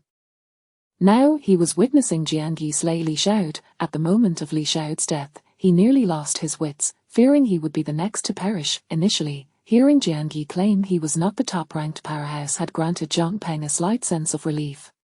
He thought Captain Liu would surely deal with Jiangyi, yet now Jiangyi proclaimed he had become a formal player. How incredibly fortunate! With Jiangyi becoming a formal player, Li Xiao's death would be in vain. Though the club had rules against members harming one another, the current situation was different. Li Xiao was dead, with no allies to back him. As long as Jiangyi proved to be formidable, he could easily shift the blame onto Li Xiao and evade any repercussions from the club. Zhang Peng felt a chill in his heart, deeply regretting ever crossing paths with Luo Shan and Jiangyi. Now, he could only bow his head low, striving to diminish his presence. Liu Yuanfeng was somewhat taken aback by Jiangyi's response, though not entirely surprised. He blurted out, "What is your current combat power?" However, upon posing the question, Jiangyi did not answer, merely raising an eyebrow in a casual manner. Liu Yuanfeng awkwardly rubbed his nose, realizing he no longer held the privilege to be impolite to Jiangyi. Thus, he shifted the topic away from combat power and data panels. Furrowing his brow, Liu Yuanfeng stated, "While we can overlook many things, you must provide an explanation for killing Li Xiao." Jiangyi did not conceal the truth. He explained that after experiencing a stroke of luck, he had attracted Li Xiao's attention, who then plotted against him using a cursed roulette. When that failed, he managed to escape, and now their paths had crossed again, simply for the sake of revenge. Liu Yuanfeng was taken aback. "The Jiangyi who listed the cursed roulette for sale, it truly is you." Jiangyi nodded slightly, shrugging his shoulders. Liu Yuanfeng's expression shifted repeatedly, as if contemplating something. Finally, he sighed and spoke in a serious tone, "Very well, regardless of the truth behind your words, let us consider this matter as Li Xiao's wrongdoing. The club will not penalize you. However, this is contingent upon your return from this perilous world. You must accompany me back to the club and become a formal member." At this point, he took a moment to elaborate. Establishing various formal factions is not merely about gathering a group of individuals together. In this apocalyptic game, there exist specific faction tokens. For instance, the club token and the guild token. Their Happy Club was founded based on a club token. In contrast, those guild factions possess guild tokens that are far superior to club tokens, and their various functionalities are likely more diverse. But do not dismiss the Happy Club. Top-tier guild factions have exceedingly high entry requirements. Ordinary players need not even dream of it. To join any faction, the foremost condition is to be a formal player. Thus, all formal members of the Happy Club are formal players. Your previous captain, Jiao Chang, regardless of his strength, also needed to become a formal player to be a formal member of the club. You, on the other hand, have managed to excel within your Daredevil team and are the first to become a formal player. Should you encounter Luo Shan and Jiao Chang again, their jaws might just drop in disbelief. As Liu Yuanfeng spoke, a hint of amusement played on his lips. He continued, "Once we return to the Happy Club, there will be designated personnel to guide you in utilizing the club token. At that time, a club-related function will be added to your player capabilities." In truth, Jiangyi was already aware of all that Liu Yuanfeng had conveyed. The gazes of the non-formal players grew increasingly envious as they listened. However, just as those non-formal players looked on with envy and jealousy, Jiangyi audaciously interjected, "But what if I choose not to join the Happy Club?" Chapter 59. The Lucky Effect. Draw from the Wheel of Fortune. Upon uttering these words, the envious and jealous gazes around him instantly transformed into a fervent desire to strangle him on the spot. Liu Yuanfeng's expression mirrored that of shock. Have you not perused the strategic posts on the forum, or have you simply not endured enough of the apocalypse's brutal trials? Not joining the Happy Club. What, do you aspire to ascend to the heavens? In this current era, an individual's rate of growth is, more often than not, eclipsed by those who align themselves with a powerful faction. Furthermore, different factions exhibit varying attitudes towards distinct types of formal members. For instance, the siblings Yu and Yushui joined the Happy Club as formal players right from the outset. Although they entered as official members, the club tends to place greater value on those who have grown within its ranks, transitioning from the death squad to formal players. Such individuals are regarded as having developed within the club itself. They are familiar, and consequently, possess a stronger sense of belonging to the club. It is akin to how, in ancient societies, the status of household servants was inherently superior to that of newly purchased slaves. Jianyi's situation can be tenuously categorized as having evolved within the Happy Club. The treatment and recognition he receives there will undoubtedly surpass that of any other faction. Liao Yuanfeng, concerned that Jianyi might not grasp the gravity of the situation, was about to elucidate these dynamics to him. However, Jianyi maintained a carefree demeanor, raising an eyebrow and jestingly remarked, not quite ascending to the heavens, but I do indeed have some mischievous plans in mind. Mischievous? Liao Yuanfeng's lips twitched slightly. Just as he was about to speak, he suddenly realized, Jianyi. You wouldn't be. Liao Yuanfeng's eyes widened in astonishment. Before he could finish his thought, he changed his course of inquiry. Could it be that among those impersonating Jianyi on the forum, you have a stake? Jianyi raised an eyebrow but offered no response. Liao Yuanfeng's eyelids twitched again, his emotions a complex brew. It must be said that in this world, individuals are indeed disparate. Some pursue comfort, believing that survival is paramount. Others chase thrill and excitement, charging towards danger wherever it may lurk. Liao Yuanfeng truly did not expect Jianyi, who appeared to embody a sense of stability and tranquility, to possess an adventurous spirit that relished chaos. In retrospect, it seems less surprising that he would encounter extraordinary fortunes.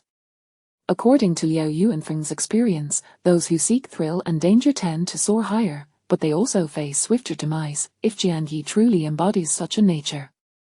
Liao Yuanfeng furrowed his brow as he regarded him. Just as he was about to say something further, Jianyi brazenly declared, Did I hear you just acquired some benefits from that peculiar black talisman? Upon hearing this, Liao Yuanfeng's expression shifted. What do you mean?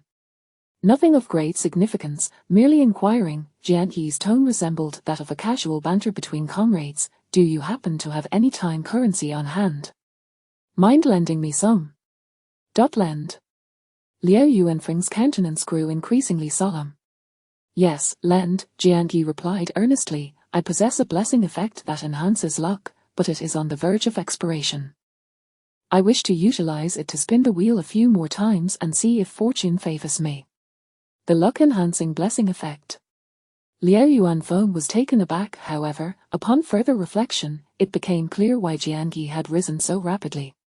The fate wheel indeed presents various time-limited effects, encompassing both curses and blessings. The luck-enhancing blessing effect, during certain pivotal moments, can even surpass the value of an elixir of longevity.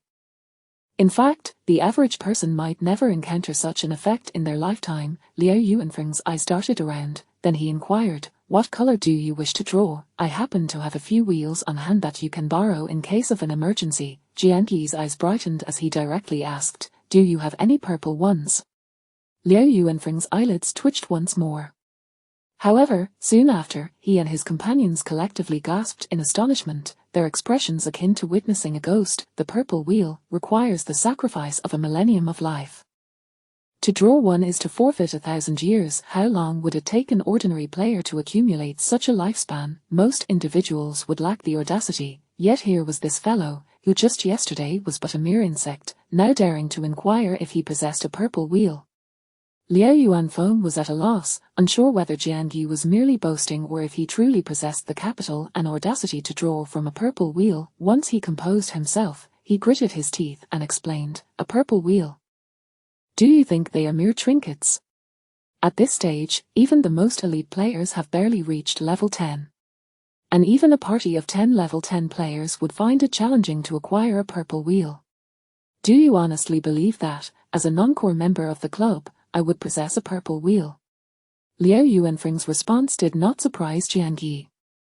In reality, he had not seen any purple wheels for sale in the trading area, not even the most inferior quality was available. It was evident that, at this juncture, purple wheels were indeed a rare commodity. Relying on acquisition to obtain one seemed implausible. Then how about a blue wheel? Do you have one, Liao? Preferably one with an elixir of longevity option. Liao Yuanfeng bit his lip, and with a flick of his hand, a palm-sized blue wheel appeared in his palm. It does indeed have the elixir option, but it is of poor quality. If you find it unsatisfactory, not at all. Jian Yi swiftly snatched the blue wheel, and then, before the astonished gazes of the crowd, he pressed down on the wheel and shouted "Draw," with a fervor that left Liao Yuanfeng dumbfounded. In his astonishment, anger surged within him. This was madness, drawing from a blue wheel so carelessly. Who, in their right mind, would proceed without preparation? Should a formidable beast emerge, it could easily spell disaster for him. Liao Yuanfeng cursed under his breath, mentally condemning Jian Yi's ancestors. This fellow's seemingly stable demeanor was a mere facade. Such recklessness was unfathomable. He was akin to a rash youth, far too impetuous. However, while his inner thoughts fumed with anger, he also contemplated a hasty retreat should danger arise. Then he heard the blue wheel emit a notification sound, which declared, "Ding, congratulations.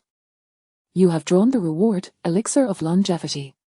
What, he had carelessly drawn an elixir of longevity? Surely this was not some cruel jest. Not only Liao Yuanfeng but everyone present stood gaping in disbelief, as if caught in a dream.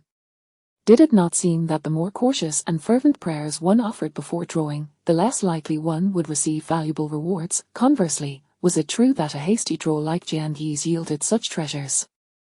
For a fleeting moment, Liao Yuanfeng began to question his very existence. He watched as Jian Yi swiftly consumed the blue-quality elixir of longevity. Swallowing hard, he could not resist asking, "Is your luck effect still active?" "I still have a few inferior wheels. Just a few seconds left. Hurry, hurry."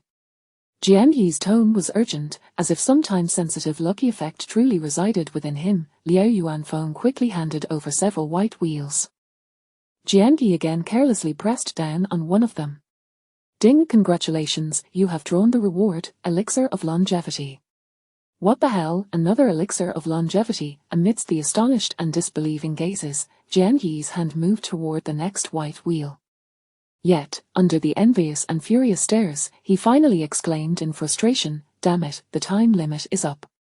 Liao Yuanfeng, observing Jian Yi's exasperation, felt an inexplicable sense of the world being too fantastical.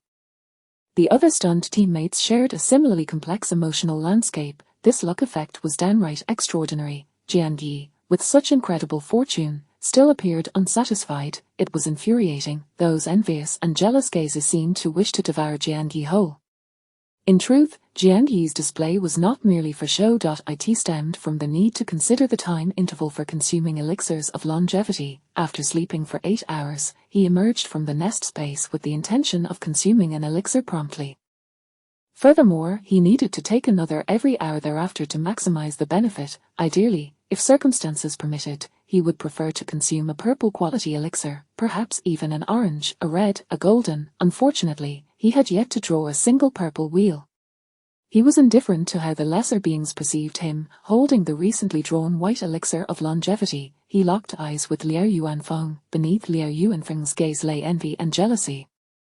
Yet, he had begun to realize Jian Yi's power likely surpassed his own. Coupled with his demeanor, a single white elixir of longevity would not suffice to incite him to take reckless risks.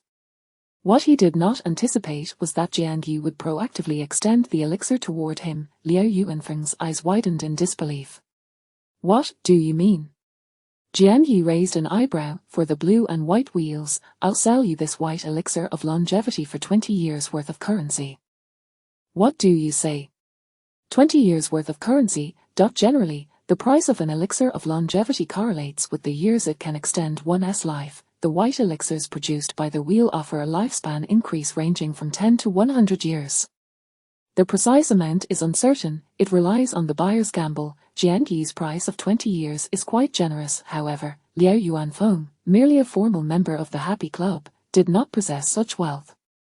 Yet, he was unwilling to let this opportunity slip by. After a moment of contemplation, he suddenly produced a mobile device resembling a personal fate plate. "Let us first add each other as friends. I need a moment to gather the funds." Chapter 60, The Miasmic Swamp, Testing Jian Yi. "Proceed," Jian Yi replied succinctly. With a deft motion of his hand, he affixed a coin to Liao Yuanfeng's mobile device. In truth, for players more acquainted with the apocalyptic game, merely a physical touch would suffice to establish a friendship. However, at this stage, the majority of players still preferred to complete this action through the collision of their exclusive fate plates. It was a rather ordinary gesture of adding a friend. The informal players nearby looked on enviously, as they suddenly became acutely aware that Jian Yi had undeniably become a figure they needed to regard with reverence. Subsequently, Liao Yuanfeng continued to lead the team in search of Zhu Yiming while simultaneously reaching out to friends for financial support. After walking for another 10 minutes or so, their group encountered another team beside a towering tree in a forest. Team Guan. Liao Yuanfeng exclaimed in surprise upon seeing Guanling. Aren't you supposed to be guarding outside Qinhou? Why have you ventured into this beastly world? Guanling maintained her typically haughty demeanor, her gaze sweeping over the members of Liao Yuanfeng's team. When her eyes landed on Jian Yi, they lingered momentarily.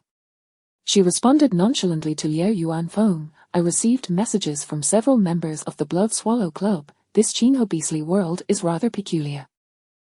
Peculiar, in what way? Liao Yuanfeng felt that the danger level in this beastly world was significantly lower than any he had previously explored. Once the extreme night environment was overcome, it could almost be deemed devoid of peril. However, Guanling countered, the exploration difficulty of this beastly world is indeed absurdly low. But returning to our world might prove quite challenging.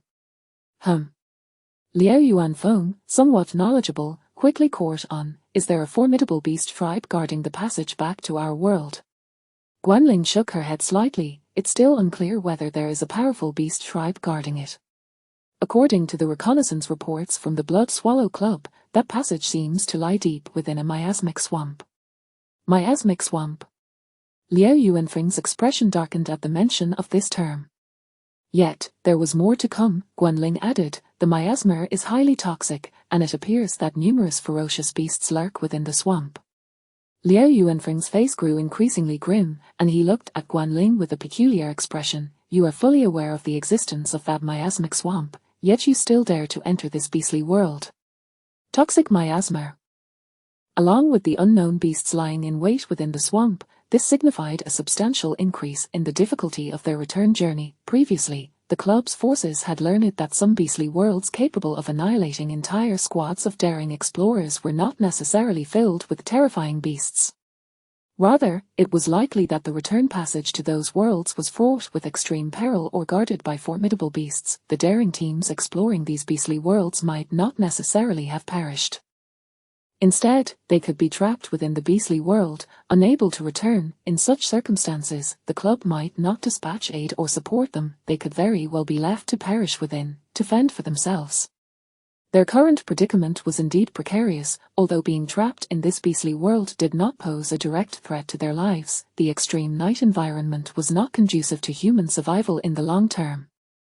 Moreover, this confined environment would limit their growth. Under such circumstances, Liao Yuanfeng was astonished that Guanling would dare to intrude. Fully cognizant of the dangers, Guanling appeared quite unfazed, casually shrugging her shoulders. She even smiled slightly. You may have underestimated Wang Shuiyan's concern for Zhu Yiming.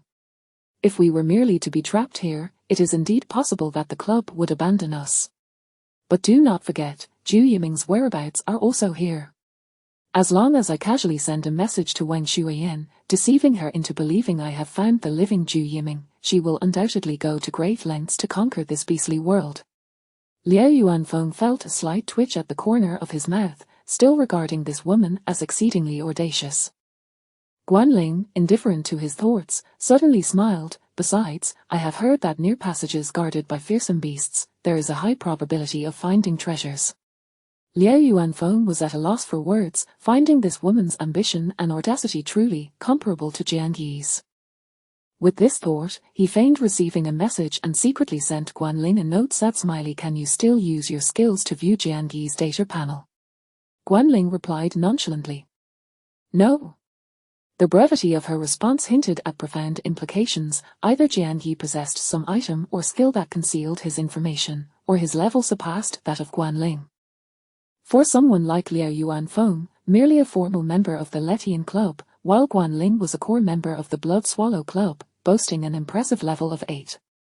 Just yesterday, Jian Yi had been a mere lava bug. Today, could his level truly exceed that of Guanling? What a farce! Before Liao Yuanfeng could respond further, Guanling sent him another message. Wouldn't he be the Jian Yi who suddenly topped the level rankings, would he? Liao Yuanfeng pondered for a moment, quickly replying sad smiley, I have also suspected and inquired. He claims he is not. Upon further reflection, it should not be the case. After all, only players from other regions could achieve the top rank in the level leaderboard. Guanling appeared thoughtful and refrained from replying further. Just as the two were discreetly messaging each other, a sudden scream erupted from Liao Yuanfeng's team. Startled, several birds and beasts fled the scene. Liao Yuanfeng furrowed his brow severely, casting a disapproving glance. What on earth are you screaming about? Zhang Peng trembled, pointing at the ground beside the towering tree. I just realized that puddle, it seems to be. His words were cut short by Guanling's indifferent interjection. A pile of human bones, devoured almost entirely by the beasts. At this revelation, the atmosphere grew tense and silent. Guanling remained unfazed. This beastly world, aside from the extreme night, is indeed not highly dangerous. But should a terrifying horde of beasts be attracted, the scene would resemble a locust swarm. Even I would find it insurmountable. The mere phrase locust swarm sent shivers down the spines of those present. The image was so horrifying that merely contemplating it made their scalps tingle. Jian Yi, having witnessed it firsthand, recalled how he had left the center of a flock of birds, only to see the mass of blackbirds swiftly engulf Wushu's team. The memory was indeed spine-chilling. However, Jian Yi contemplated, he could now transition into two professions. One of them could indeed be geared towards the concept of a locust swarm. Ideally, he could achieve the ability to single-handedly command an army. He remembered a powerful figure from his past life whose professional ability was to manipulate insect tribes, yet, the side effects seemed considerable. It was said that this powerful individual appeared emaciated, their vitality waning, resembling a skeleton. However, Jian Yi had never approached that powerful figure, having only seen them from afar, cloaked entirely in black robes, their form concealed. As he pondered this, Guanling and Liao Yuanfeng conferred briefly before deciding to head towards the miasmic swamp to investigate further. The expanded team then resumed their journey. During this time, Liao Yuanfeng managed to gather the funds to purchase the longevity pill and completed the transaction with Jian Yi. Guanling took the opportunity to add Jian Yi as a friend and playfully inquired about his level. Jian Yi maintained an enigmatic demeanor, offering no response. This only deepened Guanling's intrigue. Was he genuinely strong, or merely posturing? It was not uncommon for some to feign strength and arrogance, effectively employing a strategy akin to the empty city ruse, gambling on the caution of others. Guanling remained cautious. She dared not take the gamble. If this young man truly possessed remarkable strength, it would be a costly mistake for her. Thus, until she grasped the situation, her demeanor towards Jian Yi remained affable. Yet, she couldn't help but ponder, should she seek an opportunity to test him? Finally, after trekking northward for nearly 20 minutes, they arrived at the miasmic swamp. Under the extreme night, the miasma-shrouded swamp appeared even darker and more sinister. From within the swamp, faint bubbling sounds occasionally emerged, clearly indicating the presence of ferocious beasts lurking within. Liao Yuanfeng, having witnessed the swamp's conditions, grew increasingly pale. Such an extreme environment, he inhaled deeply, turning to Guanling, do you have any thoughts on this? Guanling instinctively glanced at Jian Yi, contemplating whether to seize this opportunity to test him, when suddenly, she caught a sound from the woods bordering the swamp. She swiftly redirected her gaze and shouted, who goes there? However, the response came in the form of a grotesque projectile, hurtling directly towards the swamp. With a splash, the unidentified projectile plunged into the swamp. The bubbling sounds intensified abruptly. Guanling's expression shifted dramatically as she instinctively shouted, not good. Beside her, Liao Yuanfeng also sensed the gravity of the situation, his complexion changing drastically as he cursed vehemently, damn it. Chapter 61. What is humanity? It has always been thus. The two formidable players appeared gravely concerned. Naturally, the informal players were thrown into a state of panic. What's happening? What's wrong? What is going on? In an instant, chaos erupted outside the swamp. However, there was no need to await an explanation from Liao Yuanfeng or Guanling. The informal players quickly grasped the situation. The bubbling sounds from within the swamp were ominous beasts surfacing. Additionally, the sounds of numerous birds and beasts flying in from the woods beyond the swamp were unmistakable. Two swarms of beasts, a pincer attack. At that moment, the phrase uttered by Guanling not long ago resurfaced in everyone's minds, a locust invasion. They were also reminded of the human bones that lingered beside the towering ancient trees. Faced with such a terrifying horde, they would surely meet the same fate. It was no wonder the informal players were rendered speechless with fear. Even Liao Yuanfeng's complexion turned pale, his legs trembling. Just then, a figure darted through the crowd. In the blink of an eye, he vanished from their midst. It was Jianyi. Jianyi had fled, or had he used a teleportation talisman? He was far too swift, the others could barely react. In truth, Jianyi had not utilized a teleportation talisman. He relied solely on his bloodline suppression, knowing that the beasts would not attack him, and thus he broke through the encirclement of birds and beasts. His speed was so remarkable that it seemed as if he had used a teleportation talisman. His rapid response served as a demonstration for Liao Yuanfeng and the others. Guanling suddenly screamed, "Teleportation talisman!" Her voice nearly cracked with urgency. Simultaneously, despair gripped the hearts of the informal players, for they possessed no teleportation talismans. They would be abandoned, to perish beneath the onslaught of the beasts. In such a dire moment, everything felt exceedingly urgent, and Liao Yuanfeng hardly paid heed to the informal players. He swiftly produced a teleportation talisman, yet before he could tear it apart, a fierce wind surged towards him. Liao Yuanfeng's pupils widened in disbelief, his eyes nearly bursting. Guanling. Guanling had snatched his teleportation talisman.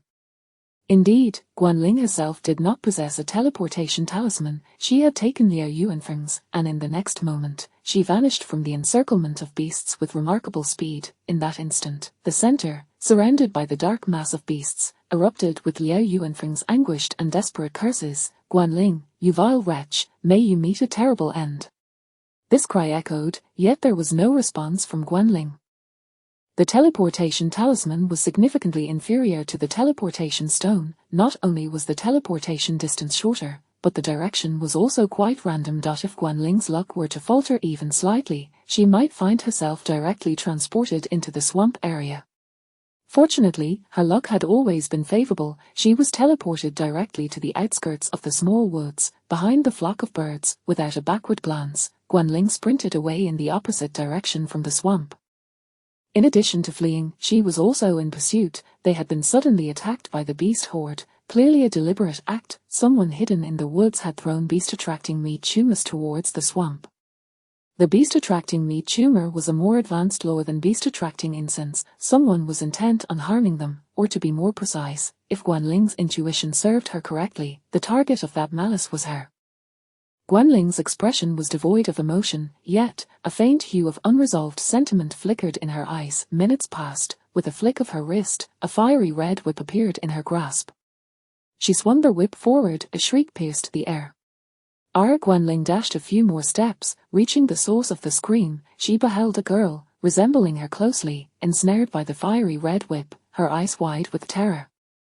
Though their appearances were similar, this girl's demeanor was notably more fragile than Guanling's. She trembled uncontrollably, struggling slightly as she stammered, "Sister, it's me, Guanyi." "Oh."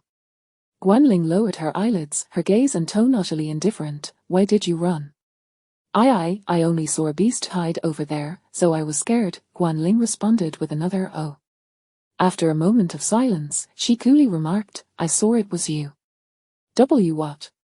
The girl appeared frantic, uncertain whether it was Guanling's words or her frigid expression that unsettled her. Guanling offered no reply, merely closing her eyes. When she opened them again, her gaze had grown even colder, tinged with a hint of murderous intent. "Guanyi, if your sister were truly a fool, she wouldn't have reached her current position." Guanyi trembled even more violently, her teeth chattering, "And no, it's not." She seemed poised to argue, but quickly shifted her approach. "No. I didn't intend to harm you, I meant to harm Zhang Chao and the others. They bullied me, I despise them so much, I just want them dead." "Yes, just want them dead, sister, you have a teleportation talisman. I never meant to harm you." Her words rushed forth, but they still conveyed her panic. Such statements, Guanling could hardly believe. In truth, she did not possess a teleportation talisman. Previously, when Guan Yi had first entered the feral beast realm, she had whimsically requested a teleportation talisman from her, had it not been for Liao Yuanfeng having one on hand. Guanling could have perished there, just as she had claimed. Her ascent to this point proved she was no fool. With a swift motion, the fiery red whip that had ensnared Guan Yi suddenly slackened. A glimmer of hope flashed in Guan Yi's eyes, yet, in the next instant, the whip constricted around her neck, tightening slowly. Her momentary joy transformed into sheer terror. Guan Yi instinctively grasped at the whip around her throat. Her slightly pointed nails left ghastly marks on her delicate, swan-like neck. Her eyes bulged, the sensation of impending death leaving only boundless despair in their depths. Then, just as she believed she would be mercilessly strangled by her own sister, air surged back into her lungs. The vicious grip around her neck dissipated. She was saved, however, just as Guan Yi coughed violently, gasping for breath. A cold, indifferent voice drifted down from above. "Before you die, speak the truth to me." "Why?" It was Guanling's emotionless inquiry. At that moment, Guan Yi abruptly looked up, no longer concealing the hatred in her eyes. With crimson eyes and a hoarse voice, she screamed hoarsely, I hate you. May you meet a dreadful end." The word "die" barely escaped her lips. The previously released grip ensnared her neck once more. Guan Yi stared wide-eyed. She perished. At that moment, Guanling did not retract the whip that ensnared her sister's neck. It was as if the corpse had not fallen, the person had not died. After a brief silence, she suddenly addressed the high branches of an ancient tree nearby. "Have you seen enough?" In truth, Jiangyi had been pursuing all along, unwilling to let the one who had wronged him escape. Although that individual's intentions may not have been to harm him, it was fortunate he had not acted directly, otherwise, he would have missed this captivating spectacle. He leaped down from the tree, landing firmly on the ground. At that moment, Guanling's remarkably calm demeanor restored her usual air of aloofness. With a flick of her hand, the whip retracted, and Guan Yi's lifeless body crumpled to the ground. Jiangyi observed silently, his expression unchanging, yet, he raised an eyebrow and casually inquired, "Aren't you going to ask why she hates you?" Guanling approached the ancient tree, leaning her back against it, and lit a slender cigarette. "Why? Does it hold any significance?" Indeed, does it hold any significance? In a previous lifetime, or perhaps in his past, when Jiangyi was betrayed by Tanko, he had always longed to understand why. He pondered. During their university days, he and Tanko had shared an unbreakable bond. Furthermore, prior to that betrayal, he had done nothing to wrong Tanko. There was no reason for Tanko to harbor any animosity towards him. Even before the apocalypse, Tanko had not displayed the traits of ingratitude or treachery. Everything seemed to transpire without warning. For a prolonged period in his previous life, Jiangyi had been unable to comprehend. Until Guanling exhaled a puff of smoke and suddenly posited, "Do you think humanity has always been this way? Or did it only change after the apocalypse?" Jiangyi did not respond immediately. He recalled a scene from the film El the Professional, where a 12-year-old girl inquired, "Has life always been this difficult, or only childhood?" The answer she received was, "Always." Chapter 62, A Blaze on the Mountain. The overbearing director has fallen for me. The slender cigarette in the lady's hand accentuated Guanling's delicate, fair fingers, each joint distinctly defined, resembling that of a fairy. After taking only a few puffs, she discarded the cigarette, squatting down to remove the spatial ring from her sister's lifeless body. Jiangyi observed this poignant scene, and a phrase of unparalleled brilliance spontaneously emerged in his mind. "A blaze on the mountain, the overbearing director has fallen for me." He carelessly crushed the cigarette, but underfoot, only to hear Guanling's languid voice from nearby. "When the apocalypse first ascended, I felt quite frustrated that my parents were not in Jiang City. I had no means to protect them. However, as time passed, that frustration and longing for my family seemed to gradually fade." Jiangyi nodded, leaning against the tree trunk this time.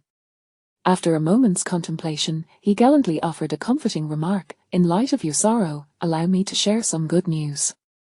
Guanling turned to look at him, a glimmer of anticipation in her eyes for what this good news might be.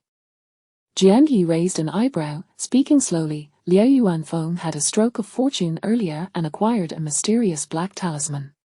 I am not entirely certain of its effects. Nonetheless, I believe there is a possibility that he is still alive." Upon hearing this good news, Guanling's lips twitched noticeably. She remained frozen for a moment before gritting her teeth and exclaiming, "I truly appreciate it, thank you." The notion of Liao Yuanfeng still being alive was hardly favorable for her, although she bore no grudge against him, and their previous interactions had been amicable. The recent circumstances, in the face of life and death, she had seized the opportunity for survival that rightfully belonged to Liao Yuanfeng. In this matter, Guanling felt no guilt. Even an observer would likely understand this human sentiment. After all, in such dire circumstances, there was only one teleportation talisman, thus, it would inevitably belong to the strongest. Guanling had never intended to harm Liao Yuanfeng, she merely wished to preserve her own life, yet, this human sentiment would undoubtedly be incomprehensible to Liao Yuanfeng, the victim. If he were truly still alive, then there would be no avoiding a deadly conflict between Guanling and himself. Jianyi was acutely aware that this news was far from positive for Guanling. He regarded her expression, and from the perspective of an observer, reflected on the grievances between himself, Zhang Jieyi, and Tang Ko.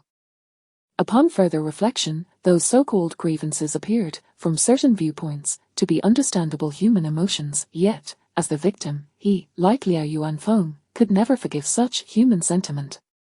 It was a jest to think he was a saint.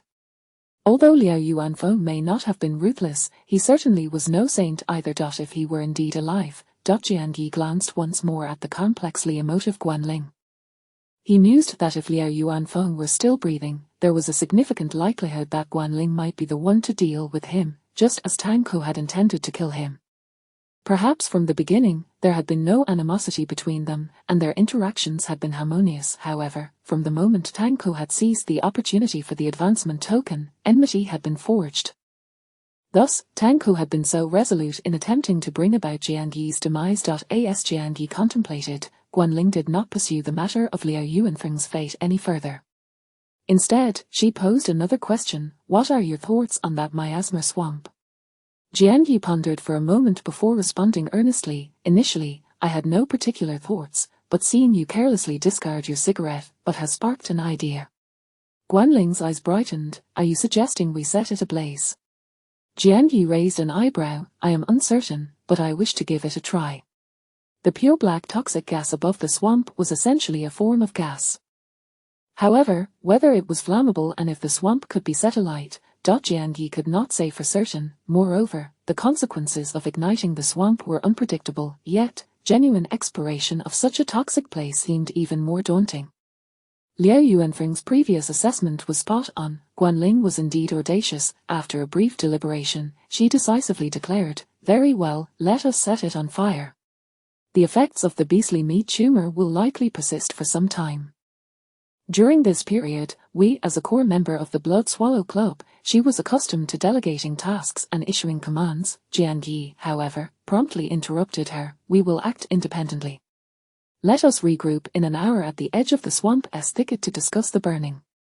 He adopted an air of intent to depart alone. Guanling frowned slightly, her words tumbling out rapidly. "In that case, should we not gather more personnel, given that circumstances are unclear?" Jianyi was taken aback by her request for his opinion.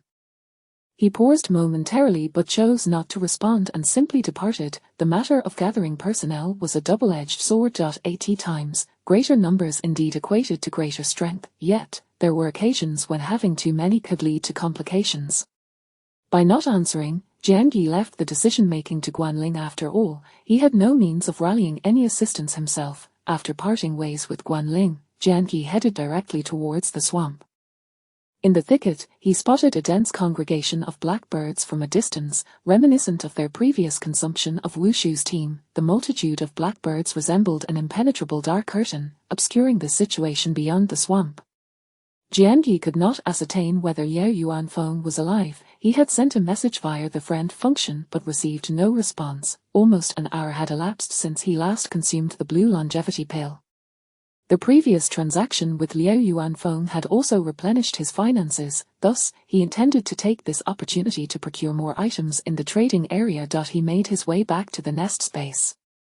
Before doing so, he habitually surveyed his surroundings, seeking a concealed spot to act. However, during this exploration, he unexpectedly discovered something hidden within the thicket of brambles in that small grove. Chapter 63 I will live on with your portion. Jianyi took a few steps forward, and a flicker of astonishment crossed his eyes. There, amidst the thorny bushes, were two trembling figures, unmistakably Luo Shan and Zhu Yiming. The two appeared utterly disheveled. Zhu Yiming had a bruised face and his entire body was darkened, clearly indicating severe injuries compounded by potent toxins. Luo Shan's condition was hardly any better, his body shrouded in darkness akin to that group of blackbirds nearby, exhibiting evident symptoms of poisoning. Moreover, it seemed that neither of them had consumed any internal clarity pills or ice silk fruits. In this extreme night environment, they were still in a state of profound blindness, unable to perceive anything. The previously agitated flock of birds had likely frightened them considerably. At this moment, Jianyi's approach rendered the two so terrified that they scarcely dared to breathe, as if their hearts might stop at any moment. These two were a living embodiment of the word misery. At this point, Jianyi suddenly comprehended why, in his past life, it was Luo Shan who rescued the surviving Zhu Yiming, only to ultimately find himself relegated to the role of an assistant. He could hardly be said to have saved Zhu Yiming. It was more accurate to say he had merely located him. In such a wretched state, he himself was waiting to be rescued. Furthermore, considering the peculiarities of the return passage from this treacherous beast world, Luo Shan would never have managed to return on his own. In his previous life, he must have clung to a powerful ally to have returned from this perilous domain alongside Zhu Yiming. Observing the two of them trembling in fear, Jianyi had no intention of revealing his identity. Instead, as he gazed at the huddled figures, a distant memory involuntarily surfaced in his mind. Speaking of distant, it pertained to his past life. In this life, it was merely a matter of a little over 20 days ago. Shortly after the terrifying beast died at Hanjiang University, his strength had expired. At that time, the change in his power naturally stirred discontent within his team. In fact, there had even been a formal player among their ranks. The notion of usurpation seemed almost inevitable. Even that scoundrel Li Yaoping had drawn parallels to the Xuanwu Gate incident, asserting that the captaincy should rightfully belong to the strong. In truth, long before that, Jianyi had already contemplated leaving the team. The brief experience within the group had opened his eyes to many realities. Thus, amid various jeers and scornful remarks, and in light of Li Yaoping's condescending offer of refuge, he voluntarily extricated himself from the team.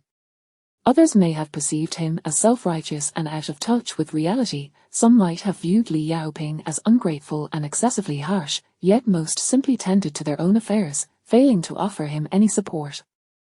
Only Tang Ku resolutely chose to leave with him.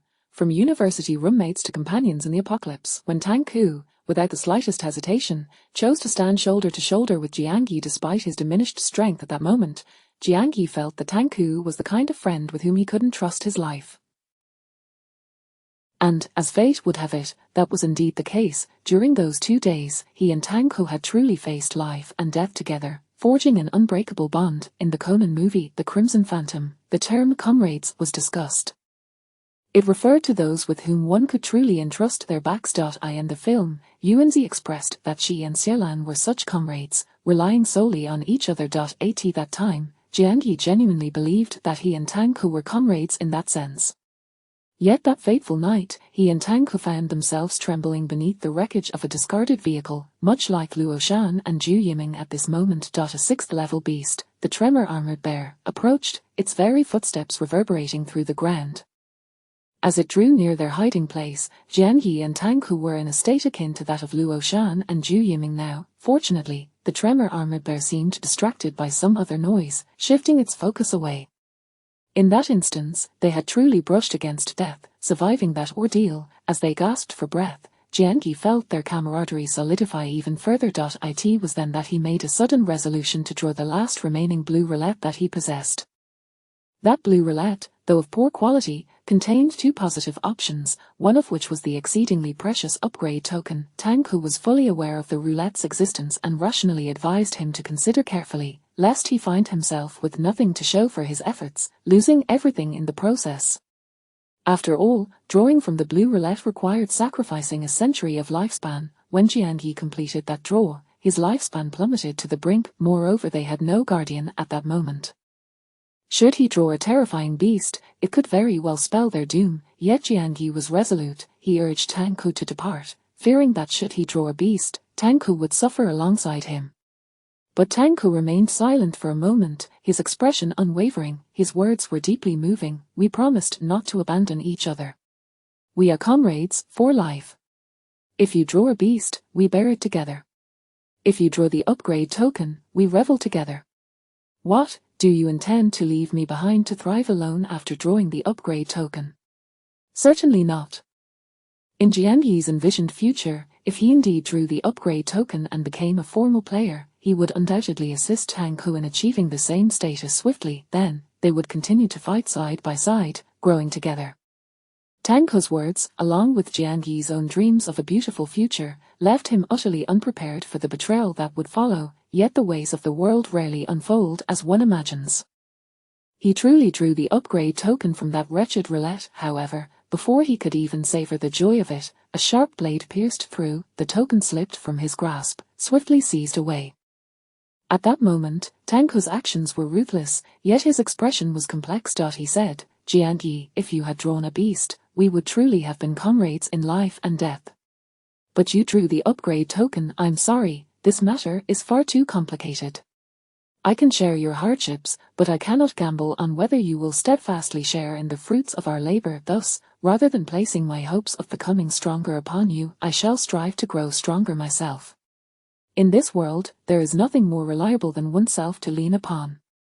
Only by becoming strong can I truly be unafraid. I'm sorry, Jiangyi, I will avenge you. Li Yaoping, Chang Jiaoyi, and those ungrateful wretches, they shall all meet a grim fate. But except for me, I will carry your portion and live well, living splendidly. In all of Tangku's future glory, there shall be a part of you, Jiangyi. Even in the farewell, Tangku's words remained profoundly touching. Yet as Jiangyi lay on the ground, he felt as though he were numb all over. At that moment, only one emotion lingered in his mind, shock, more shocking than encountering a ghost in broad daylight. In truth, throughout his previous life of countless hardships, Jiangyi had faced numerous instances of treachery fueled by greed, where individuals clashed for profit.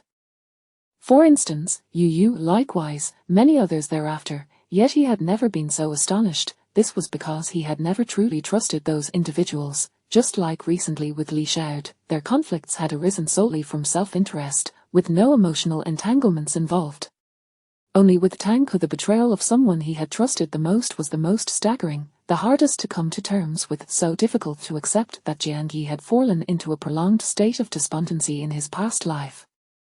Because in his vision after upgrading to a formal player, he would help Tangku do the same. Then, the two of them would support each other as they navigated this apocalypse. Just as Tangku had said, they would revel together, but he could not fathom why the Tangku who could share in his hardships would refuse to choose the path of shared prosperity.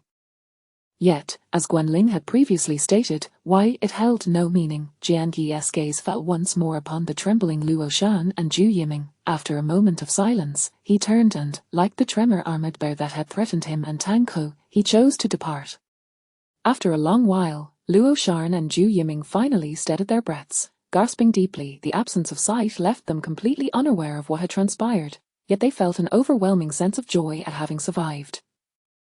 Meanwhile, Jiangyi, having concealed himself within another thicket, swiftly slipped into his private lair. Chapter 64. Having been caught in the rain, shall one hold an umbrella for others? At present, Jiangyi harbors two primary objectives. One is to nurture the alternate account, Zhongsan, and the other is to continue amassing strength, further fortifying himself. His current combat prowess, ranking first on the leaderboard, is undoubtedly capable of overwhelming the second-ranked Luo Changqing. However, a prominent guild possesses its own profound legacy. It is inevitable that Luo Changqing possesses high-end life-saving artifacts.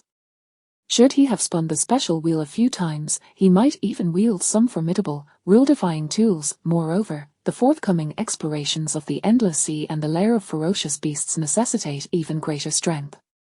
As Jiangyi contemplates his self-improvement, he glances at his data panel. Name, Jiangyi. Level, 10. Lifespan, 97. 23 years and 128 days. Talent, none. Occupation, none. Skills, Heart of the Brave, C grade. Poison resistance, C grade. Wings of the Wind, C grade. Hurricane Wave, D grade. Status, immune to all poisons, 3 days. Strength, 5000. Constitution, 5,000 speed, 5,000 mentality, 5,000 combat power, 15 stars. Evidently, the attribute cap at level 10 is an astonishing 5,000. The requirements to ascend to level 10 are merely a lifespan of 5,000 and all attributes 50.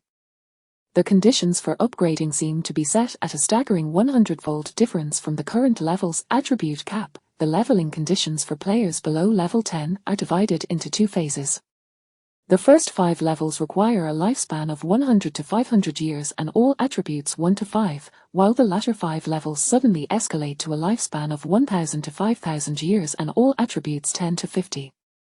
The upgrading criteria for each level effectively establish a minimum threshold for the player's strength at that level. The existence of an attribute cap serves to confine the maximum potential of strength at the current level. Thus, it becomes apparent that the disparity in strength among players of the same level can be exceedingly vast. Instances of fighting across levels are not uncommon either. The correlation between attributes and combat power essentially follows a ratio where every 5 points of total attributes equate to 100 points of combat power.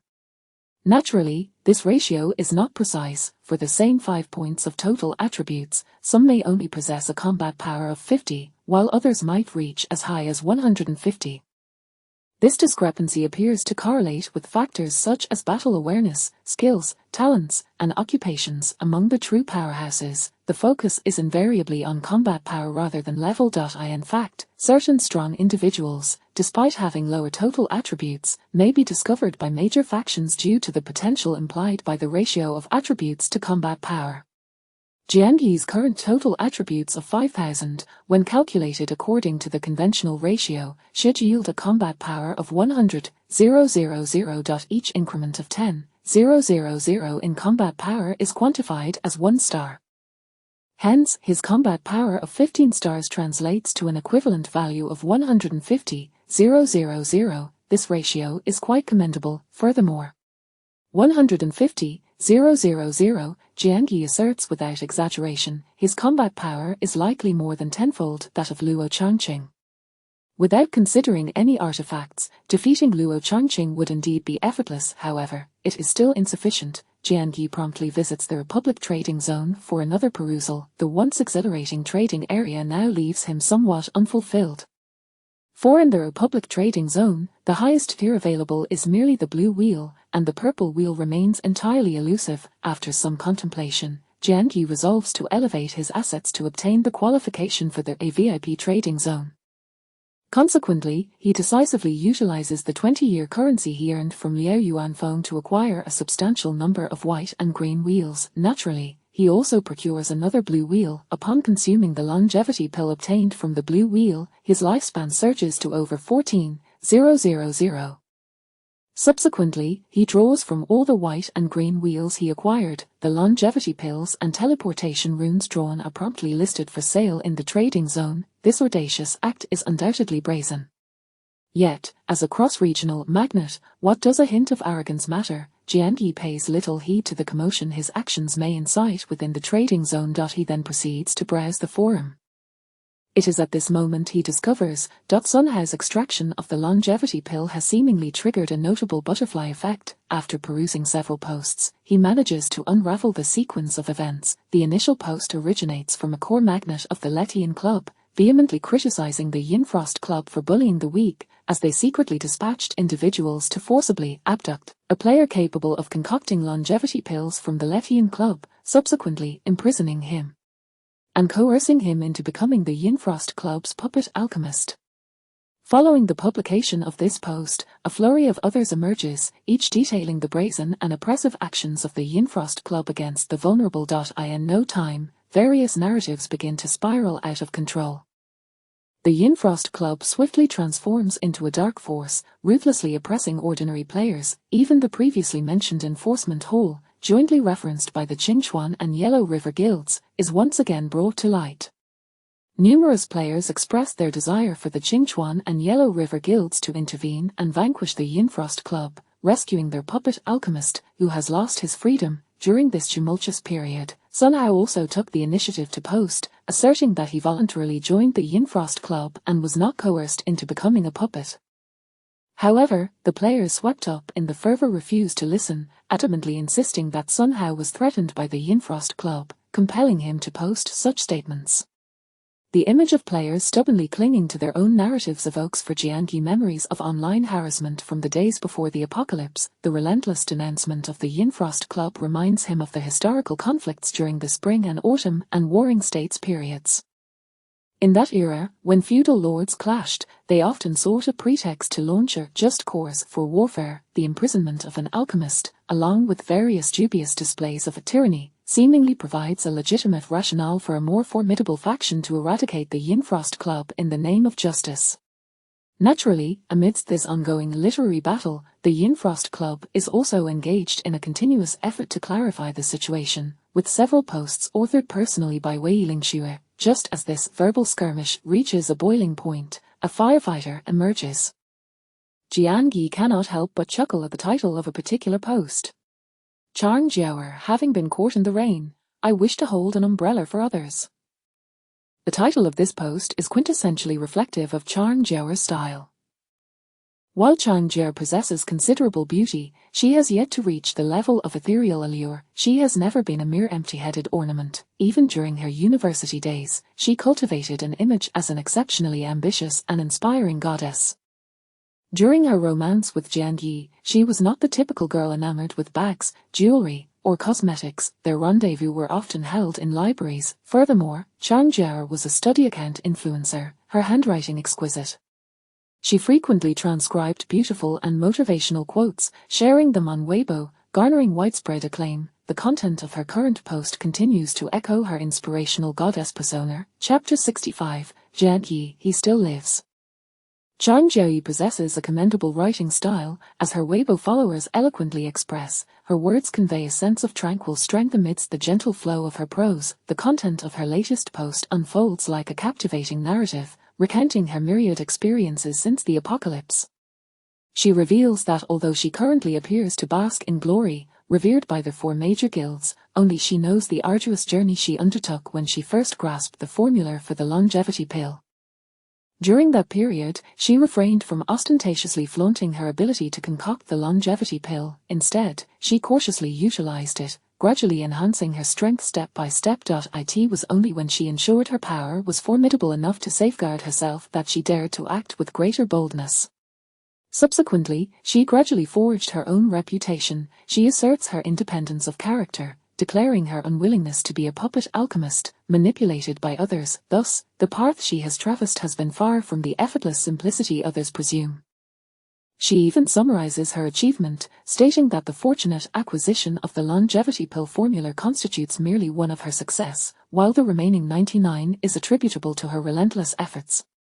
Following this, she echoes a classic quote from Edison, offering a motivational sentiment that rising from the apocalypse relies on 99 effort combined with 1 luck.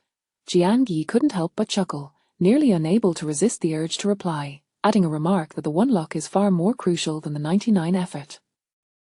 Without the longevity pill formula, how effective would one's endeavors truly be? Yet, despite the amusement, Jiangyi felt no surprise at her statements. After all, in his previous life, he had witnessed Chang Jiaoyi publicly extolling her diligence and sacrifices, while downplaying the assistance the longevity pill formula provided her.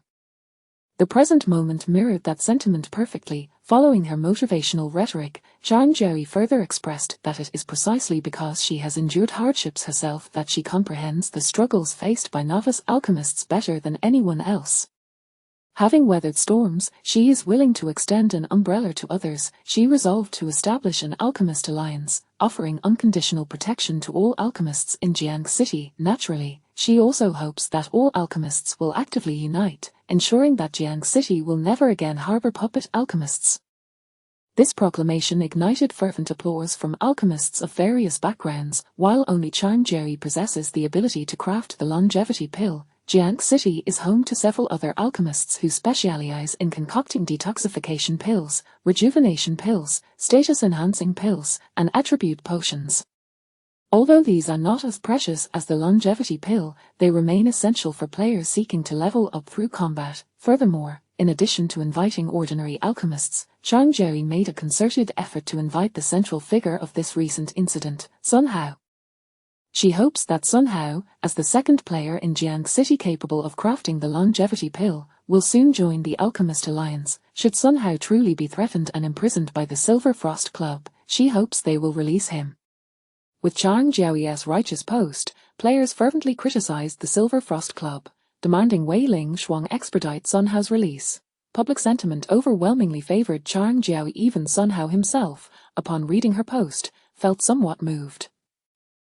He began to question if he had indeed been deceived by Wei Ling Shuang. Chang Jiao was not a cold-hearted individual, rather, it was Wei Ling Shuang who might have fabricated lies to slander her, with the intent of drawing him into the Silver Frost Club under the guise of protecting him, but in reality, perhaps to imprison him. Wei Ling Shuang, naturally, discerned Sun Hao's wavering resolve. Enraged, she clenched her teeth, poised to respond. However, Sun Hao seemed to receive a message from a friend, and after a moment of contemplation, he stated, "I appreciate the kind intentions of President Ling Shuang, but upon further reflection, Chang Jiao's overt invitation for me to join her Alchemist Alliance. Surely she wouldn't be so brazen as to want me eliminated. If I were to perish within the Alchemist Alliance she established, it would only serve to humiliate her." Moreover, the claims made by President Ling Shuang regarding Chang Jiao potentially sabotaging other fortunate alchemists capable of crafting the longevity pill, those are merely your unsubstantiated assertions. Wei Ling Shuang's expression visibly stiffened. Sun Hao continued, although the backdrop of the Apocalypse game suggests that public opinion lacks the influence it once wielded before the end, the entire forum is now filled with denunciations of the Silver Frost Club. Surely, President, you understand the deeper implications behind this. If I remain here any longer, it could prove detrimental to your Silver Frost Club. Each point he raised left Wei Ling Shuang speechless and unable to counter. Her face turned ashen, her teeth nearly grinding to dust. Clearly, she recalled her own experiences in university, where she consistently fell short against Chang Jiao. This time, with gritted teeth, she was still reluctant to let Sun Hao go. She pondered how to phrase her arguments to appear more trustworthy than Chang Jiao. However, Sun Hao had already made up his mind, completely impervious to her persuasion. In fact, as he had previously spoken kindly, he now coldly interjected, "If I've stated my position so clearly and President Ling Shuang still refuses to let me go, could it be that the rumors are true, and you indeed intend for me to serve as a puppet alchemist for your club?" Wei Ling Shuang took a deep breath. It dawned on her that despite her arduous efforts to secretly bring Sun Hao to the city center, he had wholly shifted his allegiance to Chang Jiao. While she could potentially address the voices of dissent, if Sun Hao remained obstinate, she had no means to sway him. After contemplating, Wei Ling Shuang closed her eyes, ultimately conceding, "Very well, you are a distinguished alchemist, you possess the freedom to choose. However, I hope you do not perceive me as a malicious character intent on defaming Chang Jiao. I implore you to retain a modicum of skepticism regarding my previous statements. Lastly, I request that you post, allowing Chang Jiao to personally come to retrieve you from her club, and for her to respond with a pledge to ensure your safety." These conditions were not overly burdensome, and Sun Hao readily agreed, subsequently posting a request for Chang Jiao to come and collect him, as well as to publicly vow to guarantee his safety. Naturally, with Sun Hao at the center of this hot topic, his post quickly gained traction. Soon after, he received a reply from Chang Jiao. "Sad smiley, I am unaware of what Wei Ling Shuang from the Silver Frost Club has conveyed to you, but rest assured, I am willing to publicly pledge, before all official players, to do everything within my power to ensure your safety. However, I fear I will have to wait until I return from the Beast World to come and collect you." Having been deeply touched by her post regarding having weathered storms and thus being willing to shelter others, Sun Hao immediately responded, "No problem, I can wait." Yet, at this moment, Sun Hao, Wei Ling Shuang, and the onlooking Jiang Yi remained oblivious. Chang Jiao had not yet entered the Beast World. She had merely just arrived at the edge of Chin Lake. Indeed, in the outskirts, at Chin Lake Park, it was precisely at this time that Jiang Yi's actions of listing a large number of longevity pills for sale in the trading district left players utterly astounded, igniting frenzied discussions on the forum. Almost instantaneously, this overshadowed the issue of Sun Hao's allegiance, becoming the new hot topic. Chang Jiao was aptly named. Her demeanor was ethereal and serene, reminiscent of a mysterious lunar goddess.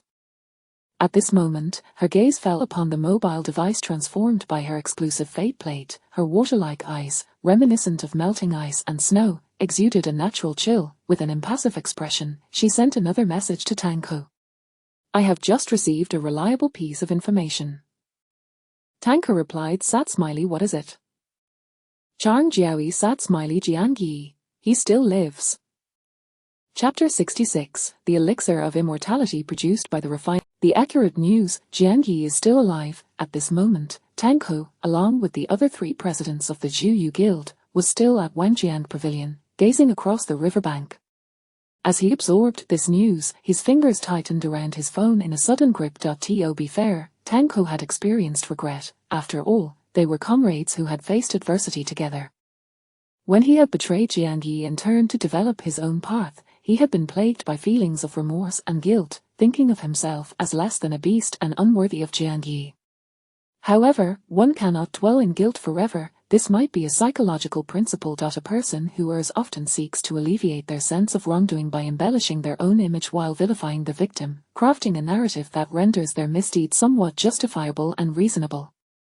They might even twist the logic to claim it was not their fault at all. After all, human nature is inherently selfish and self-serving, and Tanko was no exception. As time passed and he became acquainted with the world of formal players, growing amidst the ruthless competition of this apocalyptic reality, his guilt towards Jiangyi naturally diminished. He increasingly convinced himself that he had done nothing wrong. The fault lay with Jiangyi, who had failed to adapt to the harsh environment of the apocalypse in a timely manner. Once his perspective had fundamentally shifted, Tanko's regret transformed into something entirely different. He regretted not having decisively eliminated Jiangyi at the root. His blade had merely pierced Jiangyi's lung.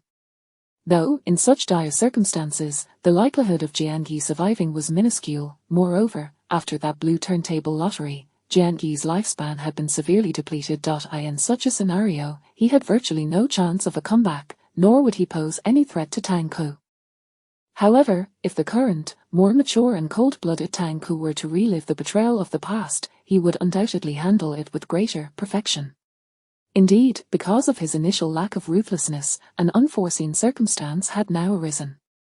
Jiangyi was alive. If it were merely the news of Jiangyi is still alive, Tanko might not have taken it to heart. The crux of the matter was that the mysterious individual now topping both the combat power and level rankings was also named Jiangyi. Although, from an absolutely rational standpoint, this enigmatic Jiangyi should logically be a cross-regional overlord, utterly unrelated to the Jiangyi he knew, yet, Tanko inexplicably felt a wave of unease wash over him.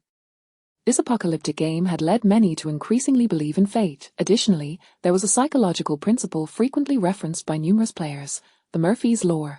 The more one believes that an unlikely event will not occur, the more likely it is to happen.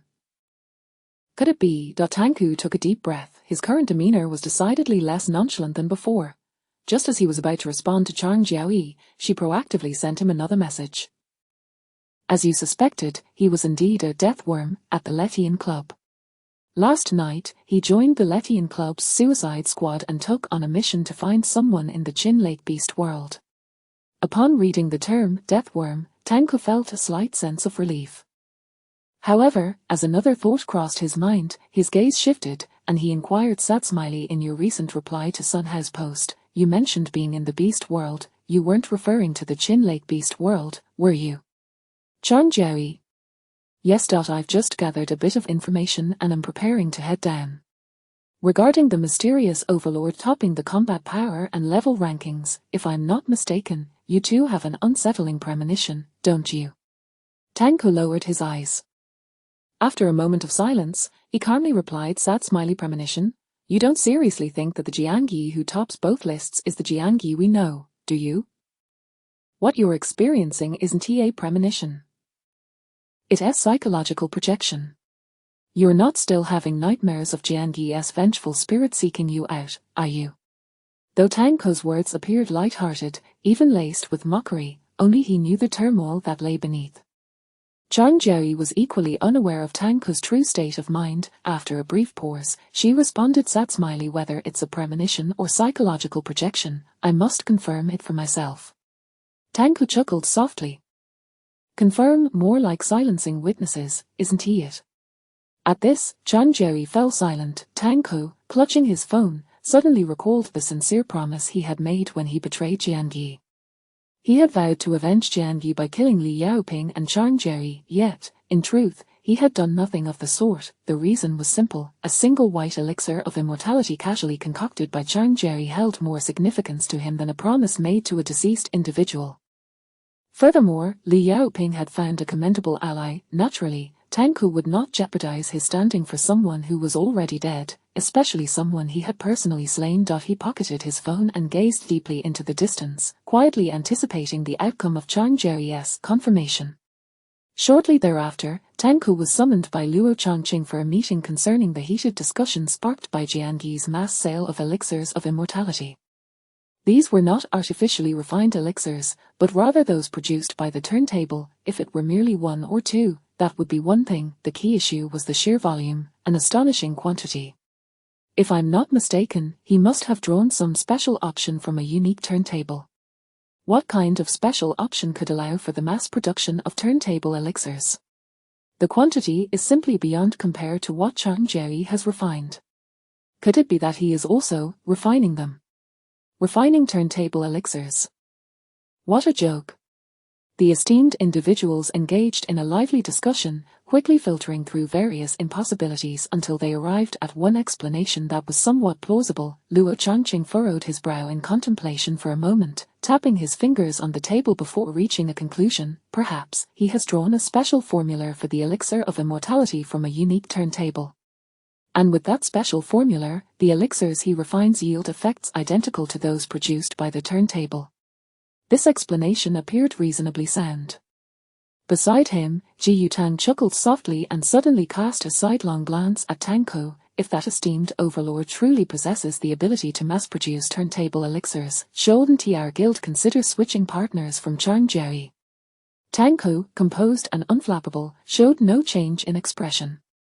Indeed, he soon heard Luo Changqing's steady voice: switching partners is not necessary.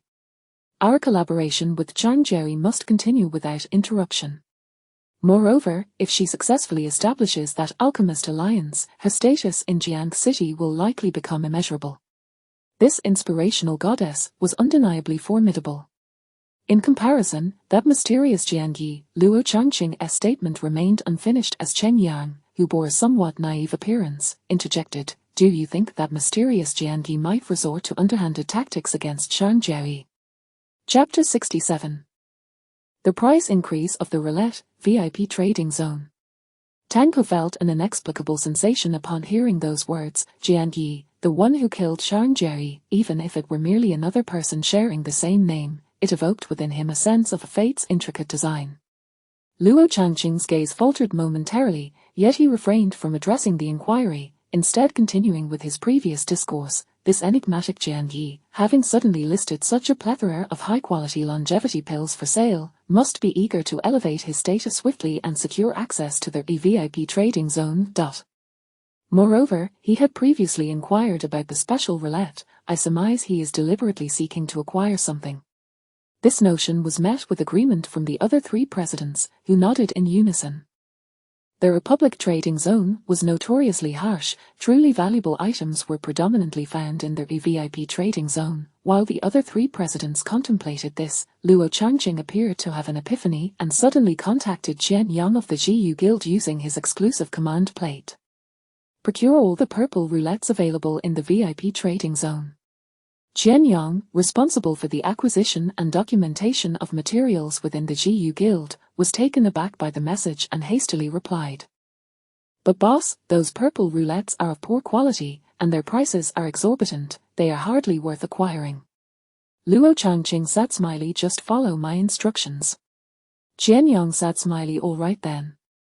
After issuing this command, Luo Changqing turned back to the three presidents and continued, "In the chat channels and forums, numerous players believe that Jian Yi has traversed regions across the endless seas. However, I deem this possibility exceedingly low. While he may indeed possess extraordinary strength, having landed directly at the top of both the level and combat strength rankings, yet, to traverse the endless seas alone, I find that implausible. As for companions, if he truly crossed regions with allies, wouldn't at least one of them have made it onto the strength and level rankings? This statement once again prompted deep contemplation among the other three presidents.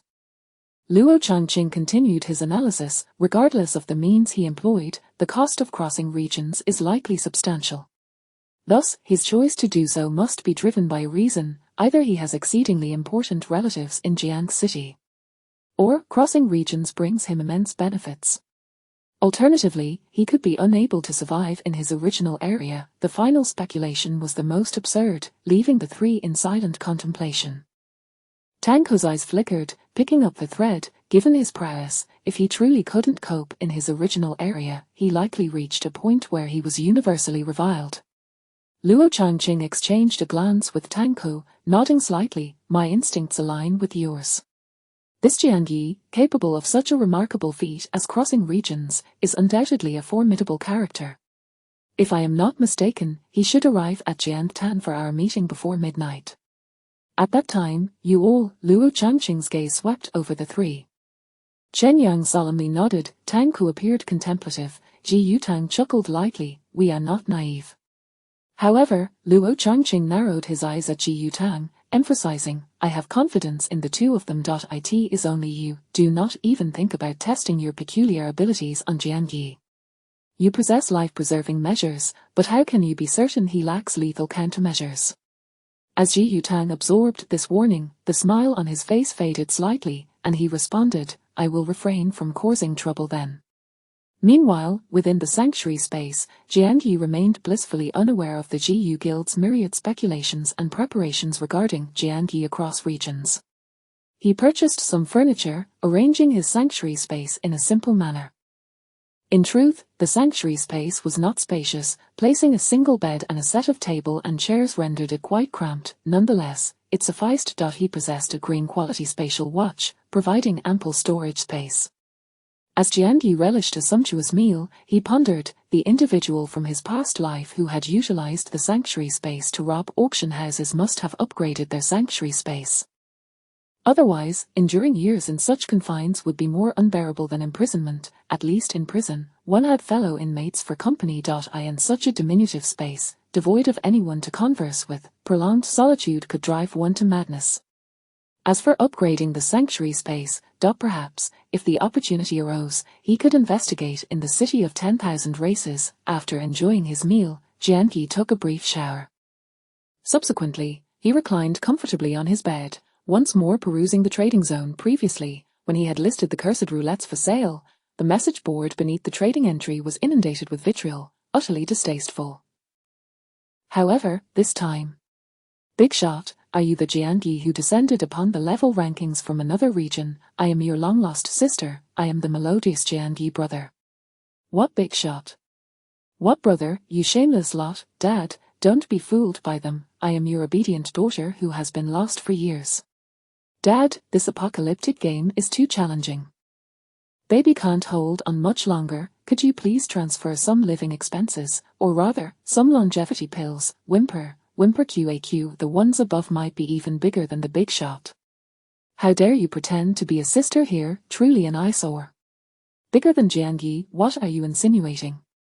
Of course, alongside the myriad of familial claims and sycophantic remarks, there were inquiries as to why he possessed so many longevity pills produced by the roulettes. Questions about why he had crossed regions to Jiang City, requests for a reduction in the prices of longevity pills, or inquiries regarding the possibility of barter. Jiang Yi merely skimmed through those barter requests, lacking significant interest. Consequently, he refrained from responding and resumed his sweep of the roulettes in the trading zone. This time, however, he discovered a pressing issue. The various roulettes previously listed in the Republic trading zone did not adhere to a straightforward pricing model where higher color grades commanded higher prices. After all, while the options on the blue roulette were indeed superior, they also demanded a greater sacrifice in terms of lifespan. Conversely, the white roulette required merely a year of lifespan. Given the current supply-demand market, some were willing to gamble a year of their lifespan on a subpar roulette, yet, to wager 100 years of lifespan on a blue subpar roulette. Even among the strongest on the longevity rankings, none would dare squander their lifespan so recklessly, hence, the previous pricing of blue roulettes was even lower than that of white roulettes. Only those possessing upgraded command plates, pill recipes, or excellent options saw their prices rise slightly, however. Now, perhaps due to Jiangyi's prior acquisitions, the trading market had been disrupted. The prices of the subpar blue roulettes had evidently surged. Jiangyi furrowed his brow and checked his trading account again. The substantial sales of longevity pills had swelled his wealth to over 10,000 coins. His level had also reached level 10, meeting the criteria for accessing the VIP trading zone. Upon entering the VIP trading zone, he was dismayed to find that not a single purple roulette could be found. Moreover, no matter the quality, the prices of the listed blue roulettes were steep. Jiangyi frowned in contemplation for a moment before opting to make an anonymous listing in the VIP trading zone. The trading entry displayed as anonymous sad smiley white longevity pill, perfect quality, 10 purple roulette, 10. Having completed this, he casually acquired a few blue roulettes and exited the sanctuary space. However, upon emerging from the sanctuary space, his sudden appearance startled several individuals nearby. Guanling instinctively tensed, her fiery red spear nearly thrusting forward. Upon recognizing him, she hesitated, astonished. A teleportation talisman, did you encounter some danger? Chapter 68 Farewell, youth, fearless of time and wind. Indeed, the sudden appearance of Jiangyi bore a striking resemblance to a teleportation spell being employed. He chose not to respond but rather let his gaze quietly traverse the three individuals beside Guanling. Guanling, undeterred by his lack of explanation regarding the teleportation spell, promptly introduced them. These are the 3 allies I have recruited. They are all official players. This one, she gestured towards a short, dark-skinned individual clad entirely in black. His name is the slender, dark-skinned man abruptly interjected, bypassing Guanling with confidence. I am called Zuan, the Zoo of Ancestry, and in meaning safety.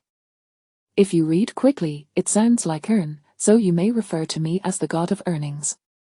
Jiangyi was taken aback by the audacity of this God of Earnings, yet he could not conceal his astonishment at the name. He graciously acknowledged, God Zuan. Zuan's expression darkened, but given his naturally dark complexion, it was not readily apparent. Guanling stifled a laugh and added, the God of Earnings is a distinguished member of the Blood Swallow Club. He possesses a passive ability that grants him resistance to toxins, along with skills specifically targeting poisonous substances. Zuan maintained a stoic demeanor, revealing little desire to engage in conversation. It seemed his name was not whimsically altered by a name change card. Guanling then pointed to another tall, slender boy wearing glasses. This is the academic prodigy Shang Qinghua. He was the science champion of Jiangcheng 2 years ago. What a remarkable scholar! Shang Qinghua adjusted his glasses, his demeanor exuding an air of aloofness. Guanling continued, he is also a formal member of the Blood Swallow Club. Although his level is not high, his strength is commendable, as he has mastered a particularly potent fire-based skill. Jiangyi nodded in acknowledgement. As Guanling indicated the last individual, her gaze momentarily flickered towards Jiangyi before she nonchalantly remarked, this is Du Yuanger, an official member of your Letian club. Du Yuanger scrutinized Jiangyi from head to toe, then seized the opportunity to speak. You are Jiangyi, a member of the Letian club's suicide squad. Upon uttering this, the 3 gazed at Jiangyi with expressions that were inexplicably peculiar. Jiangyi nodded. Du Yuanger frowned, you should really consider changing your name.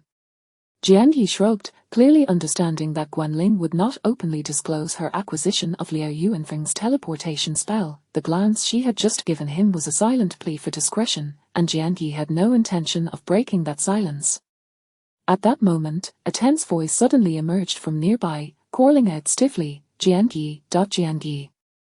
Jiangyi's gaze shifted in that direction, recognizing it as the hiding place of Luo Shan and Zhu Yiming. However, Guanling and the others were unaware. Instantly, their emotions tensed, and they cautiously approached the source of the voice. Upon arrival, Guanling was the first to exclaim, it's Zhu Yiming. She rushed forward, pulling Luo Shan and Zhu Yiming from the thicket of thorns. Both were battered by toxic wounds, appearing utterly disheveled. Luo Shan was still capable of vocalizing, but Zhu Yiming had succumbed to unconsciousness. Guanling hastily administered a revitalizing pill and an antidote pill to Zhu Yiming, simultaneously chastising Luo Shan, "Did you not bring your BGM speaker? Why did you not use it? It contains music for recovery." Upon hearing this, Luo Shan nearly burst into tears. He felt utterly wronged. "I just teleported into this ferocious beast world and rolled down a slope. It's pitch black here. I can't see a thing. I have no idea where my BGM speaker ended up. I was fumbling around blindly and somehow got poisoned. Fortunately, while I couldn't find the speaker, I did manage to find the unconscious Zhu Yiming. When I first reached him, he was still responsive, which is how I knew it was Zhu Yiming now. I don't know how long it's been. He has not taken a breath since then, and I fear he may be gone, or I'm so incredibly unlucky." Luo Shan's fragmented narration revealed his genuine frustration and indignation. Guanling listened, utterly speechless, yet generously offered Luo Shan some internal clarity fruit and ice silk fruit. After consuming them, Luo Shan regained his vision and surveyed the surroundings. Upon spotting Jian Yi, he looked as though he had seen a long-lost relative, nearly rushing over to exclaim, "Fellow townsman," with tears in his eyes.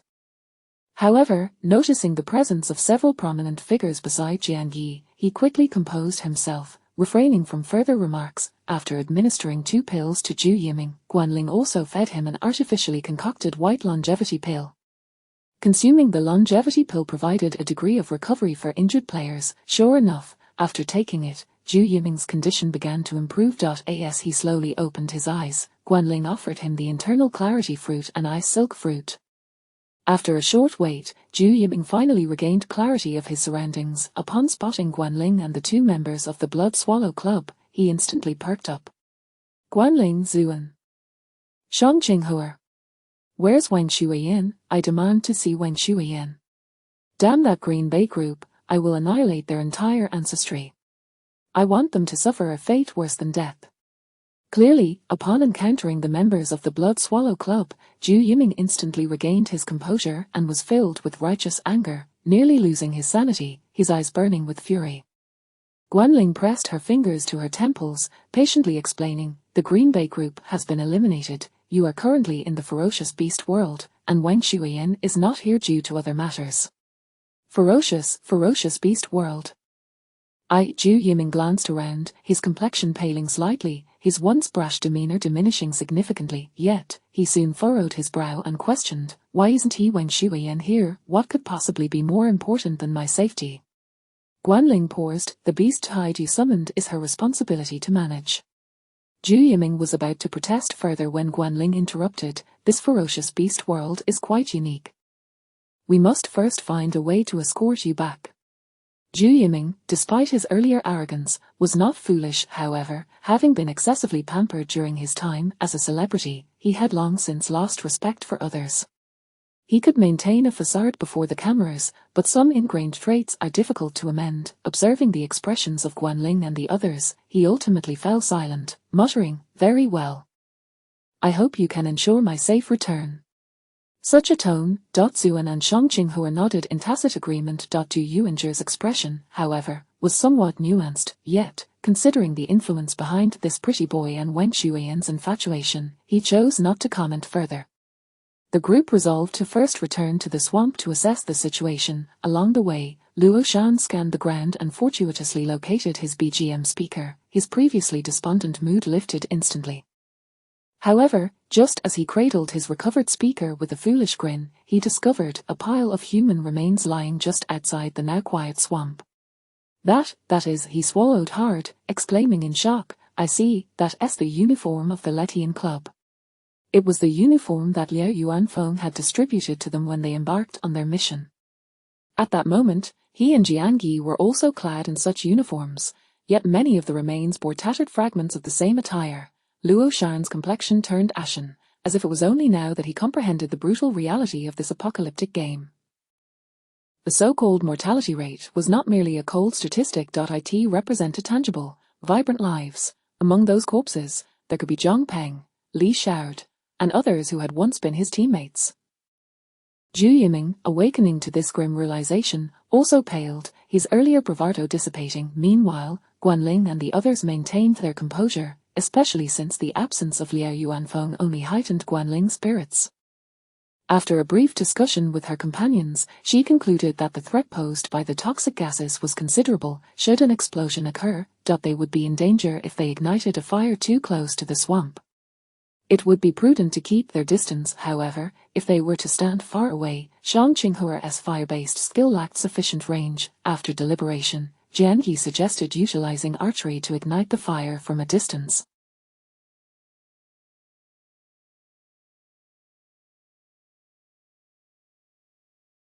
Conveniently, Luo Shan possessed a composite bow. However, as everything was set up and the group distanced themselves from the miasma-laden swamp, Jian Yi stood tall, preparing to draw the bow and shoot the fire arrow. As he fully pulled back the bowstring, his gaze unexpectedly drifted towards a certain spot in the woods. Guanling turned her head to glance as well, puzzled. What is wrong? Is someone plotting against us again? Jian Yi furrowed his brow in contemplation for a moment, then slightly shook his head, redirecting his focus back to the task of igniting the swamp.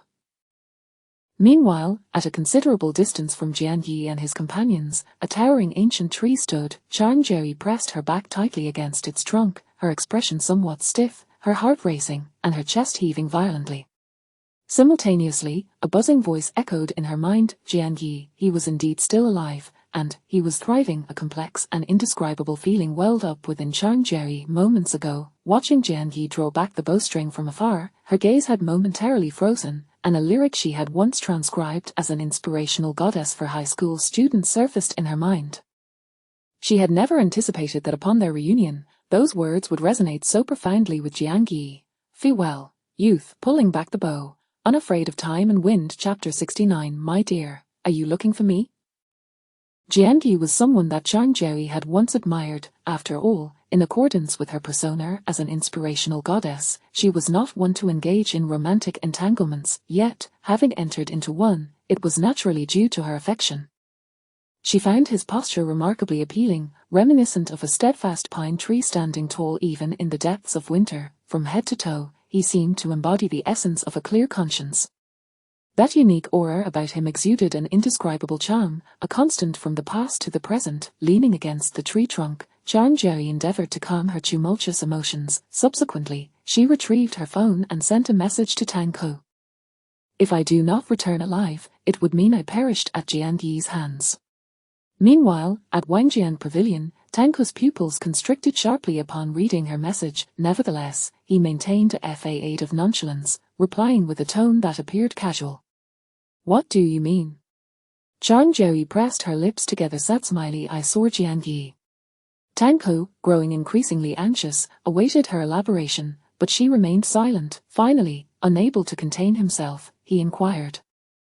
And then? However, Zhang Jie did not respond. The foreboding sense that had previously lingered in Tang Ko's mind intensified. His heart began to race uncontrollably, a manifestation of an inexplicable unease. He abruptly tightened his grip on the phone, closing his eyes before rising to gaze towards the distant river. Across the riverbank, the upper echelons of the four major guilds were stationed together. A ferry was anchored on the river, poised for exploration of the enigmatic endless sea.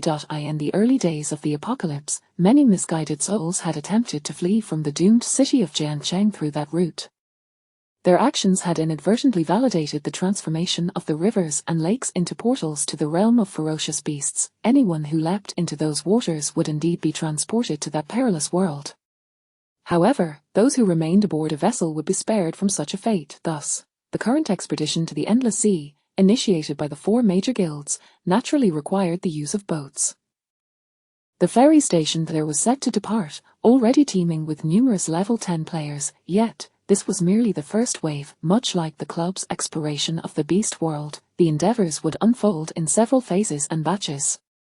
The earlier batches often served as fodder for the more seasoned adventurers. At that moment, Tang Ko, gripping his phone tightly, suddenly darted towards the riverbank. Concurrently, he messaged Luo Changqing. Sad smiley I intend to directly participate in this bat's exploration of the Endless Sea. Luo Changqing, engrossed in guild affairs, was taken aback upon receiving the message, his expression akin to an elderly person on the subway peering at a smartphone. He promptly replied with 3 question marks. Tang Ko casually explained. Sad smiley those rogue players are not easily deceived. I heard that both the Qingchuan Guild and the Yellow River Guild have dispatched their level 10 elite players to join the exploration. Currently, while the Juyu Guild possesses the strongest capabilities, its credibility and influence pale in comparison to those two guilds. Such nonsensical talk might fool a child. Luo Changqing knew Tang Ku well enough to recognize that he was not the type to concern himself with abstract notions of credibility and influence. After a moment of silence, Luo Changqing decisively stated, "Speak plainly, what is your true motive?" Tang Ku pondered for a moment before responding. Sad smiley that Jian Yi, who suddenly topped the level rankings, there's a chance he is someone I know. Luo Changqing's eyes nearly bulged out upon reading that. Damn it, if he is your acquaintance, why didn't you say so earlier? We've been left speculating about what kind of mysterious overlord this individual might be. However, Luo Changqing quickly composed himself. Do you have a grudge against him? Tang Ku replied, sad smiley, in a reconcilable feud. Luo Changqing's expression darkened instantly. He pondered, if this Jian Yi truly bore animosity towards Tang Ku, would he not transfer that ire onto the Juyu Guild? Perhaps even onto him. Moreover, this Jian Yi had not responded to the other three guilds' overtures, but had chosen to reply to Tang Ku, although he had ostensibly inquired about a special roulette. Could it be that, when he arrives, it would be for the purpose of vengeance? Luo Changqing felt an overwhelming sense of dread wash over him, wishing he could drag Tang Ku over and interrogate him thoroughly. However, before he could ask further, Tang Ku sent another message. You need not worry excessively, it may not necessarily be the Jian Yi I know. The Jian Yi I am familiar with has never crossed regions. If you wish to know more about his character, I can only say that before our feud, he was quite an upright individual. But now, I cannot say for certain. Enough of this. I hope we have another opportunity to meet in the future. These words bore the weight of a farewell. Indeed, it felt that way. This was akin to a modern rendition of The Wind's Howl as the waters of the Yi River grow cold.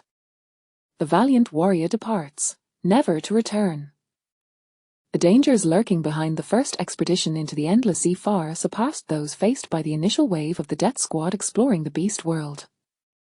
Initially, when Luo Changqing saw Tang Ku's assertion that the Jian Yi he knew had never crossed regions, he considered whether Tang Ku might be overthinking things. Yet now, merely overthinking had led Tang Ku to risk his life by embarking on an early exploration of the endless sea. This indicated that, in Tang Ku's mind, the likelihood of surviving the exploration of the endless sea outweighed the chances of living through an encounter with that Jian Yi. So, was it Tang Ku who was overreacting?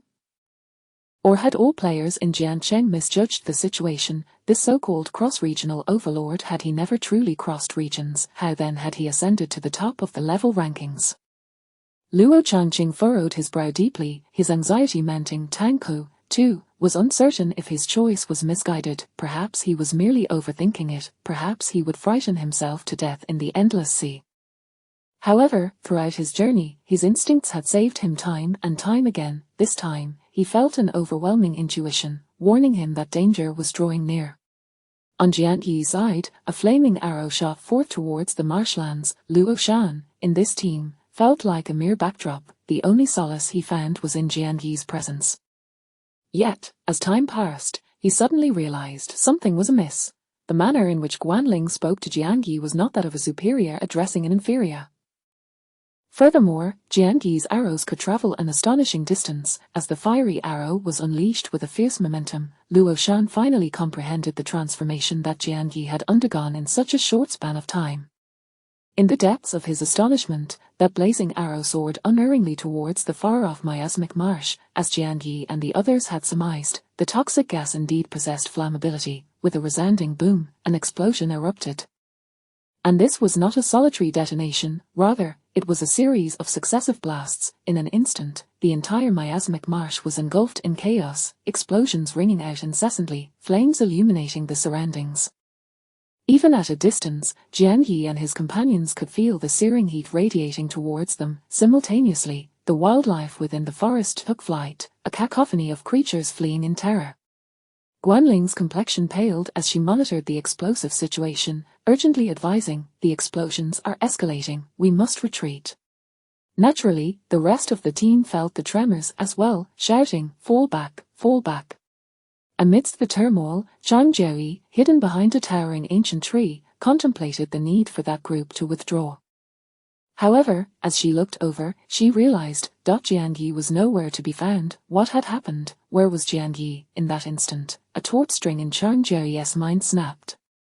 Anxiety, unease, terror, utilizing her vision-enhancing skill, she anxiously scanned the chaos around her, yet, all her fears and trepidations ultimately came to fruition. She felt her entire body stiffen, a chilling sensation pressed against the back of her head. Simultaneously, a voice that had once stirred her affections now sent shivers down her spine, smooth yet diabolical. "My dear, are you looking for me?"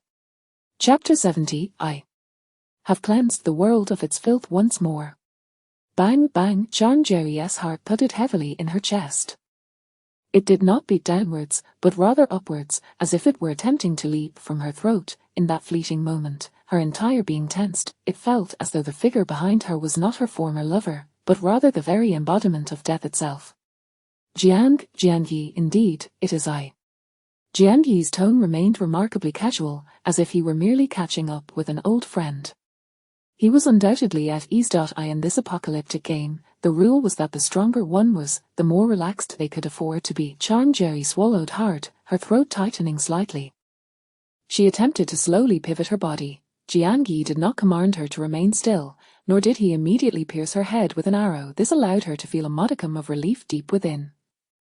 As she turned, Jian Yi's crossbow was pressed firmly against her forehead. Although she felt rigid, her countenance still exuded a calm composure. The image of the goddess had not shattered. Her cold eyes locked onto Jian Yi's. Her voice, though strained, softened involuntarily. "Indeed, you noticed me just now." Jian Yi lifted his hand, gripping the crossbow, and smiled. "Yes, it truly delighted me. Who would have thought? Your decisiveness remains so astonishing. I still faintly recall you once uttering an inspirational aphorism, as long as one possesses courage and initiative, there is nothing in this world that cannot be achieved. Is that not so?" Jian Yi's voice carried the warmth of old friends reminiscing. There was no accusation, no curses, and seemingly no hatred. If it were not for the cold, blunt weapon pressed against her brow, Chang Jerry might have almost believed he still harbored feelings for her. A flicker passed through her gaze as she suddenly regarded him with deep affection. "You still remember, do you? However, Jian Yi, the bravest thing I have ever done in my life was to pursue you actively. That does not align with the persona I have crafted, yet it resonates with my heart." She spoke with genuine sentiment. The expression on her face was not one of pleading or weakness, but rather a hint of stubbornness. Jian Yi could not help but marvel. Chang Jerry was indeed Chang Jerry. Even at this critical juncture between life and death, she remained proud and composed, akin to a serene lunar deity, never bowing her head or crying out in desperation like an ineffectual mortal. Jian Yi was not surprised. Frankly, if one day Chang Jerry were to suddenly weep and beg on her knees, he would be truly astonished, questioning whether she had been possessed. He chuckled lightly and quipped, "I thought the bravest act you ever performed was pilfering the elixir of immortality's recipe." Chang Jerry's expression stiffened slightly, yet Jian Yi understood it was not due to his words. Rather, it was because, "What is happening? Why can I not manipulate the teleportation stone in my grasp?" He directly articulated the reason behind the rigidity in Chang Jerry's demeanor. Indeed, her dark, watery eyes suddenly darted toward him. Jian Yi held the crossbow in his right hand while deftly manipulating a silver-black compass with his left. Chang Jerry bit her lip and succinctly declared, "The spatial restriction compass." It was a device capable of nullifying all spatial maneuvers within a designated area. Of blue quality, its range was modest, but sufficient. At the very least, it would prevent Chang Jerry from escaping as Li Xiao had with spatial artifacts earlier. She glanced at the compass, then back at Jian Yi. Their gazes locked, her eyes reflecting a complex mix of emotions. "You anticipated my arrival." Jian Yi smiled. "You managed to track down Sun Hao. If you had not located me as well, then are you truly still Chang Jerry?" In that moment, a flicker of emotion flashed in Chang Jerry's eyes. After a brief pause, she closed her eyes. Even then, she retained an air of cold, stubborn beauty. Upon reopening her eyes, she suddenly smiled. "If you truly understand me, do you think I have come here to kill you?" Jiangyi raised an eyebrow. Oh, you would not dare suggest that you are here to save me, would you? He stood at Chang Jerry with a peculiar gaze for several seconds, then smiled suddenly. You wouldn't claim that stealing the elixir of immortality's recipe was for my benefit, would you? Chang Jerry pressed her lips together. She still did not plead for mercy. She appeared as though she would forever maintain her dignity and pride. After a moment, her cool voice, almost as if stating a fact, slowly articulated. The matter of you extracting the recipe is not known solely to me. Although at that time, everyone was unaware of how to utilize the recipe. Merely the words elixir of immortality alone, even the unparalleled Emperor Qin Shi Huang was driven to madness by them. Do you truly believe that possessing such a thing would have been beneficial for you? Har har, har har har har, Chang Jerry spoke with deep emotion. Yet Jiangyi laughed joyfully, not a laugh of vengeance, but rather one that was simply genuine, heartily amused, as if a child had heard a delightful joke or witnessed a clown perform acrobatics. It was an utterly sincere laugh. This laughter caused Chang Jerry's expression to stiffen slightly. She wished to say more, yet Jiangyi gradually quelled his laughter, leaving only a trace of ease and contentment in his gaze. His eyes softened as they landed on Chang Jiaoyi, as if there were indeed little resentment. He imitated Chang Jiaoyi's tender tone and slowly remarked, Thank you. Thank you for delivering yourself to me, and for bringing me such joy in your final moments. In return, I must inform you, I do indeed know you quite well. Perhaps, to a certain extent, even better than you know yourself. Chang Jiaoyi. You are not the serene lunar goddess you pretend to be. No matter how beautifully you may package yourself or how flawless you appear, deep within your subconscious, you must be aware, of how filthy the true you truly is. TSK. Jiangyi feigned a disingenuous sigh. He muttered, once more, I have cleansed the world of its impurities. As he spoke, with a swift motion, the arrow was released, piercing directly through Chang Jerry's brow. Given Jiangyi's attributes, unless Chang Jerry possessed an extraordinary constitution, she would not survive. However, to Jiangyi's astonishment, the arrow sailed forth without encountering any resistance. Where were her shields? Where were her life-saving measures? None at all. Only when Chang Jerry's corpse transformed into a swirling mass of eerie black mist, leaving behind a solitary coin upon dispersing, did Jiangyi finally comprehend why the act of slaying Chang Jerry had been so effortlessly smooth. Chapter 71, Jiangyi, will you have regrets? He picked up the coin, a fleeting smile glimmering in his eyes. A personal destiny plate. This object, every informal player receives one upon their ascension to formal player status. According to the general rules, it cannot be destroyed or dropped once found. For instance, Wushu, a formal player, did not drop his personal destiny plate upon death. Jiangyi was also aware that during the early days of the apocalyptic game, there were individuals who specifically sought out the corpses of formal players, even boring into their skulls. They attempted to extract the personal destiny plates as if they were extracting the cores of zombies in films, yet they ultimately failed. But now, the very personal destiny plate Jiangyi held was none other than Chang Jerry's. What was happening? Had the rules contradicted themselves? In fact, according to the analysis of later experts, the rules of this apocalyptic game can be divided into basic rules and special rules. The so-called basic rules are the standard operational guidelines of the apocalyptic game. For instance, the fact that personal destiny plates cannot be dropped or destroyed. Conversely, special rules supersede the basic rules. It is not difficult to deduce that the existence of special rules arises from the presence of special wheels. Thus, many players fondly refer to the unique items drawn from special wheels as rule items. And the personal destiny plate revealed by Chang Jerry was evidently a result of some special item, coupled with the recent shadowy black mist. Jiangyi recalled a special item he had heard of in his previous life.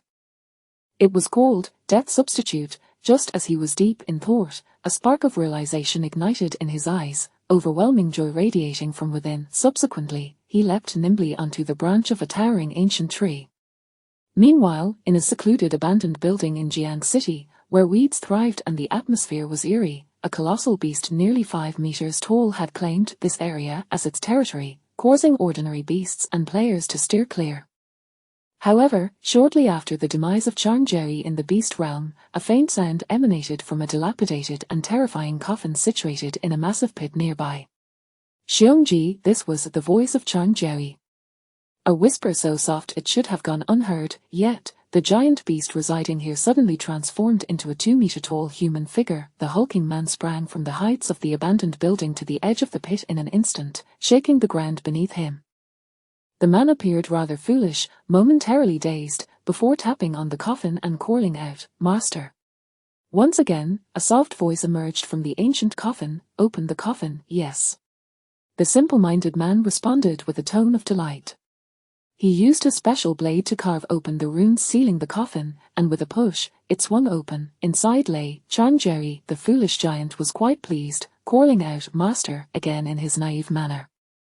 However, Charn-Jerry's expression was chillingly grim. Indeed, Charn-Jerry had not perished, yet correspondingly, the price she had paid was exorbitant. When Jiangyi produced the void-binding compass, Charn-Jerry realized Jiangyi harbored a lethal intent towards her. The void-binding compass was not merely intended to prevent her from using spatial items to escape, more importantly, it was meant to thwart any life-saving tools she might possess.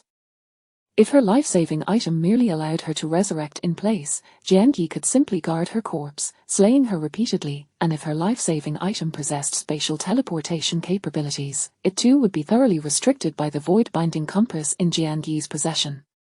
Thus, if she only had ordinary life-saving items, she would be virtually doomed. Fortunately, the life-saving item Charn-Jerry possessed was drawn from a special wheel, a powerful rule-level item. The death substitute. The effect of this item was, upon the host's death, it allowed them to be reborn at the location stored by their death substitute. It may sound ordinary, but its priority is exceptionally high. For instance, if a player were to be erased by the rules, standard resurrection items would not suffice for that level of death, yet, the death substitute, as a special item, could bypass the erasure rules, ensuring her rebirth. Hence, possessing such a life-saving trump card remained a formidable advantage even in the later stages of the apocalyptic game. Indeed, it could be said that the true value of such a life-saving item would shine brightest in the most perilous and desperate of situations. But now, merely in the early stages of the apocalyptic game, when the vast majority of players had yet to change classes, she had already exhausted such an important trump card. What was even more distressing was that this crucial card had a particularly aggravating drawback. It was said that the so-called rebirth after death was not without cost. Rather, it would cause her personal destiny plate to burst forth upon her demise. Simultaneously, her reborn self would regress from a formal player to an informal player, losing all player functionalities. It was akin to resetting her data panel to factory settings. All her talents, skills, attributes, etc. would be lost alongside her personal destiny plate. Naturally, if she could reclaim her personal destiny plate, she might have a chance to restore her power.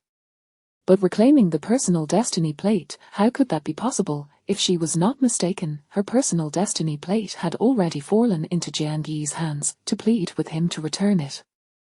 What a joke! She was the proud Charn-Jerry. How could she ever lower herself to such a degree? More importantly, she was acutely aware, should she genuinely kneel and beg Jiangyi, he would not return her personal destiny plate. On the contrary, he would only revel in her misfortune, perhaps even slay her once more. Therefore, Charn-Jerry took a deep breath. Rather than imploring Jiangyi, it was better to let him believe she was truly dead. Given the current circumstances, the existence of special wheels remained exceedingly rare. Even though Jiangyi was exceptionally powerful, his perspective would likely not encompass the existence of their death substitute, special item. Even if he harbored doubts about her demise, as long as he awaited midnight tonight, when the 3 major rankings would update, the name Charn-Jerry would no longer be present. Not just Jiangyi, but all formal players would assume she had perished. Thus, if Jiangyi believed she was dead, perhaps the entanglements and animosities would gradually dissipate. Contemplating this, an indescribable complexity washed over Charn-Jerry's expression. She recalled Jiangyi's nonchalant words just before her death. Did he truly regard her so lightly that he could strike her down without a trace of reluctance?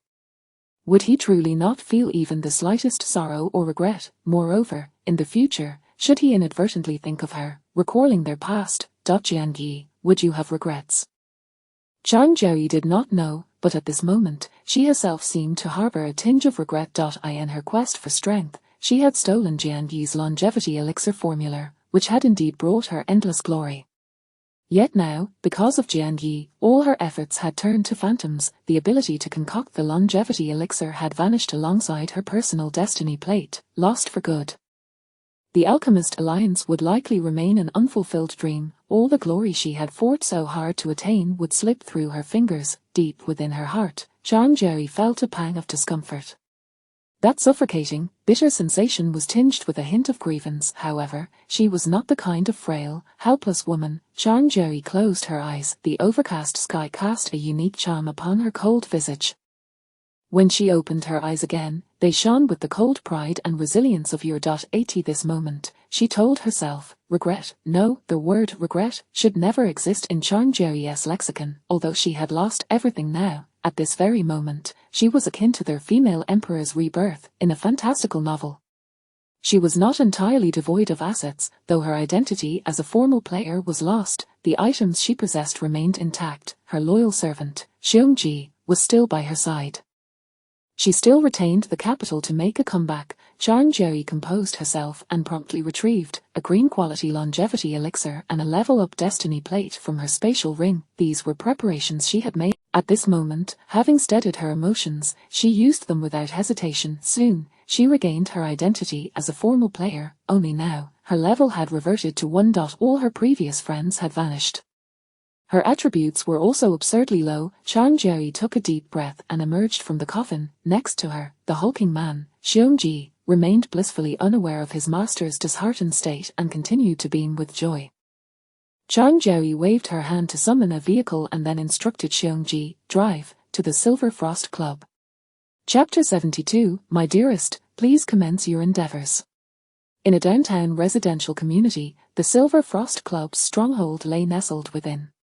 A sleek black Maybach was parked at the entrance. When Wei Lingshuang received the news from her subordinate that Zhang Jie had come personally to fetch Sun Hao, she was momentarily taken aback. After all, she was well aware that if Zhang Jie could trace Jianyi through Sun Hao, she too could do the same. Thus, like Jianyi, she had surmised the truth.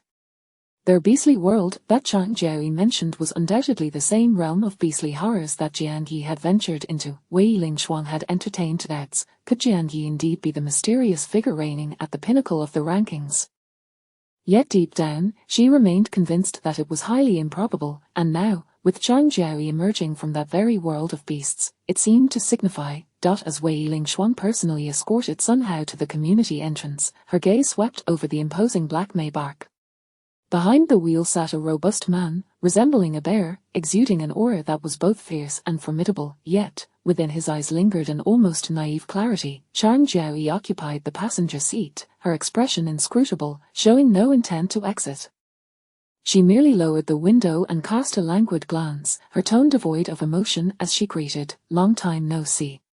Wei Lingshuang stood outside the car, silent for a moment before furrowing her brow and stating in a low voice, "You killed Jianyi." Her tone was laced with a conviction that was almost palpable. However, a flicker of complexity crossed Zhang Jie's face, betraying a slight shift in her demeanor. Though she quickly regained her composure, her gaze was as cold as snow, her voice laced with an icy detachment as she replied, "Jianyi. I do not know this person." Wei Lingshuang's expression hardened, and she held Zhang Jie's gaze for several seconds before suddenly letting out a cold laugh, tinged with disdain and mockery. Yet, she refrained from openly condemning Zhang Jie in front of her. After all, Zhang Jie was no slouch in terms of strength, and the burly man beside her appeared equally formidable. Wei Lingshuang, though seemingly straightforward and upright, was ultimately a pragmatist. She chose not to engage further with Zhang Jie but slightly turned to Sun Hao and remarked, "I hope you will not regret your choice." Sun Hao's feelings were equally complex. It seemed that Jianyi, indeed, possessed some extraordinary experiences. However, that was of little consequence now. If Wei Lingshuang was correct, then Jianyi had likely met his end. Sun Hao had never shared a significant bond with Jianyi, so he felt no pangs of regret. As for the notion that Zhang Jie had been responsible for Jianyi's death, in this apocalyptic landscape, what did it matter if a powerful individual eliminated a worthless one? He harbored no aversion towards Zhang Jiaoyi for it and chose instead to enter her vehicle. Thus, the black Maybach glided away with an air of elegance. Wei Lingxuan observed the car's smooth departure, a shadow flickering across her eyes. Meanwhile, Sun Hao sat in the back seat, a surge of excitement coursing through him. His exhilaration stemmed not solely from joining Zhang Jiaoyi's ranks but also from his unwavering support for her vision of establishing an alchemist alliance. He spoke animatedly from the back seat. If the alchemist alliance can successfully form, encompassing all the alchemists in Jiang City, then all the medicinal concoctions in Jiang City will be monopolized by the alchemist alliance. The status of alchemists will be dictated entirely by the alchemists themselves. Sun Hao could hardly fathom the lofty status that alchemists would soon enjoy. At that juncture, even the most basic elixirs, such as rejuvenation pills and detoxification potions, could command prices far exceeding their current value. Alchemists would face no peril, solely responsible for their craft, swiftly advancing without hindrance. It was evident that Sun Hao had already painted a magnificent blueprint for the Alchemist Alliance. Zhang Jiaoyi, seated in the passenger seat, chuckled lightly. It's not as exaggerated as you think. Those major factions will still be able to nurture their own alchemists. The reason I was able to extract you was partly due to the insufficient strength of the Silver Frost Club and partly due to favorable public sentiment. If it were an alchemist from the Qingchuan Guild, I could not have done so. Thus, the monopolistic status of the Alchemist Alliance would primarily apply to independent players or smaller factions. Sun Hao remained exuberant. That would be more than sufficient. Zhang Jiaoyi smiled, seemingly harboring her own optimistic expectations for the Alchemist Alliance's future. In truth, before losing everything, she had indeed prepared to cultivate the Alchemist Alliance diligently. Sun Hao was to become one of its foundational pillars. She had not intended to eliminate him. However, now, after a journey into the realm of beastly horrors at Qinhu, her dreams lay shattered. Everything was lost. When she had entered the beastly world, although she had harbored ominous premonitions, she had never anticipated that Jiangyi would emerge as a top-tier powerhouse. After all, the information she had gathered indicated that Jiangyi was nothing more than a lowly, worthless parasite. How could this be? Now, facing this dire situation, Zhang Jiaoyi found herself outmaneuvered. She closed her eyes, attempting to suppress the tumultuous emotions surging within her. After several minutes, the Maybach halted at a dilapidated residential complex. Sun Hao's excitement was tinged with surprise, for he was aware that Zhang Jiaoyi's base was not situated in such a sinister locale. As he began to harbor doubts, Zhang Jiaoyi smiled and said, "Before we head to my stronghold, I wish to discuss a few matters with you.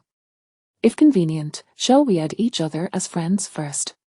Sun Hao pondered for a moment before nodding. To him, even without Zhang Jiaoyi's public assurance on the forum, as long as she genuinely sought to establish the Alchemist Alliance, she should harbor no murderous intent towards him.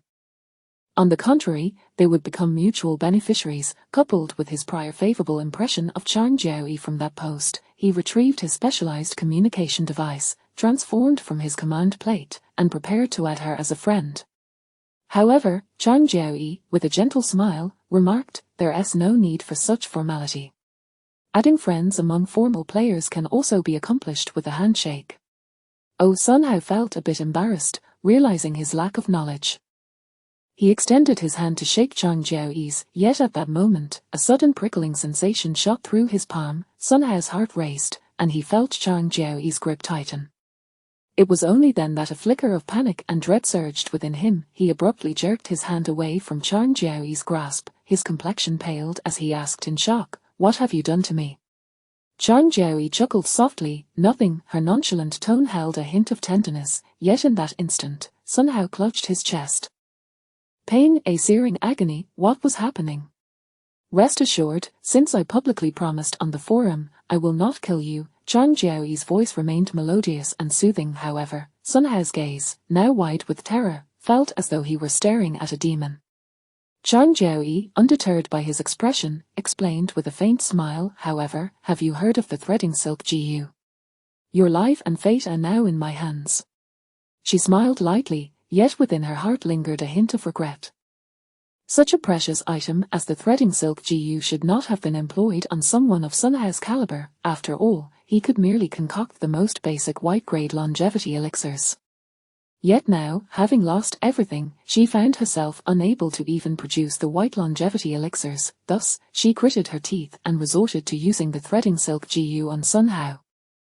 This way, apart from her trusted aide, Xiongji, she would have another reliable assistant in Sun Hao. Moreover, fate had its own peculiarities. The longevity elixir formula she originally possessed was extracted by Jianyi.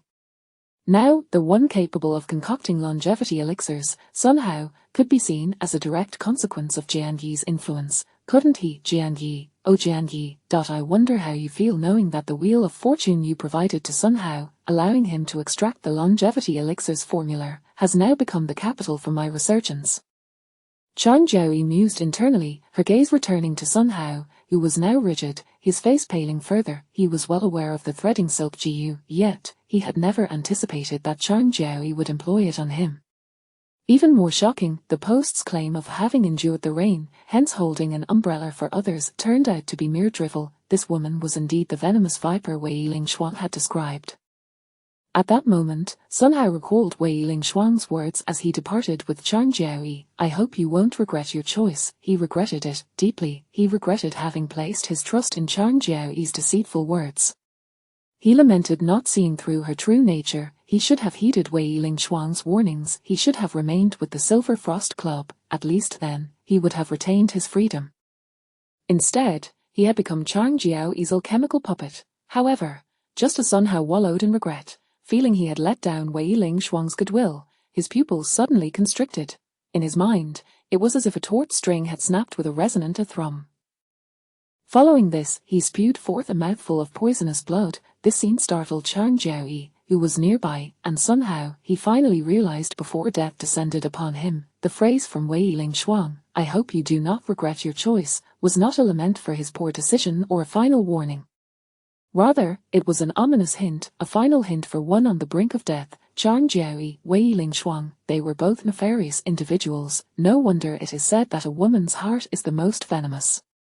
Regrettably, Sun Hao grasped the truth too late. Before his vision faded, he witnessed Chang Jiaoyi frantically attempting to administer a detoxification elixir, but it was futile. Sun Hao perished. Meanwhile, in the Qin beastly world, high atop a towering ancient tree, Jianyi observed with barely contained amusement as Chang Jiaoyi desperately fed Sun Hao detoxification elixirs, nearly losing his grip on the branch in laughter. Har har har har har har, how utterly hilarious. If he was not mistaken, Wei Lingshuang had likely aimed to tarnish Chang Jiaoyi's reputation by poisoning Sun Hao. The result had effortlessly shattered the first step of Chang Jiaoyi's resurgence. Jianyi had not anticipated that the eye of insight he had discreetly employed on Chang Jiaoyi to prevent her escape would transfer its resurrection effect to the reborn Chang Jiaoyi. What the underlying principle was, he could not ascertain. Nevertheless, since the items on Chang Jiaoyi's person had followed her rebirth, it was not difficult to comprehend that the eye of insight had returned with them. Being able to witness such a spectacle through the eye of insight brought Jianyi immense joy. He even felt a desire to call out to the flustered Chang Jiaoyi from afar, come on, my dear, please commence your 99 effort, do not disappoint me. However, as he revelled in this moment, Jianyi suddenly sensed that the branch of the ancient tree beneath him had ejected him from his perch.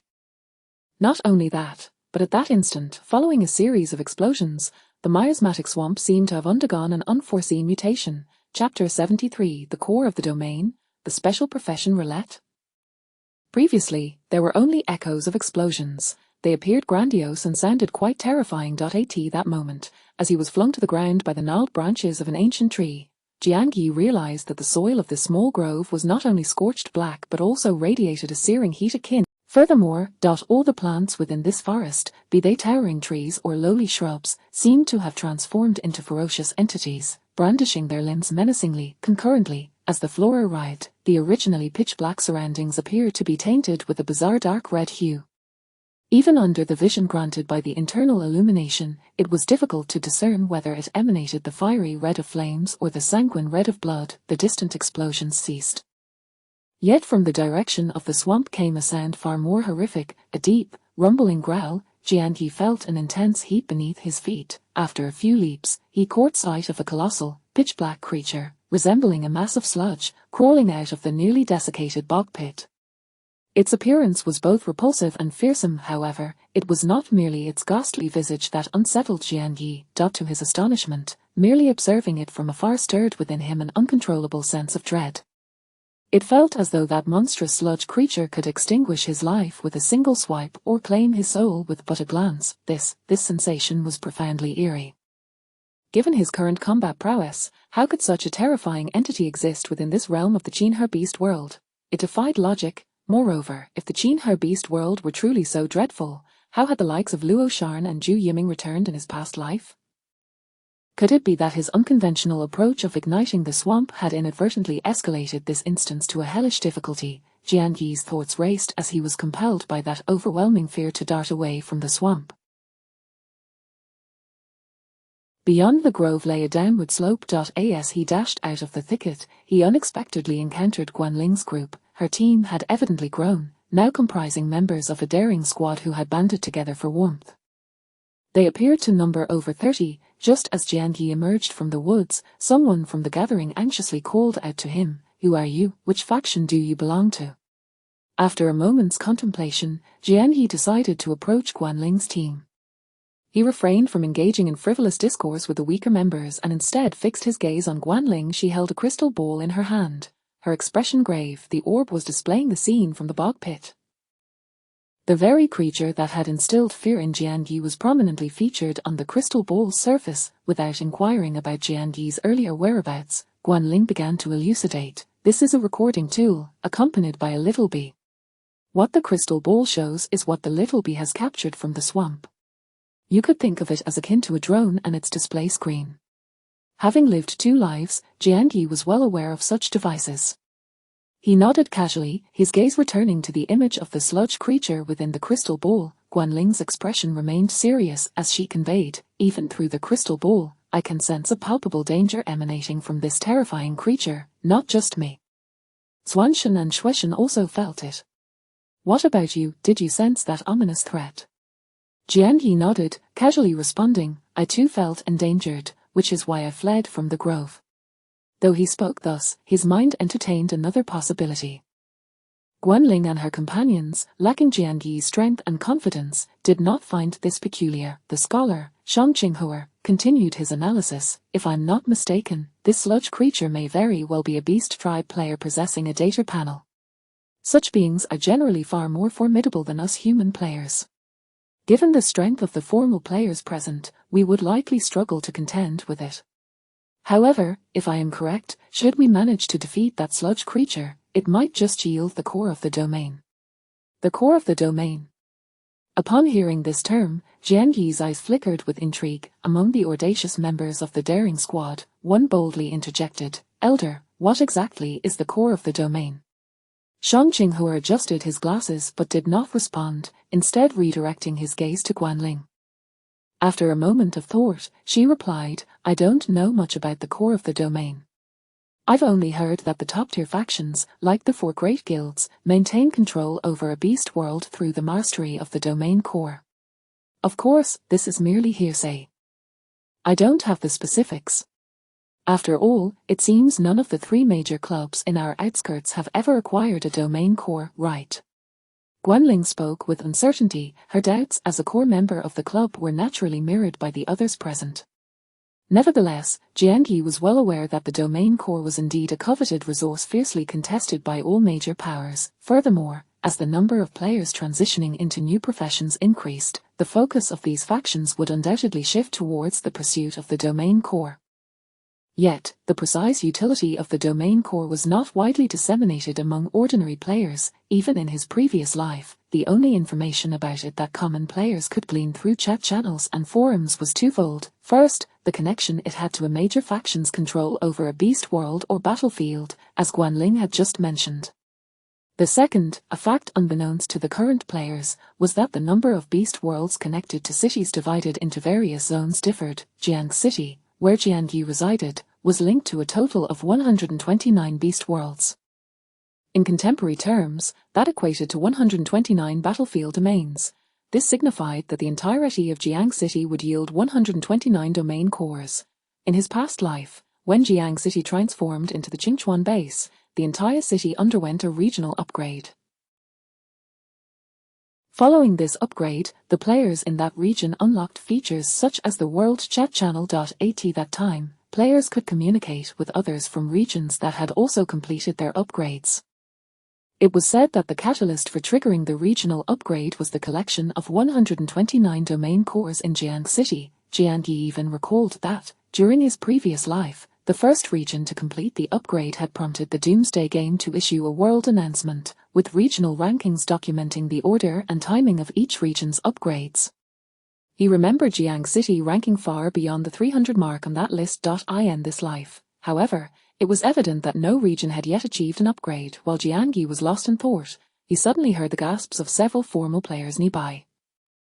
Hiss, that is, Jiang Yi's gaze followed the direction of the sounds toward the crystal ball. His pupils jolted in shock, but soon returned to a state of calm. The peculiar sensation he had previously experienced, along with his conjectures, seemed to converge towards an answer at that moment. The dark-skinned lad from Zorn, after taking a sharp breath, exclaimed in astonishment, black, a black profession roulette. I recall black signifies a special roulette. So that means a special profession roulette. Chapter 74. Timed slaughter. The scene is chaotic. The voice of the Zorn lad was nearly on the verge of cracking. These seasoned players, to some extent, were well aware of the formidable nature of the special roulette.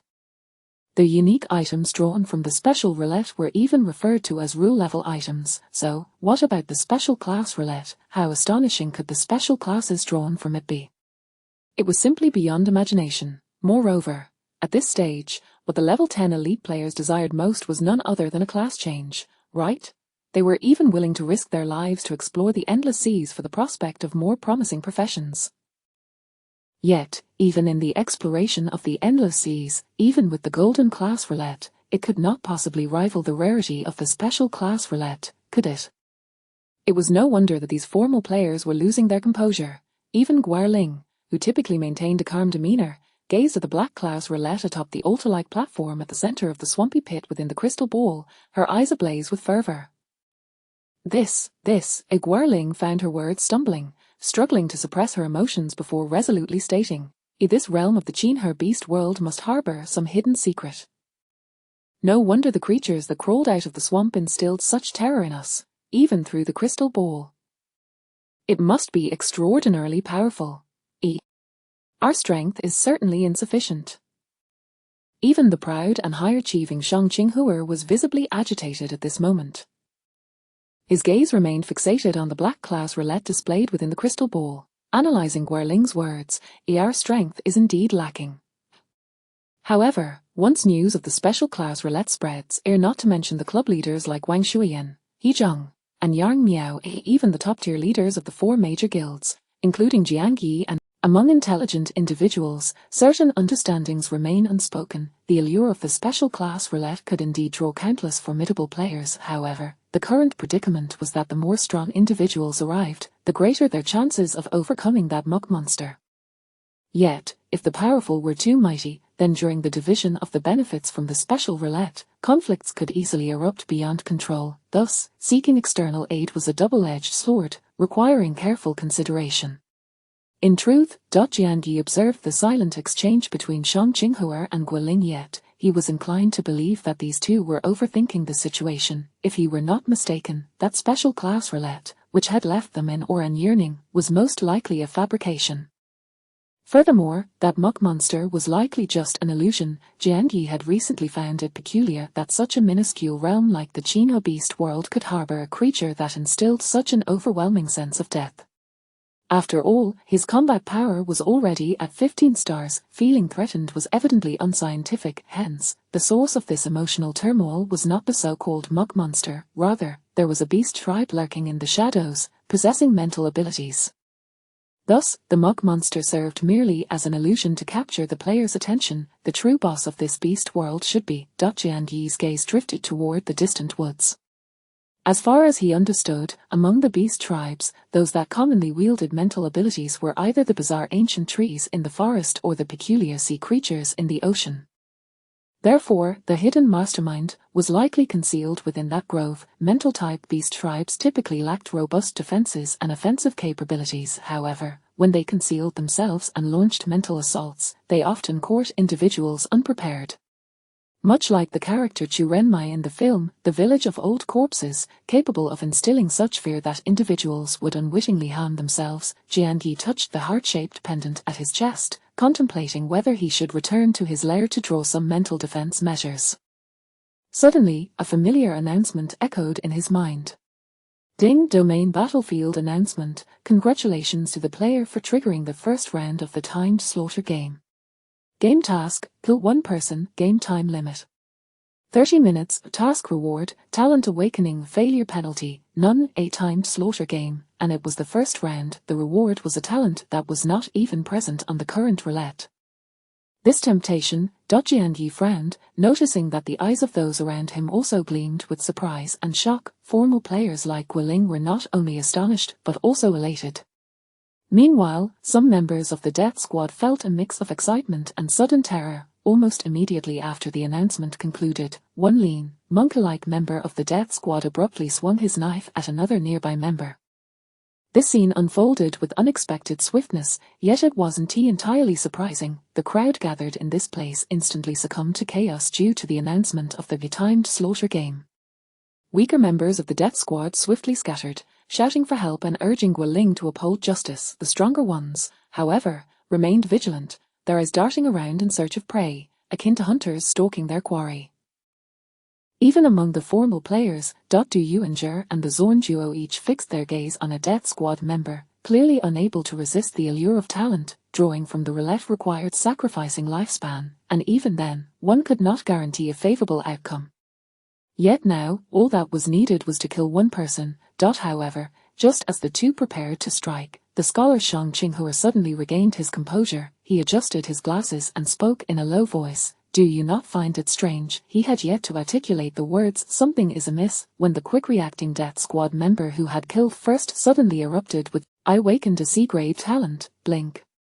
As he laughed maniacally, he demonstrated, vanishing from his spot in an instant, reappearing 10 meters away. Soon after, another voice filled with elation shouted, har har har, my talent is invisibility.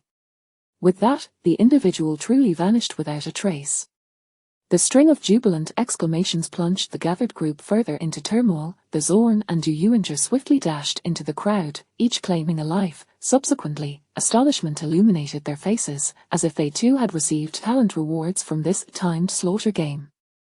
Even Shang Qinghua, who had just intended to voice his concerns, was evidently swept up by the infectious excitement, beginning to doubt his own judgment. He turned to Guiling, frowning as he solemnly remarked, what I find unsettling is, in all previous apocalyptic game announcements, only formal players could hear them. Yet this time, even non-formal players received the announcement. However, if killing a worthless individual grants a talent, perhaps unsettling is merely unsettling. With that, he too dashed into the throng of worthless death squad members. Chapter 75, Is Human Life Worth So Little? The Sorrow of the Underprivileged. Yet, before he could make a move against their waist, he felt an abrupt constriction around his neck. Shang Qinghua hastily halted, casting a glance at the red whip coiled around his throat. His expression turned frigid as he furrowed his brows at Guanling, who held the whip, and asked, what do you mean by this? Guanling maintained her grip on the whip, her gaze sweeping over the tumultuous crowd as she commanded in a low voice, everyone, seize this at once. Should anyone dare to harm another, do not blame me for being unmerciful. Although Guanling was a woman, her aura was formidable. Upon uttering these words, Shang Qinghua's face stiffened, and the chaotic crowd seemed to pause as if pressed by an unseen pause button. However, the greed of some individuals was not so easily quelled.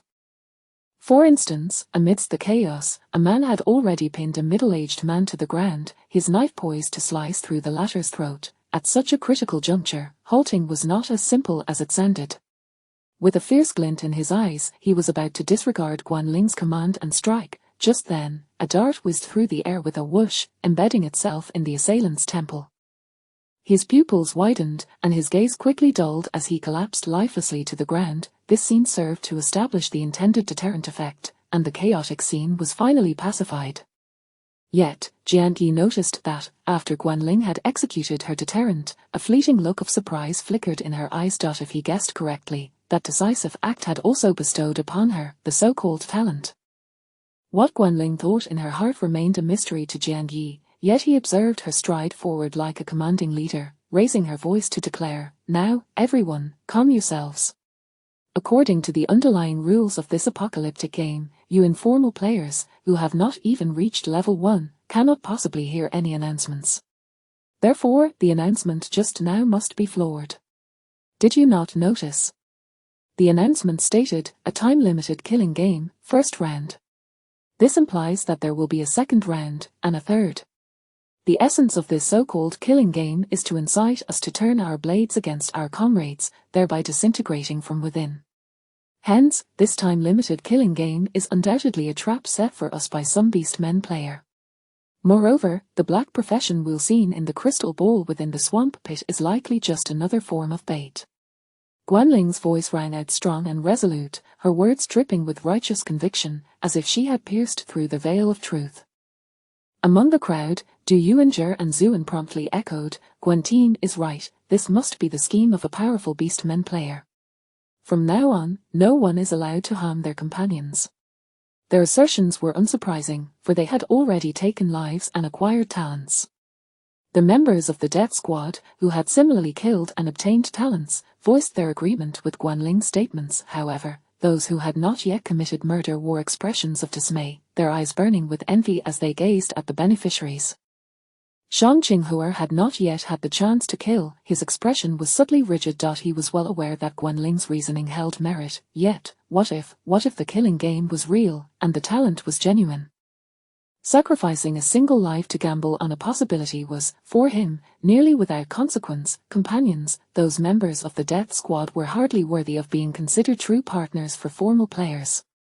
They were merely a collection of useless individuals, cannon fodder on the battlefield. However, Shang Qinghua was not as powerful as Guanling. He recognized her resolute nature and dared not challenge her authority.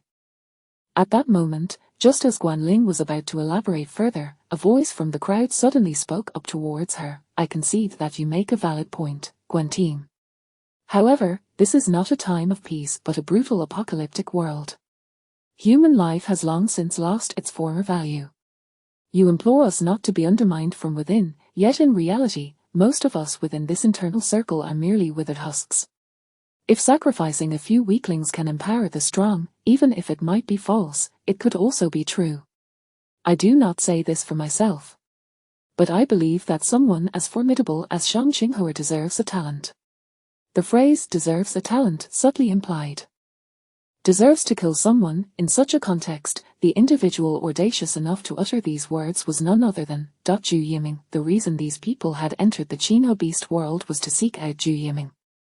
Thus, he naturally possessed more confidence than the others. Shang Qinghua had previously harbored disdain for Zhu Yiming. However, upon hearing his words, he found that this pretty boy wasn't so bothersome after all.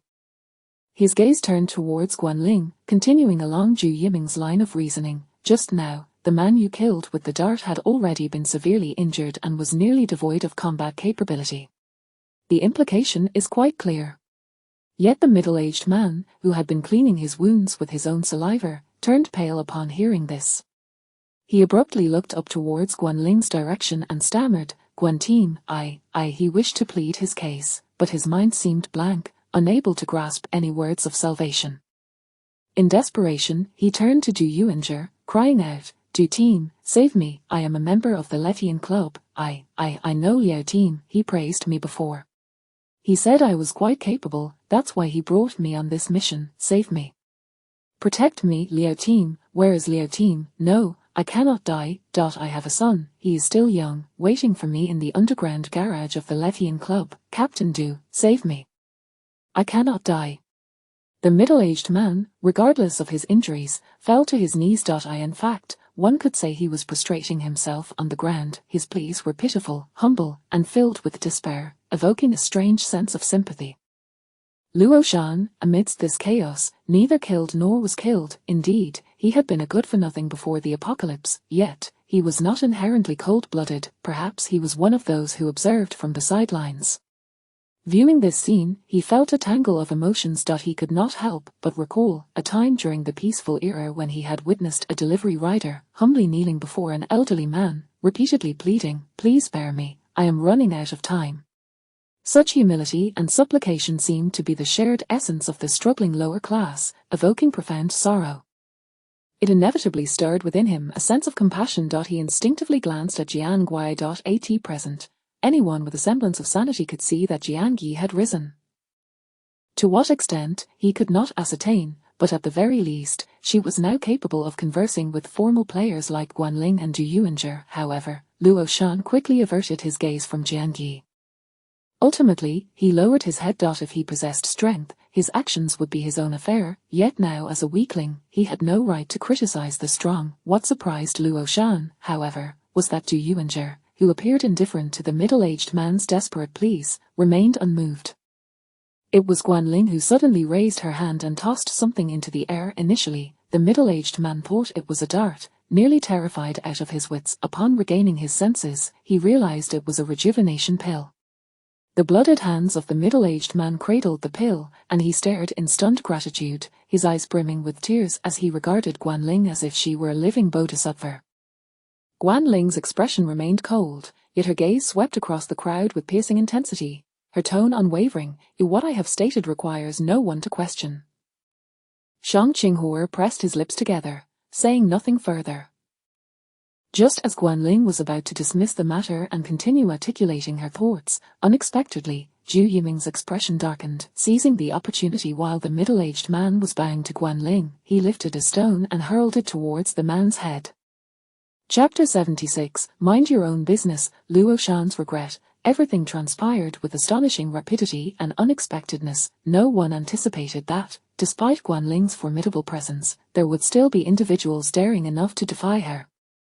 However, upon reflection, considering that the audacious individual was Zhu Yiming, it becomes somewhat comprehensible. Zhu Yiming possesses his own confidence. Regardless of how he opposes Guanling, she would not truly retaliate against him. After all, it is for him that so many have come to the world of the ferocious beasts at Qinhu Lake. His standing in the Blood Swallow Club is far from ordinary. Therefore, as long as he can act before Guanling intervenes to end a life, he would bear no consequences. Zhu Yiming's eyes were bloodshot. Regardless of the truth, he yearned to possess talent. Yet, unexpectedly to all, a voice rang out, "Stop it, you bastard!" Bang are the sounds of intervention, the impact of an assault, and the piercing screams followed in quick succession. Yet, the scream did not emanate from the middle-aged man, but rather from Zhu Yiming. After saving Zhu Yiming, Luo Shan had remained quite close to him, perhaps with a hint of ulterior motive. Even amidst the recent chaos, he had subtly shielded Zhu Yiming. But at this moment, Luo Shan unexpectedly swung an axe at Zhu Yiming. The axe struck his hand brutally. The hand that Zhu Yiming had raised, ready to hurl a stone, was now mangled and blooded, the bones shattered, a gruesome sight to behold. His complexion turned ghastly pale, cold sweat pouring down, his gaze at Luo Shan akin to that of a man who had seen a ghost. Luo Shan, too, was taken aback. Everything had unfolded so swiftly that his mind could scarcely process it. Upon regaining his senses, he realized the gravity of his error. It was over, he was doomed. Luo Shan's expression was even more ashen than Zhu Yiming's. Zhu Yiming, with fiery eyes, glared at Luo Shan, howling, "You dare strike me? You worthless fool, how dare you? I will ensure you meet a wretched end. Guanling, I want him dead. Hurry and kill this useless wretch to treat my injury." "Hiss," he screeched, trembling from the pain. Luo Shan, in a state of panic, discarded the axe and retreated. It is worth mentioning that the axe had been given to him by Jian Yi, the very one used by Jian Yi to slay Zhao Quan. The bow Jian Yi had utilized to ignite the swamp was Luo Shan's. At that time, he had handed the fire axe to Luo Shan for self-defense. Now, in his fright, Luo Shan instinctively glanced at Jian Yi, then at Du Yuanzhi, seeking aid. The middle-aged man, kneeling, realized Luo Shan had acted to save him and wished to plead for Luo Shan. However, he possessed no authority whatsoever. Merely preserving his own life was already a stroke of luck. Guanling observed the scene before her, and her head throbbed with frustration. To speak candidly, Guanling held no affection for Zhu Yiming. At this moment, all this chaos was instigated by Zhu Yiming. Originally, her words held authority due to her absolute strength. Yet, this Zhu Yiming had taken himself far too seriously. Time and again, he disregarded her commands. Guan Ling, somewhat incensed, coldly admonished Zhu Yiming. Yet, this hope was swiftly extinguished. From a distance, a voice, urgent and somewhat neutral, rang out, "Brother Yiming." The moment Zhu Yiming heard this voice, his previously despondent demeanor transformed, and he became brazen once more. Simultaneously, everyone present turned their gaze towards the source of the voice. A vast throng was surging toward the slope. Among them were even several level 10 powerhouses. He Jing from the Letian Club, Yang Miao from the Mountain Water Club, Wen Shuiyan from the Blood Swallow Club. Additionally, there were approximately 6 or 7 other level 10 players. This formidable assembly was still quite a distance away. However, Wen Shuiyan, in a frenzy, dashed to the forefront. She immediately knelt beside Zhu Yiming, producing a more precious, spring-replenishing elixir from the Wheel of Fortune, and without a blink, administered it to Zhu Yiming. Yet, while Zhu Yiming's external injuries healed, his bones remained limp and compromised. "It's ruined, my hand is ruined, what am I to do? It's all right, it can still recover, Brother Yiming, do not be afraid." Wen Shuiyan consoled him, cradling his hand. Meanwhile, Luo Shan's legs turned to jelly. He retreated further, only to soon meet Wen Shuiyan's piercing gaze, reminiscent of a vengeful adversary. Luo Shan stammered, I didn't mean to. I had previously saved Zhu Yiming. I owe him my life." Great one, yet Zhu Yiming rebuked him. "What you did was not worth a damn. You worthless fool, you merely happened to be near the location where I was transported to the world of ferocious beasts. Finding me in such a state brought me no aid whatsoever. I almost perished, do you understand? And yet, you still have the gall to speak of saving my life. I want to kill you. Wen Shuiyan, cripple this wretch, I want to take his life with my own hands. And that other fool? I want him dead too." Their other fool referred to the middle-aged man Zhu Yiming had intended to crush with a stone. The middle-aged man, kneeling and striving to diminish his presence, was bewildered as to why he was implicated. He hastily begged for mercy. "No, it's not my fault, your injury is not my concern. Killing one person grants you talent, killing two is merely wasteful. Please, do not kill me. I beg you, spare my life." The middle-aged man continued to wail in despair. From a distance, Jiang Yi observed the spectacle, casting a glance at Luo Shan. At this moment, it was uncertain whether Luo Shan regretted meddling in affairs that were none of his concern. However, the threat of death and fear rendered his complexion deathly pale. Indeed, Luo Shan regretted it. Why did he involve himself? Originally, this matter had no connection to him whatsoever. Initially, he was the benefactor of Zhu Yiming.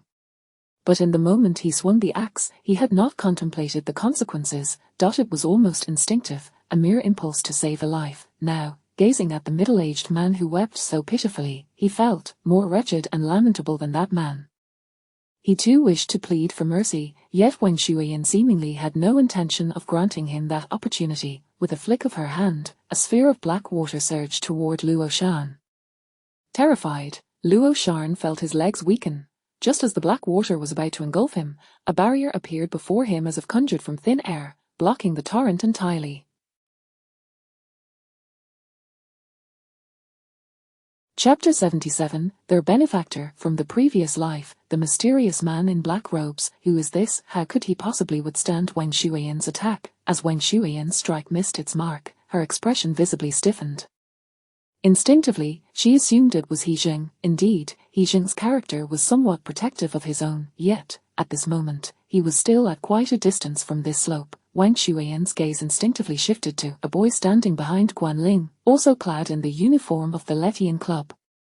She did not recognize Jiang Yi and was just about to inquire when Jiang Yi abruptly turned his head, his eyes fixated on the heights of the slope, that was in the direction of the marshy woods. Following his gaze, Wen Shuiyan looked over. Moments later, her pupils sharply constricted. In that direction, a shadow suddenly approached, ghost-like, towards the gathering of people. The figure only revealed itself fully when it appeared beside Luo Shan. Clad in a black robe with a hat obscuring his head, this image bore a striking resemblance to the shadowy proprietor of pawnshop number 8. This arrival, akin to a fleeting spectre, lent him an air of mystery and power, much like the shadowy boss. Wang Shuiyan's expression darkened, and she instinctively took half a step back, her voice stiff. Who are you? Jiang Yi's gaze also fell upon the back of this enigmatic figure in black robes.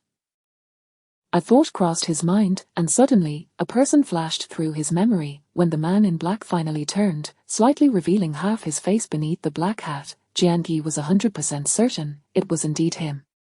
Admittedly, he never knew this person's name. However, they had once shared a life-and-death intersection. After being betrayed by Tanko, Jiang Yi lay on the ground in despair, finding even the slightest movement of his fingers exceedingly difficult. Without any beast-repelling incense on him, the scent of blood lingered, threatening to attract ferocious beasts for a fatal strike. He was meant to succumb to that betrayal, as per Tanko's design. Yet, just when Jiang Yi recalled, as his consciousness began to fade, he suddenly heard a mocking voice. "Oh, look, I found a waste." At that moment, Jiang Yi squinted and saw a mysterious man in black robes. The fellow wore a hooded black hat, and the lower half of his face bore an utterly sinister expression, not resembling that of a benevolent soul. As he lay in a pool of blood that revealed half of his face, even bore a smirk of amusement, particularly the kind that was infuriating.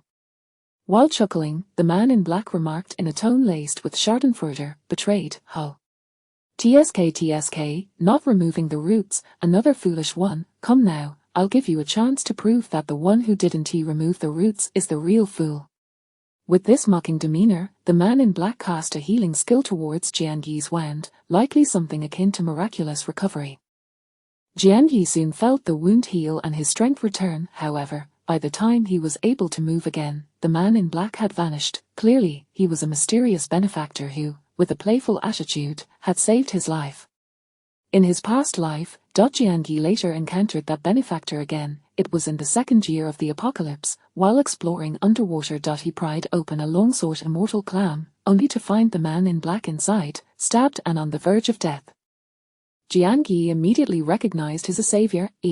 His emotions were quite complex, as he momentarily pondered whether he should repay the debt of life-saving from back then.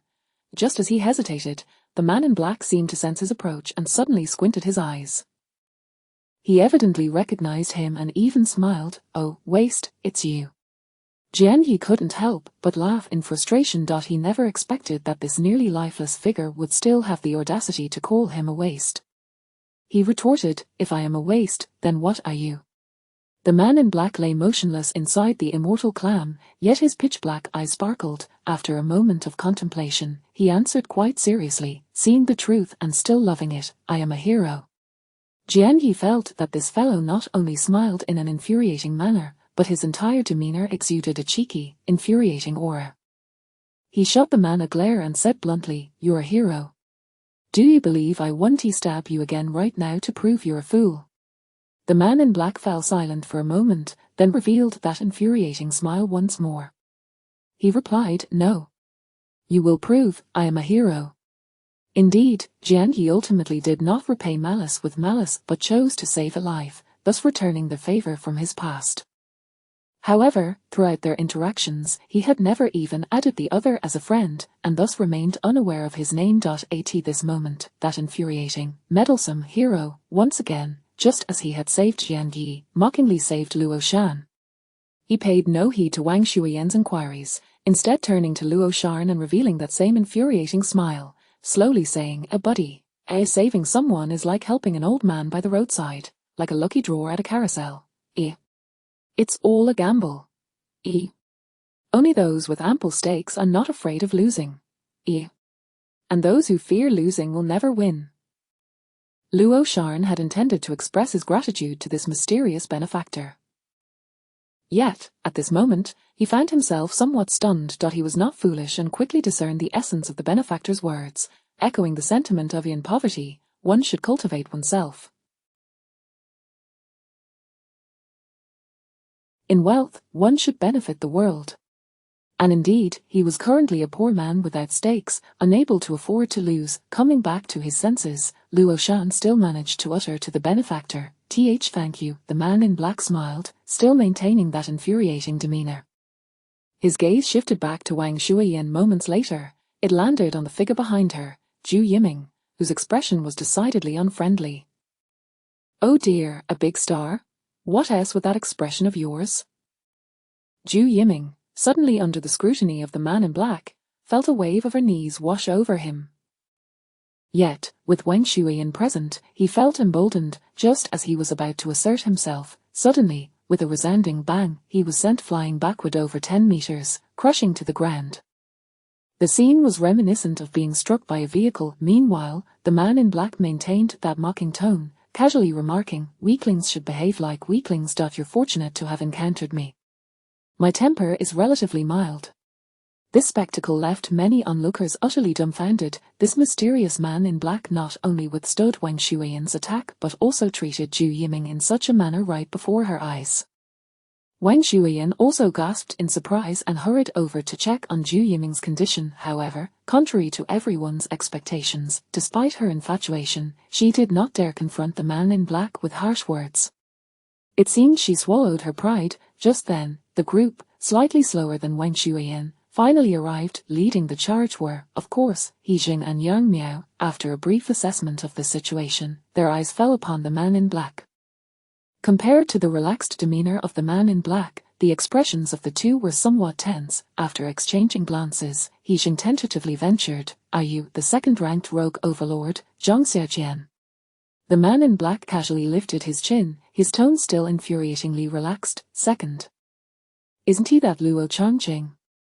He Jing corrected himself. "Right, you are currently third." However, at this moment, Jian Yi, who had been merely observing in the background, felt his pupils suddenly widen upon hearing the name Zhang Xiaoqian. Chapter 78, The God of 1,000 Faces, Beast Tribe Professionals, Zhang Xiaoqian. Jian Yi had perused the combat power rankings and was well aware that the name following Luo Changqing was none other than Zhang Xiaoqian.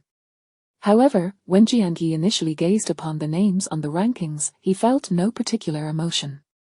Yet, at this moment, upon hearing He Jing recite the name, a thought suddenly flickered in his mind. Zhang Xiaoqian. Could they possibly be the same person? Given the existence of name change cards, it seemed plausible that Zhang Xiaoqian had transformed into Zhang Xiaoqian. If they were indeed one and the same, good heavens! The God of 1,000 Faces, one of the 6 deities of humanity, hails from their Jiang city. Moreover, he had even saved his life. Furthermore, if this figure cloaked in black truly was the God of 1,000 Faces, Zhang Xiaoqian, then the dark-robed individual Jiang Yi believed he had rescued in his past life was evidently not the true Zhang Xiaoqian. It was merely a mere avatar. He had thought he had repaid a life debt, but perhaps the individual had never cared about the fate of that mere avatar.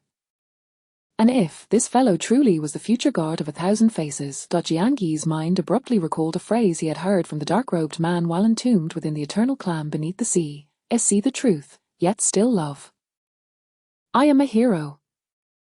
In the past, he had thought the dark-robed man was merely one of the countless struggling souls in the apocalyptic game. Now, if the dark-robed man indeed bore the aura of the God of 1,000 Faces, then revisiting his words would evoke an entirely different sentiment within Jiang Yi.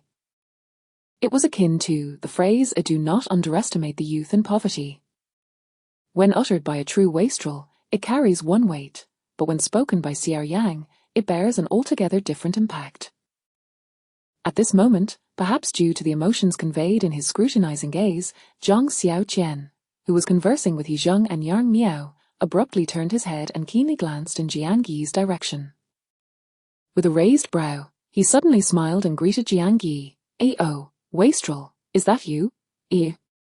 Once again, this familiar opening line. Yet, Jiang Yi's state of mind at this moment was drastically different. It was akin to when you are genuinely impoverished, being called a pauper naturally strikes a nerve, but if you are an invisible tycoon, being labelled a pauper would merely elicit a faint smile. Jiang Yi did not perceive Zhang Xiaoqian's term a wastrel as dripping with disdain or animosity. He responded with an open-hearted smile, mirroring Zhang Xiaoqian's tone. "Oh, benefactor, it is you." Zhang Xiaoqian seemed taken aback by this reaction, momentarily stunned.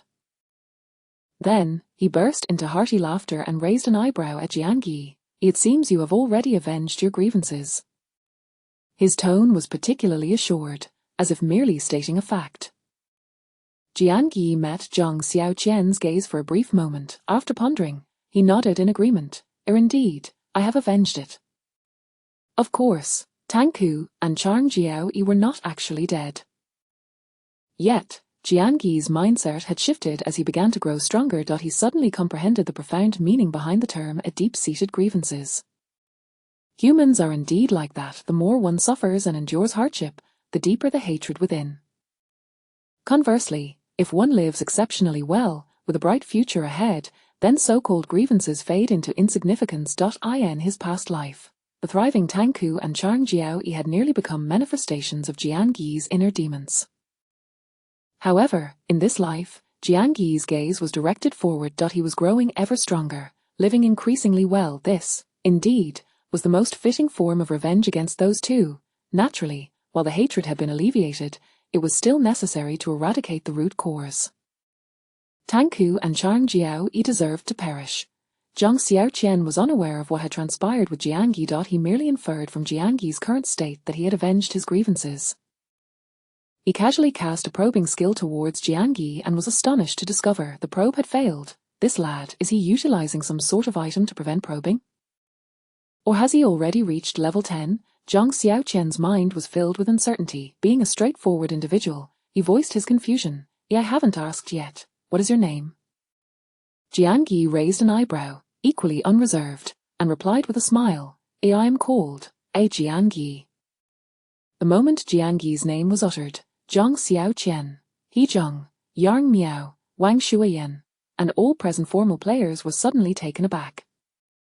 Clearly, the first thought that crossed their minds was the mysterious figure Jian Yi, who had suddenly ascended to the top of the level rankings. Lu Oshan also sensed the astonished glances directed at Jian Yi from these prominent figures, equally perplexed by their intense reaction to the name Jian Yi. However, He Jing was the first to regain his composure, frowning at Jian Yi. The attire you wear, is that the uniform of the Lethian Club? Jian Yi nodded, indeed. Beside him, Du Yuanzhi chimed in to explain to He Jing, boss, don't overthink it. This lad and the Jian Yi on the rankings merely share the same name. Upon hearing this, the astonished expressions of He Zheng and the others gradually settled. However, Zhang Xiaoqian continued to scrutinize Jian Yi with a thoughtful gaze, seemingly lost in contemplation. Meanwhile, the attention of He Zheng and the others shifted away from Jian Yi. They engaged in further discussions with Zhang Xiaoqian, aiming to strategize on how to collectively deal with the hidden beast tribe players within this perilous world. Simultaneously, they analyzed the so-called limited time slaughter game. Evidently, these prominent figures possessed formidable mental attributes, arriving at conclusions similar to Guan Ling's. They were not swayed by the allure of the so-called talent. Yet, during this deliberation, Zhang Xiaoqian proposed a rather grave hypothesis. If the mental-type beast tribe players concealed within this perilous world are likely professionals. Professionals. The moment this statement was made, He Zheng, Yang Miao, and Wang Shuiyan's pupils constricted in unison. Yang Miao instinctively retorted, the area of Qinhai is not vast, and the connected perilous world could hardly harbor beast tribe professionals. He Zheng's expression darkened. Among players of the same level, beast tribe players naturally possess an innate advantage over human players, and if they are also professionals, especially of the mental type, the implication of his words was clear. If they were indeed professionals among the beast tribe players, even with their ranks, and considering Zhang Xiaoqian, who stood third on the power rankings, they would likely be no match.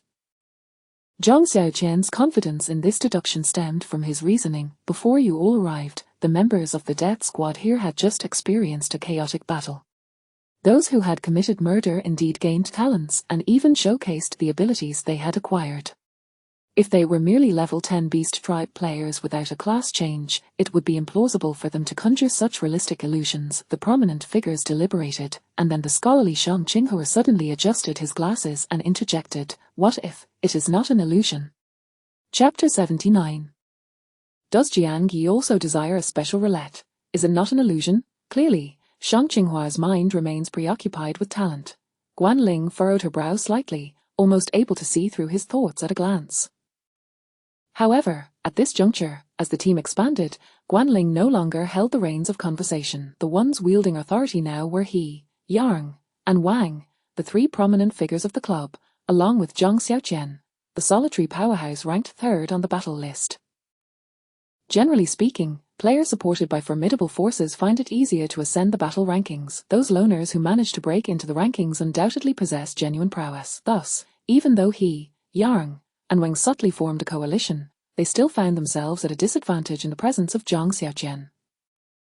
Zhang Xiaoqian's appearance exuded an air of mystery. He remained cloaked in a black hood, casting a detached glance at Shang Qinghua, yet Shang Qinghua maintained his composure, meeting his gaze with neither subservience nor arrogance, before solemnly analyzing, "As you, esteemed leader, have just articulated, those who have taken lives have genuinely acquired their talents and have demonstrated their abilities. This is all too real. It cannot be merely illusion. My suggestion is, at this point, he nervously glanced at Zhang Xiaoqian, adopting a demeanor of utmost respect. Esteemed Xiaoqian, you must be the strongest and most knowledgeable among us. I propose that you endeavor to acquire a talent, and then evaluate the authenticity of this game based on that talent." His words were delivered with a grave earnestness, yet they were laced with the implication of killing. In an instant, the members of the Daredevil squad began to feel a palpable sense of dread. If killing were indeed necessary, they would undoubtedly be the first to sacrifices. As Zhu Yiming previously stated, the lives of their Daredevil squad were scarcely valued. Jiang Yi's gaze, following Shang Qinghua's words, fell upon Zhang Xiaoqian. Was this Zhang Xiaoqian truly the elusive god of many faces? Zhang Xiaoqian? He was still uncertain, however. In his past life, those who received the title of a god of such and such among the human race were predominantly solitary powerhouses with little in the way of dark histories. Having developed independently, they were rarely entangled in interests. Moreover, those 6 individuals were known for their upright conduct. In contrast, the mysterious powerhouse Jin Bully, who had frequently garnered global announcements, was recognized as the strongest among the human race, yet he did not belong to the ranks of the 6 divine beings. Of course, these titles were merely superficial. Many players believed that Jin Bully's status and strength should surpass that of the 6 divine beings. At this moment, Jiang Yi was rather eager to observe Zhang Xiaoqian's response. Would he heed Shang Qinghua's words and impulsively take a life to acquire a talent, thereby discerning the authenticity of this timed game? Would he see through the truth yet still harbor affection? Was his statement merely a momentary outburst inspired by the profound words of Roman Roland, or could he genuinely embody the unity of knowledge and action, remaining true to himself? He, Yang, and Wang were also keenly anticipating Zhang Xiaoqian's reply. Naturally, the 3 of them harbored desires of their own to acquire a talent and personally ascertain the truth. However, Zhang Xiaoqian, shrouded in his black hood, fixed his gaze upon Shang Qinghua for a moment before suddenly smiling, his tone somewhat enigmatic. "I find your words quite reasonable." Upon hearing this, Shang Qinghua's expression abruptly shifted. For he discerned that the smile on the lower half of Zhang Xiaoqian's face unmistakably suggested, "If that is the case, I shall kill you to acquire a talent." Shang Qinghua stumbled back several paces. Zhang Xiaoqian's laughter grew more hearty. "What are you afraid of, kid? Didn't you just suggest I kill someone to gain a talent? I thought your intention was to willingly offer yourself for me to slay." Shang Qinghua retreated further, his countenance darkening. As a member of the Blood Swallow Club, he received a timely assist from Wang Shuiyan. What he means is, look over there, the Daredevil squad. When a team requires sacrifice, it is only natural for the weaker to be the first to be abandoned. Wang Shuiyan stated this with an air of certainty. Zhang Xiaoqian cast a glance in her direction, then turned his gaze to He Zheng and Yang Miao. "Do you all share the same sentiment?" He Zheng and Yang Miao did not respond directly, but their attitudes were clear. In this world, is there truly such a thing as equality among all beings?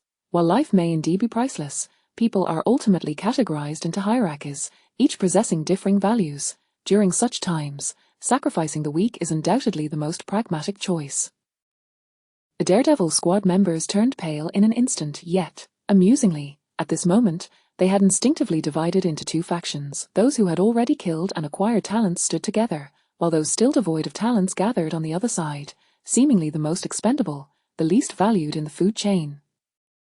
Zhang Xiaoqian's gaze was devoid of emotion as he scanned the room with keen perception. However, when his eyes met Jiang Yi's, a flicker of interest crossed his gaze. This lad, who shared the same name as the top figure on the rankings, did not merely exude the relief of having avenged a great grievance.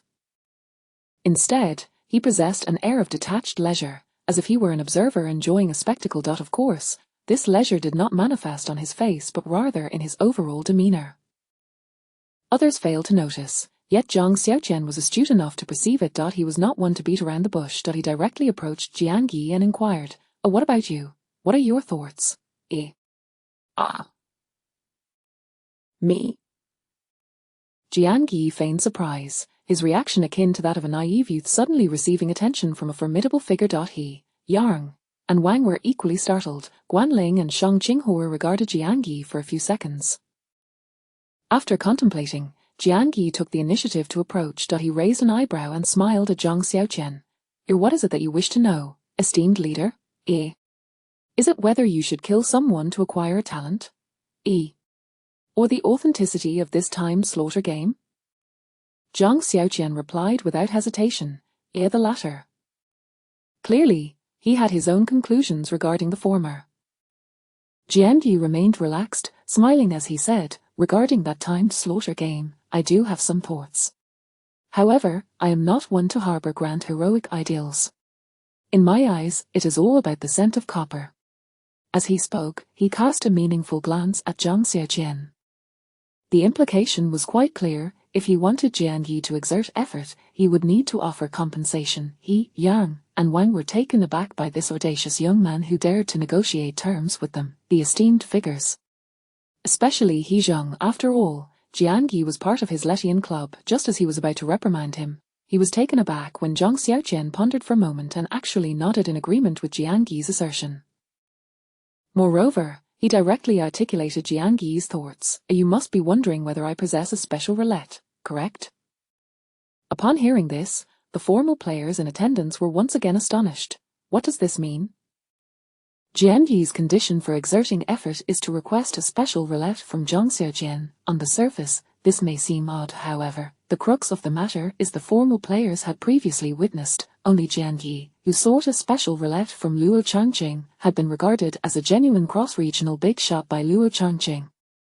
Now this Jiang Yi claims he desires a special roulette as well. Chapter 80, The Beastman's Trial, a real game. What on earth is happening? Could it be that the individual who previously sought a special roulette from Luo Changqing on the forum is none other than this Jiang Yi in disguise?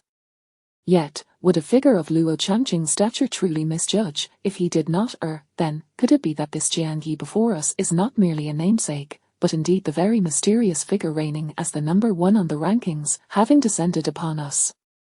However, that seems highly improbable. This Jiang Yi from the Letian club certainly has not crossed regional boundaries. If he hasn't crossed regions, how could he possibly have ascended to the pinnacle of the rankings? Might it be that a more reasonable conjecture among the crowd is that this Jiang Yi is simply attempting to leverage his identical name for ostentation, intentionally misleading everyone into believing he could be a cross-regional powerhouse? Such individuals do exist. Those who impersonated Jiang Yi beneath Luo Changqing's post were also driven by vanity. Even in times of peace, there are plenty who take pleasure in feigning wealth and privilege. At this moment, the thoughts and judgments regarding Jiang Yi varied among the many established players. He, Yang, Wang, and the others each harbored their own speculations. Nevertheless, regardless of their inner musings, their faces remained inscrutable. No one stepped forward to denounce Jiang Yi as an impostor, nor did anyone directly inquire about his true identity. They maintained a composed silence while directing their attention towards Zhang Xiaoqian and Jiang Yi. Jiang Yi, unfazed by the opinions of others, candidly expressed his desire for a special roulette. Zhang Xiaoqian, without hesitation, produced a total of 7 special roulettes, remarking with a smile, "Before the establishment of those guild powers, I too enjoyed a period of prominence on the 3 major leaderboards." 7 special roulettes. This quantity surpasses even that of Luo Changqing. But then again, Luo Changqing has the backing of a guild. The special roulettes he cannot utilize can serve as high-level resources to cultivate members of the guild. It is entirely reasonable for Zhang Xiaoqian, a lone wolf, to possess more special roulettes than Luo Changqing. With a keen glint in his eyes, Jiang Yi boldly declared, "I want 5. Zhang Xiaoqian's lips curled into a slight grimace. Aren't you afraid of overindulging with such a large appetite? 5. Do you think special roulettes are some trivial items? Jianyi was well aware of their preciousness. He even knew that, once a certain contract scroll becomes popular in the future, the esteemed status of the special roulettes will elevate further, especially for cultivating formidable death warriors. However, I'm simply observing that you seem to have no friends, my benefactor. With so many special roulettes on your person going to waste, wouldn't that be a sheer folly? He maintained a relaxed demeanor, jesting. Zhang Xiaoqian shot him a look of disdain. Who the hell has no friends? You're the one without friends. Your entire family is friendless. Moreover, if I am hesitant to utilize them, how can you, having taken 5, boldly employ them all? At this point, his brow furrowed. After a moment's thought, he assertively stated, I can give you at most 2. Furthermore, the information you divulge must genuinely justify the value of 2 special roulettes. Jianyi raised an eyebrow and proceeded to select 2 special roulettes.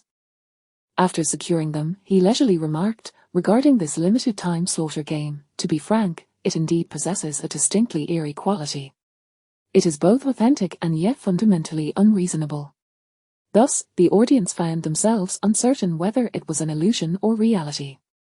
Jianyi continued slowly, due to certain fortuitous encounters I have vaguely heard of, within some powerful beastmen tribes, there exists a so-called trial scroll. The effect upon activation resembles that of the earlier limited-time slaughter game.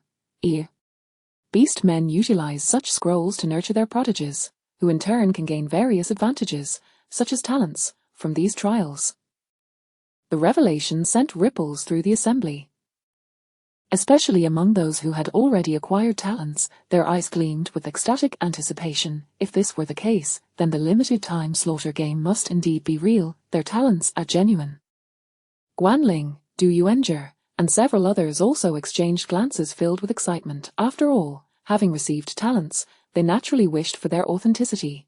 However, Shang Qinghua's expression darkened, yet he did not rush to judgment, instead quietly surveying He Yang, Wang, and the others. Indeed, upon learning that the limited-time slaughter game was highly likely to be real, the 3 esteemed figures' gazes flickered with concealed intensity. However, Zhang Xiaoqian's expression appeared rather grim, his eyes locked onto Jianyi, filled with evident skepticism. His tone took on a somewhat mocking edge. How long has this doomsday game connected with humanity? How do you know how the beastmen cultivate their proteges? How can I trust that your words are not mere fabrications driven by personal greed? Indeed, He Yang, Wang, and the others quickly regained their composure, casting doubtful glances at Jianyi. Jianyi couldn't help but smile inwardly. Zhang Xiaoqian's reaction only reinforced his belief that this man might indeed be the legendary trickster of his past life. It was clear that Zhang Xiaoqian subconsciously wished for the limited-time slaughter not to be real.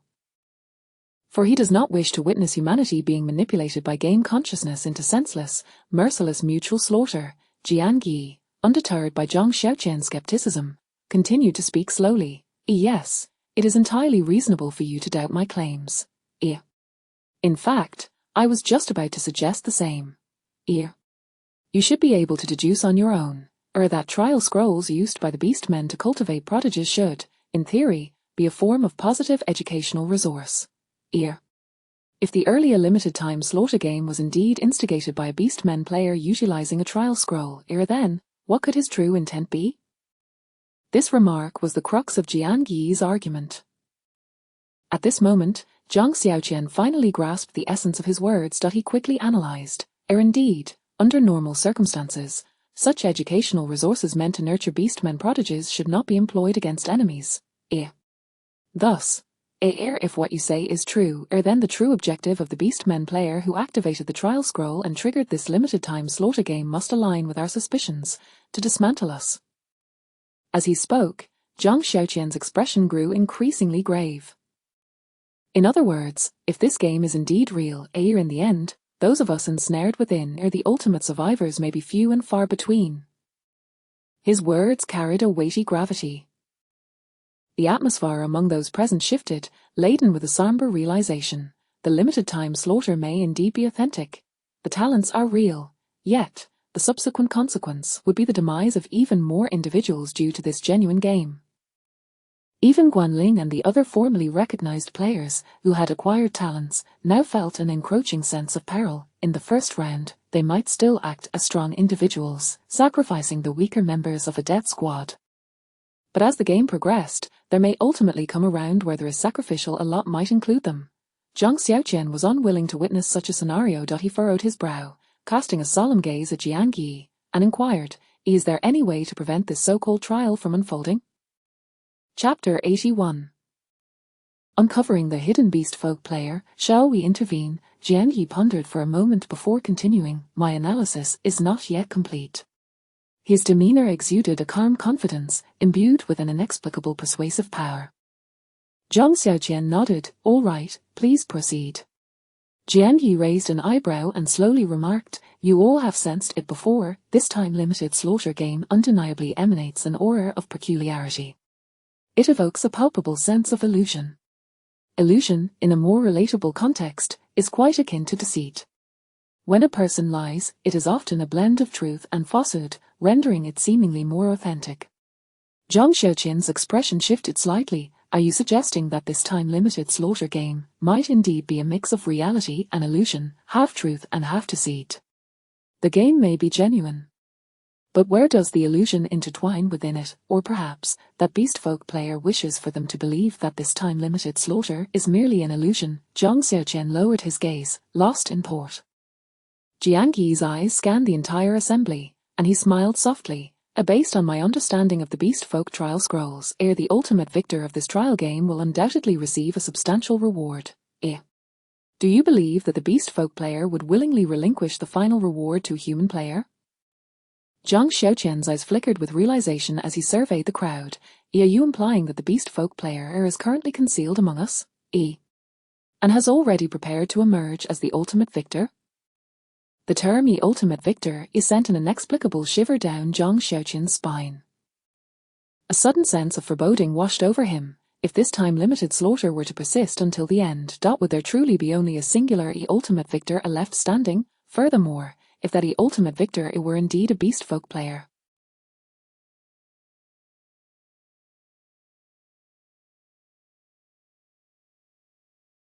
wouldn't that spell certain doom for all the human players present? Is there truly such a monstrous trial game among the beast folk? Is this not akin to nurturing a venomous creature? Zhang Xiaoqian's complexion darkened to a dismal hue. The other players, while not delving as deeply as Zhang Xiaoqian, began to grasp the gravity of the situation. Expressions of suspicion clouded their faces as they furtively assessed those around them, wondering if a beast folk player were hidden among them. It would be akin to a ticking time bomb. Beast folk players, by nature, possess an inherent superiority over human players. Moreover, when humans kill one another, the term a sacrifice often arises, indicating some degree of hesitation. Yet, when beast folk kill, it would be a merciless slaughter without a shred of restraint. In the midst of this tense atmosphere, the three prominent figures of He Yang Wang seemed to be lost in their own thoughts. The youngest among them, Yang Miao, suddenly stepped forward, furrowing his brow as he addressed Jiang Yi. "If we are to suspect anyone among us of being a disguised beast folk player, I believe the most suspicious individual should be you." "Indeed. Just a moment ago, he was a mere pest, and now he stands with an air of cunning, speaking to top-tier experts with an unhurried demeanor. Moreover, he even possesses knowledge of the existence of beast folk trial scrolls." All of this rendered Jiang Yi strikingly reminiscent of a naturally superior beast folk player. Wang Shuiyan hesitated before adding, "I find Yang Miao's assertion quite reasonable. If you wish for us to trust your words, it would be best if you displayed your data panel." Her probing tone, while somewhat courteous, still held an undercurrent of skepticism. Yet, Jiang Yi merely raised an eyebrow, chuckling softly. "Do I truly require your trust?" His tone carried an air of arrogance. Wang Shuiyan's expression soured slightly. Zhang Xiaoqian then directed a bemused glance towards Wang Shuiyan and Yang Miao, remarking, "Are you not doubting whether I am a beast folk player?" The two's expressions stiffened momentarily.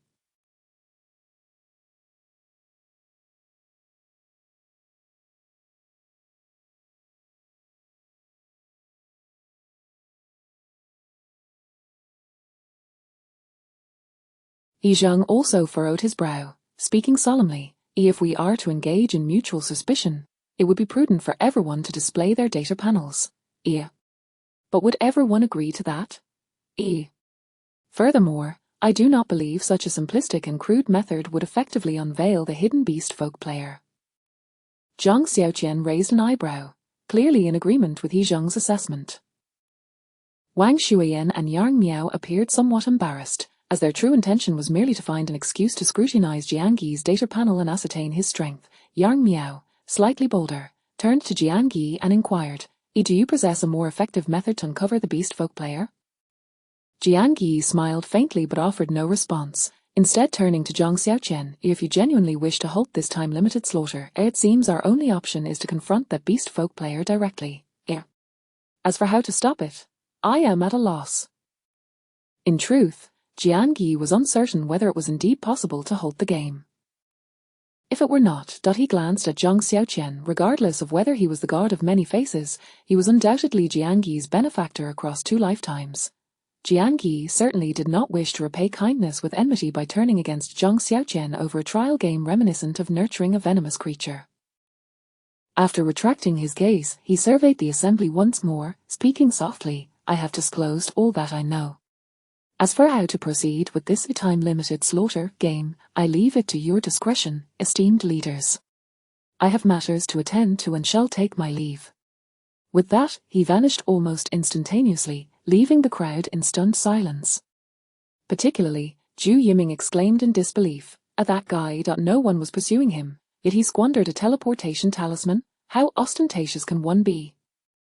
Zhang Xiaoqian shot him a sidelong glance, replying coolly, he did not use a teleportation talisman. Zhu Yiming's pupils widened in shock, incredulously exclaiming, he didn't use a talisman? Did he employ a more advanced teleportation stone? How lavish can one be? His tone dripped with envy. Zhang Xiaoqian fell silent, too weary to engage in further explanations with this fool. Zhu Yiming may be foolish, yet He Yang Wang and the others were well versed in the ways of the world. He Zheng's expression grew serious as he contemplated for a moment before asking Zhang Xiaoqian, is there any possibility that Jiangyi, Yang Miao and Wang Shuiyan also turned their gaze toward Zhang? Among those in the death squad who were familiar with Jiangyi, emotions ran complex. How could someone who was once a mere pest transform into a figure so inscrutable and to be feared in such a short span of time? Many found themselves envious of Jiangyi's current glory, their eyes tinged with jealousy. Luo Shan's emotions were similarly intricate. However, recalling his experiences since meeting Jiangyi, his astonishment was somewhat muted compared to others. Just then, Zhang Xiaoqian refrained from addressing Jiangyi's situation directly, instead stating, our current focus should not be on Jiangyi, but rather on the hidden beast folk player. With that, his gaze swept across the assembly. At that moment, Luo Shan, meeting his gaze, stepped forward. Esteemed leader, I have a thought. Zhang Xiaoqian assumed Luo Shan was about to reveal something regarding Jiangyi, instinctively frowning. However, that was not the case. Once Luo Shan received a nod of approval, he quickly elaborated, just now, after the time-limited slaughter commenced, many members of the death squad acted impulsively. The scene was chaotic, but I, being somewhat cautious, paid close. After going invisible, he has not reappeared. This revelation ignited a spark of interest among the formerly engaged players. If this were indeed the case, then that invisible individual would be highly suspect. However, many still harbored concerns. Even if we identify the beast folk player, can we collectively confront him? Zhang Xiaoqian did not respond immediately, instead contemplating for a moment before postulating, the invisible individual is indeed a prime suspect, but we cannot ascertain that with absolute certainty. He could be a human player with his own agenda, or perhaps a false identity conjured by some form of illusion. Subsequently, he attempted to negotiate with the invisible individual, hoping for a voluntary revelation. Yet, no response was forthcoming. Thus, the prominent figures convened once more to devise a strategy for uncovering the beast folk player. In truth, rather than identifying the beast folk player, He Yang Wang and the others were more eager to secure the talent rewards before the time limit of the first round of the game expired. Yet, they all recognized that Zhang Xiaoqian clearly did not wish for the humans to turn against one another. The three leaders, along with self-proclaimed strong players like Shang Qinghua, were all somewhat disheartened. Meanwhile, Jian Yi, having opted to depart, was naturally intent on returning to his lair to spin the special wheel. However, after hastily moving for several minutes, he found himself beneath a towering ancient tree in another grove.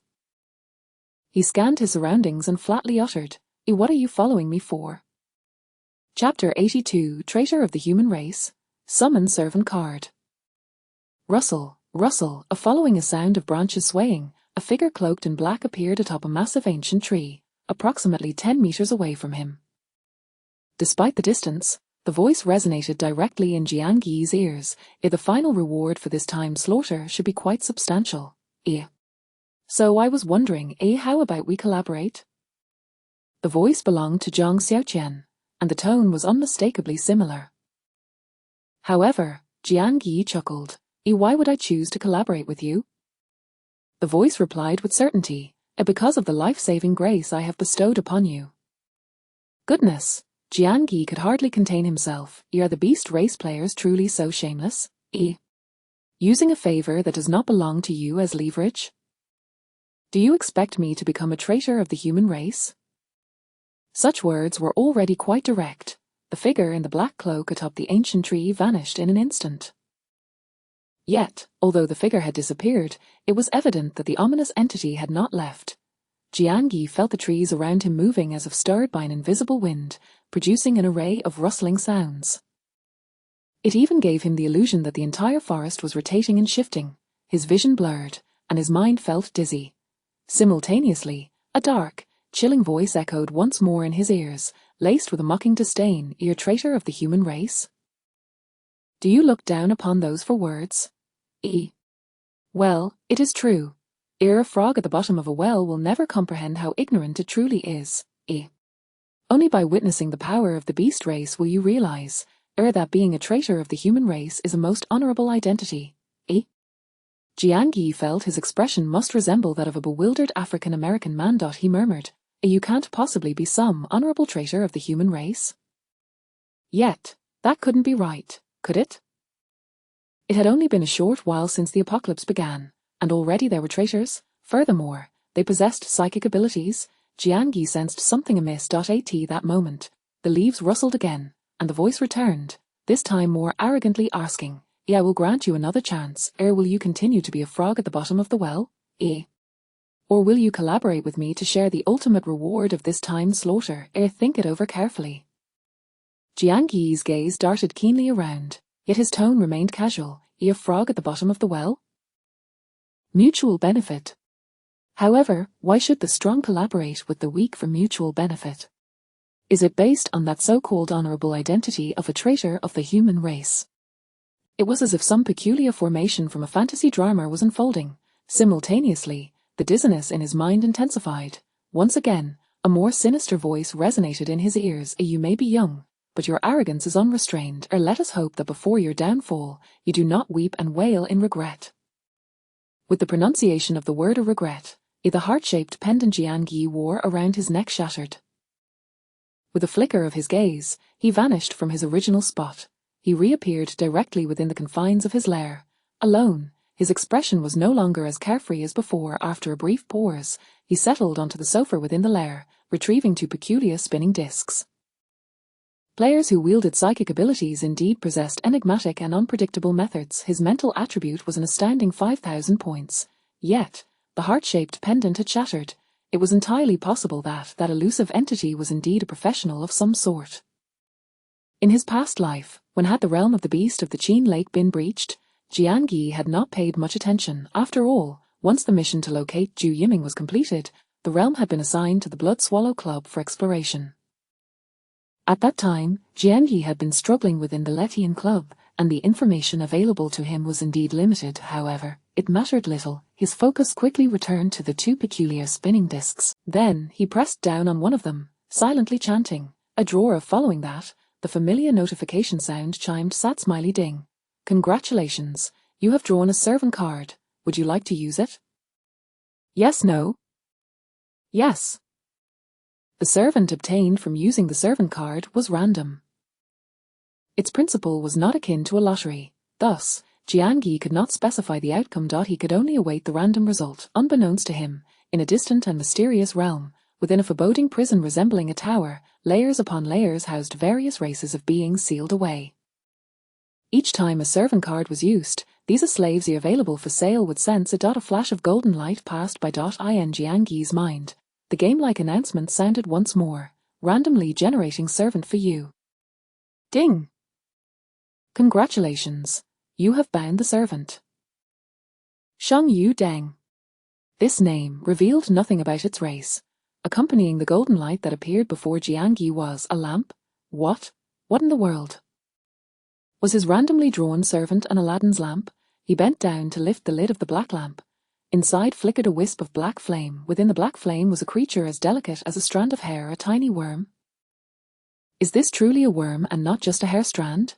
Jiangyi wore a perplexed expression, yet deep down, he felt a peculiar connection. A faint, childish voice echoed in his mind. Lift the silver. Chapter 83. As long as one lives, one can grow strong. Lifting silver, I can lift iron. As Jiangyi listened to the childish voice that seemed to suffer from a communication barrier, unable to discern gender, he felt distinctly unwell. This was also why he had been reluctant to draw a servant before. The randomness of it all was too much for one's mentality. The various ferocious beast races were so numerous that it was beyond imagination.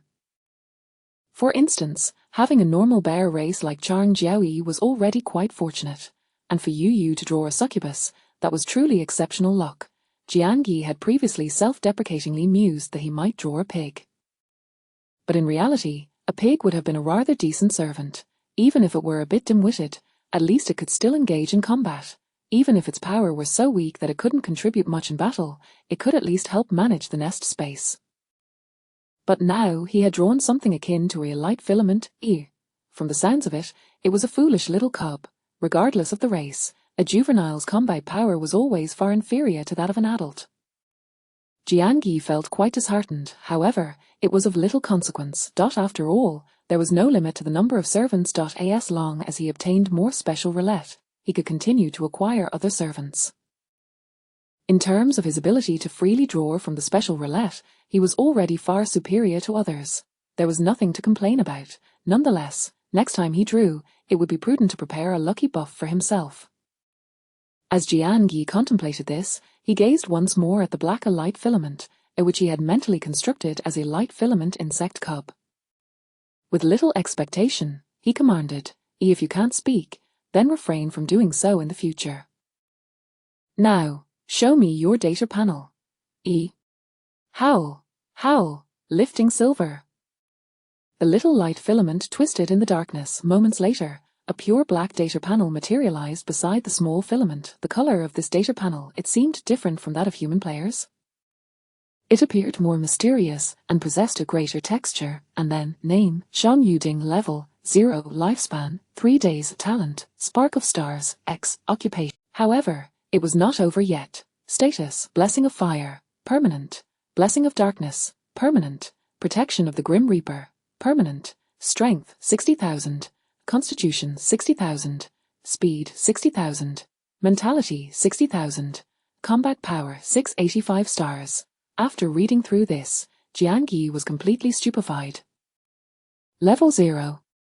All attributes at 60,000, and the skill set was filled with various S ranks. The talent was even of the unheard of X level. His second reaction was a sudden, indifferent inquiry. Is that 60,000 attributes your limit at level 0? A voice with an obvious communication barrier echoed in his mind. Quadrant system, divine demons. Bujidar Island. Jiangyi took a deep breath. So, can your attributes at level 0 continue to grow? Surprise Parm. I should. As long as I live, I can surprise Parm. Translating the phrase as long as I live, I can surprise Parm into human language led Jiangyi to a conclusion. If this a light filament insect was not lying, then it meant, as long as it lived, it could grow stronger. What the hell? Why does such an overpowered race exist in this world? He could not help but recall what the hidden mentalist player had said in the woods. You do not understand how powerful the beast race is. Just moments ago, Jiangyi had thought. How could I, having lived 2 lifetimes, not know how powerful the beast race is? But now he realized he might indeed have been too arrogant. This was absurd. A beast cub that could barely articulate. Its initial attributes at level 0 already exceeded the attribute cap of a level 10 human by tenfold. Its combat power was even dozens of times greater than his. This disparity, damn it, in that moment, Jiangyi felt as though his very moral foundation was crumbling. He had previously believed that his combat power of 15 stars made him the strongest among humans. But now any random beast cub could obliterate him in an instant. This was too disillusioning. All his previous drawers must have gone to waste. However, he soon recognized the injustice of between races. If he was not mistaken, the attributes of this little light filament had likely not been enhanced through the roulette drawer. Its current state resembled that of a player's initial state. But the problem was its initial attributes. When humanity first connected to the apocalyptic game, the majority of players had initial attributes of 1 across the board. The difference was 6,000 times. What the hell? Jiangyi felt an overwhelming sense of imbalance. But upon further reflection, in times of peace, humanity prided itself on being a superior species, reigning above all others. The entirety of the world's organisms adapted to the pace of human development. At that time, no one would have thought this was an injustice. And now it was merely fate's inherent unfairness that had shifted direction. Jiangyi quickly calmed his emotions and accepted the absurd disparities between races. Simultaneously, he became increasingly resolute. There must be a way to break through the limits of attributes. Otherwise, he would forever be confined to being dominant among humans. And humanity would eternally remain naturally inferior to other beast races. However, after burying these beliefs deep within, Jiangyi suddenly realized a question he had just overlooked. This absurd beast cub could grow stronger as long as it lived? But just now, the little light filament had implied that it was not quite that simple. Moreover, on its dazzling panel, there was one glaringly inadequate column: lifespan. Its lifespan was merely 3 days. Generally, human cubs lived far beyond 3 days. The seemingly absurdly powerful cub had an alarmingly short lifespan. Did it mean? Jiangyi suddenly felt an ominous premonition and directly asked the little light filament, "A little light filament, can you not extend your lifespan with an elixir of longevity? Heart-strengthening pill?" The little cluster of light filament twisted, and the infantile voice rang out once more. I need fire to extend my life. I just feel that lifting silver can sustain me, hence I declare you as my lifter. Indeed. With only a 3-day lifespan, yet unable to use an elixir of longevity to prolong it, this setting, it was simply as fragile as paper. It sounded simple enough to use fire to extend life. But what kind of fire was required? Moreover, what surprised Jiangyi even more was, you say it was you who chose me? Yes, lifting silver sustains me. So, according to this little light filament, the use of the servant card was not entirely random. Instead, it was chosen by the servant. Jiangyi had known since his previous life that servants were not the NPCs that appeared out of thin air, but rather living beings. But why did they become a servant's heir? Before binding with their masters, where had they lived and what had they experienced? Such matters were beyond the knowledge of ordinary players. After all, he had heard that when servants bound with their masters, their memories were erased. They would retain some common knowledge, but their personal experiences were forever lost. The notion that servants could autonomously choose their masters had never been heard of in his previous life. This seemingly extraordinary beast cub actually remembered the circumstances of its choosing of a master. Thus, Jiangyi continued to press the little light filament with questions. However, whenever he inquired further, it would only respond with a Bujidar island.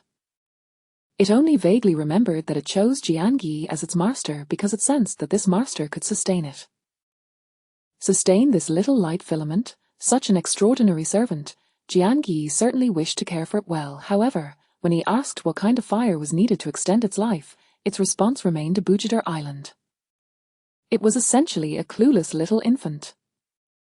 It could not even transform into a human form. And yet, this creature possessed a combat power of 685 stars. Jiangyi was left speechless. For the time being, He set aside his investigation into this communication-challenged cub and redirected his attention to another special roulette. Chapter 84. Who says that those who play ordinary games are not heroes? What a drawer was already predetermined when selecting the roulette from Zhang Xiaoqian. Jian Yi, demonstrating remarkable proficiency, raised his hand and pressed the black roulette. A drawer. This hasty gesture startled even the most ignorant infant. In the darkness, the little light thread twisted into a bundle. An anxious voice echoed in Jian Yi's mind. "Ear lass, raise the silver." Ding! Congratulations! You have drawn the arena of all races. Binding player system. Ding! Binding successful. Please check your exclusive command plate. Ho! R. The previously anxious voice of the little light thread suddenly became muddled. The arena of all races. If one were to liken the player's exclusive command plate to a mobile phone, then when the player attained this phone at level 1, the applications available would be quite limited indeed. Now, having drawn the arena of all races from the special roulette, it was akin to downloading a new application onto his phone. This would provide Jian Yi with new player functionalities. This brand new feature, it is no exaggeration to say, currently, the regional trading options were increasingly unable to meet Jian Yi's demands. Not only was the blue roulette escalating in price, but the purple roulette was also practically unattainable.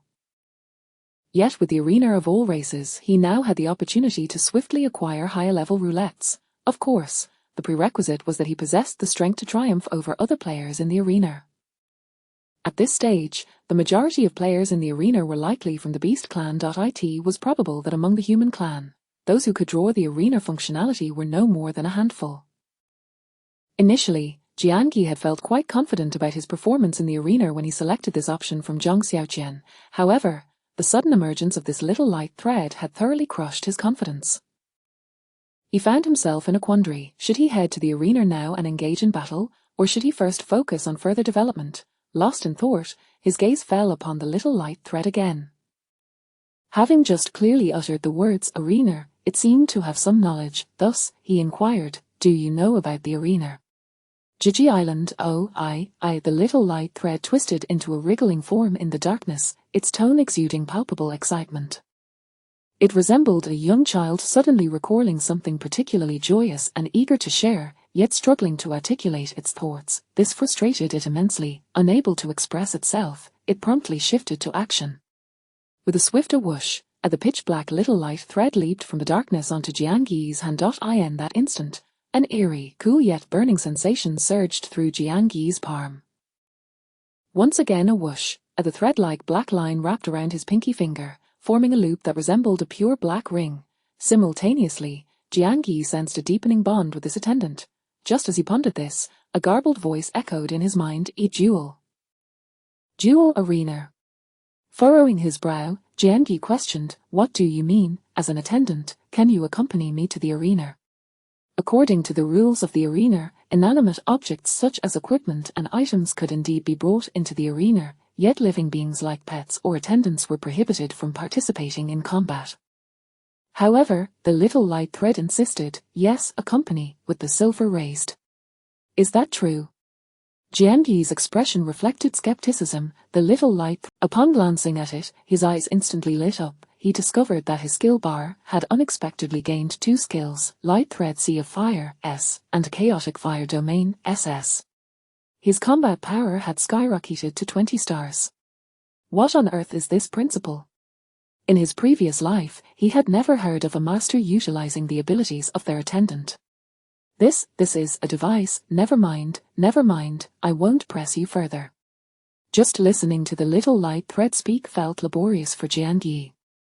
He resolved to abandon his hesitation and prepare to venture into the arena to test his current combat strength. After all, since his ascension, he had yet to engage in a proper battle. While he contemplated a cautious approach, he knew he could not afford to be overly complacent. Moreover, he had yet to undergo a job change. In the novice arena, one could set life and death duels or non-lethal duels, ensuring safety.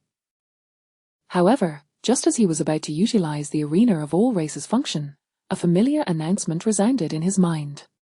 Ding! A domain battlefield announcement. Congratulations on clearing the first round of the limited-time slaughter game. You have automatically advanced to the second round. Game task: kill 2 individuals. Game duration: 120 minutes. Task reward: none. Failure penalty: erasure. What? There was no failure penalty for the first round. Yet for the second round, the penalty was set to erasure. If the first round was merely a temptation, the second round was nothing short of intimidation. Erasure. In the first round, Jiang Yi had not possessed the talent to kill. However, in this round, if his life were threatened, he feared he might have to sacrifice his companions to save himself. He wondered what Zhang Xiaoqian's reaction would be upon hearing the rules of this second round. Would those under the threat of death still be able to maintain their unity? Jiang Yi even contemplated whether he should venture out to kill a couple of individuals first to secure his own survival. However, after consideration, he decided to proceed with the arena first. Just as he was about to enter the arena, another announcement suddenly rang in his mind. This time, it was a new world announcement. Yet this world announcement was evidently different from the previous one triggered by Jin Bully's job change. Ding, player Lu Li has released a world announcement. Happy smiley greetings, I am Lu Li from Shin City. I am issuing this announcement to convey a matter of utmost importance to all human players worldwide. I am unaware of the specific circumstances in various regions around the world at this moment, but I hope that all human players can or scene of flourishing prosperity. Of course, many may find it hard to heed my words at this moment. You might argue that you are living on the edge daily, struggling to survive, with no tomorrow to speak of. Why should I care about a century later? These sentiments, I can understand. However, I hope, at this stage, players capable of reaching level 10 can approach the concept of job changes with a longer-term perspective. For this matter of job change concerns not only your future but the future of all humanity. You, we, all of us are the future of humanity. Finally, regardless of whether you are struggling, wavering, on the brink of collapse, or standing tall, I would like to share a line from a song you once cherished. Who says that those who play ordinary games are not heroes? Chapter 85. The Apprentice Beast Arena, the Beast Clan Prodigy. This world announcement is remarkably lengthy. Furthermore, aside from the initial phrase, which was the original voice of the world announcement, the subsequent voice clearly emanated from a player named Lu. A remarkably youthful voice, yet it bore a weightiness reminiscent of one who has traversed the vicissitudes of life. In that fleeting moment, on the slope outside the marshy woods, the players, anxious due to the second round of the time-limited slaughter game, were visibly stirred. Among them, the one most profoundly affected was undoubtedly Zhang Xiaoqian, Lu Li. He silently repeated this name within his heart, and a certain conviction in his eyes seemed to strengthen. The expressions of He Yang and the other two, who had initially appeared somewhat impatient, were now tinged with complexity. At the Wangjiang Pavilion atop the Jiangdi, the remaining 3 presidents of the Zhuyu Guild were equally shaken. Cheng Yang turned his gaze towards Luo Changqing, who remained silent for a moment before solemnly stating, This sudden announcement from Lu Li must stem from some extraordinary experience. Players of his caliber, world-class elites, their true might may not solely lie in their raw power. It encompasses various experiences that forge their perspectives and insights. As he spoke, Luo Changqing's gaze drifted towards the endless sea. A glimmer of resilience flickered in his eyes, illuminating his unwavering resolve to grow stronger. Players from around the globe were equally stirred. Those in positions of power felt the tremors deeply. Some, with far-reaching thoughts, speculated, what exactly had this Lu Li experienced that prompted such a profound proclamation? Jiang Yi, too, appeared contemplative. His gaze shifted momentarily to the chat channel, where, following a brief and eerie silence, a flurry of comments erupted. Sad smiley, what the heck? I just heard the announcement and thought it was about Jin Bu Li reaching level 11. Instead, it turns out to be a world announcement issued by a player. Is this for real? A player can actually issue a world announcement? This Lu Li is undoubtedly a world-class powerhouse. The philosophical depth of this Lu Li is astounding. To consider the fate of humanity at such a time, he must have undergone something significant. Could he possibly be a reincarnate, returned from the era of human extinction a century hence? Are you reading too many novels? Reincarnation, let me tell you, time is merely an abstract concept defined by humanity. The notion of reincarnation is fundamentally impossible. Regardless, this Lu Li is incredibly impressive. He is short. Lu Li, Jin Bu Li. Why do I feel could they perhaps be the same person? This is maddening. The world of the elites is so exhilarating. Meanwhile, I thought merely becoming a formal player meant rising, yet here I am, unable to even secure a meal. I believe this Lu Li is merely a typical example of someone who speaks without understanding the struggle. Just like those so-called experts and professors of old, shouting slogans without substance, why don't you provide some benefits for all players instead? Do you have a screw loose? This esteemed individual clearly issued the announcement using some rare artifact. Why would an elite waste a resource just to uplift the spirits of all human players? You, on the other hand, are merely a bystander casting aspersions. What is wrong with what I said? Is it not true that this elite is merely a voice without action? He could have conveyed useful information through the world announcement, yet he chose to deliver only grandiloquent platitudes. Shut up. Are you a traitor to humanity? This elite evidently believes that our unity is more crucial than any vital information. Yet here you are, undermining our solidarity. Unity, my foot. Which of the elites isn't he stained with blood? Have you never slain a compatriot? Spare me your lectures on unity. All right, if you insist on this line of reasoning, do you reveal your name and address? I shall personally deliver some benefits on behalf of the esteemed Lu Li. I agree. Let us form a group to bestow a benefits upon this traitor. Our race is evidently weaker than the Beast clan. If we cannot unearth our advantages in other realms, this apocalyptic game will indeed spell the end for humanity. As expected, the chat channel erupted into a cacophony. Some found Lu Li's words moving and conducive to unity among humanity, while others contended that he was merely speaking from a position of privilege, oblivious to the struggles faced by players in the present, urging them to ponder the fate of humanity a century hence. This situation was hardly surprising. After all, the world is an expansive forest, incapable of producing but a single bird's call. Just as in the case of Hamlet, 1,000 individuals will perceive 1,000 different interpretations. Furthermore, when it comes to living beings, Jiang Yi had not yet been a formal player in his previous life, and thus had never heard this segment of Lu Li's world announcement. However, in that past existence, Lu Li's renown and prestige were nearly on par with Jin Bu Li's, that the vast majority of players regarded him as a leader of the human race. Even the other 5 divine beasts, including Zhang Xiaoqian, held him in great esteem. In his previous life, Lu Li had indeed shared crucial information publicly on numerous occasions during critical junctures, consistently illuminating the path for humanity's advancement. This included several strategies for class transitions among the strong, which Lu Li had disseminated. A year later, he also secured numerous benefits for players regarding the development and construction of various bases. At this juncture, his sudden announcement would undoubtedly incite controversy. Some would praise him, while others would vilify him. Yet, even if only a small fraction of players absorbed his words, perhaps it could indeed sway the fate of humanity. The matters of a century hence are undeniably distant, yet one must concede, every individual in this era is ensnared within the torrent of time. As the saying goes, beneath an avalanche, no snowflake is innocent.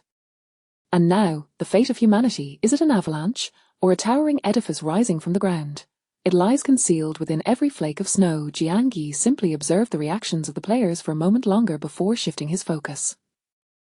With a thought, he directed himself to the trading area. The trading entry he had previously set up to exchange the white immortality pill for a purple roulette remained active, unfulfilled.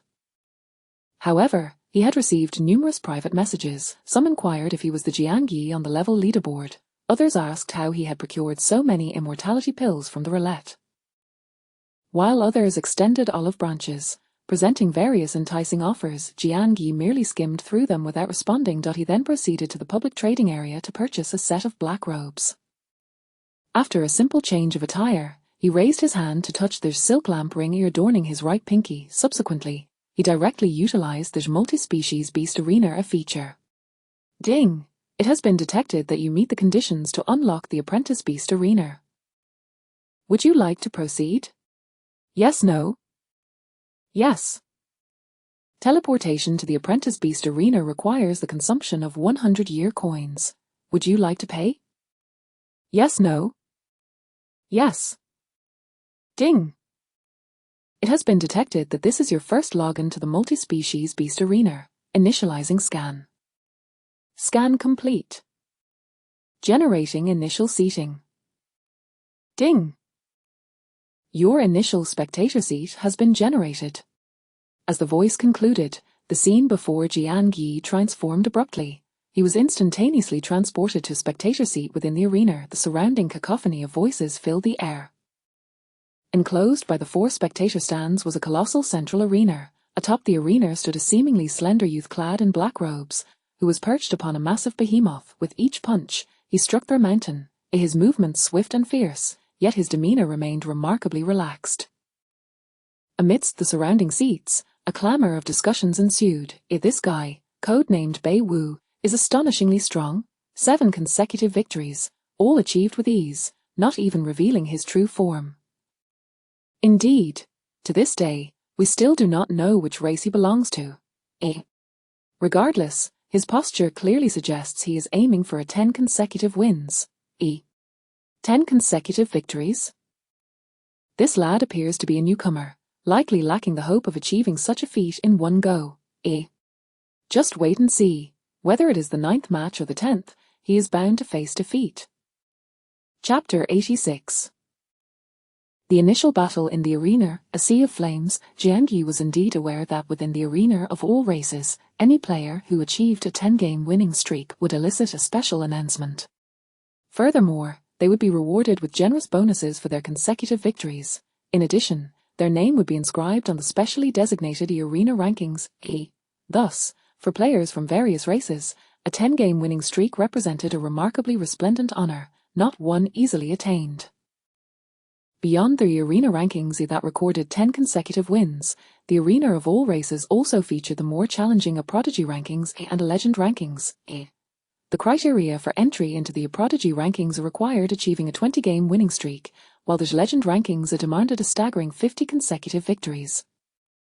Moreover, the high difficulty A Prodigy and a Legend rankings included an implicit requirement: the players must not have fought in their beast form throughout all their matches in the arena. Most beast race players possessed the ability to transform into human form, yet their combat prowess in this state typically paled in comparison to their beast form. This unique stipulation served to impose a certain restraint on players of the beast races. Consequently, those ambitious beast race prodigies would rather suffer defeat in a match than reveal their true forms. Even ordinary beast race players, lacking lofty aspirations, generally opted to fight in their human forms. Exposing their beast form in the arena was often regarded as a sign of vulnerability. If anyone could compel a genius from the arena rankings to reveal their true form, it would be considered a particularly distinguished honor. In such an atmosphere, the deliberate concealment of one's racial identity became a commonplace phenomenon among players, alleviating many complications for Jian Yi. At this moment, in the arena, the young man clad in black robes, known as a Bei Wu, had already achieved 7 consecutive victories, indicating his ambitious nature. To this day, he had not disclosed his racial identity. Jian Yi found little interest in this battle. His attention swiftly shifted to his own spectator seat. The spectator seats in the arena were not mere benches. They were equipped with operational panels featuring a variety of functions. For instance, one could view the 3 major rankings, place bets on upcoming battles, or change arenas to observe concurrent matches. Of course, some VIP matches required an additional fee to access. Furthermore, players could even upgrade their spectator seats for a fee. For example, in the spectator area opposite Jian Yi, numerous seats existed in the form of luxury boxes. Naturally, upgrading a spectator seat came at no small cost. As Jian Yi was not there to watch the matches, he had no intention of spending such unnecessary funds. He simply rotated the operational panel before him and chose to participate in a non-lethal match. Subsequently, the arena began to automatically match him with an opponent. The matchmaking process typically took 1 to 2 minutes. Jian Yi's gaze returned to the arena. He noticed that a box-like spectator seat had suddenly materialized in the audience section across from him. Clearly, it was a VIP seat that had just been transported from another arena. Inside the box sat an elderly man with a long white beard. On the table beside him rested a teacup filled to the brim with green tea, in which floated a tiny girl no larger than an ant.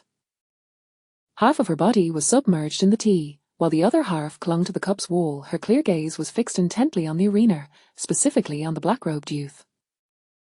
After a few moments of observation, the miniature girl exclaimed indignantly, "That's the one who misled me about his racial identity last time. His fighting style, yet I mistakenly guessed him to belong to the savage ancient clan. He is deliberately employing tactics to mislead others regarding his race during combat. Such malicious intent. Finally, she cautiously ventured, so cunning and treacherous could he be of the Silver Moon clan." However, the white-bearded elder chuckled heartily. "Wrong again." The miniature girl immediately felt disheartened, her frustration boiling. "I will guess correctly this time." The white-bearded elder simply smiled in silence, deftly transitioning to a new arena. As the scene shifted, their opulent spectator box vanished from the previous audience area, and simultaneously, a new arena opened. The spectator seats here were sparse. The luxurious box appeared out of thin air. The tiny girl peered from the cup's edge toward the central arena, her expression quickly turning sour. The burly figure on the left, I already deduced is from the Black Tiger clan of the Boundless Realm. So, I can only guess about the one on the right, wearing black robes again. I detest those who wear black robes. Moreover, this fellow, like the previous Bei Wu, presents an almost flawless human guise, making it nearly impossible to discern any beastly traits. He appears to be a newcomer to the arena. Jiang Yi. Jiang, could he belong to a race from the water or the sea? Yi, could it be from the Pure Realm's dark faction? I must observe how he fights shortly. Let us hope he isn't another scoundrel hiding his racial identity. The tiny girl's gaze remained fixated on Jiang Yi, her soft mutterings accompanied by fleeting thoughts of various possible racial identities. So engrossed was she in speculating about Jiang Yi's racial identity that she failed to notice the white-bearded elder, who had remained calm all along, now furrowing his brow as he scrutinized the black-robed youth. At this moment, in the arena, Jiang Yi cast his gaze toward the brawny man opposite him, vaguely surmising the latter's racial identity. He was either a tiger or a bear, likely not from an exceptionally powerful race. Furthermore, he could access some basic information about his opponent, Bona the Fierce. Match count 1952. Winning rate 31-66, 3 consecutive victories. As for his personal information, Jiang Yi, matches 0, winning rate 0. 0 consecutive victories. There are no visible attributes or battle powers for either party. Moreover, the arena possesses a unique protective mechanism. Even with specialized probing skills, one is unable to scrutinize the data panels of other players. Jiang Yi was left pondering whether this matchmaking system had encountered a bug or if there was another explanation. Here he was, a novice with no matches under his belt, somehow matched against a seasoned player boasting over 1,000 matches. Although this seasoned player appeared rather underwhelming, upon seeing Jiang Yi, he wore an expression of sheer excitement, as if he had stumbled upon an extraordinary opportunity. He even went so far as to taunt, "Hey there, brother, your humanoid transformation is quite impeccable." Jiang Yi, taken aback by the seasoned player's unexpectedly optimistic demeanor, humbly replied, "It's just average." The seasoned player seemed to find his reaction amusing, bursting into a fit of laughter. Once he composed himself, he cheerfully declared, "All right, seeing as you're a novice, I won't bully you. After this match, I'll be on a 4-game winning streak. You might as well surrender, rookie." Upon hearing this, Jiang Yi finally understood the source of the older player's elation. There are 3 consecutive victories. On his information panel indicated that out of 1,952 matches played, his highest winning streak was 3 games. It seemed he had experienced a stroke of luck, achieving another 3 consecutive victories just prior to facing Jiang Yi. Winning this match would allow him to surpass his previous record and reach for consecutive victories. Such a momentous occasion was certainly worthy of his exuberance. As for Jiang Yi, he might very well be favored by the ancient Greek deity of compassion. Without much hesitation, he politely remarked, "Since you aim to break your winning streak, I shall certainly aid you in achieving that. However, as I am new to this, could you kindly elaborate on how one surrenders?" Jiang Yi spoke with utmost seriousness. The petite girl in the private booth looked on, Utterly dumbfounded, no way. Although the first match can be challenging for newcomers, he isn't even attempting to struggle. He's just surrendering outright. Let me think, which race could possibly be this spineless? Just as this little girl began to shift her thoughts regarding his identity, in the arena, Jiang smiled slightly and leisurely mused. Let me see if this is how one surrenders. As he spoke, he raised his right hand. At that moment, the seasoned player had begun to sense something amiss. However, he had no time to react. A fireball composed of glowing threads materialized before him with the swiftness of a lightning strike. Frankly speaking, upon witnessing that fiery tempest of threads, Jiang felt a twitch at the corner of his mouth. Glowing threads, a tempest of fire. Could this ping-pong-sized fireball truly be referred to as a tempest?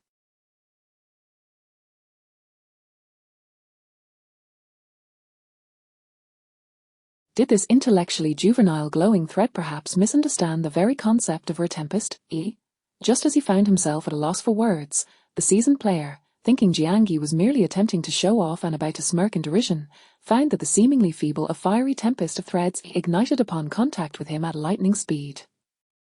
The terrifying rate of combustion left the seasoned player no time to even scream. What Jiang beheld was indeed a blazing inferno of overwhelming proportions. Simultaneously, the petite girl in the booth, witnessing this scene, had her jaw drop in utter shock.